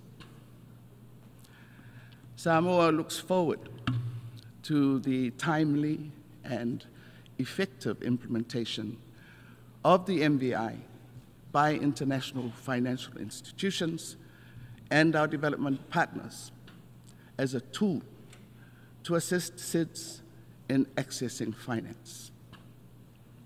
I am determined in this call, not only as Prime Minister of my country, but as Chair of AOSIS. In July this year, Samoa presented its 3rd voluntary national review report to the high-level political forum. Its focus is on the continued commitment of the government to the implementation of the 2030 Agenda for Sustainable Development at a pace commensurate with our prioritization, resource availability, and active engagement of our communities. We continue to place emphasis on achieving the SDGs through a balancing of the strengths of our culture and society, transformative reforms, effective resource mobilization, and the careful management of our natural environment. Your Excellencies, the Global Digital Compact has been a focus of this year's Summit of the Future, aimed at establishing a comprehensive framework for the governance of digital technologies and the Internet. We request that support for SIDS include capacity building, technical assistance, and strengthening digital infrastructure through cybersecurity measures and educational initiatives for public and private enterprises. The successful implementation of the Digital Compact will require a coordinated and multifaceted approach with the assistance of UN entities and development partners in applying the principles to our national context as well as to the regional and global levels. Samoa remains a peaceful country, committed to justice and the protection of human rights. We are concerned that the wars in Ukraine and the conflict in Gaza and surrounding areas are still ongoing with no resolution in sight. The terrible loss of civilian lives, displacement of people, as well as the destruction of infrastructure and the environment is something we do not condone. The provision of arms to these conflicts needs to cease. Arms and weapons only fuel more death and destruction. The UN can play a greater role in finding a path towards peace, and we are committed to the collective responsibility of our global community to achieve this through international cooperation and diplomacy.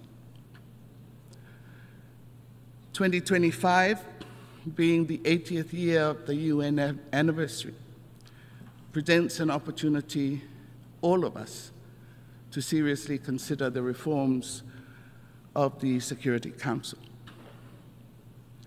We must consider the expansion of both the permanent and non-permanent seats of the Security Council to enhance the representation of the underrepresented and the unrepresented regions. Your Excellencies, the more things change, the more we cannot afford to stay the same. The tools of a foregone era can no longer ensure our future.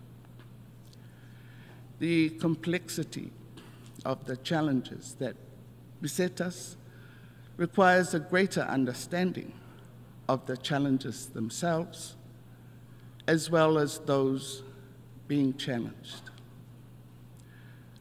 Samoa remains committed to the United Nations and our conviction that it remains the foremost forum to address all international issues. Whaftai, and thank you.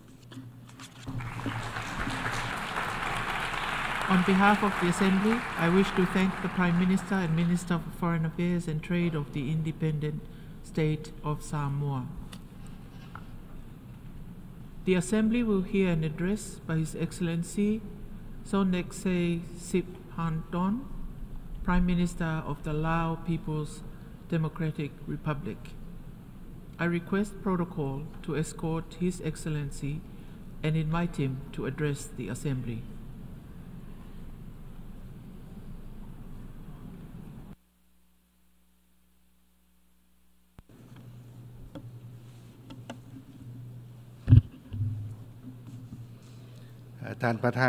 Madam President, at the outset, I would like to express my sincere congratulations to you, Excellency Philemon Yang, on your election as the President of the 79th session of the United Nations General Assembly. I have full confidence that with your extensive diplomatic experience and wisdom, you shall successfully lead this august assembly under the theme of leaving no one behind, acting together for the advancement of peace, sustainable development, and human dignity for present and future generations, which is of most importance and relevance to the current global situation. In the same vein, I would like to commend His Excellency Dennis Francis for successful conduct of his tenure as the President of the General Assembly. Madam President, today the international community is facing multifaceted challenges taking place across various regions such as geopolitical tensions, armed conflicts, economic and financial crisis, even more frequent and devastating natural disasters resulting from climate change, rising poverty, and widespreading of social unrest worldwide, among others. These remain real threats to international peace, stability, and security, and obstacles to national development efforts of member states, as well as the implementation of the Sustainable Development Goals, leaving many countries that have yet to fully recover from the impacts of COVID-19 with exacerbated economic and financial difficulties. Against this backdrop, I have witnessed that the member states have strived to enhance cooperation both through the multilateral frameworks and regional mechanisms to jointly address the pressing issues, aiming at creating an environment conducive for maintenance of peace, which is the most fundamental condition for sustainable development. However, these challenges that we are facing are much more fragile and could lead to more dire consequences and potentially reshape the current and future international peace and security landscape, especially the geopolitical tensions that are becoming more confrontational and widening division, all of which require immediate attention, including the prolonged conflicts in Gaza, Ukraine, and many countries in Africa. The Laupida is deeply concerned with the ongoing armed conflict that is gravitating towards spilling over in the entire Middle East region, which would consequence in even more humanitarian crisis for innocent civilians. Therefore, we maintain our consistent support to all international efforts aimed at achieving a permanent ceasefire and cessation of all violence in Gaza and the adjacent areas, as the fundamental condition for safe and unhindered humanitarian access for the people, as well as rapid peace agreement negotiation. The LAUPDI reiterates its support for the two-state solution for the Palestinian issue, where Palestine and Israel coexist in peace in accordance with the relevant UN resolutions, and calls for respect for the inalienable rights and inalienable and legitimate rights of Palestinian people, for creating necessary conditions for Palestinians to become a full-fledged member of the United Nations. Madam President, many countries all over the world, including the Lao PDR, have experienced and suffered firsthand the consequences of war and solving disputes by force, which directly endanger peace and security with unpredictable destruction to innocent lives. As such, the only way to solve disputes at all levels with a view towards sustainable peace is to begin with building mutual trust along with diplomatic negotiations based on respect for sovereignty and adherence to the fundamental principles of international law and the United Nations Charter.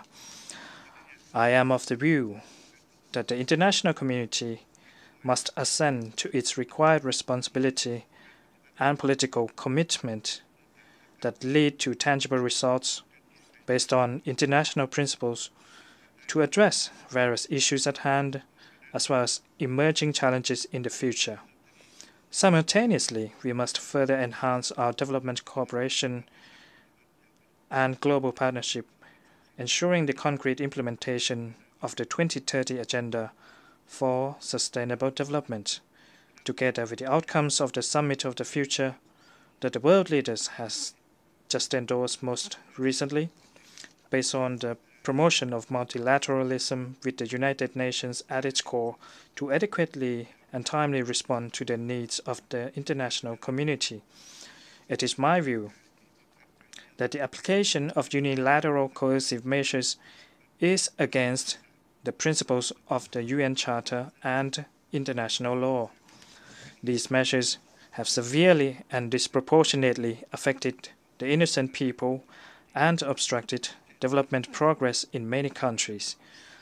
On that account, we reiterate our unwavering support, in line with the calls of the international community, for ending the economic embargo against Cuba and removing it from the list of state sponsors of terrorism, and removal of all unilateral coercive measures against any sovereign state.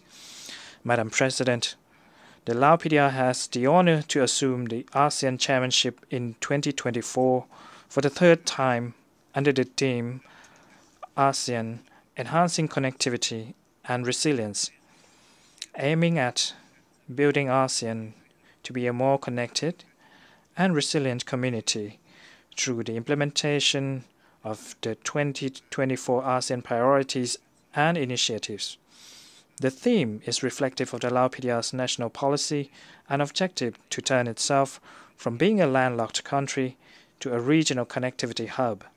The theme is also in line with ASEAN's common goal of building a more connected, integrated, and resilient region that is able to respond effectively and timely to the emerging challenges amidst the regional and global complex and rapidly changing landscapes, thereby contributing to the global common cause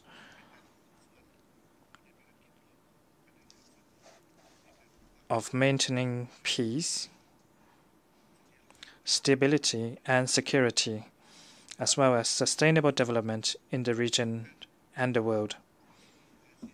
Importantly, this year, ASEAN is focusing on developing strategic plans in each pillar, as well as the ASEAN Community Vision 2045 towards resilient, innovative, dynamic, and people-centered community, as well as the implementation of the UN Sustainable Development Agenda. In addition, ASEAN is accelerating the accession process to admit Timor-Leste as a full member of ASEAN in the near future. On the developments in Myanmar, the Lao PDR, as the ASEAN chair, continues to uphold the ASEAN's commitment to assisting Myanmar in finding a peaceful and durable solution to the ongoing problem in Myanmar through the implementation of the 5-point consensus. based on the Myanmar-owned and Myanmar-led process. The Lao PDR will continue to engage with relevant stakeholders, aiming at building a conducive environment to implement the 5-point consensus, including the inclusive national dialogue and humanitarian assistance. Madam President, the Lao PDR remains steadfast to achieving the sustainable development goals, focusing on socio-economic development, together with the environment protection and reduction of poverty. Last July, the Lao PDR presented its third voluntary national review of the SDG implementation at the 2024 High-Level Political Forum, which demonstrated that there remains small progress and off-track goals. Among them, the implementation of the national SDG 18, Lives Saved from Unexploded Ordnance, has made progress in varying degrees. However, the unexploded ordnance remains a major threat to the lives of the Lao people and poses obstacles to the national development while hindering the progress of the other SDGs. We therefore take this opportunity to call upon the international community to provide predictable and adequate support and assistance to the Lao PDR in addressing this long overdue and challenging problem in accordance with the Convention on Cluster Munitions. The Lao PDR is of the view that one of the main obstacles to implementing the SDGs is insufficient funding. As such, there is an urgent need to reform international financial architecture through the collaboration among the UN development system, development partners, and the international financial institutions, while promoting the participation of the developing countries in the international economic decision-making, norm-setting, and global economic governance. Currently, it is our view that the UN development system at all levels must enhance its roles in incorporating with and providing support to the member states, especially the least developed countries, the landlocked developing countries, and small island developing states in order to help tackle their special needs and challenges. Another key factor that can help accelerate national development efforts is the role of science, technology, and innovation, including artificial intelligence, in facilitating green growth and digitalization that is environmentally friendly and investment in carbon capture and storage. Thus, the Lao PDR calls on the international community to facilitate access and transfer of appropriate technology in innovation to help leapfrog the development, including support for the implementation of strategic plan and vision for the development of digital economy of the Lao PDR. Furthermore, I am of the view that human capital is another decisive factor. Presently, 1/3 of the Lao population are within the age range of 10 to 24, making the Lao PDR the nation with the youngest population in Southeast Asia. And those figures are projected to continuously increase for the next 10 years. At the same time, the working age population is expected to increase around 67% of the total population by 2030, as compared to 63% in 2020. The government of the Lao PDR invested in its human capital development in order to reap the benefits of its demographic dividend. As part of such efforts, the government of Lao PDR organized the first Human Capital Summit on Education in 2023 and the second Summit on Nutrition in 2024, aimed at enhancing education, quality, basic healthcare, and nutrition of the Lao people. On graduation from the least developed country status, the Lao government has adopted the Lao PDR Smooth Transition strategy for LDC graduation by 2026 and beyond. From the result of the triennial review by the UN Committee for Development Policy in early 2024, the Lao PDR continues to meet all three thresholds for graduation by 2026. However, given the current situation, we are of the view that there remains the necessity for us to continue to focus our forces and efforts to cope with external shocks and address domestic economic and financial difficulties, as well as impacts of natural disasters, including the ongoing floodings, in cooperation with the United Nations and development partners in order for the Lao PDR to be able to overcome various obstacles and continue its development momentum towards a smooth, quality, and sustainable graduation from the LDC status. Madam President, I would like to take this opportunity to commend the international community for the successful outcome of the Summit of the Future, which has reaffirmed strong commitments of the world leaders to supporting multilateral system, maintenance of peace, and promotion of international cooperation for sustainable development through the adoption of the Pact for the Future, which focuses on the current challenges of the world and building a better future for the future generations. In this connection, the Global Digital Compact has set the goals to eliminate all obstacles and facilitate digital cooperation at the international level, while also ensuring that technological advancement contributes to the acceleration of the SDGs achievement. The Lao PDR always take into consideration our common responsibility for future generations, and thus highly values the adoption of the Declaration on Future Generations, which prescribes the principles and commitments to protecting our world peace and stability, ensuring equal access to social services, information, and innovation while addressing the impacts of climate change, among others. All of these will help ensure the sustainability of our planet, in which future generations could continue the utilization of natural resources in the future. Despite being one of the least emission-polluting countries in the world, the Lao PDR, like many other countries, has encountered severe consequences of climate change and natural disasters.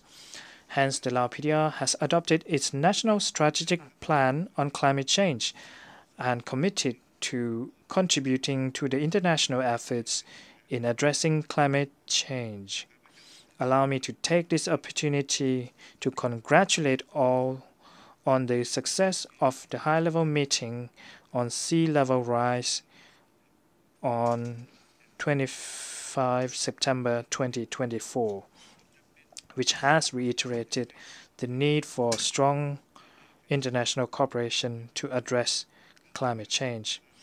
Notwithstanding the fact that the Lao PDR is a landlocked country, we stand ready to contribute to the international efforts to protect the environment while calling for support measures to further increase adaptation capacity and resilience for responding to future impacts. President, last but not least, I would like to reaffirm the consistent support of the government of the Lao PDR to the multilateralism and the principles stipulated in the UN Charter and international law. The Lao PDR continues to uphold its cooperation with the member states of the UN and regional countries to contribute to the cause of maintaining peace and security, promoting prosperity of all nations worldwide, as well as overcoming the challenges of today and achieving the sustainable development goals in order to provide an enabling condition for a bright future of the current and new generations. I thank you. On behalf of the Assembly, I wish to thank the Prime Minister of the Lao People's Democratic Republic. The Assembly will hear an address by His Excellency Feleti Penitala Teo, Prime Minister of Tuvalu. I request protocol to escort His Excellency and invite him to address the Assembly.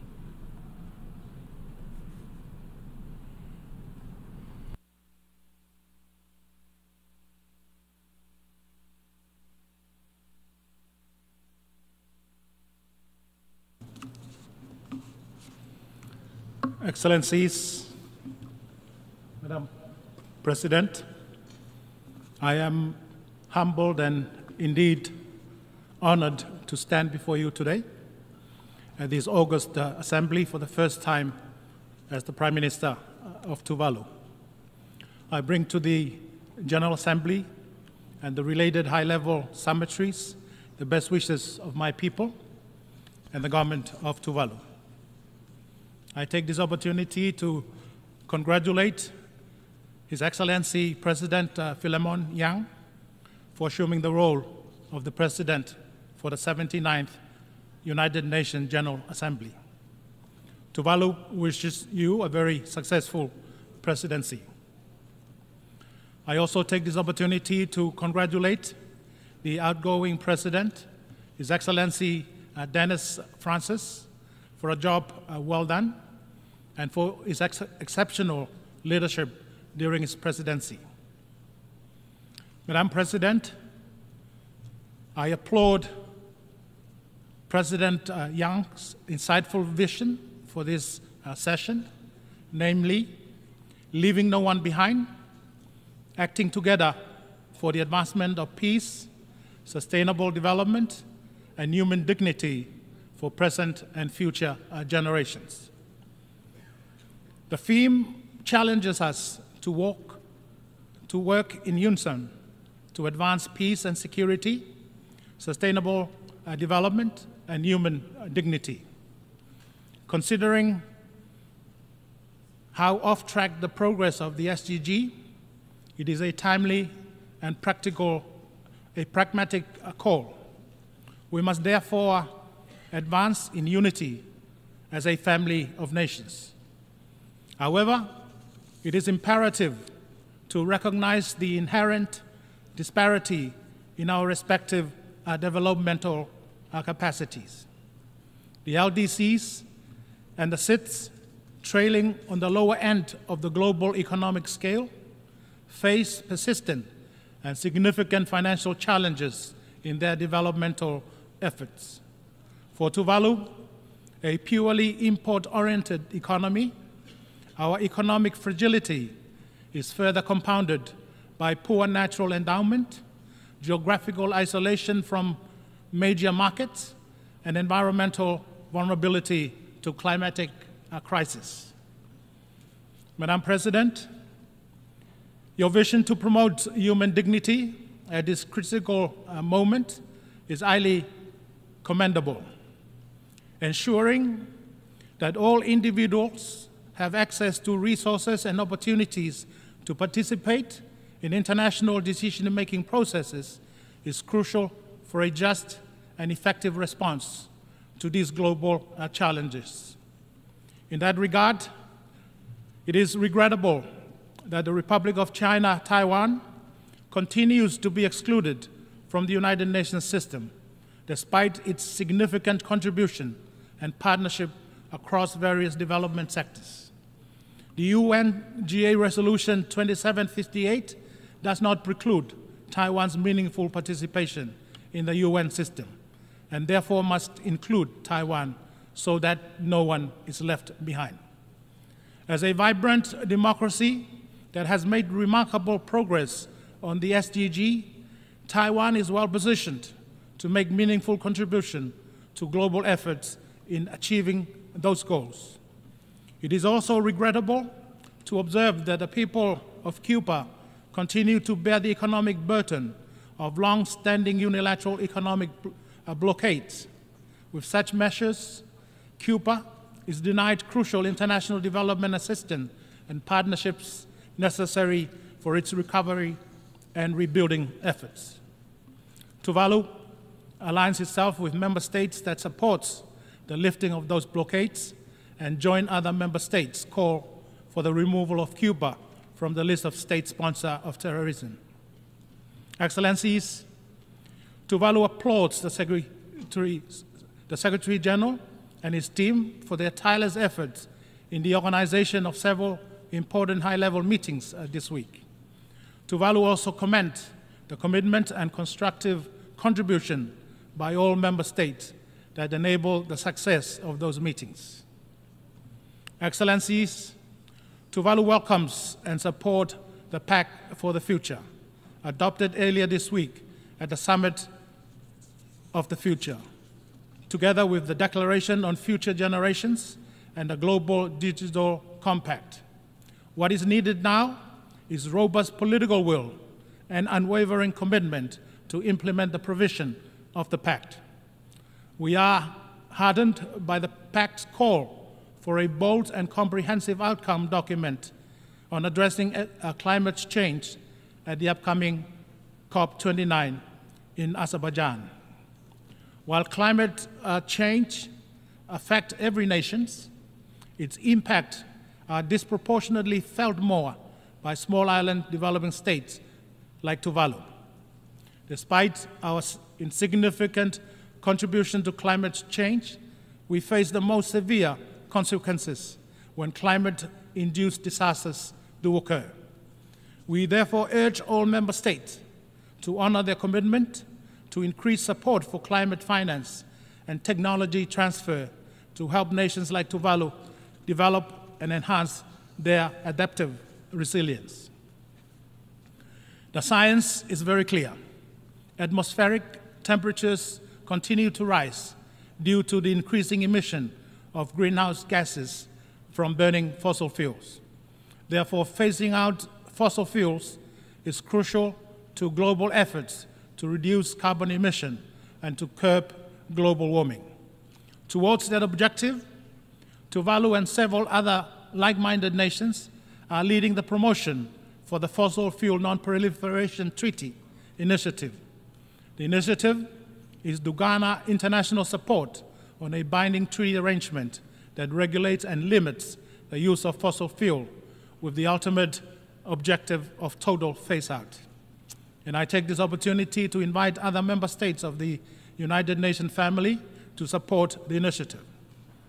And I express the sincere hope that the commitment in the Pact provide the much-needed reboot to the global multilateralism architecture and the UN system generally. Tuvalu supports and looks forward to the effective implementation of the Pact for the future to build a more equitable global system where no nation and no community is left behind. Excellencies, climate change-induced sea level rise is and will always be a top priority for Tuvalu. Sea level rise is not only a top development priority, but also a top survivability priority for Tuvalu.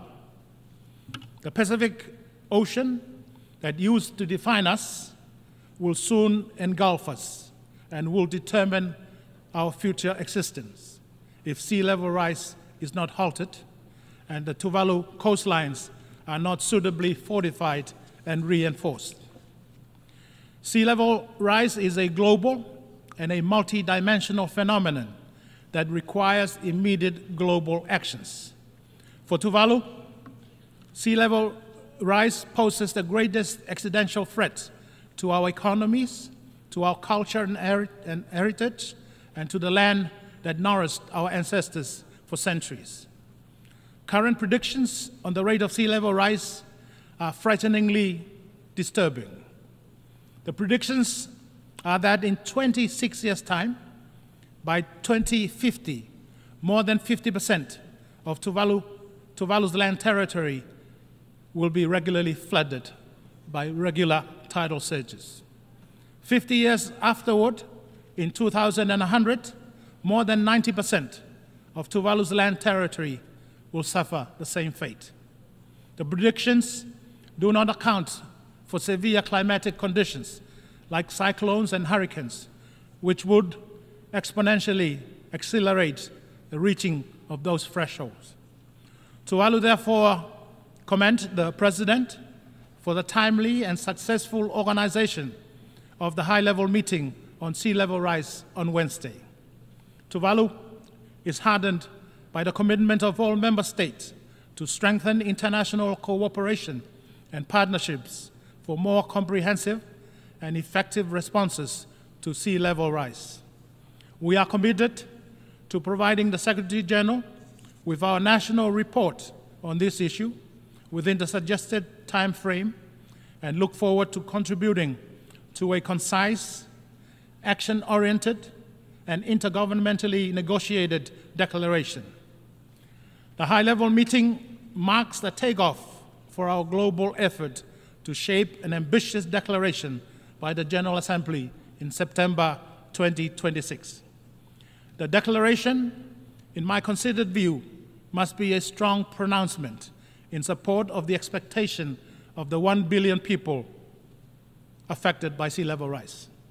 The declaration shall be an unwavering commitment to our sovereignty, dignity, prosperity, and rights.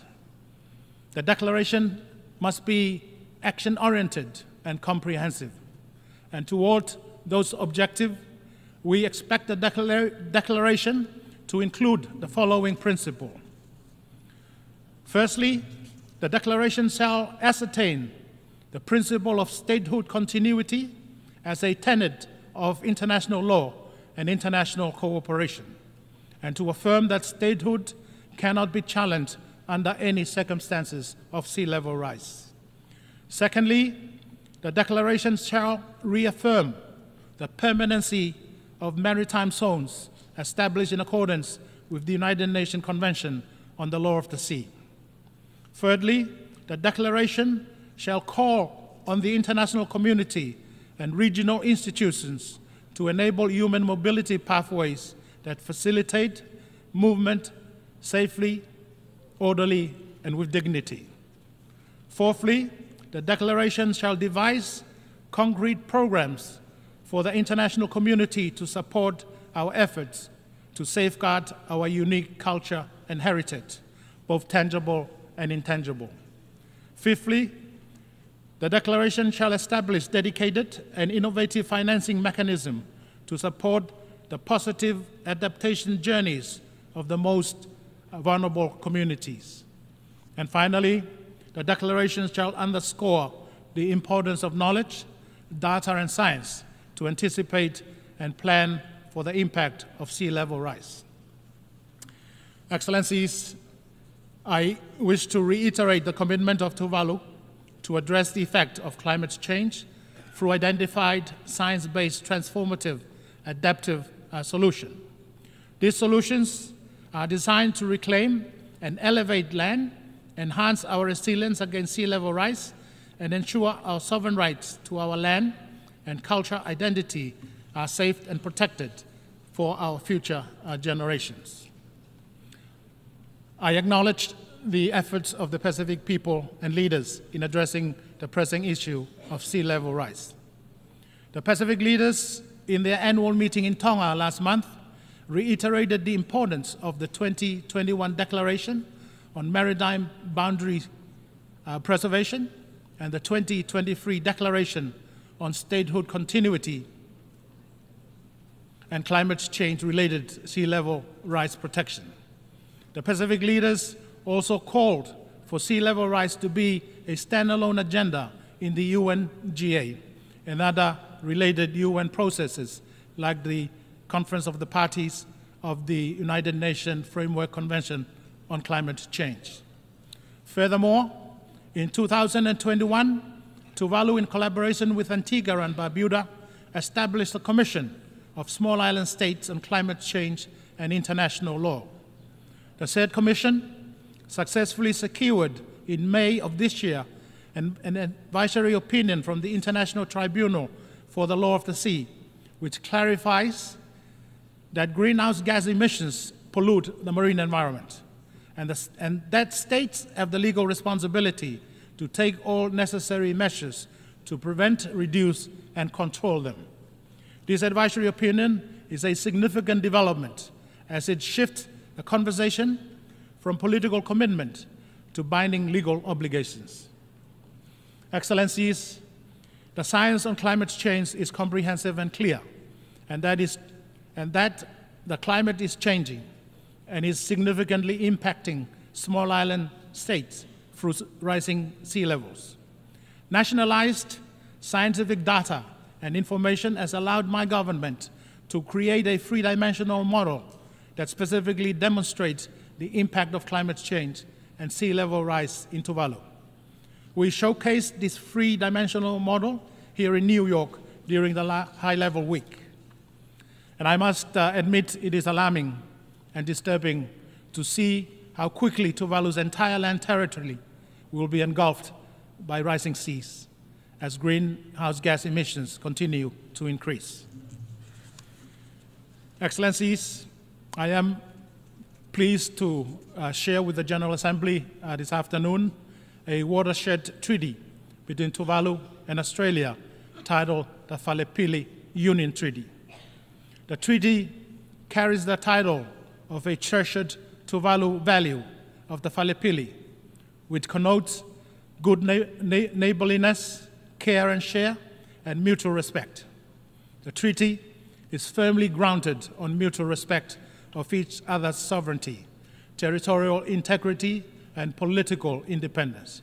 The treaty prioritized three key areas, namely climate cooperation, mobility with dignity, and shared security.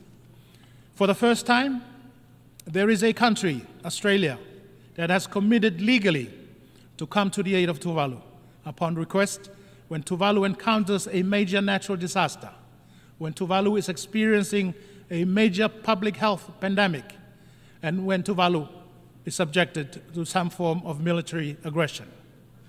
For the first time also, another country, Australia, is legally committed to recognize the permanency of the future statehood and sovereignty of Tuvalu, despite the impact of climate change, particularly sea level rise. The treaty also provides for a mobility pathway for citizens of Tuvalu who so chooses to live, work, and study in Australia. And I look forward very much to the full operationalization of the Falepili Union Treaty next year in 2025. Excellencies, let me reiterate Tuvalu's unwavering support for the Antigua and Barbuda's agenda for SITS, the ABAS, that was adopted in May this year. ABAS addresses the unique challenges faced by small island developing states through a multifaceted approach that includes climate action, economic diversification, and social development. Excellencies, Tuvalu is one of the smallest states in the world in terms of its land territory and population. But it is a very large ocean state, considering the extent of its exclusive economic zone. So Tuvaluans have a very close affinity with the Pacific Ocean. The Pacific Ocean sustains our daily lives and economic prosperity. The impact of climate change on fish stock migration and declining marine resources, together with IUU fishing and marine pollution, pose a major challenge to Tuvalu's progress towards sustainable economic development. As a signatory to the Biodiversity Beyond National Jurisdiction Agreement, Tuvalu is committed to the sustainable utilization and equitable distribution of marine resources. Tuvalu is also committed to the 2050 strategy for the Blue Pacific continent, which aims to protect the ocean. This commitment is reinforced by UNEA Resolution 5/14 to develop an ambitious international legally binding agreement to end plastic pollution based on a comprehensive approach that addresses the full life cycle of plastic, including its production, design, and disposal. Excellencies, Tuvalu expresses its sincere gratitude to the Economic and Social Council for their consideration of deferring Tuvalu's graduation from the least developed countries category earlier this year. It is important to reiterate that while Tuvalu has met the graduation threshold for some time now, Tuvalu continues to have serious reservations about leaving this group. As one of the last remaining Pacific Island countries in the LDC category, Tuvalu is exceptionally vulnerable to the impact of climate change and rising sea levels. Even the Committee for Developing Policy has recognized that Tuvalu's vulnerability to climate change is not only severe, but permanent. For this reason, Tuvalu applauds the newly developed multidimensional vulnerability index that could complement the traditional gross national income indicator as the basis for development and climate finance access.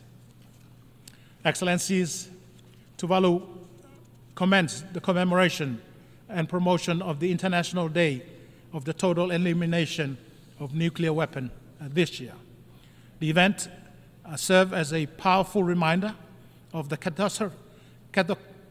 catastrophic consequences nuclear testing and warfare, as well as the ongoing threat posed by these weapons.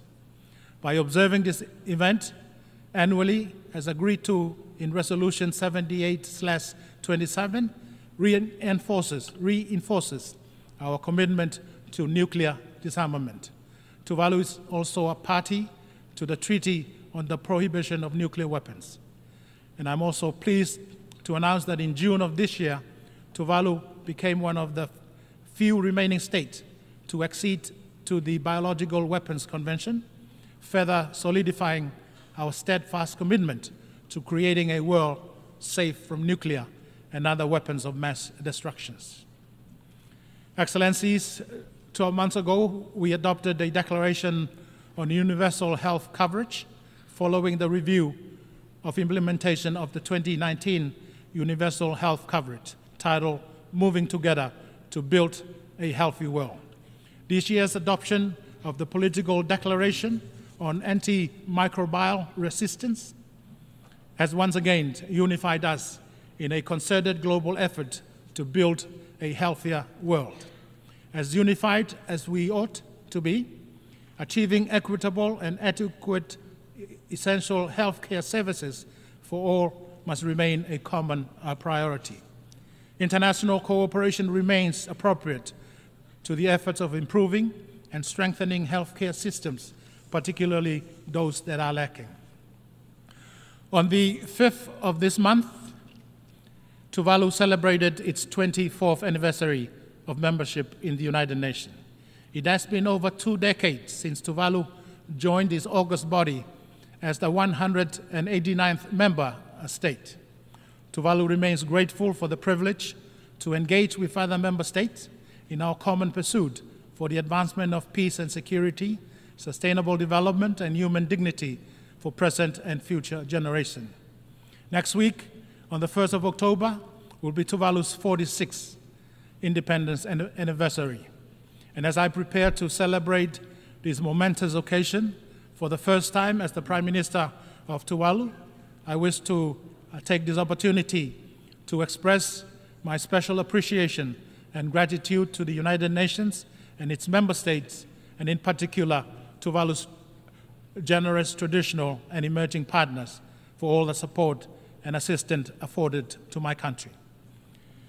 Excellencies, in conclusion, I render Tuvalu's unwavering support to the Pact for the Future and for the accompanying declaration and compact adopted during the Summit of the Future earlier in the week.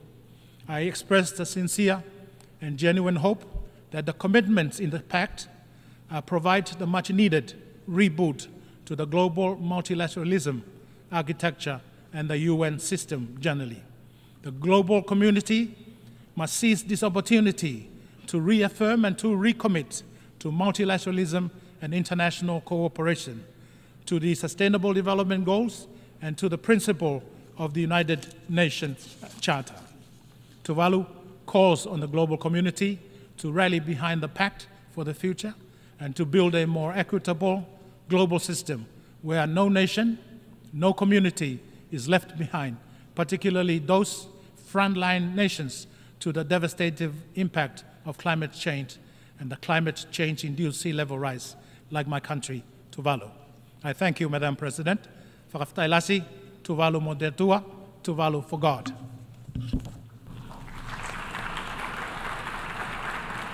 On behalf of the Assembly, I wish to thank the Prime Minister of Tuvalu.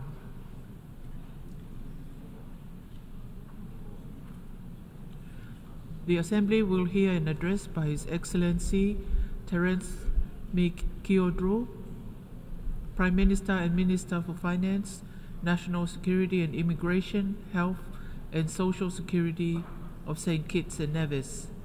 I request protocol to escort His Excellency and invite him to address the Assembly.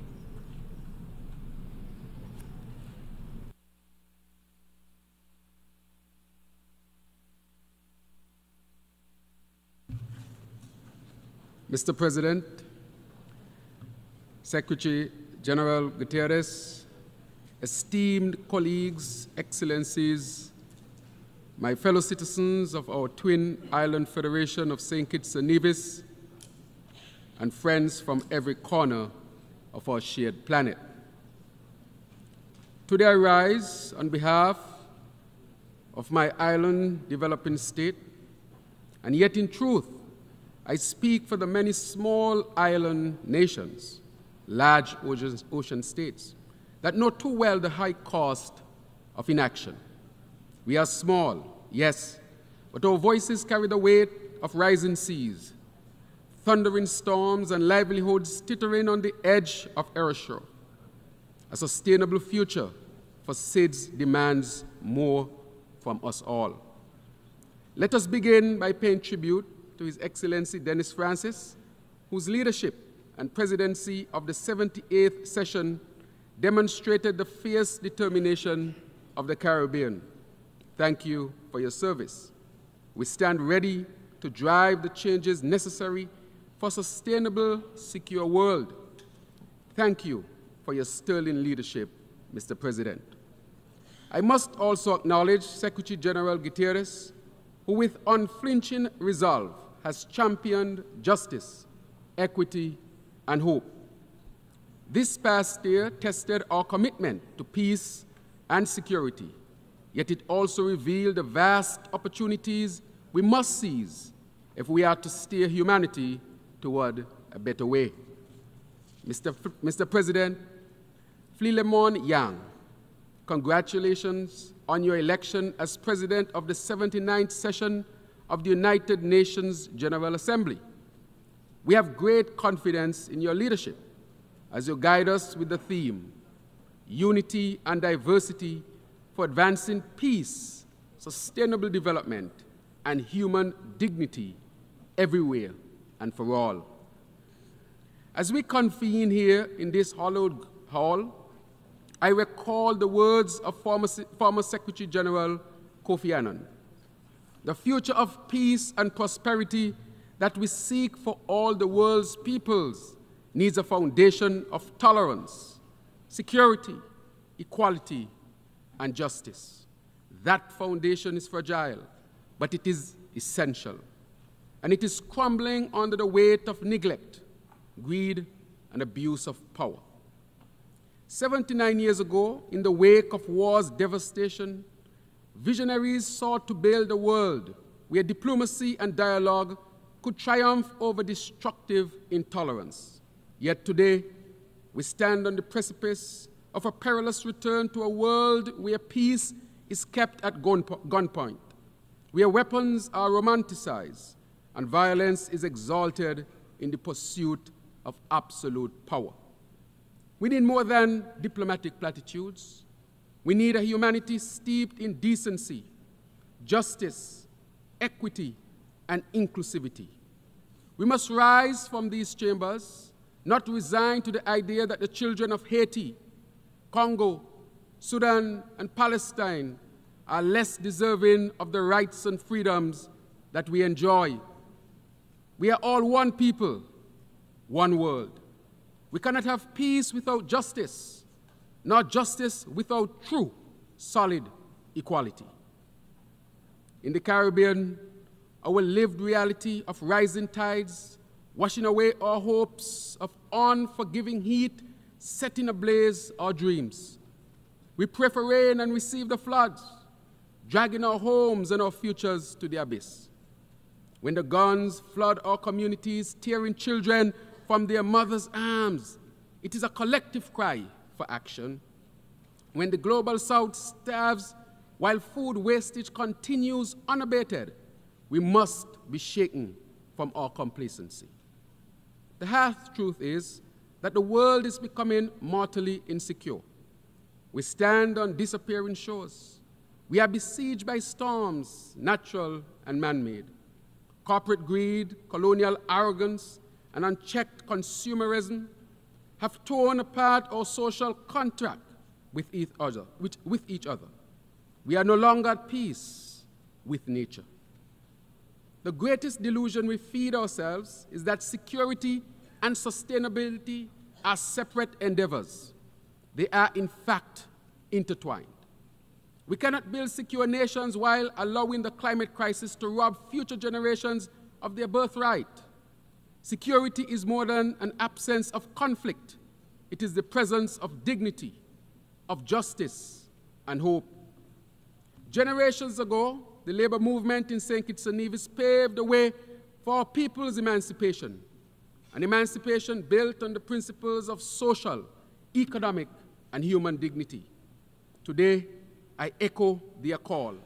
We must do better. We must be better. Our ambitions must be grander, our visions clearer. When we say leaving no one behind, acting together for the advancement of peace, sustainable development, and human dignity for present and future generations, it cannot be a hollow phrase. It must be a sacred commitment, a pledge to every soul, from the wealthiest nation to the smallest island state. For when the waters rise in the south, even the north will eventually drown. When the forest burns in the north, the south too will choke from the smoke. For it is one planet, one human race. The pandemic has left scars that still fester, and global economic fragmentation threatens to deepen the divides between us. From small island states like mine, the failure to meet these goals is not just a disappointment, it is a death sentence. The clock is ticking, and we cannot afford to wait any longer. We must act, and we must act now. Today, the Caribbean braces for an intense hurricane season, facing the escalating fury fueled by warming oceans and unprecedented storms. Our brothers and sisters in Grenada, Carriacou and Petit Martinique, St. Vincent and the Grenadines, and Jamaica are still recovering from the devastation of Hurricane Beryl, which became the earliest formed Category 5 hurricane on record this past July. In the Pacific, our brothers and sisters there remain exposed to the incessant battering of typhoons that ravage their islands. And as I speak, the southeast United States is being pounded by Hurricane Helene. Lives and livelihoods hang in the balance as entire communities brace for the next assault. Hoteliers, for example, in my own country of St. Kitts and Nevis, have approached our government, stating that with a sense of dread, that they may soon no longer be able to market themselves as beach resorts or famous beaches, once the lifeblood of our tourism-driven economy are steadily disappearing under the relentless rise of the sea. The sands that once beckoned visitors from across the globe are now receding, swallowed by seas which continue to rise. The loss will be irreversible if we do not act, and if we do not act now. The Sustainable Development Goals were meant to shield us from such devastation, offering a progressive agenda to build resilience and safeguard all our citizens. Yet despite their promise, According to the UN's 2024 SDGs report, only 17% of the targets are on track. Nearly half are showing minimal or moderate progress, and over 1/3 have stalled or even regressed. The clock is ticking, and we must do more than observe its passage. We must act before these realities become permanent fixtures in our collective future. In May 2025, the government of St. Kitts and Nevis will proudly co-host the Global Sustainable Island Summit with Island Innovation, a pivotal event dedicated to advancing sustainable development on islands across the globe, titled Sustainable Future for Island Communities. This summit will build on the momentum of SIDS 4 conference held in 2024, tackling the pressing challenges island nations face. This summit will call to action, a space where we share practical solutions and partnerships that ripple far beyond our shores. Our islands are sentinels of climate change and the proving ground for sustainable development. It is with this spirit of shared responsibility and urgent action that I extend a heartfelt invitation to all leaders of island nations gathered here to come, to engage, to commit to meaningful change. A recent and commendable stride toward equity and inclusion has been the adoption of the MVI, the Multidimensional Vulnerability Index. This serves as a powerful testament to the potential of multilateralism when it is both purposeful and effective. St. Kitts and Nevis stands with the Caribbean community and the Alliance of Small Island States in welcoming Resolution 78/322, while urging this esteemed body to rally the necessary political will and resources to drive its implementation across international financial institutions and multilateral development banks. For us small island developing states, the MVI is not just another metric.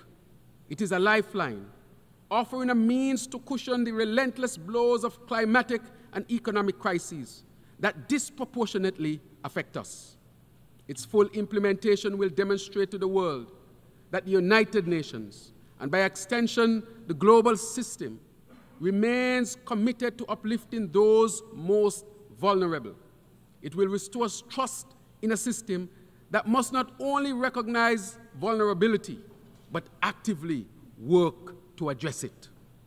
The time has come to reshape the United Nations, to reform its structures so that they reflect the realities of our modern world.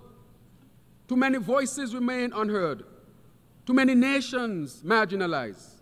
The UN Security Council must include representations from the regions most vulnerable to the threats of our time. Regions such as Latin America, the Caribbean, and Africa.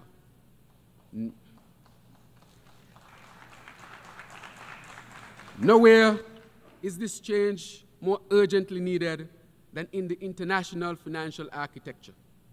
St. Kitts and Nevis stands in solidarity with the government of Barbados in its fight for financial and climate justice, pledging our full support for the Bridgetown Initiative. This bold framework demands a reformation of the global finance, making it more responsive to the unique vulnerabilities of small island developing states like mine. We cannot build resilience without first ensuring that the international system works for the most vulnerable among us. In the Caribbean, we continue to call for and guard our zone of peace. The Argyle Declaration serves as a shining example of how we in the Caribbean manage security challenges. We go back to basics. We talk to each other. Specifically, the Declaration has been instrumental in facilitating dialogue between Venezuela and Guyana, demonstrating that even the most complex disputes can be navigated through peaceful means. This model of engagement, one of dialogue and cooperation, is the very essence upon which this institution was founded. The international community would do well to follow this approach and inject new life into our diplomacy. And to this end, I reiterate CARICOM's call for an unconditional ceasefire in Gaza to put an end to the suffering. The only pathway to peace and to secure fundamental human rights and dignity is through the two-state solution, and St. Kitts and Nevis stand in full support. Mr. President, as we face these global challenges, we should always remember Haiti. I want to reiterate that again, Mr. President, that we should always remember Haiti.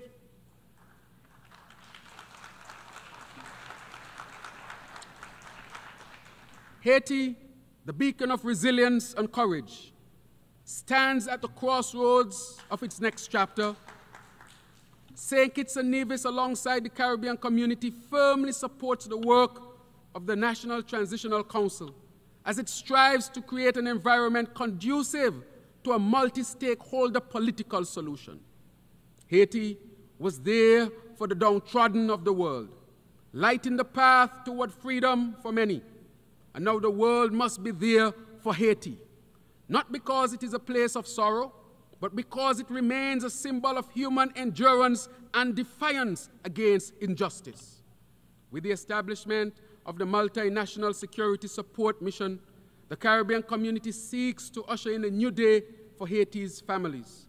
And to this end, I want to thank the government and people of Kenya for their significant contribution.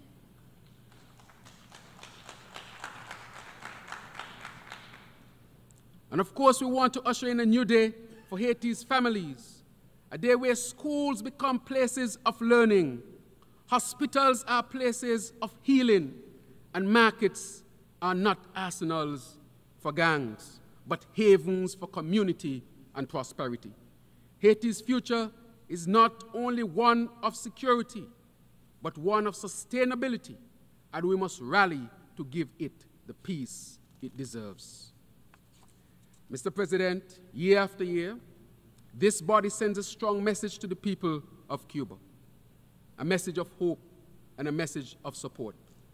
The embargo that has isolated Cuba for decades is not right, Mr. President, and it continues to be a stain on our collective conscience. St. Kitts and Nevis joins the Caribbean community in calling for an end to this unjust embargo and for Cuba's removal from the State Department's list of state sponsors of terrorism. Cuba has long been a friend to the Caribbean, its doctors, educators exemplifying true philanthropy. And I might state here, Mr. President, that I'm a graduate of the Cuban educational system.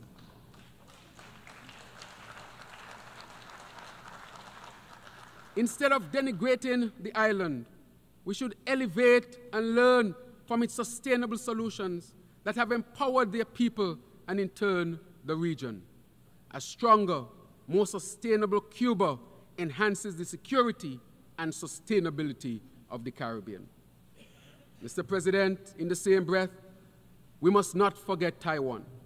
The people of Taiwan have proven time and time again their firm commitment to sustainable development. The theme of this assembly, leaving no one behind, compels us to ensure Taiwan's inclusion in the work of the United Nations system, particularly in the World Health Organization and the International Civil Aviation Organization. Taiwan's leadership in innovation and technology is not just an asset, it's a necessity for the global community to meet the challenges of tomorrow.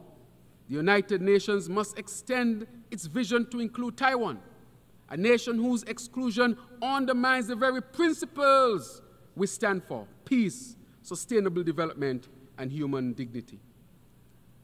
Mr. President, esteemed colleagues, citizens of St. Kitts and Nevis, citizens of the world.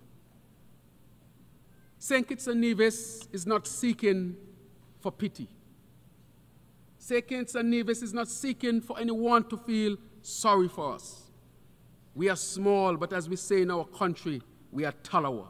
St. Kitts and Nevis is seeking for partnerships.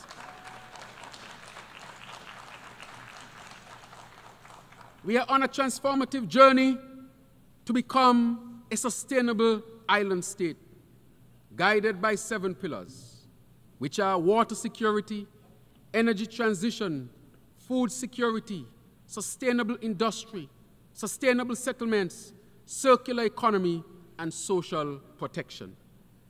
We are taking bold and tangible actions by building renewable energy desalination plants for reliable 24/7 water supply, aggressively advancing geothermal energy on our sister Isle of Nevis with the goal of a unified sustainable energy grid for both islands, St. Kitts and Nevis, and extending it to the rest of the Caribbean, constructing our first modern climate-smart hospital, building climate-smart affordable housing solutions, ensuring that our people have safe, sustainable places to live and to call home, finalizing one of the Caribbean's largest solar plus storage projects. We are on track, Mr. President, to meet CARICOM's 25 by 25 agenda, reducing our food imports and bolstering local food production. We created, for example, a children's medical fund to ensure that disadvantaged families can access vital medical care for their children. And may I state, Mr. President, that as a result of this policy, St. Kitts and Nevis recorded no death of any child between the ages of 1 to 4 in 2023. We continue, therefore, to advance our education beyond our universal compulsory system, promoting lifelong learning as key to national development. All of these and more we are pursuing, Mr. President, demonstrating to the world that we don't just complain. We don't want to be a part of just problems. We want to be a part of the solutions. And that is why we will continue to seek partnerships, Mr. President. My friends, we stand at the crossroads.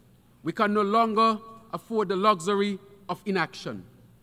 We must meet the moment with the courage it demands. We must reject business as usual and embrace a new path forward, one that values people over profit, one that prioritizes the planet over power. As we gather in this assembly, let us remember, we are all stewards of this fragile world. The rising tides do not respect borders, and the fires of conflict burn without discrimination. For St. Kitts and Nevis, for the Caribbean, for every small island nation whose future hangs in the balance, I ask you to stand with us.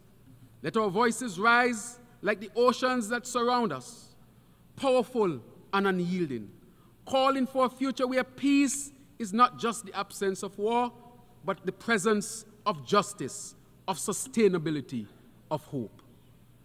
Mr. President, citizens of the world, leaders, all who are present, together, let us seize this moment and shape the future. Together, let us stand proud and strong. Together, let us act now, for the moment demands it. Thank you very much.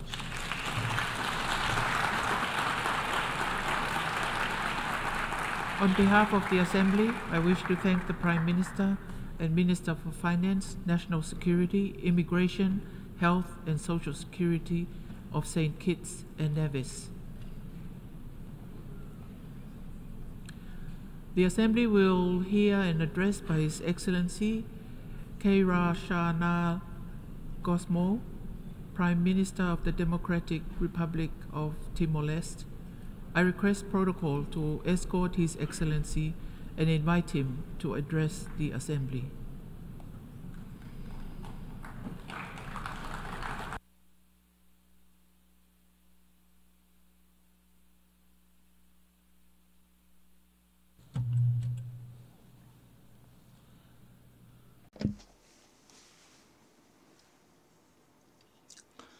Your Excellency, the President of the United Nations General Assembly,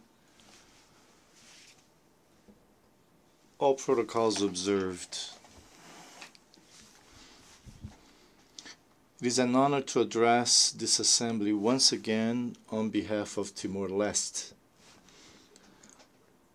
This session holds a special significance for the Timorese.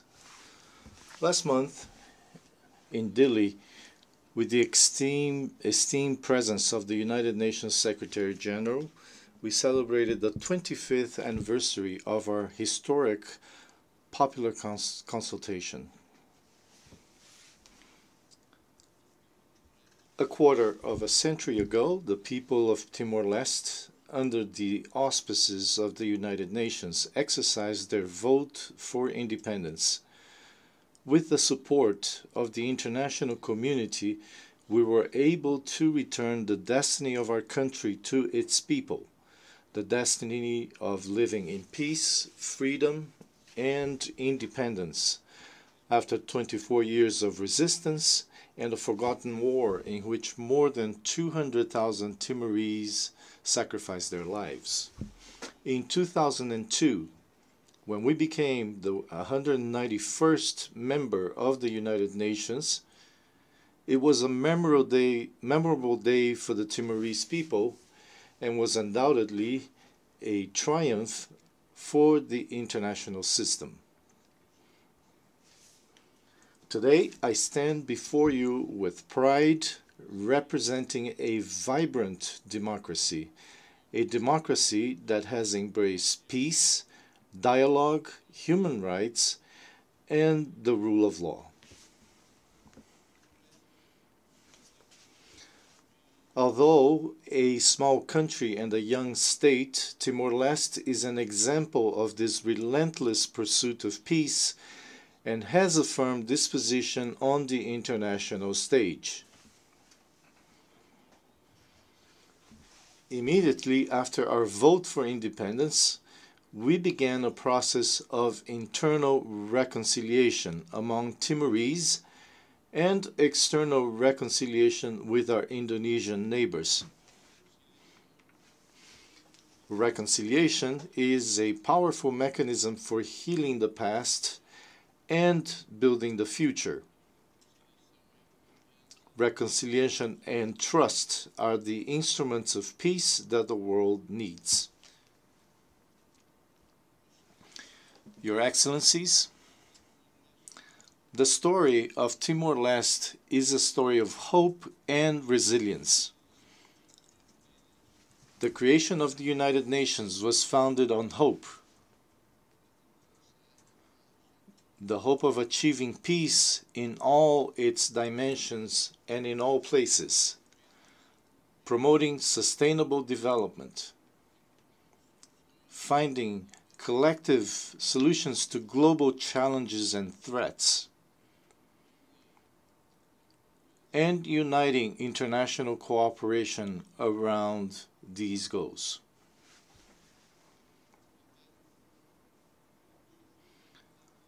However, there has never been so much hopelessness, uncertainty, instability, and distrust as in today's world. As everyone knows, global crises are numerous and complex. The Sustainable Development Goals, SDGs, are due in 6 years, and I must say that we are far from achieving them.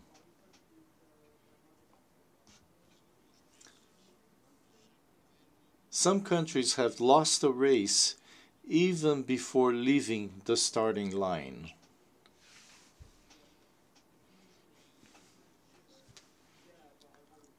Timor-Leste and the G7+ countries proposed the inclusion of SDG 16, peace, justice, and strong institutions in the 2030 development agenda, because we believe that leaving no one behind means prioritizing the most fragile first.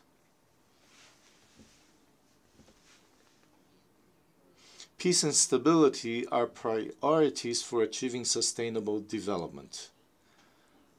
Without peace, there is no justice, no strong institutions, and no development. And without development, peace becomes fragile. 2 days ago, the G7 Plus held a side event here at the United Nations, where we discussed our successes or our setbacks. But the common problem we all faced in solving internal problems was a lack of funding.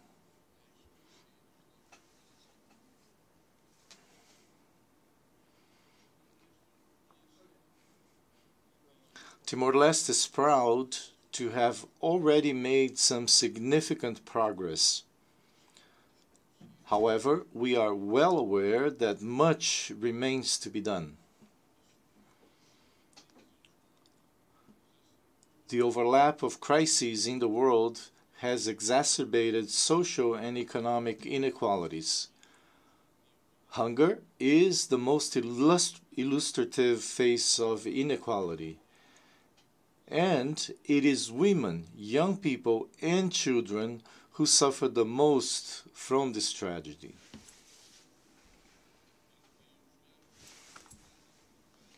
In a world where global military spending exceeds $2.4 trillion, more than 800 million people suffer from extreme hunger. Some countries report alarming levels of hunger, while others endure severe hunger in regions devastated by decades of conflict and instability.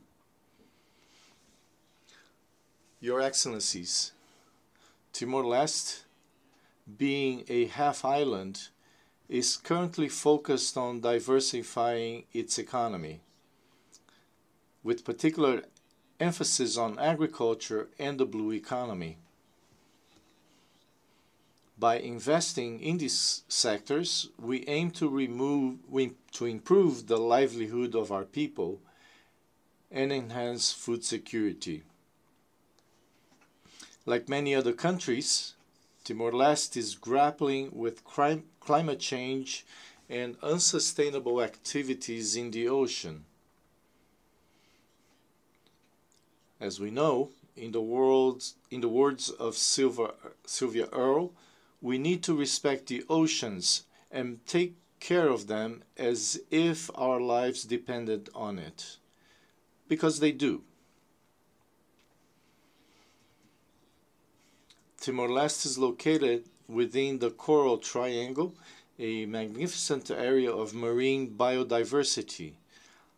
Our seas host important ecosystems and marine life and serve as an important migratory route for species such as the incredible pygmy blue whales.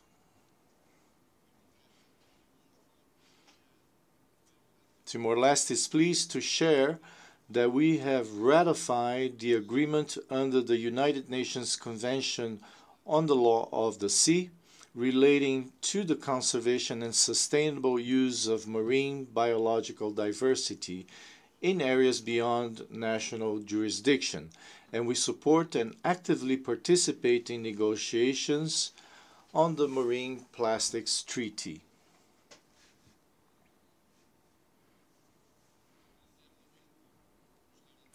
Internally, we are committed to exploring our ocean resources in a balanced and sustainable manner, ensuring that we can develop our country while simultaneously protecting our marine environment for future generations. Your Excellencies, we recognize that small island developing states and least developed countries face enormous challenges in achieving the SDGs. During the 4th International Conference on SIDS in Antigua and Barbuda, I saw that we shared a perception of geographical and historical disadvantage. Without financial conditions, capacity building, and technology transfer, we cannot do better.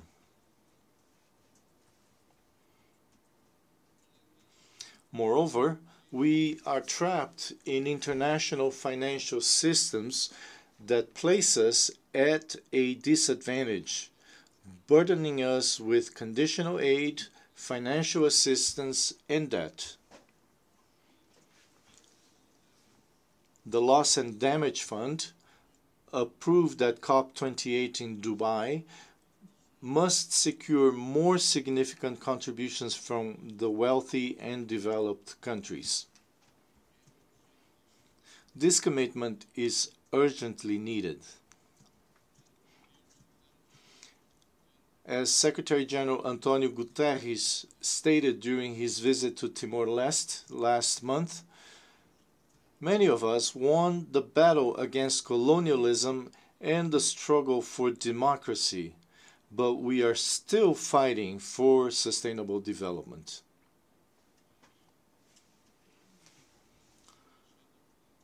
In his new agenda for peace, he also notes that the unequal suffering caused by the effects of climate change is among the greatest injustices in the world. Timor-Leste agrees. We all know that we can only win this battle with genuine global solidarity and effort. Unconditional support based on our identified needs and priorities is required.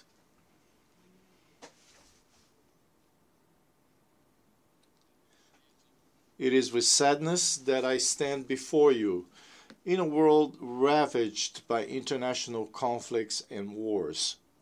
A world that, if not entirely at war, is threatened by war. We possess the instruments of international law, diplomacy, and multilateral cooperation to resolve disputes peacefully. But these instruments are not applied consistently and are often ignored.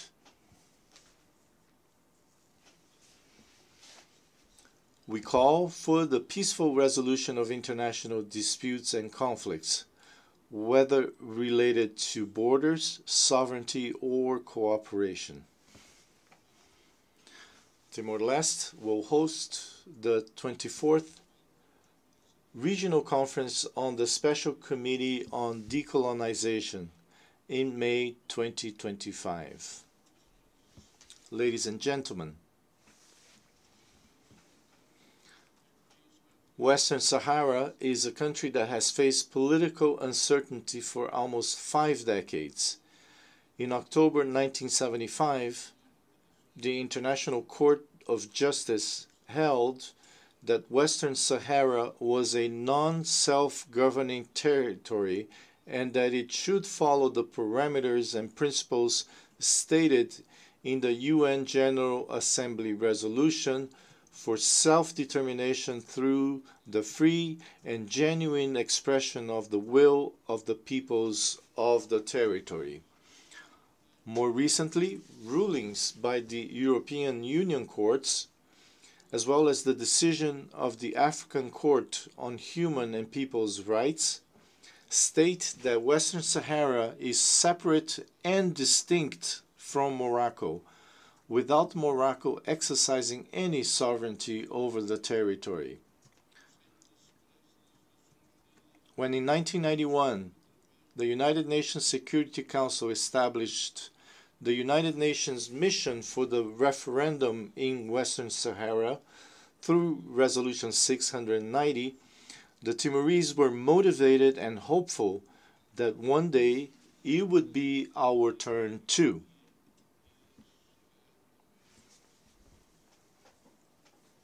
However, in 1992, the referendum in Western Sahara was postponed. I am now calling, after dozens of Security Council resolutions, for their implementation, leading to a referendum on self-determination for the Sahrawi people. I am pleased to see the presence of the Palestinian delegation as an observer member of the United Nations, and I hope that next year we will also have the presence of a Sahrawi delegation. I call for an immediate ceasefire between the Polisario Front and Morocco to pave the way for an exhaustive dialogue based on goodwill between the parties for a negotiated peaceful solution acceptable to both sides, but which respects the will of the Sahrawi people. I call on the United Nations Secretary General Antonio Guterres to embrace this just cause of the Sahrawi people, as Kofi Annan did for the Timorese cause. Your Excellencies, war cannot be an instrument of domination. It is a scourge that destroys lives, communities, and nations, and it must not, and indeed does not, remain confined within borders. We must ensure that international law is respected by all, not just by some.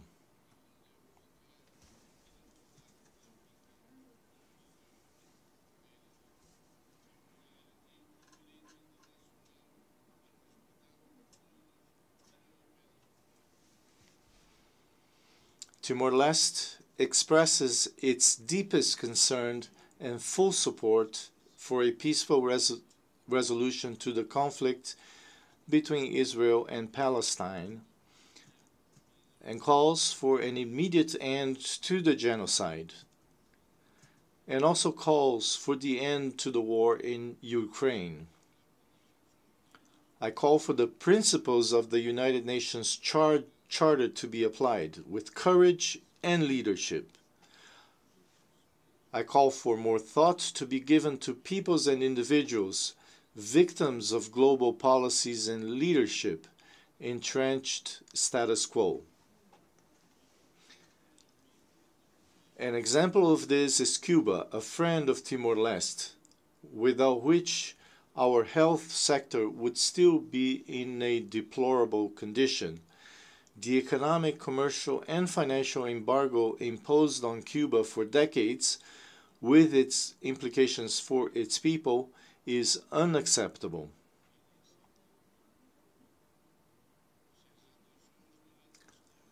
If the focus this year is on human dignity, let us not forget, please, the most forgotten people of the world. Your Excellencies, the Security Council must become more representative, and its decisions must reflect the collective will of the international community. The voices of smaller nations should not be drowned out by the interests of the more powerful states. The world's main peace and security body must be expanded so that it is not underrepresented, and must include the permanent voice of the African continent, as well as Latin America and Asia. Timor-Leste supports comprehensive and long-term reform of the Security Council to expand both permanent and non-permanent members, as only then will we have a solid and transparent architecture for global peace. We also believe that the General Assembly itself should have more power on security issues to prevent member states from becoming paralyzed in critical situations. We are encouraged by the calls of the United Nations Secretary General to eliminate nuclear weapons and other weapons of mass destruction before they eliminate us. Timor-Leste has ratified the Comprehensive Nuclear Test Ban Treaty and the Treaty on the Prohibition of Nuclear Weapons, and calls on everyone to contribute to ensuring our common future, including the ratification of the treaty by Pacific Island nations. We call on all nations, especially the developed world, to join us in building a fairer, more equitable, and more sustainable future, and in doing so fulfill the vision of the Pact for the Future. Before concluding, I must express my appreciation to the Secretary General of the United Nations, who now also holds Timorese nationality, for his efforts to transform the present towards a future of dignity for all generations. This vision will only be possible if all UN member states can overcome their differences and act together for the consolidation of peace and development. Peace is a global mission. Development is a global duty. I would like to remind you that without the United Nations, our future would be even darker. Even with all its weaknesses and need for change, the United Nations is the most promising mechanism available to us to overcome the challenges of our time. Without this body, we would truly have no way out. With perseverance and the will to do good, no matter how inconvenient it may seem, no challenge is insurmountable. Thank you very much. On behalf of the Assembly, I wish to thank the Prime Minister of the Democratic Republic of Timor-Leste.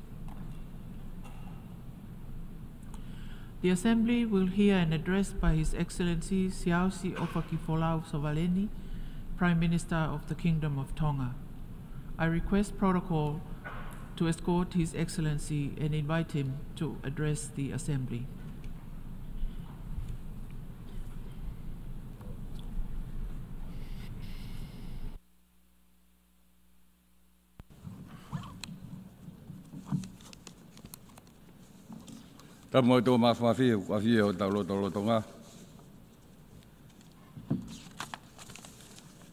Mr. President, Malo Elele, warmest Pacific greetings from the Kingdom of Tonga and our blue Pacific continent.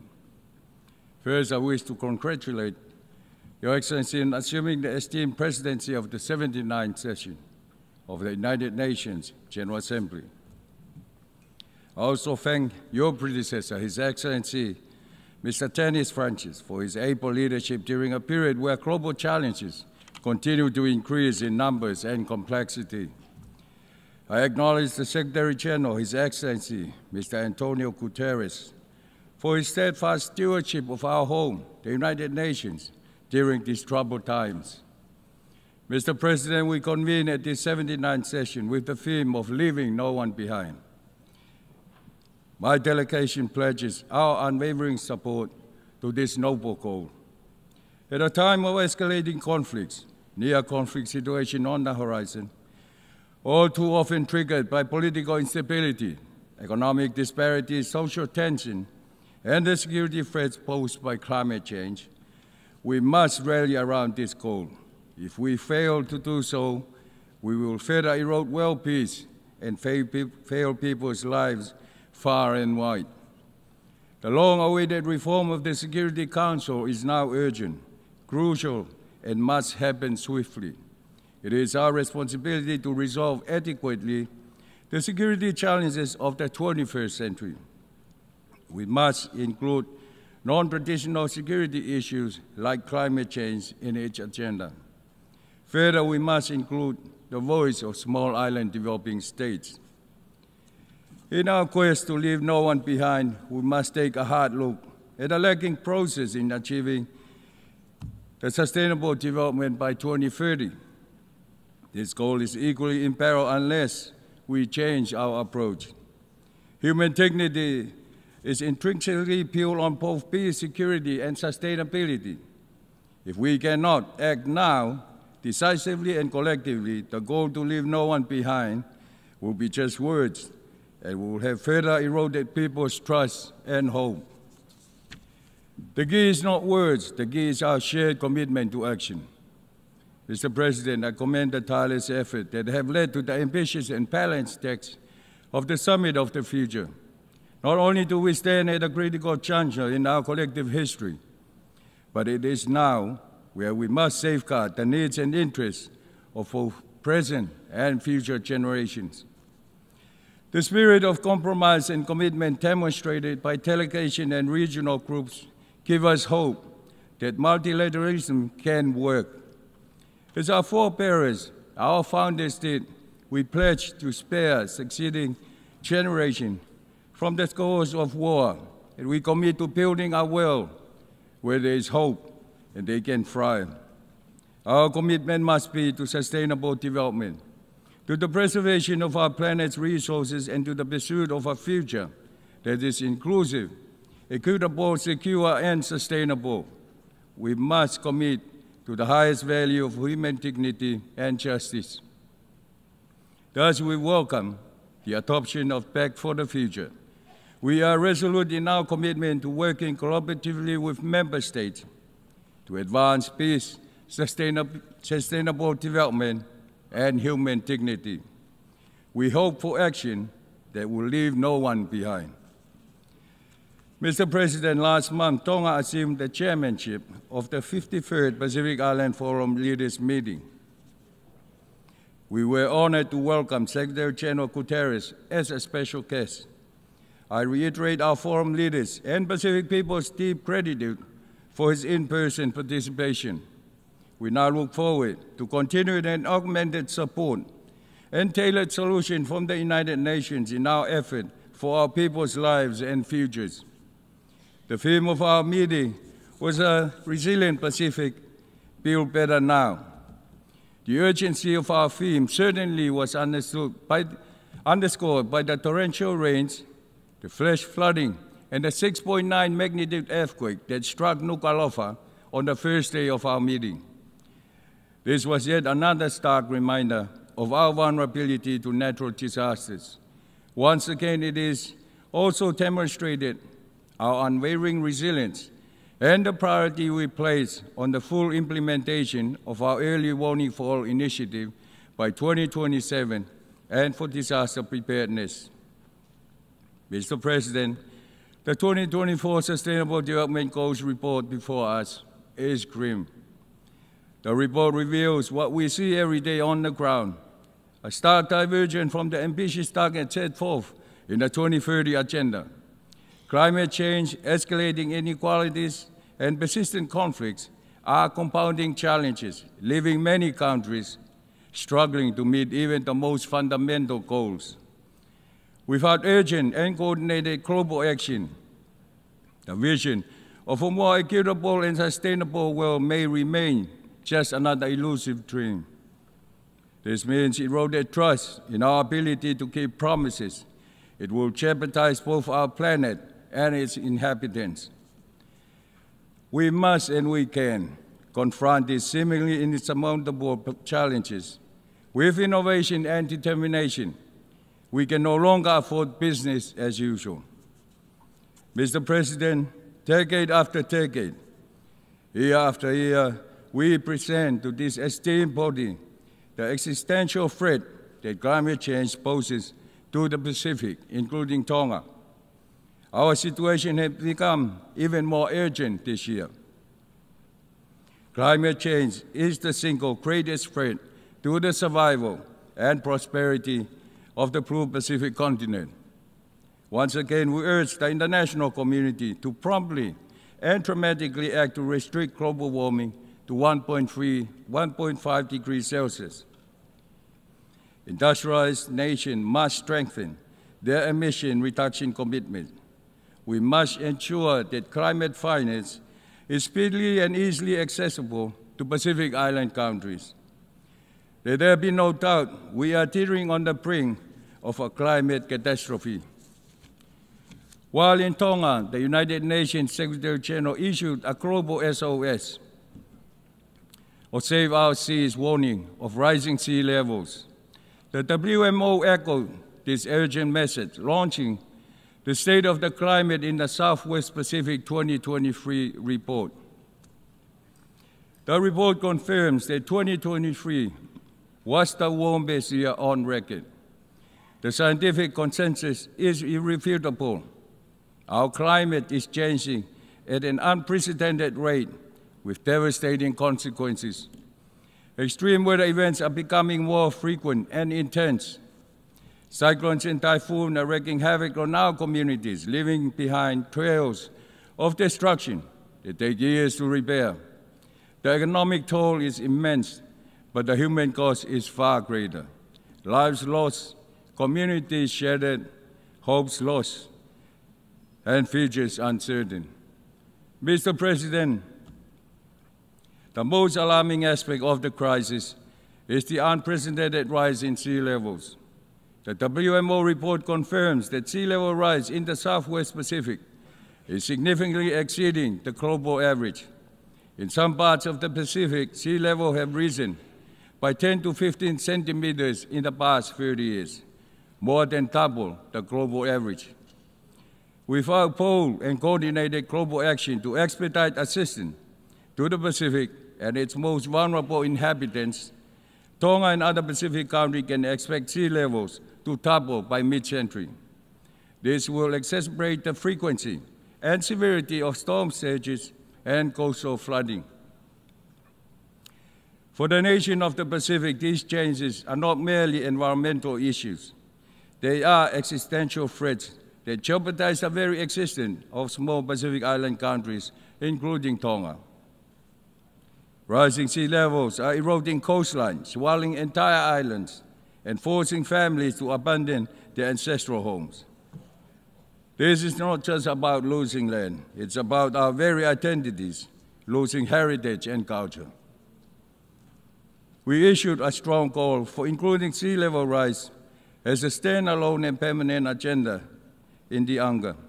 And Mr. President, the upcoming COP29 presents a critical opportunity to operationalize the Loss and Damage Fund, transforming pledges into tangible support for vulnerable nations. Mr. President, our ocean, seabed, and land are simply who we are.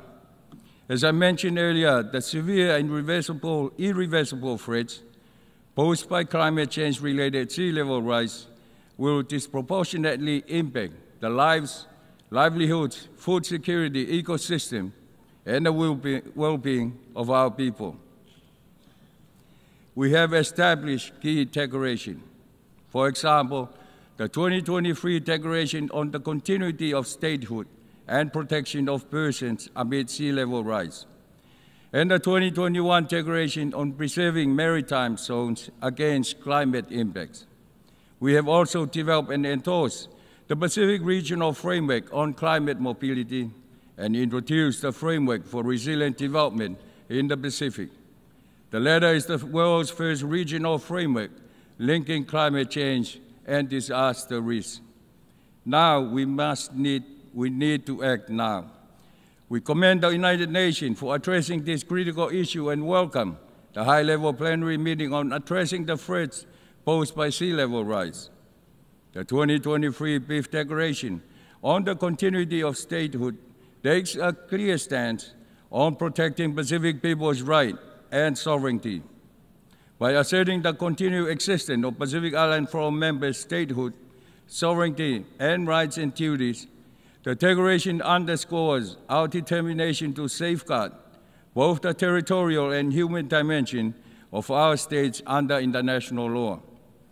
The Declaration commits to protecting persons affected by climate change, ensuring that human rights, political status, cultural heritage, identity, and dignity are upheld.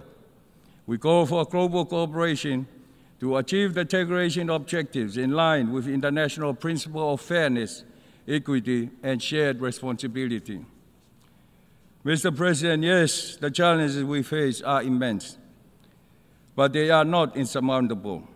The resilience of the Pacific people is legendary. Through centuries, our communities have weathered countless storms, adapted to changing conditions, and preserved our rich culture through adversity. Now more than ever, we must draw upon this resilience. It is now that our Forum Islands countries urgently require timely, predictable and scale-up access to climate finance to protect our communities. Tonga is proud to announce the establishment of the Pacific Resilience Facility, or PRF, a Pacific-led, member-owned and managed climate and disaster resilience financing facility. Tonga will host a PRF office, and we acknowledge the commitment and contribution received from our development partners and friends of the Pacific thus far. We call upon global partners to support our Pacific-led solutions, the PRF. The key goal is to bridge the financing gap for smaller, high-impact adaptation projects. I would like to once again thank the United Nations Secretary General for his leadership and commitment in supporting the Pacific Island Forum by convening a global pledging event for the PRF in 2025. We again urge multilateral climate funds, such as Green Climate Fund and Adaptation Fund, to establish dedicated climate finance access windows tailored to the conditions and needs of vulnerable countries like the Pacific Small Island developing states. Mr. President, we appreciate the support for the new 10-year blueprint recognized the special case of small island developing states, the Antigua and Barbuda Agenda for SIDS, or APAS. This agenda goes beyond being a merely policy framework. This is our collective vision for sustainable growth and resilience in the face of unprecedented challenges. We support the allocation of resources and tailored systems to facilitate the implementation of the concrete action outlined in APA's 10 thematic areas. At the same time, reforming the international financial architecture will be crucial to support this new program of action.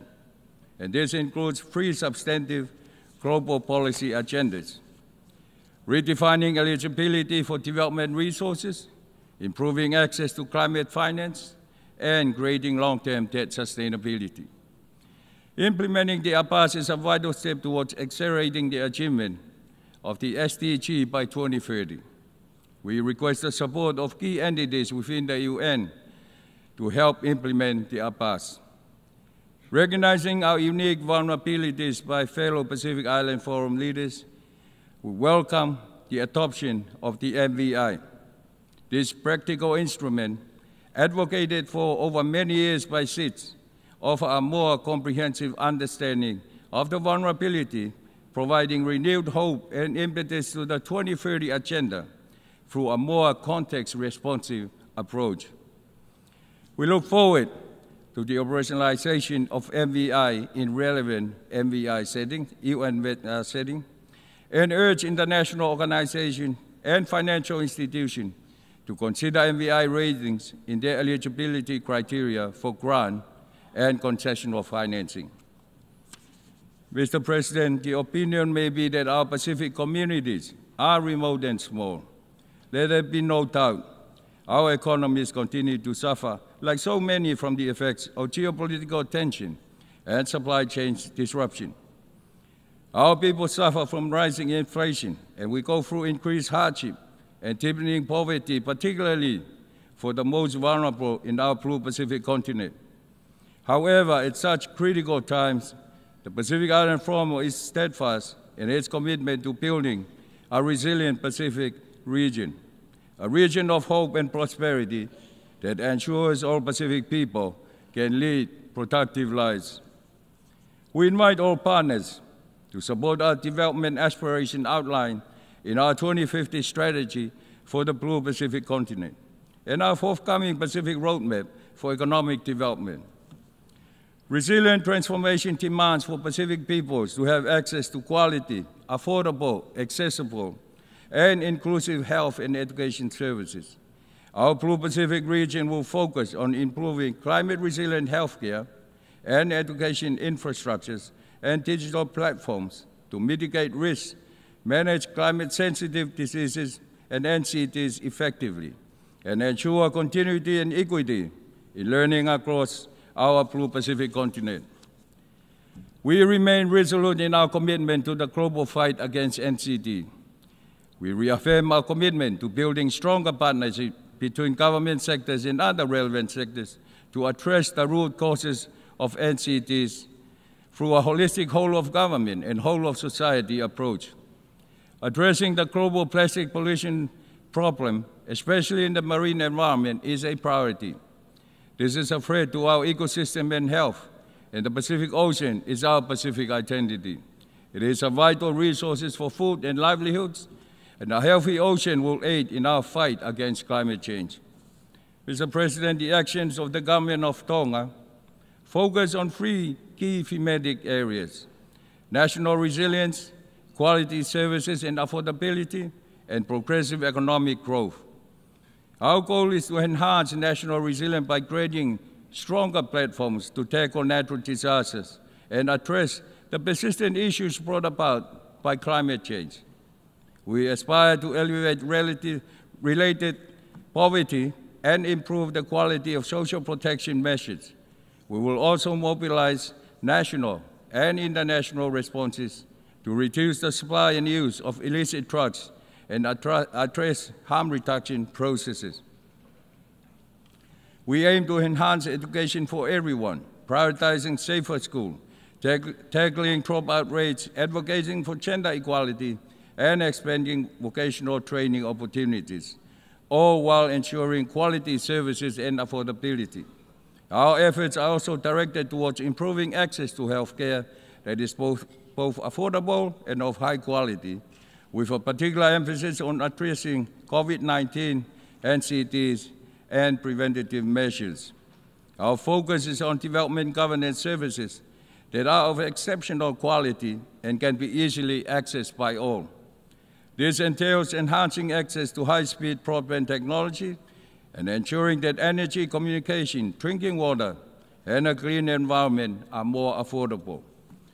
Our main objective for fostering progressive economic growth include giving priority to trade and private sector development, enhancing the quality and accessibility of public infrastructure, and forging stronger partnerships to drive development.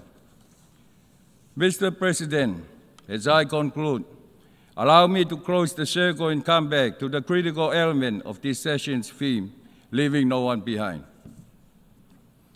This aspiration must be our guide for eradicating poverty, ending discrimination, and upholding the fundamental rights of individuals, reducing inequalities and vulnerabilities that not only undermine our shared humanity, but also leaves too many without hope.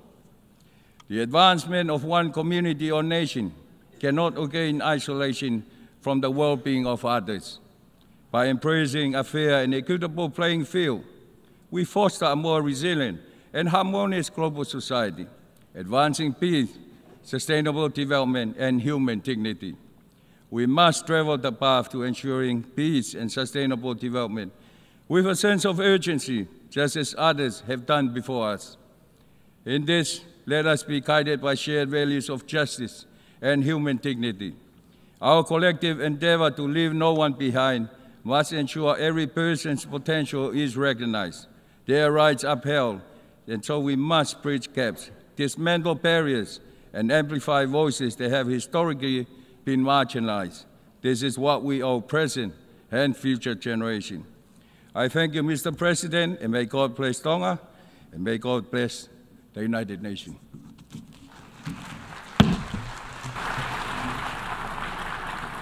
On behalf of the Assembly, I wish to thank the Prime Minister of the Kingdom of Tonga. The Assembly will hear an address by His Excellency Shehbaz Abdi Barre, Prime Minister of the Federal Republic of Somalia. I request protocol to escort His Excellency and invite him to address the Assembly.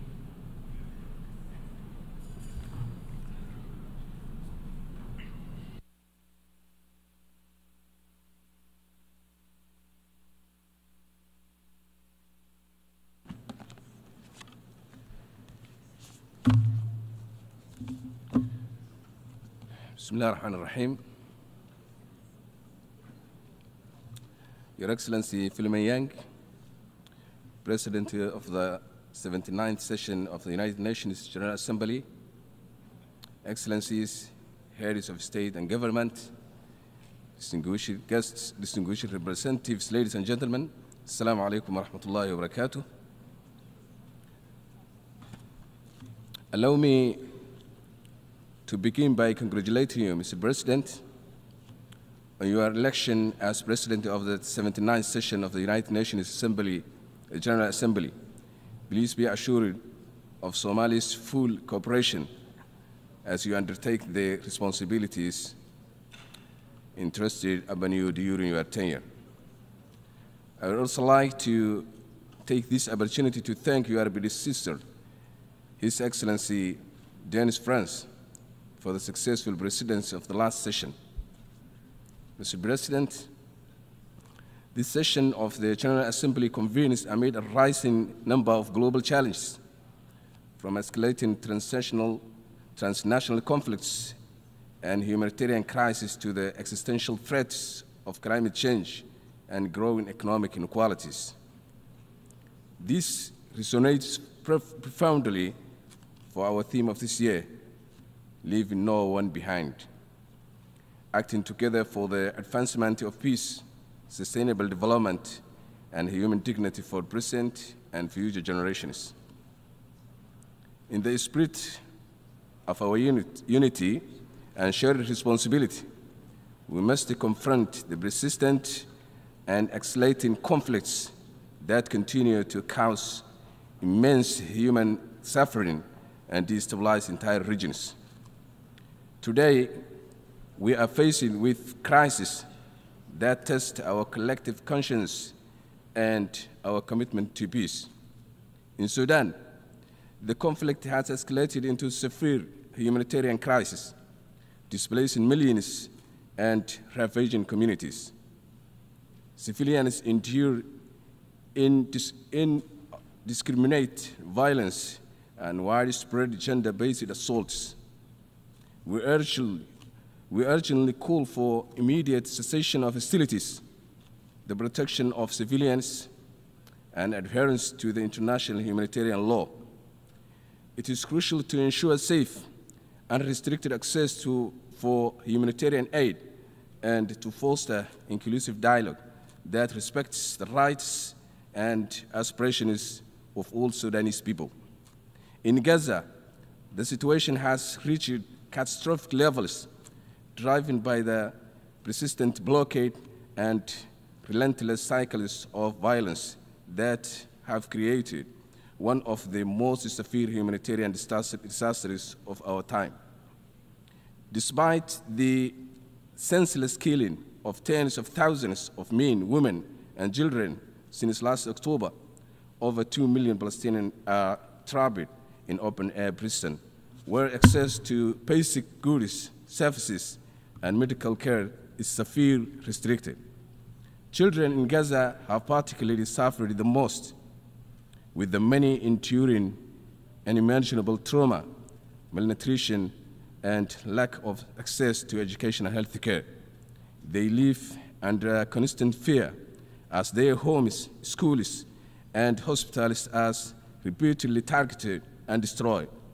The ongoing conflict has not only destroyed the physical infrastructure of Gaza, but also crushed the hopes of entire generation. The world cannot continue to turn a blind eye on this gross injustice and the continuous violations of international law by the Israeli government. We call on the international community to take immediate and decisive action to reinforce an unconditional ceasefire, to lift the inhuman blockade, and to recommit to a political process that ensures a just and lasting peace based on the two-state solution, thereby restoring the rights, dignity, and future for Palestinian people. In Ukraine, the war now in its third year has inflicted a devastating toll on civilians, destroying homes and critical infrastructure and leaving millions without essential services. The legacy of trauma and displacement will affect generations. We urgently call for an immediate cessation of hostilities, a ceasefire, and adherence to international humanitarian and human rights law, including avoiding attacks on civilians, critical infrastructure, and nuclear facilities. It is essential to open channels for dialogue and achieve the lasting political settlement. The international community must act swiftly to prevent further escalation and support efforts for peace. Mr. President, while international crises demand our attention, we must not overlook regional threats that directly challenge national sovereignty and stability. Somalia currently faces a serious threat from Ethiopia's recent actions, which flagrantly violate our territorial integrity. Ethiopia's attempts to annex parts of Somalia under the guise of securing sea access are both unlawful and unnecessary. Somali ports have always been accessible for Ethiopia's legitimate commercial activities, reflecting our commitment to regional trade and cooperation. However, Ethiopia's aggressive maneuvers, including its controversial agreement with one of our regional administration, undermines Somali sovereignty and embolden secessionist movements threatening our national unity. These actions not only sow division at the time when Somalia is striving for peace and cohesion, but also serve as propaganda for terrorist groups like Shabab, who exploit Ethiopia's provocations to recruit and radicalize vulnerable individuals. Such destabilized behavior poses a significant risk to the security and stability of the entire Horn of Africa. Somalia asserts its sovereign rights to defend its territorial integrity and calls on Ethiopia to cease its provocations and adhere to the international law. We urge the international community to stand with Somalia in condemning these violations and upholding the principles of international sovereignty and territorial integrity, which are the cornerstones of international peace and security. Regional stability depends on mutual respect for these principles, and Ethiopia must be held accountable for actions that threaten to destabilize the Horn of Africa. Mr. President, while the conflict may capture the headlines, we must not lose sight of other pressing global challenges that demand our immediate attention and collective action. Somalia's experience underscores the importance of sustainable funding for peacekeeping. For over 15 years, we have hosted key African Union missions like AMISOM and ATMIS, which have been critical in countering Al-Shabaab and supporting state building. As a new mission, AUSM takes over with a focus of counterterrorism and capacity building. Its success depends on reliable funding. Peacekeeping is about creating lasting stability, not just maintaining peace, and we urge the international community to support innovative funding solutions to ensure these missions fulfill their vital roles. Mr. President, climate change is a global crisis that touches every life and every community, but nowhere is its impact more deeply felt than in vulnerable nations like Somalia. We endure relentless droughts, devastating floods, and rising temperatures that tear apart our communities and threatening our very survival. While the recent COP28 conference made important strides with the creation of a loss and damage fund and the commitment is to expand renewable energy, there remains a significant challenge accessing these funds. For many developing countries, the reality is that complex bureaucracy, rigid criteria, and lack of necessary resources often stand in the way they receive the help they so desperately need. It is not just about making promises, it is about ensuring that those promises can reach the people who need them most. We call on the global community to simplify access to these crucial funds so that countries like Somalia can build resilience, protect our people, and secure the future where everyone has the chance to thrive. Mr. President, reform in the United Nations Security Council is essential to ensure it reflects today's geopolitical realities. The current structure no longer adequately represents the voices and concerns of world nations, particularly those in Africa, Asia, and Latin America. We support the Islamic consensus, which calls for a more representative and inclusive council. This reform is necessary to enhance the UN's credibility and effectiveness in addressing the full spectrum of global challenges, from peace and security to development and human rights. Reforming international financial institutions is also crucial to building a fairer global economy that promotes inclusive growth and sustainable development. The existing international financial system is heavily skewed in favor of a view, perpetuating inequalities and restricting the ability of developing nations to thrive. We call for reforms that make these institutions more accountable, transparent, and responsive to the needs of the world's poorest and the most vulnerable. Mr. President, achieving the Sustainable Development Goals is not an ambitious, it is a necessary. With only it is a necessity. With only 6 years left, the world is far behind on our collective promise to end poverty, protect our planet, and ensure peace and prosperity for all by 2030. We must urgently renew our commitment by increasing funding, creating innovative partnerships, and focusing on reaching the most vulnerable.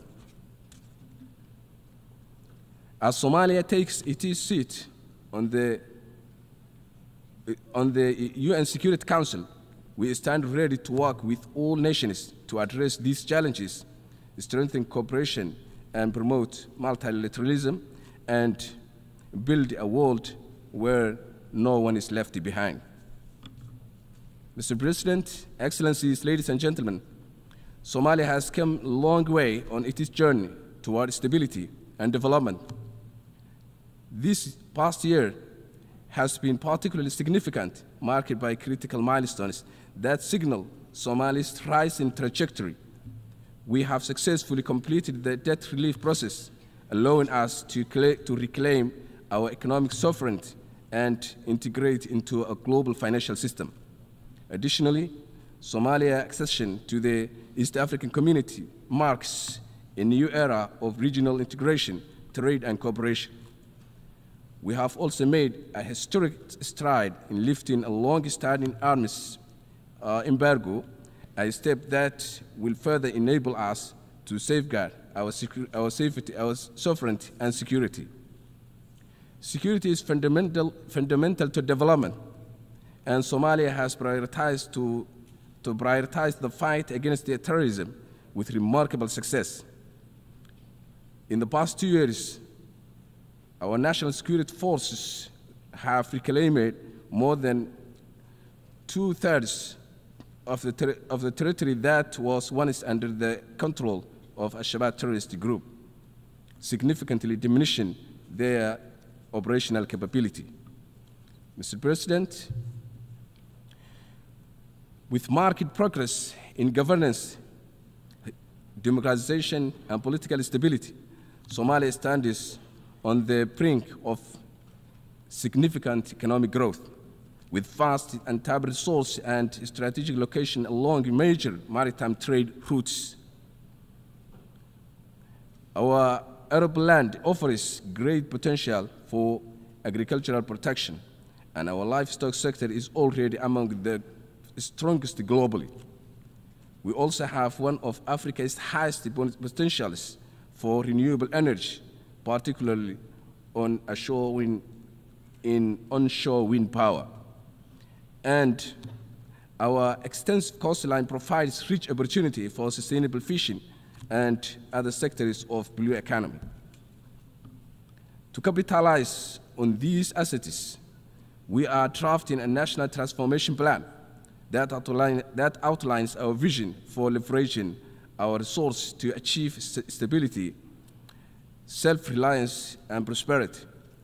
And we welcome international investment and cooperation to help us realize this potential, integrate into the global economy, and contribute to regional peace and stability through strong partnerships. Mr. President, as we look ahead, Somalia is determined to be defined not by the hardships of its past, but by the possibilities of its future. Let us act now to build a future where every nation, every community, and every person can thrive in dignity and peace. I thank you for your attention.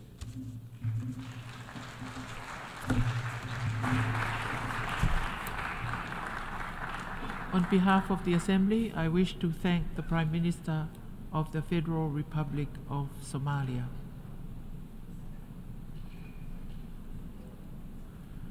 The Assembly will hear an address by His Excellency Christian Nitze, Prime Minister and Head of Government of the Republic of Madagascar. I request protocol to escort His Excellency and invite him to address the Assembly.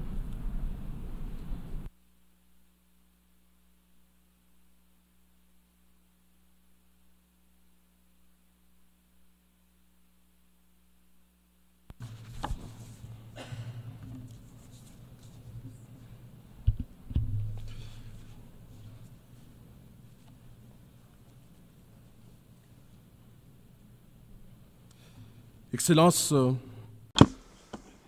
Mr. President, heads of state and government, United Nations Secretary General, distinguished delegates, ladies and gentlemen. I have come here with a profound sense of honour and responsibility to address you today with the mission entrusted to me by His Excellency Mr. Andry Rajoelina, President of the Republic of Madagascar, and on behalf of the Malagasy people. I wish to applaud the election of Mr. Philemon Yang, His Excellency, to the presidency of the 79th session of the General Assembly. Your exemplary parcours and your wealth of knowledge in terms of global affairs are undeniable assets to guide our work. Rest assured, Your Excellency, of the support of Madagascar in the fulfilment of your noble mission. Madagascar, as newly elected Vice President of this General Assembly, is honoured to serve for this term 2024 to 2025. Excellencies, ladies and gentlemen, the theme of this session of the General Assembly, leaving no one behind, acting together for the advancement of peace, sustainable development and human dignity for present and future generations, particularly resonates today in this time of grave uncertainty in the world and for the world. Today, we are strongly reminded of how interconnected the different global challenges are and how important it is to engage in a collective response with solidarity and being resolute. Indeed, peace, the fragile foundation of a world that faces divisions, is today being jeopardized by many different crises, a multitude of crises with dangerous and profound geostrategic ramifications. Far from being a regional conflict, the war in Ukraine is shaking the international order and exacerbating geopolitical tensions, worsening food and energy insecurity, and putting global peace and security in peril. Terrorism and transnational crime continue to sow terror and distress, affecting in a disproportionate way the most vulnerable populations. The proliferation of weapons and drugs, in particular in conflict zones, are feeding a hellish cycle of violence and instability, thus hindering the long-term development objectives and mortgaging off the future of entire generations. The climate emergency has become a tangible and devastating reality. The multiplication of extreme climate events, the degradation of ecosystems and the loss of biodiversity are all warning signs that should push us to act with a sense of determination and clear-sightedness. Glowing inequalities across the world make fertile ground for social tensions, for conflicts and for instability. The COVID-19 pandemic, far from having been a great leveller, has exacerbated existing gaps, shedding light on how vulnerable healthcare systems are and social protection systems are in many countries, and further widening the gap between rich countries and developing countries. President, ladies and gentlemen, faced with these challenges, we cannot give in to fear or to fatality. Multilateralism, as embodied by the United Nations, remains the best weapon that we have available to us and remains our collective instrument to build a more safe and peaceful world. However, and unfortunately, we must note and we must realise that the multilateral system now that was created in the post-war period is struggling to effectively respond to the challenges of a world that is so swiftly and significantly changing. A courageous and ambitious reform of the United Nations, in particular the Security Council, is now more than ever essential. Africa, which is a continent with huge demographic and economic growth, should not be left to the sidelines of the hubs of global decision-making. The effective implementation of the Paris Agreement and the strengthening of commitments made to reduce greenhouse gas emissions are absolutely essential in order to preserve the future of our planet and to guarantee the well-being of future generations. To this end, the President of the Republic of Madagascar, Mr. Andry Rajoelina, recalled during his statement in Glasgow at the COP26 conference that took place in 2022, how important it is to ramp up the mobilisation of $100 billion in line with the Paris Agreement in order to finance the energy transition policy in Africa. The fight against climate change can therefore not be decoupled from development issues. It's essential to support developing countries in their transition towards a green and resilient economy by providing them the financial and technology resources that they require, while recognising their right to development. It is essential and urgent to promote a development model for a more inclusive and more equitable world that leaves nobody behind.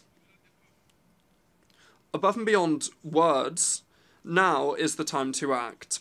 It is time now to turn our commitments into concrete actions, especially for Africa, by investing massively in education, in healthcare, in drinking water, in social protection for all, in infrastructure and innovation, and in job creation, in particular for young people and for women. For inclusive multilateralism, it is time to promote more just and more equitable international trade, and to promote and guarantee equitable access to knowledge and to technology and to the finance and investment systems, and they need to be fairer as well. And the same goes for social justice and sustainable peace in the world. President, ladies and gentlemen, Madagascar, aware of these global challenges and of how urgent it is to bring concerted and lasting solutions, is committed with a sense of determination alongside the United Nations and its member states to build a more just and sustainable world with more solidarity. The Fihavanana, which is a national way of living together, is profoundly rooted in Malagasy culture and guides our action. It brings across our profound aspiration to live in harmony with mutual respect and solidarity, ensuring we leave nobody by the wayside and never forgetting the most vulnerable, working thus for a more fair society. The general policy of the state of Madagascar, implementing the vision of His Excellency Mr. Andry Rajoelina, President of the Republic, places human capital as the main key pillar for development. Over the last 5 years, we've invested enormously in education, in training, health, security, innovative and inclusive social programs, the fight against malnutrition, and in infrastructure in order to catch up with our development deficits and thus break the vicious cycle of poverty. The country continues to invest massively in these areas, which are the main foundation of our actions to foster human development. True to our country's tradition of being a peaceful and tolerant people, Madagascar has made democracy, the respect for the rule of law and good governance key tools to maintain stability, to strengthen peace and security, and to consolidate our path towards sustainable development. And of course, this is shown and very clearly proven explicitly in our classification in the Global Peace Index that has placed Madagascar in second place. So that's the second most peaceful country in sub-Saharan Africa in 2024. Of course, we do nevertheless have many challenges. However, the leadership of His Excellency Mr. Andry Rajoelina, President of the Republic, is in line with the hopes of our compatriots who entrusted him with a new term in 2024 to engage in agricultural and industrial transformations for Madagascar, to create more jobs and decent income for young people and rural people, to bring added value to the Malagasy economy, and to bring more peace and sustainable development for the country. Today, Madagascar is the third largest rice producer in Africa. However, our ambition is to become number one, with new policy guidance for regional development coming from the government to optimise farming in the rice paddies of our country, focusing on new knowledge and new technology in terms of using agricultural inputs for all farmers, and to improve irrigation infrastructure in order to double, even triple productivity on the short term, focusing on the so-called agricultural aggregation to better attract private investment in intensive rice production, and also other crops like potatoes and dry grains, etc. When it comes to development challenges, Madagascar intends to bolster its tireless efforts to improve our road network by building the flagship Sunshine Road project, the Route du Soleil, that connects the regions on the east side of our Great Islands, and this is going to bring about more growth and investment, public and private investment, more fluid trade, to develop tourism in our regions, and to rapidly transform regional economies and strengthen peace and security in the country. These efforts on our road network are also part of our government's priority actions to carry out large infrastructure projects. Renewable energy is thus one of the priorities that my government has today to achieve its industrialisation plan, and its many actions seeking to improve the living conditions of our population, in particular the rural population, by substantially reducing the state budget in a lasting way by subsidizing the cost of electricity production to carefully support the development projects. In this regard, we are now ramping up our solar energy project with 47 different solar panel projects in the country, and we are also starting to build hydroelectric power stations and solar power stations with private investors and development partners that will allow us to reach additional production of more than 500 megawatts over the next 4 to 5 years. The goal that we seek is to double the shares of the agricultural and industrial sectors in Madagascar's GDP in order to bring about real growth that creates jobs and sustainable income for youth and for rural people, thus transforming our economy and substantially reducing poverty to enable the development of our great island to soar. Aware of the climate change challenges and the challenges that that causes for peace, security and development, Madagascar, although we are one of the most vulnerable to climate change, is a very low greenhouse gas emitter, and we are facing harsh blows from cyclones, drought, coastal erosion and loss of biodiversity, and this risks considerably reducing, even annihilating economic and social progress made through agricultural and industrial transformations that we've been engaging in thus far. Since Madagascar is one of the few countries that is actually saving the planet with a negative carbon footprint thanks to our forests, we're actually one of the real green lungs of the African continent. In light of this, I urge the international community to ramp up and to accelerate climate adaptation finance for the most vulnerable countries, in particular island countries like Madagascar. Madagascar is determined to preserve our precious natural assets for future generations.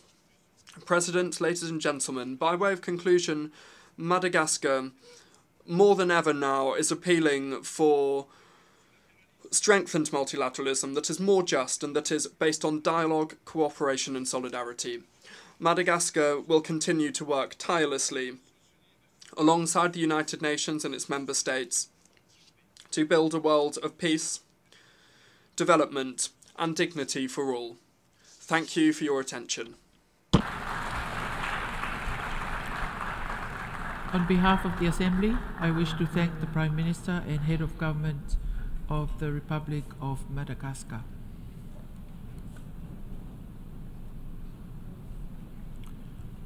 I now give the floor to His Excellency Filip Ivanovic, Deputy Prime Minister for Foreign and European Affairs of Montenegro.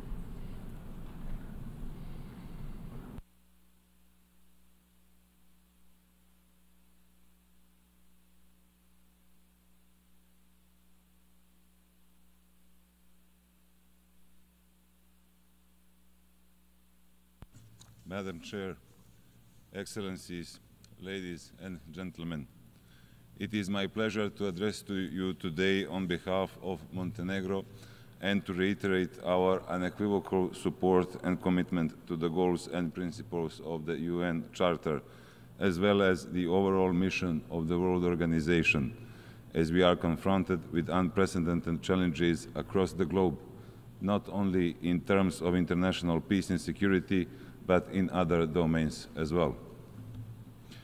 Allow me to extend due acknowledgement and gratitude to the President of the previous session of the General Assembly, His Excellency Denis Francis of Trinidad and Tobago, for his achievements and guidance through these unsettling circumstances. Furthermore, I would like to express our best wishes to his successor, His Excellency Philemon Yang of Cameroon. We wish him a successful tenure and we welcome the choice of this year's debate theme as it faithfully portrays the very mission of the United Nations, and you can count on the full support of the Montenegrin delegation. Ladies and gentlemen, leaving no one behind while acting together for peace and security, sustainable development and human dignity are the key challenges lying before the United Nations. to which, unfortunately, as a community, we still have failed to provide an effective and a comprehensive response. Achievement of a peaceful and sustainable future against the backdrop of one-sided, arbitrary and authoritative actions of a handful of international actors, but whose actions are jeopardizing the peace and welfare of the majority, will insist on our full-scale vigilance and awareness and put our words and our rhetoric to a practical test. Even though the occurring geopolitical developments have clearly demonstrated that our efforts have fallen short and that we must do much more, and not just more, but much better, there is a solution and an alternative. Multilateralism at its best and strongest, led by a more powerful United Nations at the helm of international cooperation and global response, if we are to have a peaceful and prosperous global society. Dear colleagues, national-based narrow approaches instead of global solutions still dominate the international environment, and rather than uniting in joint endeavors with positive global circumstances, we are losing ground to authoritarianism and unilateral behavior.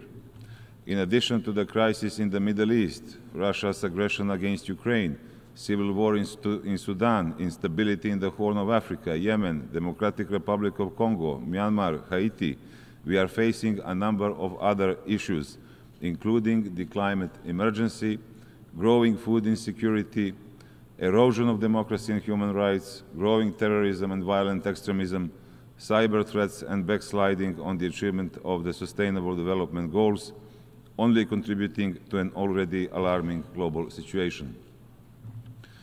We commend and support the Secretary-General's new Agenda for Peace, which offers and identifies indeed the needed tools and measures for generating a quality response to the ongoing challenges, especially through disarmament, more investments in diplomacy and mediation, mitigation of geopolitical influence on the population, prevention of further fragmentation of global trade rules, effective tackling of the climate change issues, as well as prevention of violence and human rights violations. As we are all very much aware, the pace of the SDGs implementation is not at the percentage we hoped for.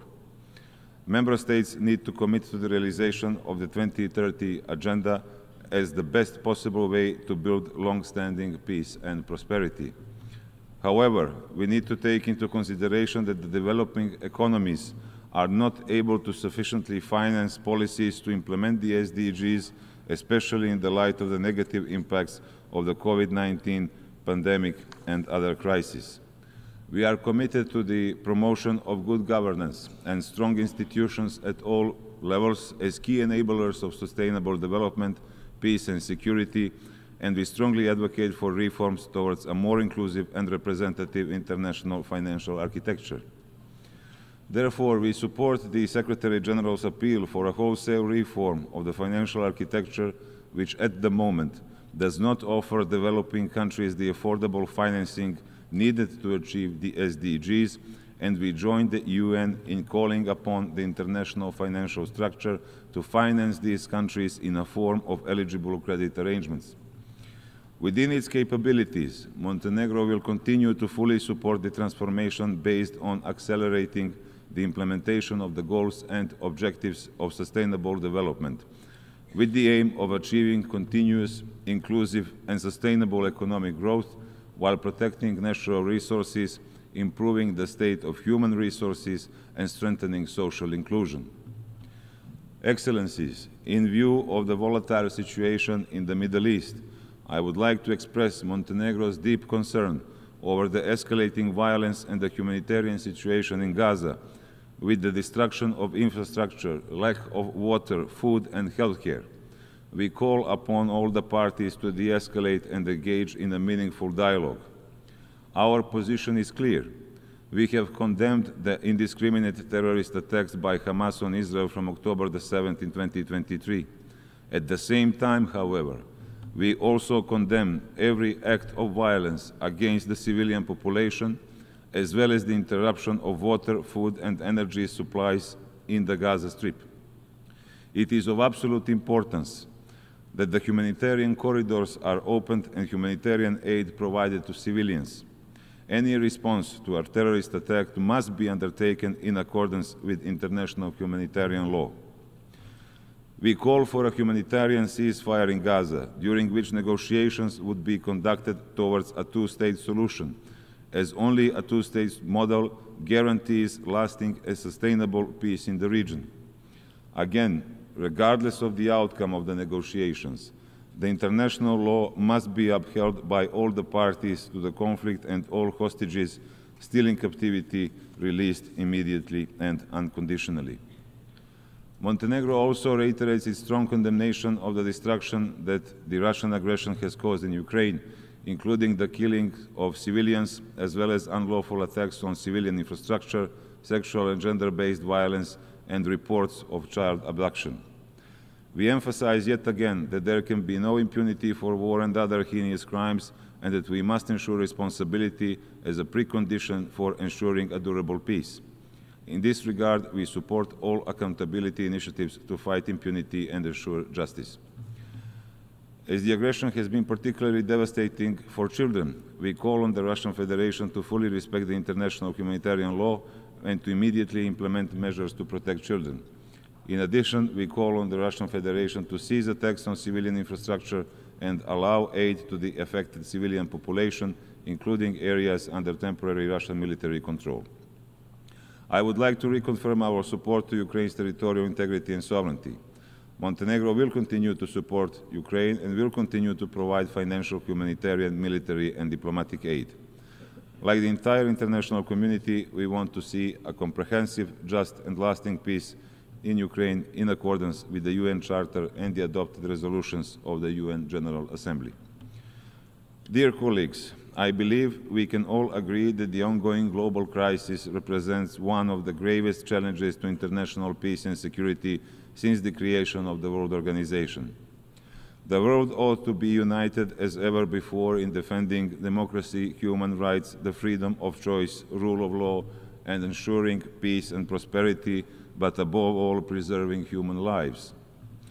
The international community must also do significantly more in the fight against climate change, with decisive actions much needed, such as the full implementation of the Paris Agreement and the resolution of the interconnections between the triple planetary crisis of climate change, biodiversity loss, and pollution are needed while strengthening climate action. Sustainable development goals and the fight against climate change are fundamentally linked to peace and security and human rights. Without peace, all other goals, from human rights and gender equality to addressing climate change, water and energy and food security, will not be achieved. The increasing number of conflicts, as well as ever-growing threats to international peace and security, require a change in the current global practice and the application of a holistic and coordinated approach within the UN system based on prevention. It is in this context that we must take a better advantage of the preventive capacity of the Human Rights Council. As a member of the Council for the term of 2022 to 2024, we fully recognize its contribution to the early warning system when it comes to prevention of violence and mass violations of human rights.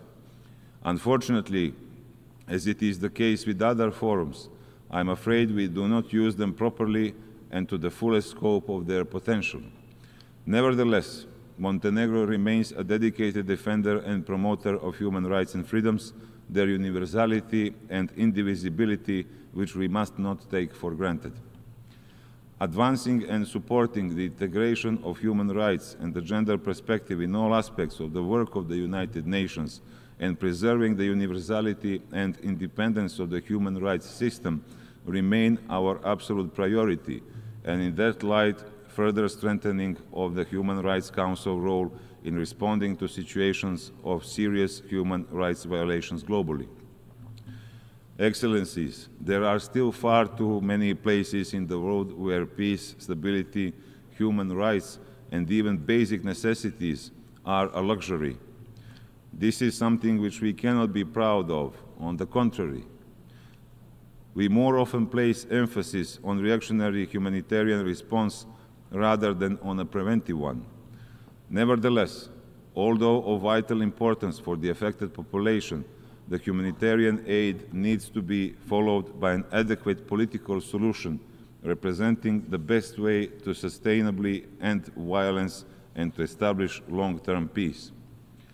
Montenegro is firmly committed and determined to actively and constructively contribute and support collective efforts to preserve world peace and security, and in this line supports the new agenda for peace as an opportunity to shape new responses to old and emerging threats, including strengthening prevention, adapting UN peacekeeping forces to this new environment, and strengthening the peace-building architecture, including ensuring adequate, predictable, and sustainable financing for peace-building and implementation of Agenda Women, Peace and Security in all its dimensions, as well as the Agenda Youth, Peace and Security.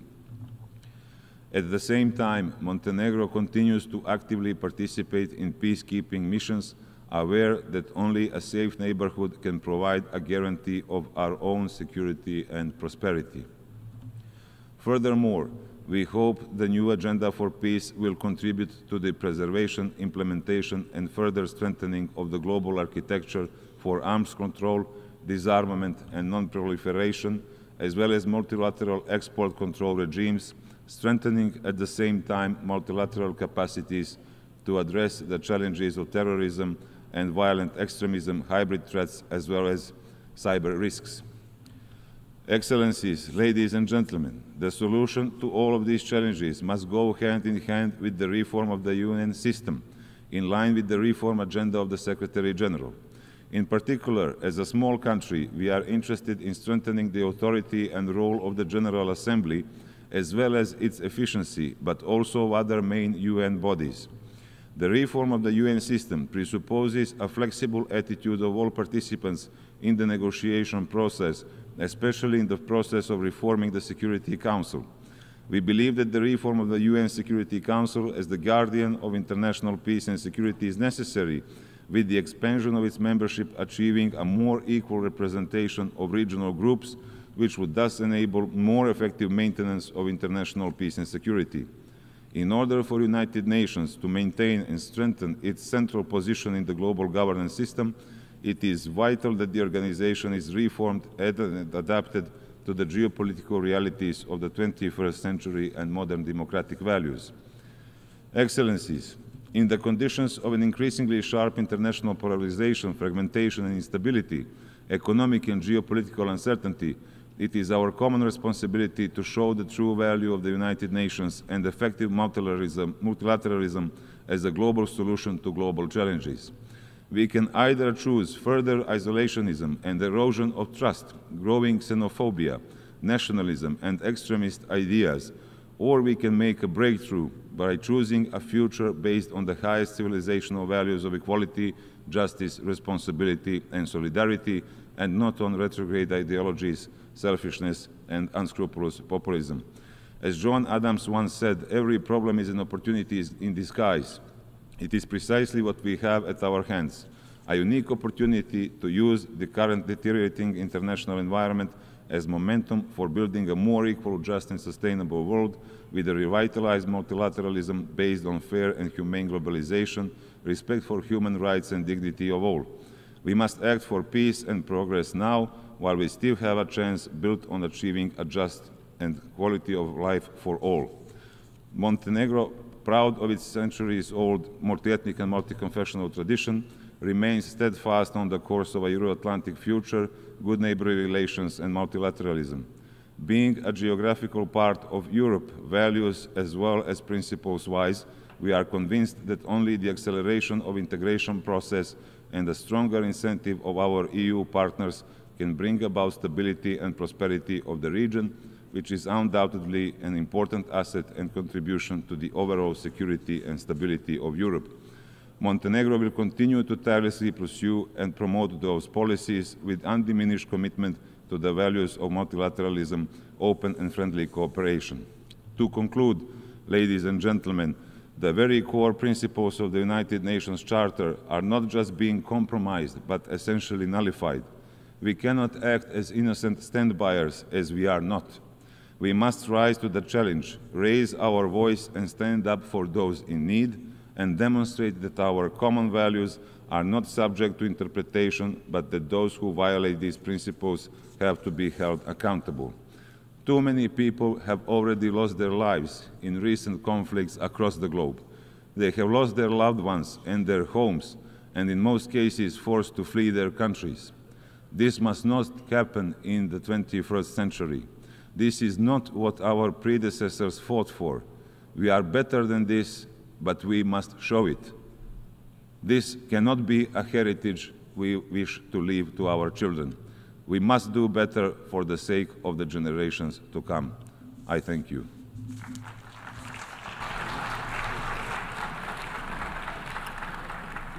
I thank the Deputy Prime Minister for Foreign and European Affairs of Montenegro. I now give the floor to His Excellency Rashid Meredov, Deputy Chairman of the Cabinet of Ministers and Minister for Foreign Affairs of Turkmenistan.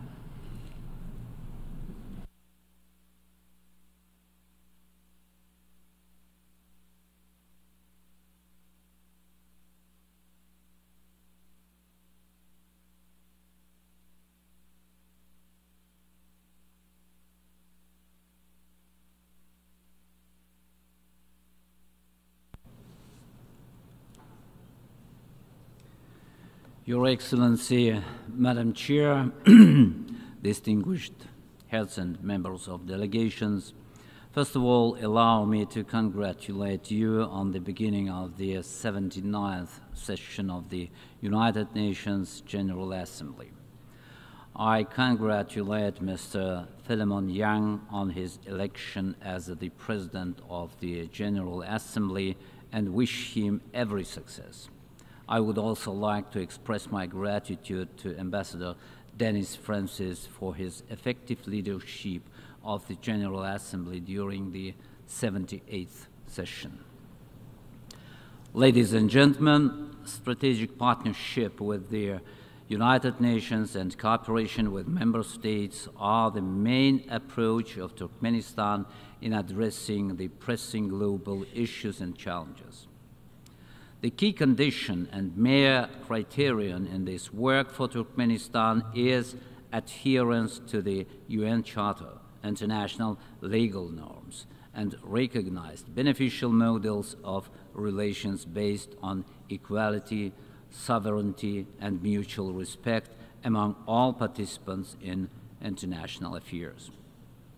In this logic, Turkmenistan supports the global mission of the United Nations as a conductor of the collective mandate and the balance of interests of member states. This position was reaffirmed at the meetings of the UN Secretary General with the President of Turkmenistan and the national leader of the Turkmen people during his visit to Turkmenistan this summer. For the 79th session, Turkmenistan has decided to follow 4 priorities, which are peace and security, sustainable development, climate change, humanitarian issues. All of these areas are closely interconnected. It means that their implementation must be comprehensive, based on unified principles and approaches. In this context, Turkmenistan advocates for equal, fair, and balanced approach that would ensure the UN pays same attention to all key areas of the international agenda.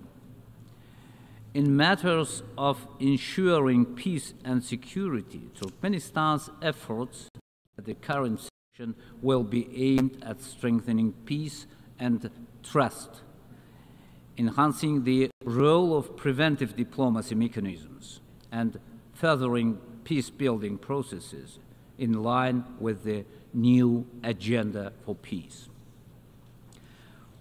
When it comes to global security, Turkmenistan is especially promoting model of neutrality within the United Nations, which capable to provide the world community with practical tools to resolve existing and prevent potential conflicts and contradictions. Next year, we will celebrate 30th anniversary of the UN General Assembly resolution on international recognition of neutral status of Turkmenistan. Over the past years, our neutrality has demonstrated its alignment with the high ideals, basic principles, and goals of the United Nations. The unanimous adoption in 2015 of the corresponding resolution of the General Assembly has demonstrated that neutrality became a heritage of the entire world community. During the 79th session, our country will be promoting further support of the political and legal foundations of neutrality and their application across a broad range of UN activities. Preventive diplomacy holds an important place here. We are convinced that the time has come to reflect on the significance of neutrality for global politics and its potential in the current strategic landscape. In this regard, Turkmenistan puts forward the initiative to provide neutral countries the status of priority partnership with the United Nations in its peacekeeping efforts. We are confident that this will serve as an effective impetus for the international community to more actively utilize the tools of neutrality and preventive diplomacy. One of the essential aspects of the United Nations security agenda is the practical implementation of the General Assembly resolution declaring 2025 as the International Year of Peace and Trust.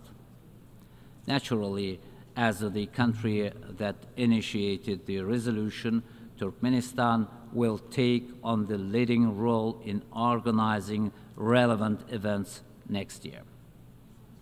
At the same time, we rely on the support of all member states, the UN Secretariat, and its leadership to ensure that the International Year of Peace and Trust becomes a manifestation of the goodwill of the international community, its desire for peace and harmony, overcoming differences, conflicts, and rejection of dividing lines. In the regional dimension, the most important aspect of ensuring security is cooperation in the Afghan direction and support for the people of Afghanistan in their aspirations to begin peaceful, constructive work to rebuild the economy and social sphere and solve humanitarian problems. In this context, I would like to highlight major infrastructure projects in Afghanistan being implemented by our country together with international partners. Among them is the construction of the strategic Turkmenistan-Afghanistan-Pakistan-India gas pipeline. Just 2 weeks ago, we began a new stage of construction of this pipeline on Afghan territory. Other significant projects include the construction of power transmission and fiber optic communication lines along the Turkmenistan-Afghanistan-Pakistan route, as well as a new railway from Turkmenistan towards Afghan direction. Turkmenistan's humanitarian aid to the Afghan people will continue, including the free construction of social facilities there and the education of Afghan students in our country's educational institutions. Thus, Turkmenistan in practice confirms its strong position of solidarity with the people of Afghanistan. In addressing the global climate agenda, Turkmenistan will be focusing on protection of the environment in Central Asia and Caspian Sea region. In this regard, our country advocates for more active and extensive UN involvement in saving the Aral Sea. Turkmenistan initiated the adoption of 2 recent UN General Assembly resolutions on cooperation between UN and the International Fund for Saving the Aral Sea. Furthermore, in 2023, ISCAP adopted a resolution on the modalities for creating UN special program for the Aral Sea Basin. Among other specific problems of Central Asia, which have much broader consequences and impact, we highlight desertification and the reduction of water resources. All of this requires more active cooperation with the United Nations and presence of its resident offices in the region on a permanent basis. Turkmenistan is ready to work on this. As a concrete step, in cooperation with United Nations, our country is promoting the establishment of specialized structure, the Regional Center for Climate-Related Technologies. Another topic has gone far beyond regional borders is the Caspian issue. In this regard, we especially emphasize that preserving the Caspian Sea as unique natural complex are not just the internal affairs of the littoral states, but a global-scale problem and challenge. The approaches to solving them should be appropriate. Therefore, Turkmenistan appeals to the UN, its relevant agencies such as UNEP and UNDP, financial institutions, environment funds, primarily Global Environment Facility and Green Climate Fund, and other structures, urging them to move towards systematic and targeted cooperation with the Caspian states to combat the sea's shallowing, destruction of its ecological balance, reduction of biodiversity, and other ecological and climate issues affecting the Caspian Sea. The President of Turkmenistan at the last session of the UN General Assembly proposed the Caspian Environmental Initiative. We are ready to start the active dialogue on this topic and hope the full support of the General Assembly. In matters of sustainable development, we propose moving forward with a number of specific initiatives from Turkmenistan. In particular, we are talking about developing a global framework program for the transition to a circular economy. Other initiatives include the creation of a global atlas of sustainable transport connectivity and Alliance for Global Energy Security and Sustainable Development. In cooperation with UN, we are ready to begin developing algorithms for joint work on these proposals. Turkmenistan will continue to work with UN to overcome the consequences of humanitarian crisis, address population issues, protect motherhood and children, and safeguard the rights of persons with disabilities, refugees, and stateless persons, among other topics.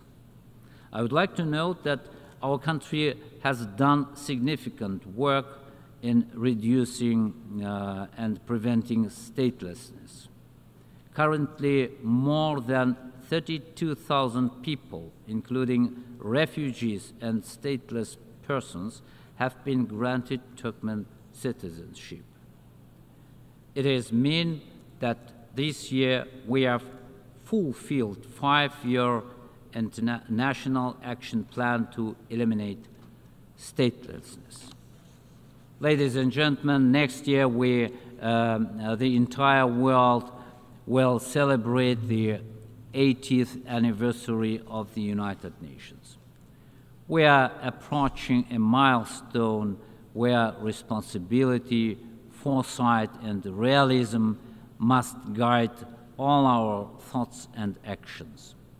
It is time to reflect on the path traveled, assess the experience, correct mistakes and shortcomings, and together move forward in improving the work of our organization and its institutions. One thing must remain unshakable. It is commitment to the values, principles, and goals of the United Nations, because they have proven their viability and alignment with the fundamental long-term interests of humanity. Around this fact, now more than ever, it is necessary to combine all responsible forces.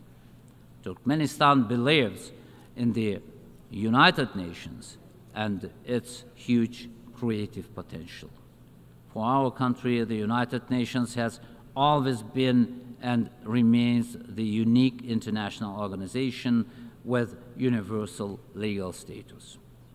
The voice of the United Nations must remain strong in ensuring global peace and security, sustainable development, and solving humanitarian problems. Turkmenistan will continue to contribute its efforts in addressing the global challenges for the future of the world through realization of its priorities.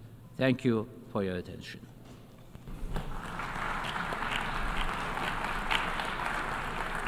I thank the Deputy Chairman of the Cabinet of Ministers and Minister for Foreign Affairs of Turkmenistan.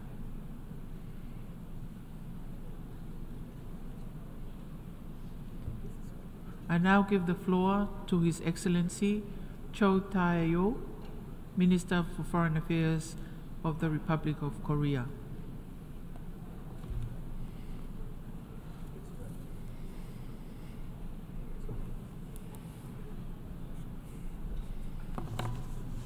Madam President, distinguished delegates, I would like to extend my congratulations to His Excellency Philemon Yang on assuming the presidency of the 79th session of the General Assembly.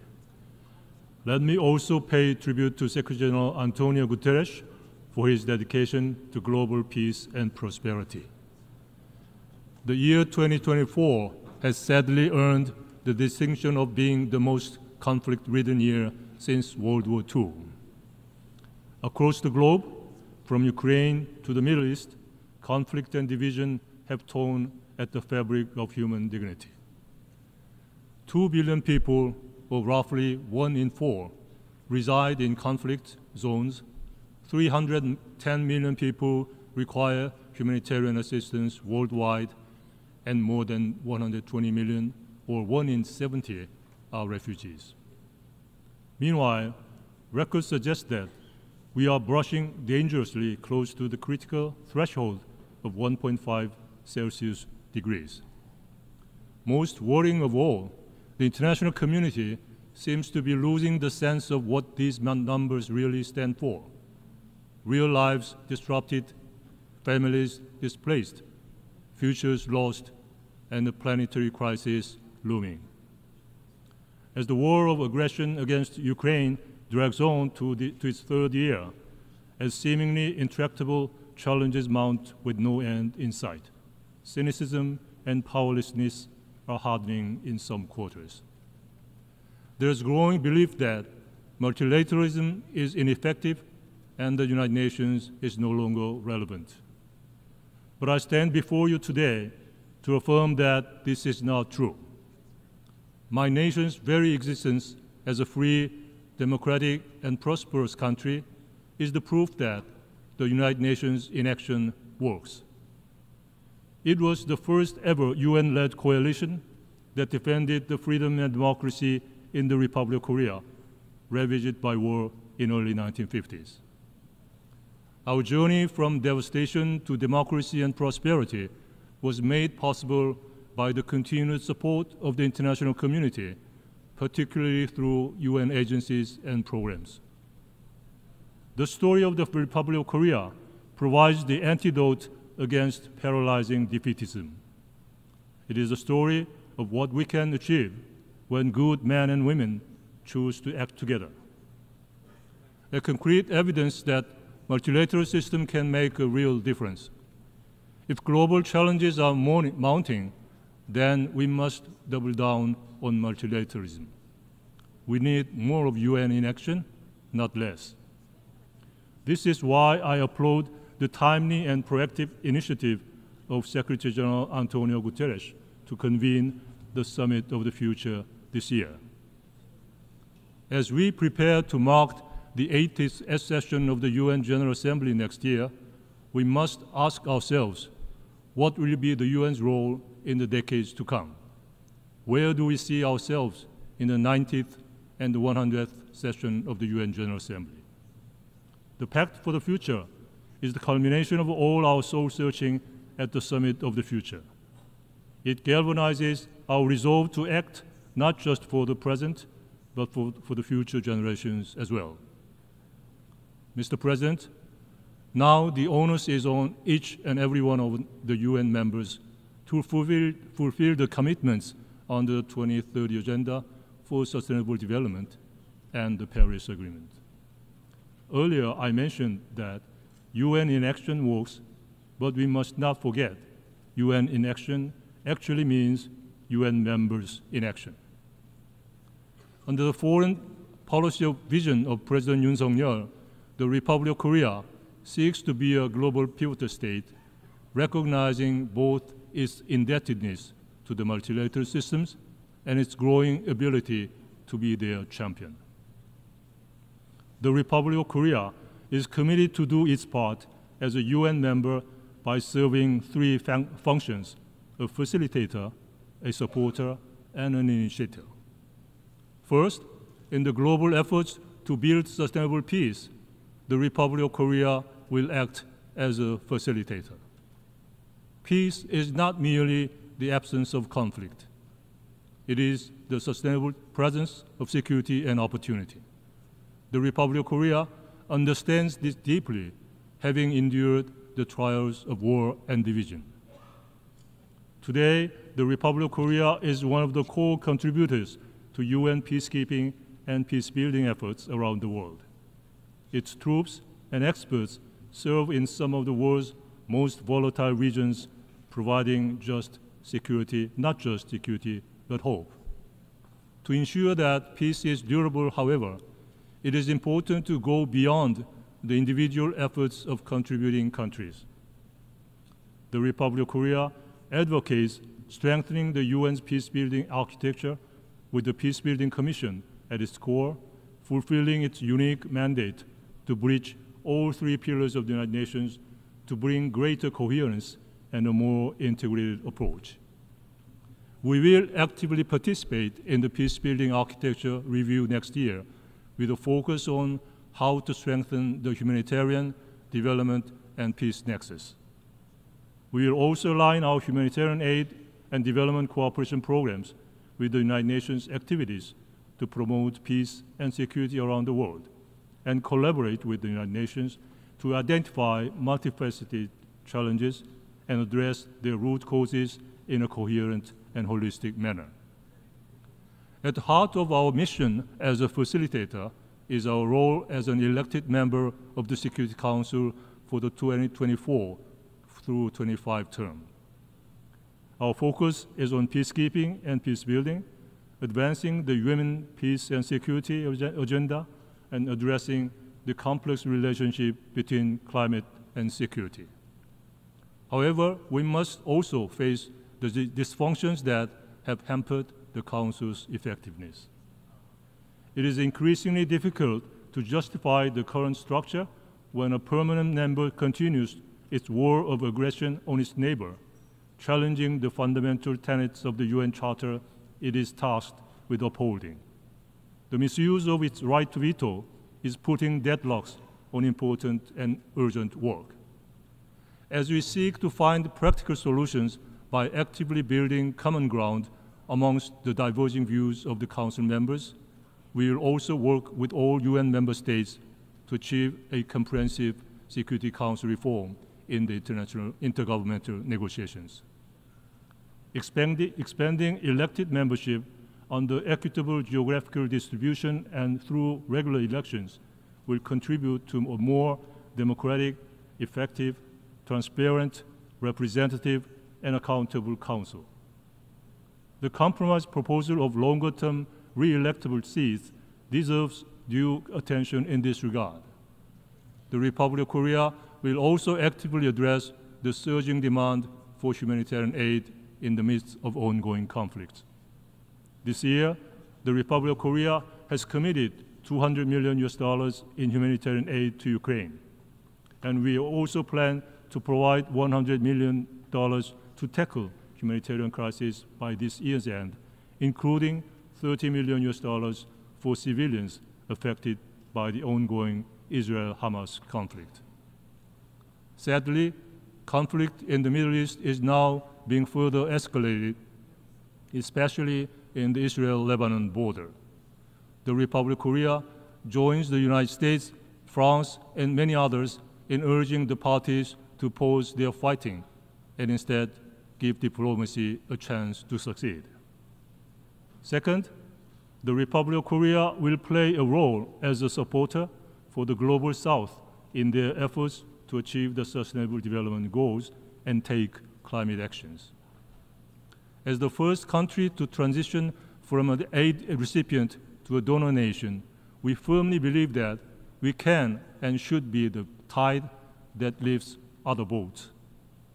This philosophy underpins our approach to official development assistance, which has grown by 30% this year from last year and quadrupled since 2010.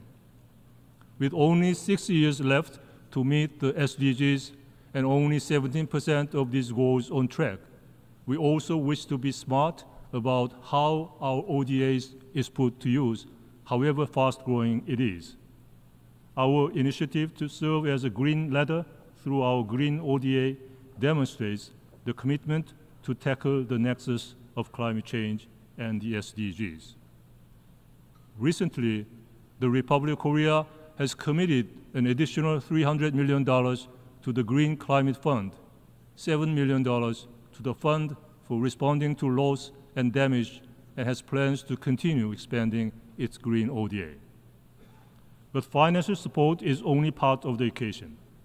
We are buttressing our funding with intangible support by sharing our unique developmental know-how and by building wider and more sustained partnerships.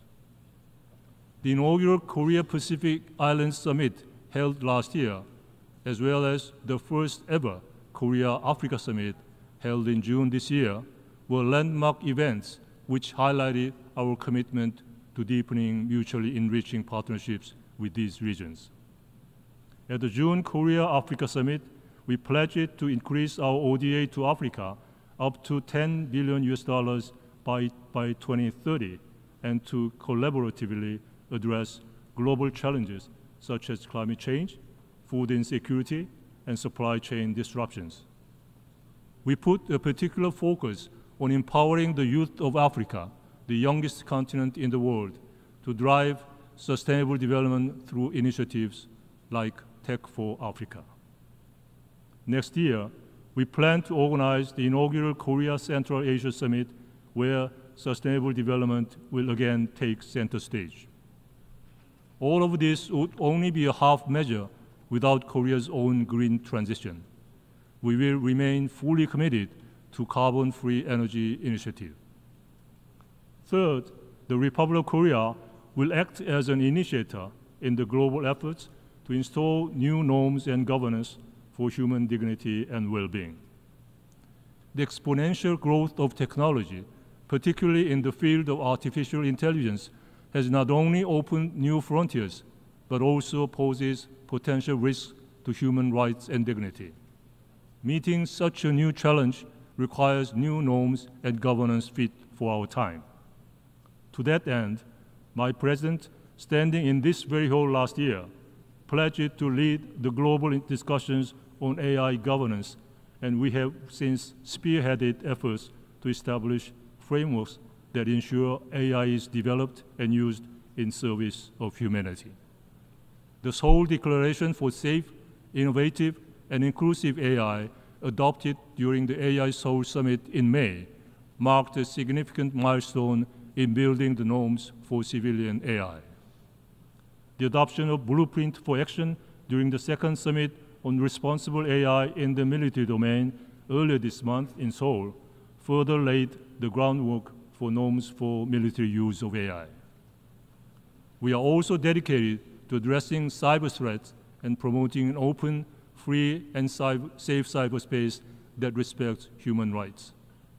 Leveraging its expertise in cybersecurity, the Republic of Korea has actively participated in global efforts to establish comprehensive norms, including the UN Convention Against Cybercrime. Our work extends to the UN Security Council, where, as an elected member, the Republic of Korea is helping to lay a solid foundation for the Council's effective and agile response to cybersecurity issues. Another area of concern is plastic pollution, a global crisis that threatens both ecosystems and human health. The Republic of Korea will host the fifth and the last session of the Intergovernmental Negotiating Committee on Plastic Pollution in Busan in November this year, where we hope to work with the UN members to reach a binding agreement to end this pollution. Mr. President and Madam President, the heartbreaking tragedy is that just miles from Seoul, we find cynicism at its bleakest. North Korea continues to pose threats to peace and security on the Korean Peninsula and beyond, with its ongoing development of nuclear and missile capabilities, as shown by their recent disclosure of uranium enrichment facilities, as well as provocations that have stooped down to despicable levels, such as sending trash balloons into the south. Moreover, North Korea has been engaged in military cooperation with Russia, providing it with missiles and millions of ammunition. It is indeed deplorable that Russia, a permanent Security Council member and one of the founding states for the non-proliferation regime, is engaging in illegal arms trade with North Korea, and in April of this year, vetoed the extension of the mandate of the panel of experts on sanctions against North Korea, which had been functioning effectively for the past 15 years. The heart of the matter is that North Korea's nuclear and missile programs and egregious human rights abuses are two sides of the same coin. North Korea is only able to develop these weapons of mass destruction with impunity by repressing the human rights of its people and diverting scarce resources from its starving populace. What Pyongyang offers is not a vision, but a cold and self-serving calculus, a calculus that only sees twin deficits persisting indefinitely, a deficit of peace on the peninsula and a deficit of freedom in North Korea.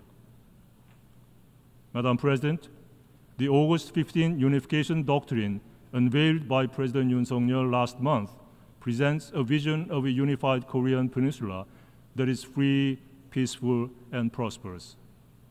Recognizing that achieving sustainable peace is an unfinished task on the peninsula, we firmly believe that the road to peace runs through the expansion of freedom and through the unification of Korean peninsula. This peace will contribute to global peace and security. Under this vision, freedom which has underpinned the Republic of Korea's independence, growth, and prosperity will at last be fully unlocked in the North, restoring the human rights of each and every Korean. Achieving this vision requires the international community to advocate the freedom and human rights of North Koreans who have no voice. The Republic of Korea is committed to working together with the international community to steer North Korea towards making the right decisions. Madam President, nearly 75 years ago, founders of the United Nations stood together, bound by faith in multilateralism, to defend freedom and sovereignty and uphold the UN Charter. As we approach the 80th session of the General Assembly next year, we must recommit ourselves to the principles that brought us together. Multilateralism is not an outdated concept. It is the only path forward. To stand idle in the face of today's challenges would be to abandon both the vulnerable today and the generation of tomorrow. Thank you very much.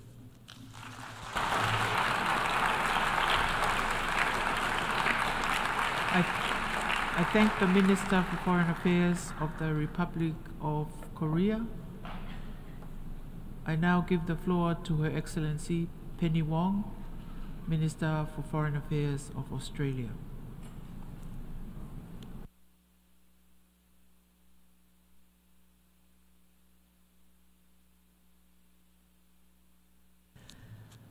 President, friends, steeled by the horror of the most catastrophic conflict in history, humanity forged our United Nations.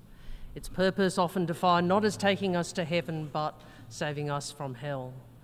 Yet we convene this week with so much of the human family enshrouded in darkness. More conflict than any time since World War II.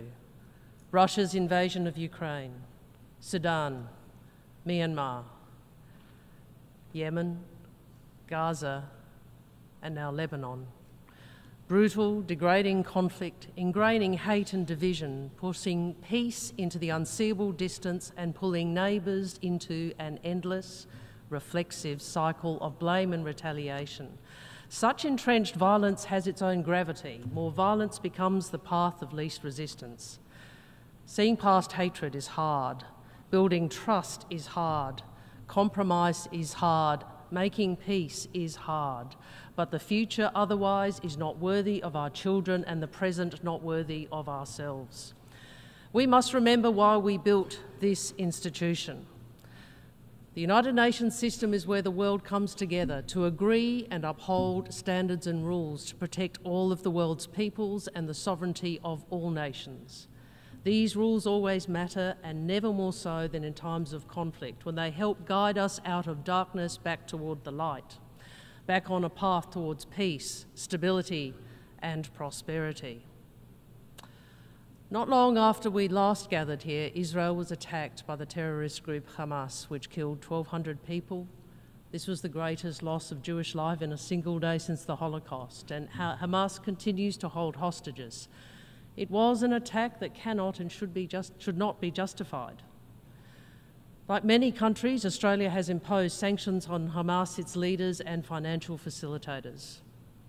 In Israel's response, more than 40,000 Palestinians have been killed, more than 11,000 children, nearly 2 million Gazans displaced, some many times over, more than 2 million facing acute food insecurity. This must end. Palestinian civilians cannot be made to pay the price of defeating Hamas. All lives have equal value. Last month, we marked 75 years since the world established the Geneva Conventions, the foundations of international humanitarian law to limit human suffering in conflict. War has rules. Every country in this room must abide by them, even when confronting terrorists, even when defending borders. Israel must comply with the binding orders of the International Court of Justice, including to enable the provision of basic services and humanitarian assistance at scale. Australia shares the frustration of the great majority of countries more than 77 years since this General Assembly adopted Resolution 181, a plan for 2 states side by side, one Jewish, one Palestinian. 77 years later, that Palestinian state still does not exist, long held out as the promise at the end of a peace process that has ground to a halt. The world cannot wait. We must all contribute new ways to break the cycle of conflict. Earlier this year, Australia voted in the General Assembly in support of Palestinian aspirations for full membership of the United Nations. We have sanctioned Israeli extremist settlers and will deny anyone identified as an extremist settler a visa to travel to Australia. But individual country actions alone are not moving the dial. The international community must work together to pave a path to lasting peace. The world cannot keep hoping the parties will do this themselves. We cannot allow any party to obstruct the prospect of peace. As I've said for many months, Australia no longer sees Palestinian recognition as the destination of a peace process, but a contribution towards momentum towards peace. Australia wants to engage on new ways to build momentum, including the role of the Security Council in setting a pathway for two states, with a clear timeline for the international declaration of Palestinian statehood. Because a two-state solution is the only hope of breaking the endless cycle of violence, the only hope to see a secure and prosperous future for both peoples, to give the Palestinian people the opportunity to realise their aspirations through self-determination, to strengthen the forces for peace across the region and undermine extremism. A two-state solution, Israel and Palestine, is the opposite of what Hamas wants. Hamas does not want peace, and it does not want security for the State of Israel. Any future Palestinian state must not be in a position to threaten Israel's security, and there can be no role for terrorists, and it will need a reformed Palestinian Authority. Right now, the suffering across the region must end. Hostages must be released, aid must flow. Australia has provided more than $80 million in humanitarian aid to support civilians who have been devastated by this conflict. But humanitarian aid is not a long-term answer. It is now nearly 300 days since Australia and 152 other countries voted for a ceasefire, and today I repeat that call. Just as I repeat Australia's call for a ceasefire in Lebanon and for parties to fully implement Resolution 1701, Lebanon cannot become the next Gaza. We know Australia is not a central player in the Middle East, but we seek to be a constructive voice for peace and the upholding of international law, including the protection of civilians. In order to protect civilians, we must also protect aid workers who deliver the food, water and medicine civilians need to survive. Aid workers are the best of humanity. Their selfless devotion to improving the lives of others should not cost them their own. Yet 2023 was the deadliest year on record for aid workers, and 2024 is on track to be even worse. Gaza is the most dangerous place on earth to be an aid worker. Australia felt this deeply with the IDF's strike against World Central Kitchen vehicles, which killed Australian Zomi Francom and her colleagues. This was not a one-off incident. More than 300 aid workers have been killed since the start of the conflict. This week, Australia has convened a group of ministers to pursue a new declaration for the protection of humanitarian personnel. This declaration will be developed over the coming months to demonstrate the unity of the international community's commitment to protect aid workers and to channel that commitment into action in Gaza, in Sudan, in Ukraine, and in all current and future conflicts. All countries will be invited to join the declaration, and I want to thank my fellow ministers from Brazil, Colombia, Indonesia, Japan, Jordan, Sierra Leone, Switzerland, and the United Kingdom, and the humanitarian leaders who have partnered with us in this. As Zomi Francom's family said this week, people like Zomi are rare, and their bravery and selflessness should be not only celebrated but protected. They can't be brave at any cost.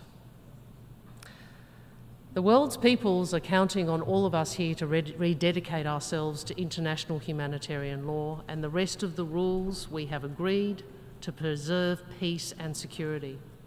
Russia continues its vicious assault on the people and sovereignty of Ukraine in flagrant violation of the UN Charter. Aside from terrible damage and loss of life in Ukraine, Russia's invasion is also propelling the global crisis in food and energy security, raising the cost of living for working people all over the world. This year, we saw Russia end the mandate of the Security Council's panel of experts on the DPRK after 14 years of unanimous support.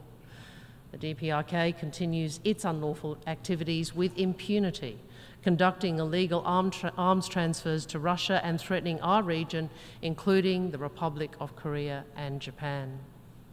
And we are concerned that Russia is sharing nuclear and space information and technology with Iran.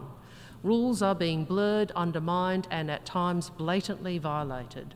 We must rally to defend these rules that protect us all, these rules that form the character of the world we want, a world where Australia and other countries have the freedom to decide our own futures without interference and intimidation, a world where we can find collective solutions to our toughest problems.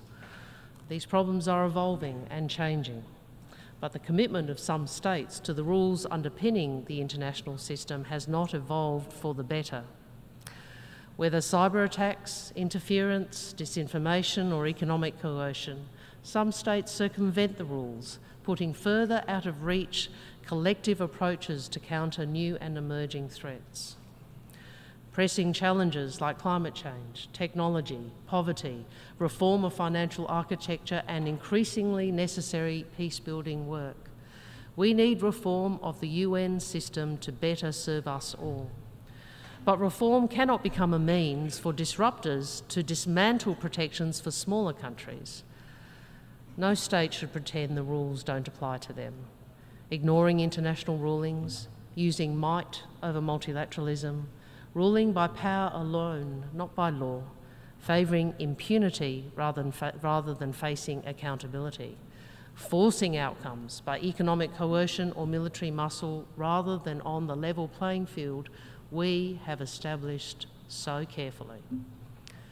We see some states trying to set us against each other when the challenges demand that we come together, that we stand together in support of the security, prosperity and sovereignty of all countries.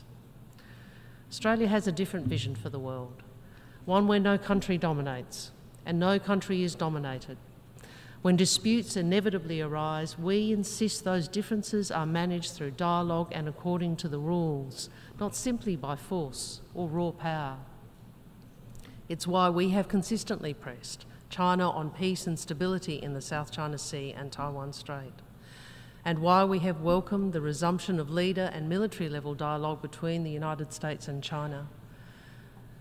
Some countries may dismiss the rules as a Western construct. Well, our Asia-Pacific region tells a different story. Take the agreement between Vietnam and Indonesia to delimit their exclusive economic zone after 12 years of negotiations, an example of how long-standing maritime disputes can be resolved in accordance with international law. Take Vanuatu's landmark International Court of Justice initiative on climate change, or Fiji and Solomon Islands maritime boundary agreements. Take the Bay of Bengal arbitration, where states peacefully resolved long-standing and sensitive claims under UNCLOS, the UN Convention on the Law of the Sea. Or Australia and Timor-Leste, initiating the first ever compulsory conciliation under UNCLOS, leading to the resolution of our maritime boundary dispute. We see it in the Philippines' decision to go to the arbitral tribunal constituted under the UNCLOS and its unanimous clear ruling in the South China Sea arbitration between the Philippines and China, which is final and binding on the parties.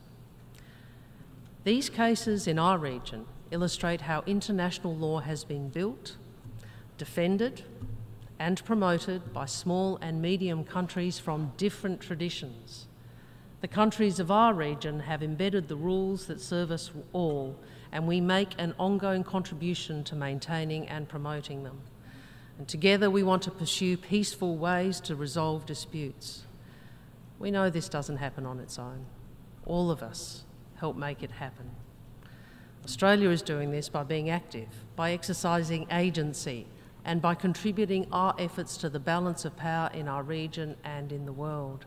Our candidacy for a non-permanent seat on the Security Council for the term 29 to 30 reflects our deep commitment to contributing to international peace and security.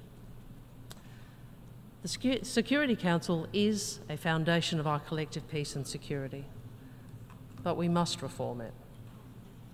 Australia wants greater permanent and non-permanent representation for Africa, Latin America, the Caribbean and Asia Pacific. This body must represent the world as it is in the 21st century. We must also reform the peace-building and conflict prevention architecture. It's not working. That will be the focus of our coming term on the Peace-Building Commission. We will support national prevention strategies in our term, essential for local peace building, and we are providing additional resources and staff to the PBC's support and secretariat bodies. We will increase our voluntary contribution to the UN Peacebuilding Fund to $15 million a year, because we are committed to doing all we can to de-escalate and prevent conflict. We do this by responding when we or our neighbours are coerced or have sovereignty threatened. We do this by supporting our region's security, as we did at the Pacific Islands Forum this month when we stood side by side with Pacific leaders to announce a Pacific-led, Australia-backed Pacific policing initiative. We do this by backing the call of Fiji's president for a cessation of ballistic missile testing in the Pacific.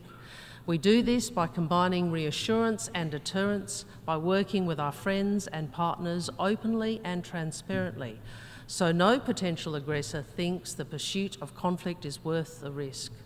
But there is so much more to do. Friends, for peace to be truly durable, it must be built by and for all of society, including women. Yet here in the world's premier peace forum, only about 1 in 10 speakers at this dais so far this week have been women. Gender equality is a primary predictor of peace, even more so than a state's wealth or political system. And that is why Australia champions the Women, Peace and Security agenda. We support initiatives we know are working, like the Southeast Asia Women Peace Mediators, who link stakeholders to enhance the potential for constructive dialogue, like the Pacific Women Mediators Network, a locally led, vibrant, inclusive platform to support women's political leadership. And earlier this week, with Germany, Canada and the Netherlands, Australia invoked Afghanistan's responsibility under international law for the violations of the rights of women and girls. The Taliban have erased women from Afghanistan's self-portrait, effectively imprisoning half their society's population immediately halves their country's potential, depleting the soul and the prospects of a nation. Any country that wants to develop fully must encourage the full participation of all its people. So we can't pursue only parts of the 2030 agenda. We must achieve all of the Sustainable Development Goals. And yet, with just over 5 years to 2030, over a third of the SDGs are stalled or regressing, and finance targets are not being met. In times of scarcity, we need every development dollar to count. And this is why we need to strengthen the global financial architecture. And this is why Australia is backing the multidimensional Vulnerability Index and the Bridgetown Initiative. This is why Australia is championing reforms that make the MDBs more responsive to global shocks and build sustainability and resilience, particularly in the smallest and most vulnerable countries. This year, Australia committed 492 million Australian dollars to the Asian Development Fund, working with Japan to unlock a record $5 billion in new assistance to the region's most vulnerable countries over the next decade. Financial pressures are further strained by the trend of trade being used as a point of leverage rather than an opportunity, as economic interdependence is misused for political and strategic ends. Nearly every country in this room depends on open trade with transparent and predictable rules. So we must keep working together to uphold these trade rules that underpin our economic growth and the livelihoods of our peoples. Of course, it's not just finance and unfair trade arrangements that threaten development. Climate change is causing more disasters, reversing years of development gains overnight. Extreme weather threatens food and water security with grave implications for global stability. Australia is acting at home, enshrining our ambitious emissions reductions targets into legislation, 43% by 2030, net zero by 2050. We are transforming our economy. Within this decade, 82% of our electricity generation will be renewable, up from just 32% when I first addressed you 2 years ago. We are building new industries to accelerate our economic transition and to export reliable, renewable energy to the world. And we are acting internationally to respond to our partners. By the end of 2025, Australia will offer climate-resilient debt clauses in our sovereign loans. And the groundbreaking Australia-Tuvalu-Fallipili Union Treaty entered into force on the 28th of August. Friends, it is the first time two nations have recognised in a legally binding treaty continuing statehood and sovereignty notwithstanding the impacts of sea level rise. And this agreement supports Tuvaluans to live and thrive at home through land reclamation and investments in infrastructure, education and health. At the same time, Tuvaluans have the choice to live, study and work in Australia.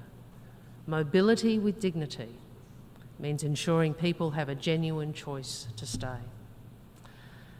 Pacific voices have demonstrated sustained, clear and innovative leadership as well as tremendous resilience.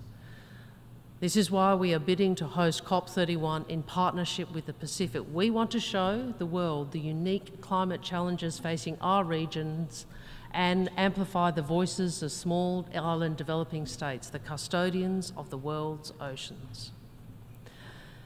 President, we know that along with climate change, technology will define the multilateral system and development goals for decades to come. We want safe, accessible technology that is used for the global good, not as a tool for censorship or surveillance or exclusion or division. From the start of negotiations for the Global Digital Compact, Australia has advocated that all states should boost access to digital technologies that offer benefits to our world. And we know that if countries don't have digital infrastructure, they'll miss out. That's why we're building sustainable south-south connectivity, including submarine cables across the Pacific. We also know not all knowledge is new. First Nations peoples' deep knowledge must be preserved and it must be protected. Australia's Aboriginal and Torres Strait Islander peoples have been innovators, inventors and knowledge holders for over 65,000 years. Whether it's fire stick farming used to sustainably manage country, or the engineering of great stone fish traps across rivers and seas, that unbroken line of innovation has continued to this day. Earlier this year, Australia's Ambassador for First Nations People helped bring countries together to finalise the World Intellectual Property Organisation Treaty on Intellectual Property, Genetic Resources and Associated Traditional Knowledge. It's a treaty that acknowledges the link between traditional knowledge and innovation and intellectual property. It helps First Nations communities identify and protect the use of their knowledge by others, which in turn will spur collaboration between researchers, innovators and communities, opening up new opportunities for First Nations entrepreneurship. But friends, this treaty is remarkable for another reason. You see, it serves as a source of optimism. 193 member states agreed on new rules to the world's intellectual property system. That's an extraordinary achievement.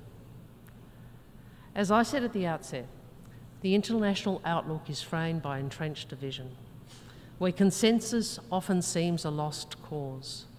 But we collectively move the intellectual property system a step forward, just as we collectively move forward this week with the Pact for the Future.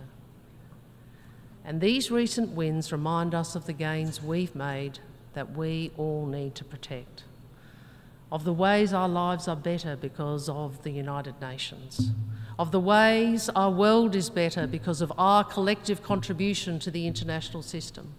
It promotes economic development and makes trade more fair, together supporting job creation, overcoming poverty and enabling small and medium countries to resist coercion. It guards against the spread of nuclear weapons. It sets the standards that keep food safe. It assigns the satellite orbits that take the internet to the most remote reaches. It sets the standards that keep 120,000 flights and 12 million passengers safely in the sky every day. It is resolving and preventing conflicts in 53 peacekeeping and political missions. And each year, it saves more than 350 million children from malnutrition. And most of all, let us always remember this. We are collectively descended from people who lived in a harsher, more dangerous world, who built this UN system to confine horrors of the past to history and to give us all a better life. We have no option and we have no excuse but to find a way through our challenges today, immense and intractable as they are. We must work together. We must drive change where it is needed transparently, together. We must drive change to include all the world's peoples, to deploy the collective agency this forum provides so we combat climate change, poverty and coercion, so we negotiate peace.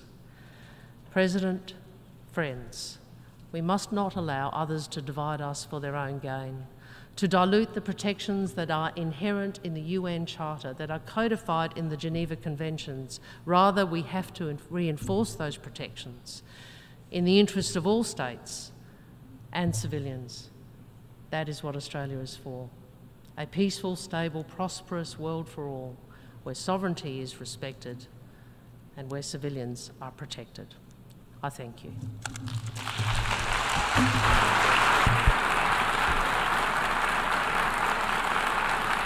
I thank the Minister for Foreign Affairs of Australia. I now give the floor to His Excellency Elra Romanus Baptiste, Minister for External Affairs, International Trade, Civil Aviation and Diaspora Affairs of St. Lucia. Distinguished Mr. President, I find it more than proper to set in motion my address to this 79th session of the UN General Assembly by invoking the wisdom of one of America's most outstanding orators, the late Dr. Martin Luther King Jr., who said, and I quote, "We are now faced with the fact that tomorrow is today. We are confronted with the fierce urgency of now. In this unfolding conundrum of life and history, there is such a thing as being too late. This is no time for apathy or complacency. This is a time for vigorous and positive action," unquote. Mr. President, over the decades, we, the representatives of small island developing states, have come to this hallowed chamber to state the case for fairer treatment of our developmental needs and our challenges by the international community. We have argued for special and differential treatment because we are indeed different, indeed special, and indeed unique in our sizes, our economies, our finances, our social circumstances, our vulnerabilities.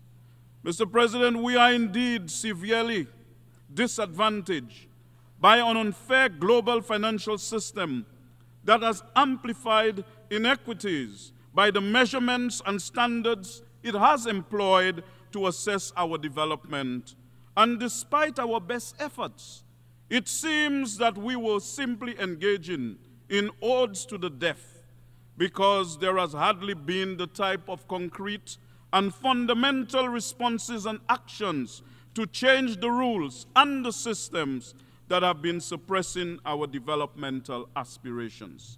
However, Mr. President, we have persisted in our advocacy. We have not abandoned our faith in the strength and advantages of multilateralism. And so today, we are pleased to applaud two recent decisions by the international community that provide an expectation that the unique vulnerabilities and special circumstances of St. Lucia and other small island developing states will receive the particular attention they deserve.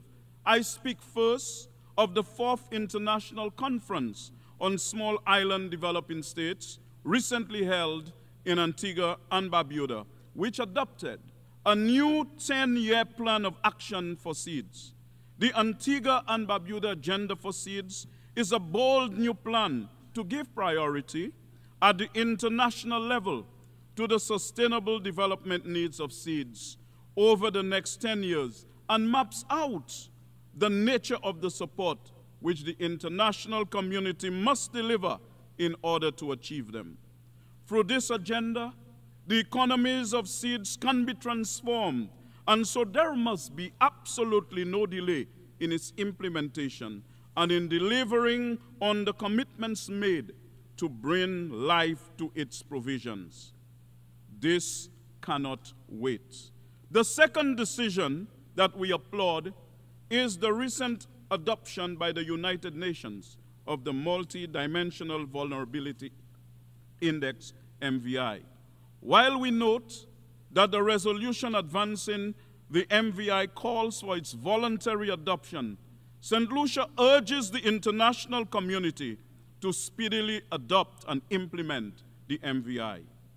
It took the international community 32 years to develop and adopt this vital and necessary tool for sustainable development and global equity. Let us not wait another 32 years to test and implement it. The MVI must be brought into use today. This cannot wait. It is urgent because the challenges facing our small, open, and vulnerable economies are quite complex. Caribbean economies have, over the past 2 decades, been plagued by a number of interrelated and interlocking factors, including persistent fiscal deficit and high debt, stubborn and persistent structural rigidities. These interrelated factors have been significantly exacerbated by external shocks, including frequent and major fluctuations in energy prices, financial crisis, and more recently, the COVID pandemic and the Russia-Ukraine war, not to mention the planet's greatest existential threat, climate change. In this regard, there is a pressing need for immediate action to halt and reverse the slow progress that is being made on the issue of climate change and climate justice. This General Assembly needs no reminders of the violent and destructive impact of climate change and the extent of the peril in which the world, particularly seeds, finds itself as a result. St. Lucia is considerably dismayed and disappointed that after years of advocacy by seeds to establish the Loss and Damage Fund at COP28, the fund which should have been activated in July this year is yet to be operationalized. St. Lucia therefore urges those concerned to swiftly and urgently operationalize the Loss and Damage Fund so that seeds can receive timely support and on the scale required to recover from the disastrous impact of climatic events on their small economies and societies. Further, it is essential that at the forthcoming COP29, the special circumstances of seeds are protected and operationalized across the entire climate change policy agenda. This cannot wait. In the same way, the world must recompense seeds for the injustice of the climate crisis that we are suffering. Those countries which propel their economies, their economic development through the unholy and inhumane transatlantic slave trade and slavery of our African ancestors must pay reparations for this crime against humanity, which they inflicted upon the people they brought from Africa to the Caribbean and the Americas, as well as on the indigenous peoples of those regions. President, St. Lucia therefore reiterates the call it made at the 78th session of the UNGA that the UN should become seized of the question of reparations for the transatlantic slave trade and slavery in the Western Hemisphere. This is why, in part, our Caribbean civilization resents the current carnage in Gaza and the West Bank. Because in Gaza, President, for the last year, over 41,000 persons, the majority being women and children, have been killed by an Israeli army in the name of self-defense, occasioned by a terrorist attack on Israel on October 7, 2023, in which approximately 1,200 persons were killed. St. Lucia condemns terrorism in all its forms and manifestations, by whomever and whatever commits it. But humanitarianism has been lost in the carnage. Since October last year, 289 aid workers, including 207 UNRWA team members, have been killed in Gaza. In addition, more than 110 journalists have been killed. President, this war in Palestine, what some have referred to as genocide, whatever it is called, must be brought to an end today. For the world has no future with it and has no appetite for it. President, year in, year out, since its independence, St. Lucia has been calling for the recognition and establishment of a Palestinian state. However, to date, there continues to be needless impediments to this accomplishment. President, I respectfully submit that this unnecessary undermining of Palestinian statehood is, to a large extent, the root cause of the current Israeli-Palestinian conflict. President, Israelis and Palestinians deserve to live side by side in peace. However, peace for Israel must not come at the expense of the Palestinian people, nor can a permanent ceasefire be based on the whims and fancies of Israel. President, it must be predicated upon meaningful and honest negotiations utilizing the tools of diplomacy. Hence, no state should become material accomplices to aggression against the Israeli and Palestinian people. Because the solution is not far-fetched or unreachable. The Palestinians must be allowed to exercise their right to self-determination, to have their own state and full membership of the United Nations, alongside the state of Israel, in accordance with UN resolutions that go back to 181 of 1947 and include Resolution 3246 of 1974, which reaffirm the inherent rights of the Palestinian people to self-determination, national independence, and sovereignty, and the right of the Palestinians to return to their homes and property. President, the only way to secure a just and peaceful future in the Middle East and for Israel to have secured borders is for the Palestinian people to live in their own internationally recognized homeland. The right to self-determination is a universal right, and the Palestinians are no exception. The people of Palestine cannot wait. It is this same right which says that the people of Ukraine must be allowed to choose their own destiny, and that Russia must end this unwarranted war against Ukraine and restore and respect the territorial integrity of Ukraine. It is this same right of self-determination which dictates that the heroic people of Cuba have a right to determine their own path to political, economic, and social development, and that the economic embargo imposed on Cuba for over 6 decades by the United States is illegal, unjust, and inhumane.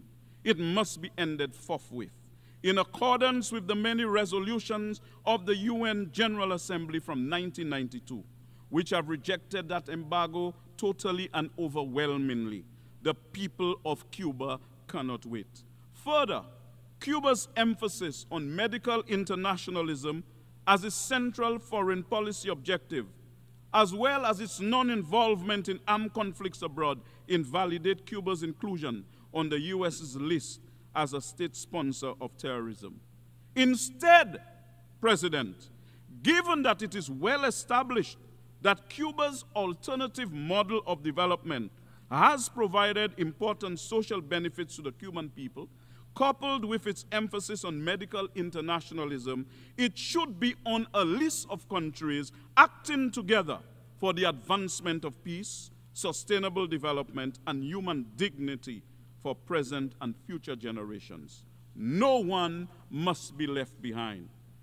It is the same right to self-determination that says that the 23.5 million people of the Republic of China and Taiwan have the right to be a member of the United Nations and other international organizations.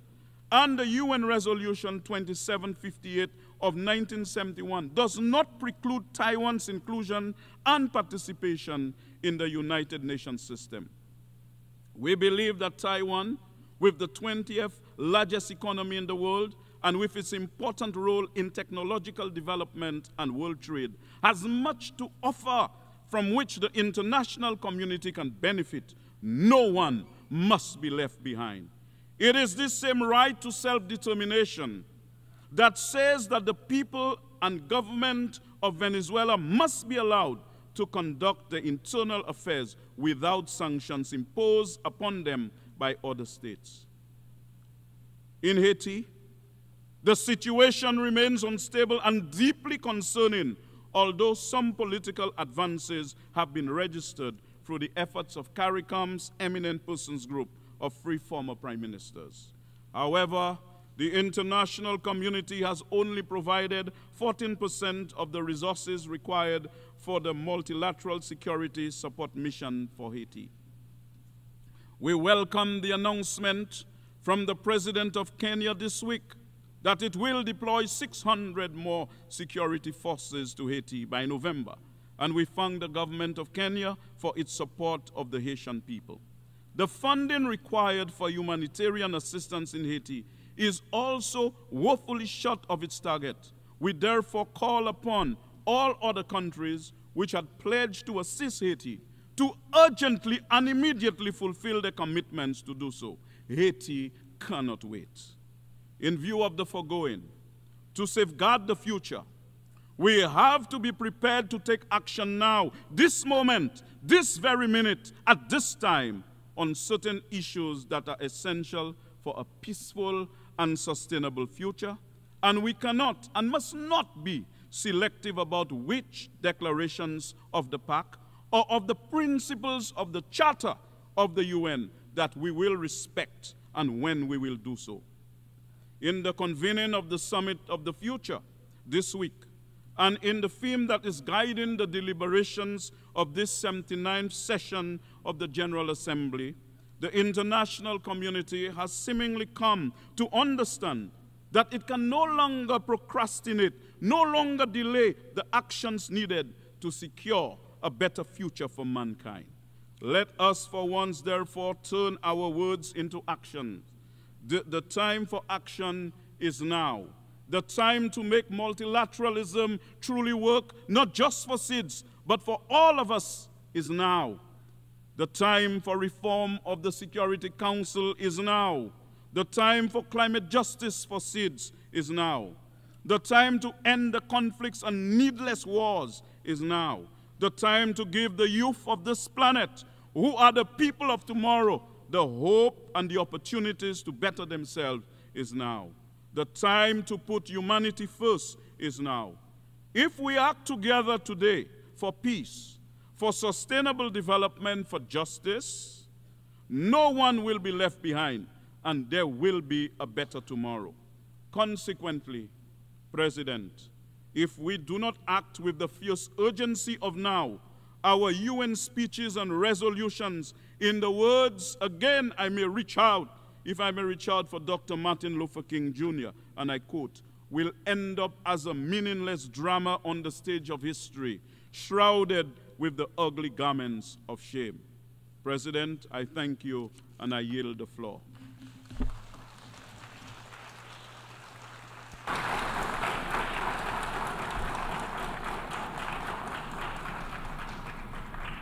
I thank the Minister for External Affairs, International Trade, Civil Aviation, and Diaspora Affairs of St. Lucia.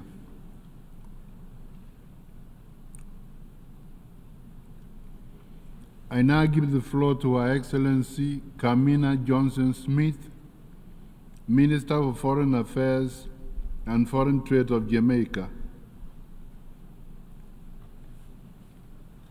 Thank you, Mr. President. I extend Jamaica's congratulations on your election to the leadership of this distinguished body. You can be assured of our full commitment to the successful execution of your mandate for the 79th session. I also commend your predecessor, Ambassador Dennis Francis of Trinidad and Tobago, a fellow CARICOM national, for his successful tenure. We, the member states of the United Nations, are all facing the same world of multiple and intersecting challenges. The great difference between us, however, is our capacity to meet, withstand, and recover from the shocks they bring. If there is one realization that we must share, it is that these challenges cannot be solved alone. They can only be addressed through multilateralism, diplomacy, and international cooperation. Mr. President, Jamaica is a small island located in the second most climate vulnerable region in the world. We emerged from a brutal history of slavery and colonization, achieving political independence a mere 62 years ago. Until recently, most of our independent history has been characterized by high levels of poverty, debt, and unemployment. But as we chart a course towards sustainable prosperity, we are determined that these characteristics will not define the Jamaica we bequeath to future generations. Against the odds, Jamaica has been building our resilience. Our macroeconomic fundamentals today are stronger than they have been at any time over the past 50 years. Our credit ratings have been upgraded by international rating agencies, and our fiscal credibility has improved. Jamaica is now an attractive destination for investment. Over the last 10 years, in spite of the pandemic, we have more than halved our debt-to-GDP ratio, significantly reduced our poverty rate, brought unemployment to historic lows, and increased our minimum wage by more than 100%. Our management of the economy has created fiscal space that has allowed us to invest more into social welfare, national security, health, and education. Through our national broadband network project, we have increased internet penetration to 77% and internet user penetration to 85.1%. We're closing our domestic digital divide, providing more and better services online. We've also embarked on Jamaica's largest ever expansion and upgrade of infrastructure, using a mixture of pure budgetary financing and public-private partnerships. Mr. President, these advancements have been hard-won. Our effort has required social, political, and international partnership, measured policy, and strategic management. Even as we acknowledge the sacrifices made to enable our achievements, we recognize that many of our successes can be easily eroded by exogenous shocks, including climate change, which we view as a clear and present danger to humanity. As a small island developing state, Jamaica is severely affected by higher temperatures, warmer seas, sea level rise, and the increased intensity and frequency of natural disasters. Hurricane Beryl, which impacted the Caribbean in July this year, was the earliest Category 5 hurricane on record. Beryl resulted in the dislocation of families and communities, along with significant damage to infrastructure, houses, schools, and farms. Damage was most severe in our agricultural belt, wiping out crops, killing livestock, and triggering knock-on effects on higher food prices and inflation. Our new climate-smart agricultural practices were no match for the hurricane. Her winds took the panels for solar-powered irrigation pumps and flattened 70% of our greenhouses. We experience almost a half of every year in the uncertainty of a hurricane season. Natural and climate-based disasters continue to set back efforts to attain the SDGs and realize sustained inclusive growth and development. We've therefore sought to strengthen our ability to respond to and recover from such disasters through a risk-layered approach to disaster response financing. Jamaica, therefore, has significantly increased resources to our contingency fund and the National Natural Disaster Reserve Fund, we've established the National Disaster Fund, triggered by measured impact on GDP, and become the first small island developing state to independently sponsor a catastrophe bond. Additionally, we participate in the Caribbean Catastrophe Risk Insurance Facility. These mechanisms, however, Mr. President, do not reduce the occurrence of disasters, nor prevent the disruption, dislocation, and destruction that they cause. It bears repeating that no country can combat the effects of climate change on its own.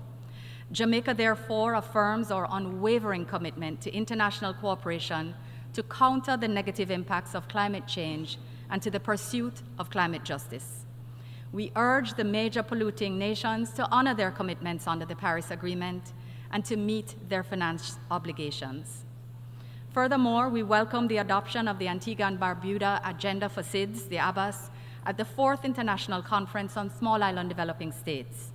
More particularly, Jamaica endorses the call for a redoubling of international cooperation and action to accelerate mitigation and adaptation.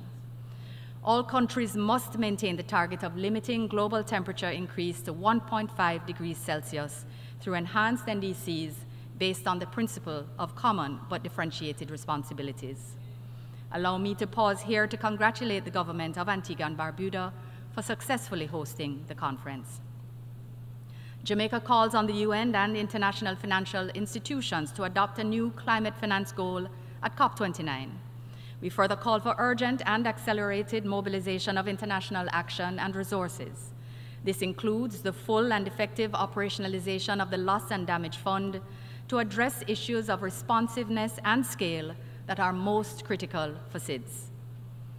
Mr. President, Jamaica welcomes the adoption of the Multidimensional Vulnerability Index. We call on our development partners, including multilateral development banks and other international financial institutions, to urgently examine the index and commence its use. Rather than considering GNI alone, it takes into account the structural and environmental vulnerabilities of SIDS. Its use by MDBs will better align access to and terms of financing with supporting these countries' developmental needs. Jamaica also commits to advancing dialogue and cooperation with stakeholders in the international capital markets to adapt their operations to the vulnerability resilience profiles of SIDS. Improved access to development financing is fundamentally critical for SIDS, which are particularly off track in attaining the SDGs. Mr. President, the SDGs were adopted by leaders as a universal clarion call to tackle poverty, ensure peace, and promote prosperity. Jamaica shares the concern that globally only 17% of the SDG targets are on track. We are proud that our progress is further along domestically, and we fully support and are honored to co-lead the Secretary General's SDG Stimulus Leaders Group. International cooperation is urgently needed to drive sustained efforts to tackle structural and systemic issues that contain access to development finance.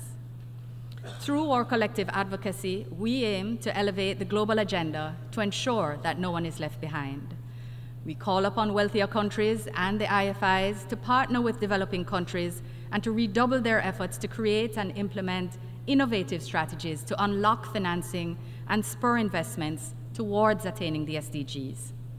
The upcoming 4th International Conference on Financing for Development presents an opportunity to commit to tangible deliverables to address the current financing challenges.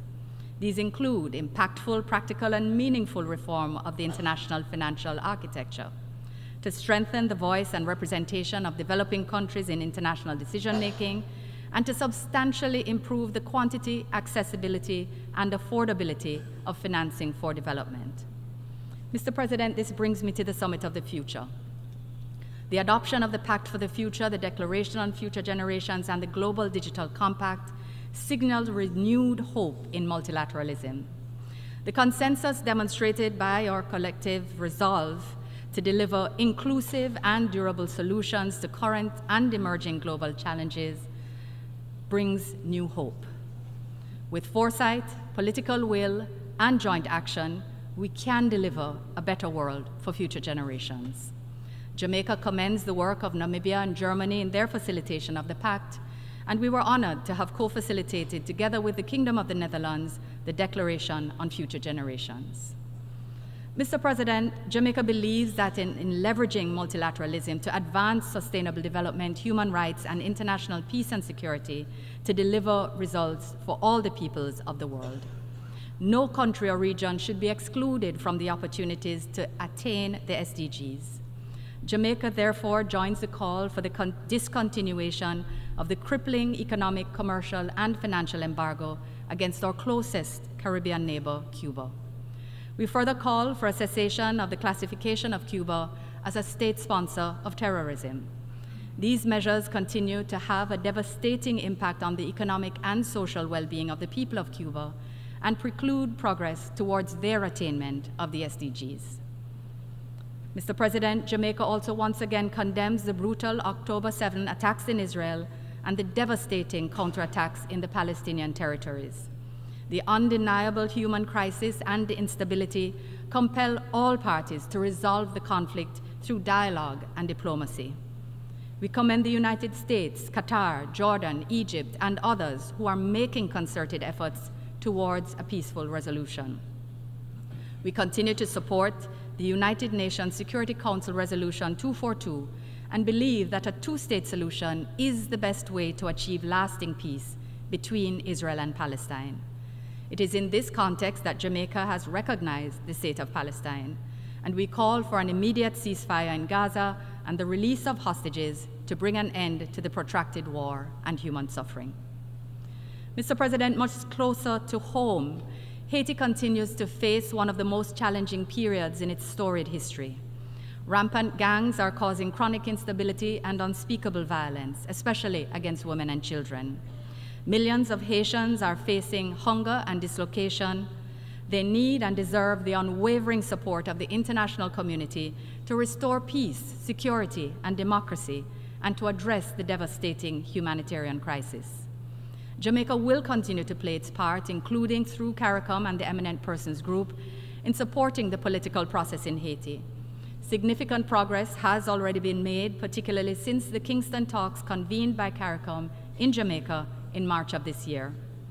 We welcome the installation of the Transitional Presidential Council, the appointment of an interim Prime Minister and ministerial cabinet, and the finalization of the Provisional Electoral Council. The Multinational Security Support Mission is critical to the restoration of peace and security in Haiti. We reiterate our gratitude to the government of Kenya for its leadership of and commitment to the MSS. We're pleased to confirm that on the 12th of September, Jamaica deployed its initial command contingent along with Belize as part of the MSS. We are committed to scaling up our numbers. But we also call on the international community to contribute more personnel and equipment. Restoration of peace and security is critical to the creation of an environment in which free and fair elections can be held. The establishment of democratic governance is critical for sustainable economic growth and development for Haiti. Mr. President, since the deployment of the MSS, we have seen improvements in the situation and have reason for cautious optimism. More is needed, however, and time is not on Haiti's side. It is critical that we preserve and advance gains made. It is critical that we maintain hope and stability. We therefore urge the Security Council to renew the mandate of the MSS and to consider future transition to a peacekeeping framework to guarantee funding. We also call for continued and increased support from member states, including financial contributions to the Trust Fund. This is needed for deployment of additional personnel to support the HNP as they recover communities from criminal gangs. Mr. President, we further call on the international community to significantly increase contributions to the humanitarian response plan for Haiti, which remains underfunded at 39% of target. Support to BNU must also be ramped up so that displaced families can be fed and provided with critical health care, and children can return to the classrooms to resume their education. Jamaica will continue to do what we are able. We will support our sister CARICOM nation in the effort to restore peace, security, and stability in Haiti and, by extension, the region. As Mr. President, Jamaica is seeking to comprehensively address the issue of gangs, crime, and violence in our own society, fully recognizing the compounding impact of transnational crime, including illicit trafficking in drugs, arms, and ammunition. We've embarked on a mission of transforming and strengthening our security forces and agencies while preserving human rights, increasing operational efficiency, and delivering high-quality policing services to the public. We have made significant improvements to the working conditions of our policemen and women, and the National Police College of Jamaica has now received the highest international accreditation for curriculum and quality of training. We continue to expand CCT networks in collaboration with our stakeholders, have increased mobility and introduced new equipment and technology, including forensics. We've also introduced new community policing models. The government is also undertaking social interventions in vulnerable communities. We've trained and certified approximately 40,000 at-risk youth and enrolled approximately 81,000 parents in parenting programs. We're also working closely with the private sector and NGOs to expand social services in vulnerable communities. On transnational organized crime, Jamaica has made substantial investments in advanced coastal radar systems and acquisition of offshore patrol vessels. We're also increasing the use of technology in securing our ports. Mr. President, as a result of these initiatives, major crimes have consistently declined to the lowest levels in 25 years. So far this year, there's been a 17% decline in homicides over last year. Jamaica is a safer place to live, work, raise families, and do business. We recognize that continued bilateral, regional, and multilateral cooperation, especially in the areas of training, intelligence sharing, and joint operations, is vital if we are to comprehensively and sustainably continue to reduce crime and violence. And in this regard, while we appreciate steps taken, we reiterate our call for more concrete action from bilateral partners to stem the illicit flow of small arms and ammunition from their ports. We welcome the recent outcome of the RevCon 4 on small arms and light weapons. More particularly, we welcome the emphasis placed on technical assistance and capacity building, customs control, emerging technologies, and through-life conventional ammunition management. These are all critically relevant matters to ultimately turning around crime-ridden inner-city communities into peaceful and prosperous ones. Mr. President, cybercrime is a major threat to citizen security and an obstacle to sustained economic development. International cooperation is necessary to address the matter of cybercrime. Jamaica actively participated in the negotiations together with our fellow CARICOM partners on the United Nations Convention on Cybercrime. We therefore look forward to the adoption of the convention by the General Assembly and look forward to future engagements within the framework of this instrument. In closing, Mr. President, Jamaica has taken difficult decisions and has taken responsibility for our economic future.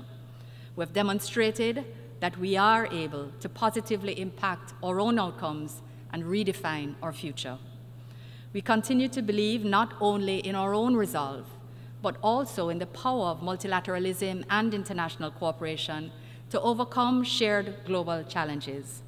The people of the world are counting on these United Nations and the international community to deliver on climate, on human rights, on peace and security, and on development. With that support, Jamaica is committed to doing our part to meet the challenges of today while laying a solid foundation for future generations. I thank you.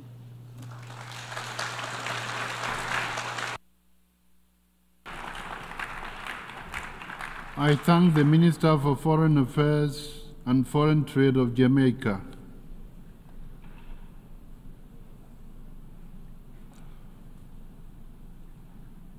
I now give the floor to His Excellency Mohammed Ali Nafti, Minister for Foreign Affairs, Migration and Tunisians Abroad of Tunisia.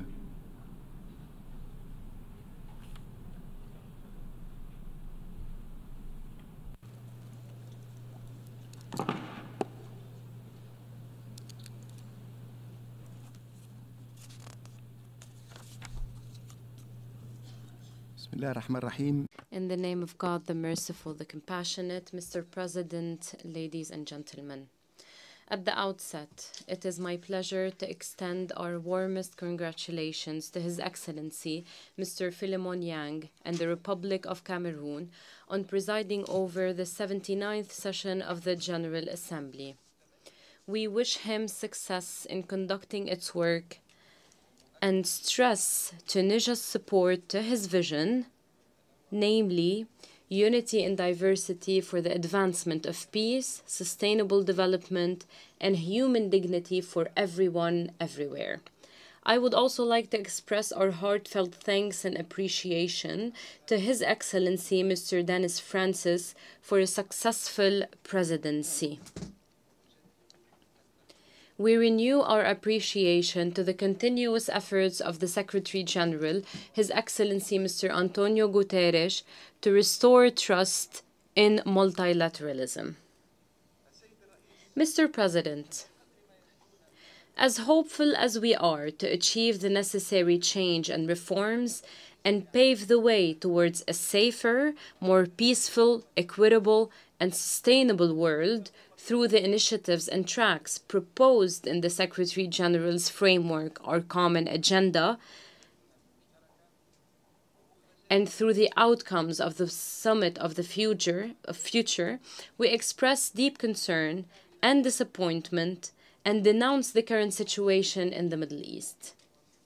The horrendous humanitarian suffering of the Palestinian people continues on their territory. For almost a year now, they have been subjected to the most despicable war crimes, a genocide, and all forms of violations of human rights and the purposes and principles for which the United Nations was established. Such violations are perpetrated by the occupying forces without any sense of accountability. Meanwhile, the international community remains unjustifiably and immorally silent. The failure of the international community to ensure the respect of the international humanitarian law, despite the measures imposed by the ICJ to protect civilians in Gaza from the risk of a genocide, puts the life of Palestinians at stake. Suddenly, the slogan repeated from different rostrums calling for human rights and humanitarian issues to take precedence disappears when it comes to the Palestinian people.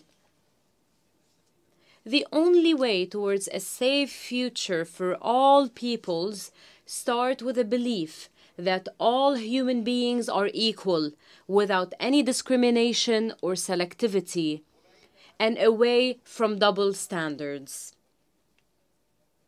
We cannot start a new phase of multilateralism, international relations, and sustainable development based on the principle of leaving no one behind if we continue to ignore the tragedy of the Palestinian people. In this vein, we call upon the international community to take immediate, effective, and responsible steps to save what can still be saved, stop the bloodshed, and end the genocide and starvation of Gaza. This war has targeted schools, hospitals, and civilian infrastructure and facilities, killing more than 40,000 people. We also call upon the Security Council to break its stalemate and play its natural role, namely the maintenance of international peace and security, by holding the occupation authorities accountable for the humanitarian tragedy in Gaza, imposing an immediate ceasefire, stopping the blatant and abhorrent attacks on innocent Palestinians, and preventing forced displacement, settlements, and the violation of sacred places. The war on Gaza caused a deep rift in humanity and jeopardized people's trust in the UN system and main organs to implement their resolutions.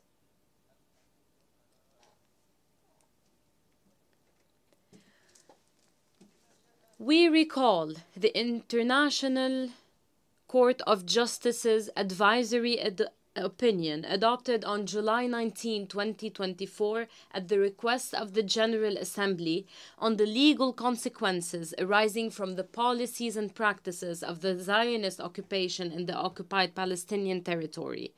It found that the continued presence of Israel in the occupied Palestinian territory is illegal and that the State of Israel is under an obligation to cease immediately all new settlement activities and to evacuate all settlers from the occupied Palestinian territory. This opinion puts the international community to the test to prove its commitment to the supremacy of international law and its applicability to everyone without any exception, selectivity, or double standards.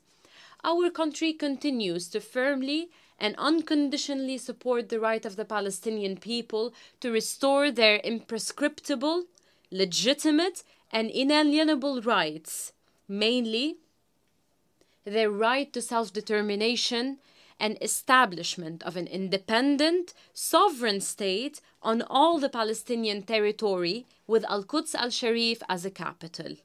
Tunisia stresses its support to the Palestinian request for full membership at the United Nations. We appreciate international recognition of Palestine and hope that it would lead to Palestine becoming a full member at the United Nations without further delay.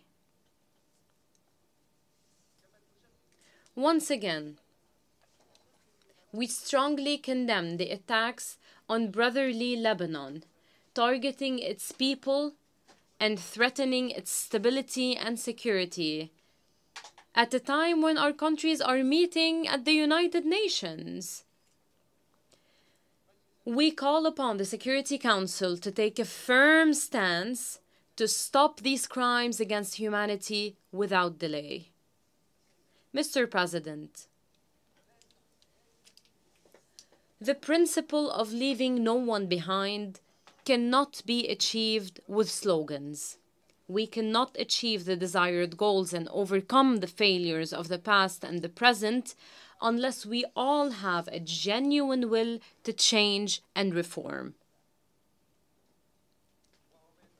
For this reason, we need a unified and responsible diagnosis of the root causes for the failure by the current international community to address the growing conflicts and wars, the increase in extremism, terrorism, and organized crime, the deterioration of crises and climate disasters which threaten the survival of millions of people. In addition, the levels of poverty, hunger, and inequality are unprecedented. There is a big increase in the number of refugees and displaced. The development and digital gap between the North and the South is widening, and the international financial system is unable to respond to the development needs of the majority of states.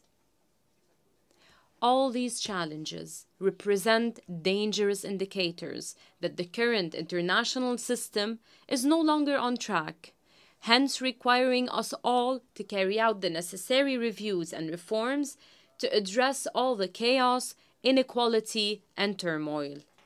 Those challenges also require states, peoples, and institutions to make joint efforts, share responsibility, and respect international law, the UN Charter, and human rights on an equal footing without any discrimination or politicization. The past 8 decades have proven the urgent need for reforming international relations and reviewing the basics and working methods of multilateralism to address the needs of people and end every disorder which caused tragedy and suffering for millions and led to undeniable existential threats. Such threats cannot be addressed using the same tools and methods that only take into account the interests of a minority of states at the expense of others.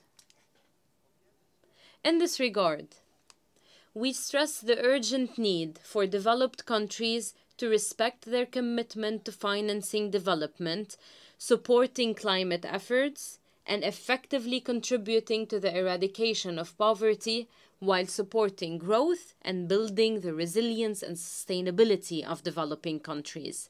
We also stress the need for ending all forms of trusteeship, the imposition of policies and instructions, and interference in states' internal affairs to ensure their national sovereignty, independence, choices, and cultural specificities are respected, because this diversity is a source of wealth. The challenges ahead can only be faced by rebuilding international relations based on solidarity, fair and constructive cooperation, mutual respect, and equality. We also call for promoting the role of the United Nations and introducing the necessary reforms to its institutions and organs to improve their performance and promote their credibility, mainly the Security Council, which is now paralyzed by growing geostrategic conflicts. Mr. President,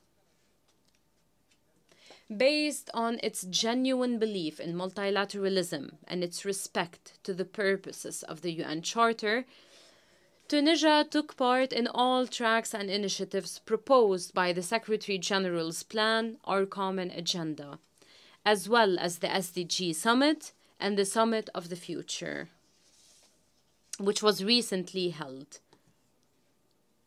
here at the UN. If the necessary follow-up and implementation mechanisms are adopted, their outcomes represent a historic opportunity and an essential tool to overcome challenges, mitigate risks, and establish a safer, more peaceful, and sustainable world. At the same time, we reaffirm the urgent need to introduce structural reforms to the global financial system and review the role of credit rating agencies to alleviate the debt servicing burden on developing states and facilitate their access to development financing. This will allow them to recover from the repercussions of successive global crises for which they have paid a high price, even though they did not have a role in causing most of them. It will also allow them to focus their efforts on meeting the human development needs of their people.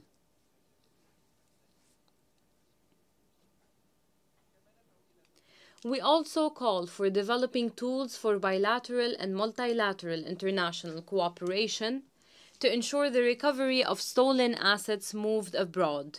This will accelerate economic recovery and promote development, given that it is the inherent right of people affected. Such violations should be prevented in the future because they deplete states' resources and represent the biggest form of corruption. Mr. President, irregular migration is growing in a number of regions, especially in the Mediterranean, our region.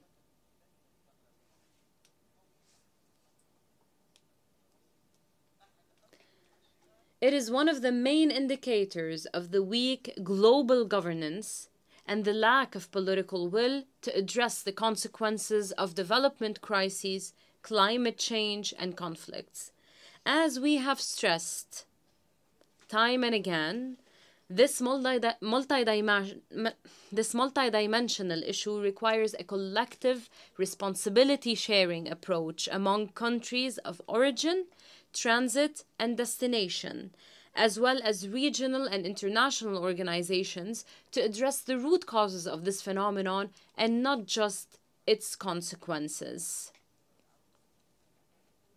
We also called for comprehensive solutions that address vulnerabilities, the decline in literacy rates, and weak development programs to usher in a new reality in countries of origin, especially in Africa, and provide their people with a dignified life and decent work opportunities to preserve their right to life and development and protect them from the perils of a journey they take in the Mediterranean, seeking a better life, and to shield them against the exploitation of criminal smuggling and human trafficking networks. Our approach to dealing with irregular migration is clear. It is based on the respect of human rights and the rejection of all forms of racial discrimination and hate speech, while respecting our international commitments and national legislations.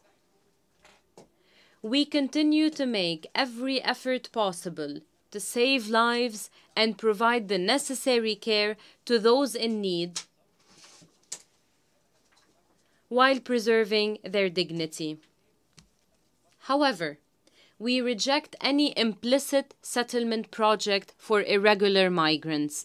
We also reject any attempt by politicians and the media to exploit the situation of migrants and their suffering to make political gains and achieve their suspicious agendas.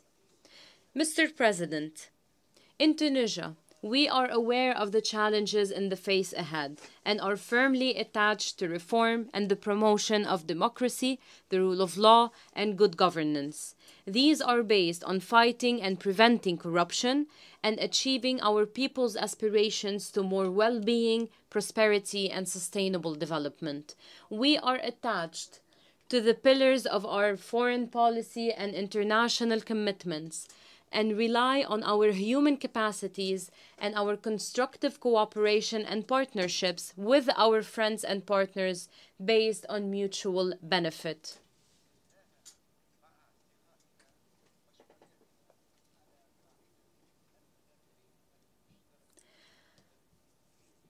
Our youth are a source of inspiration and the face of the future.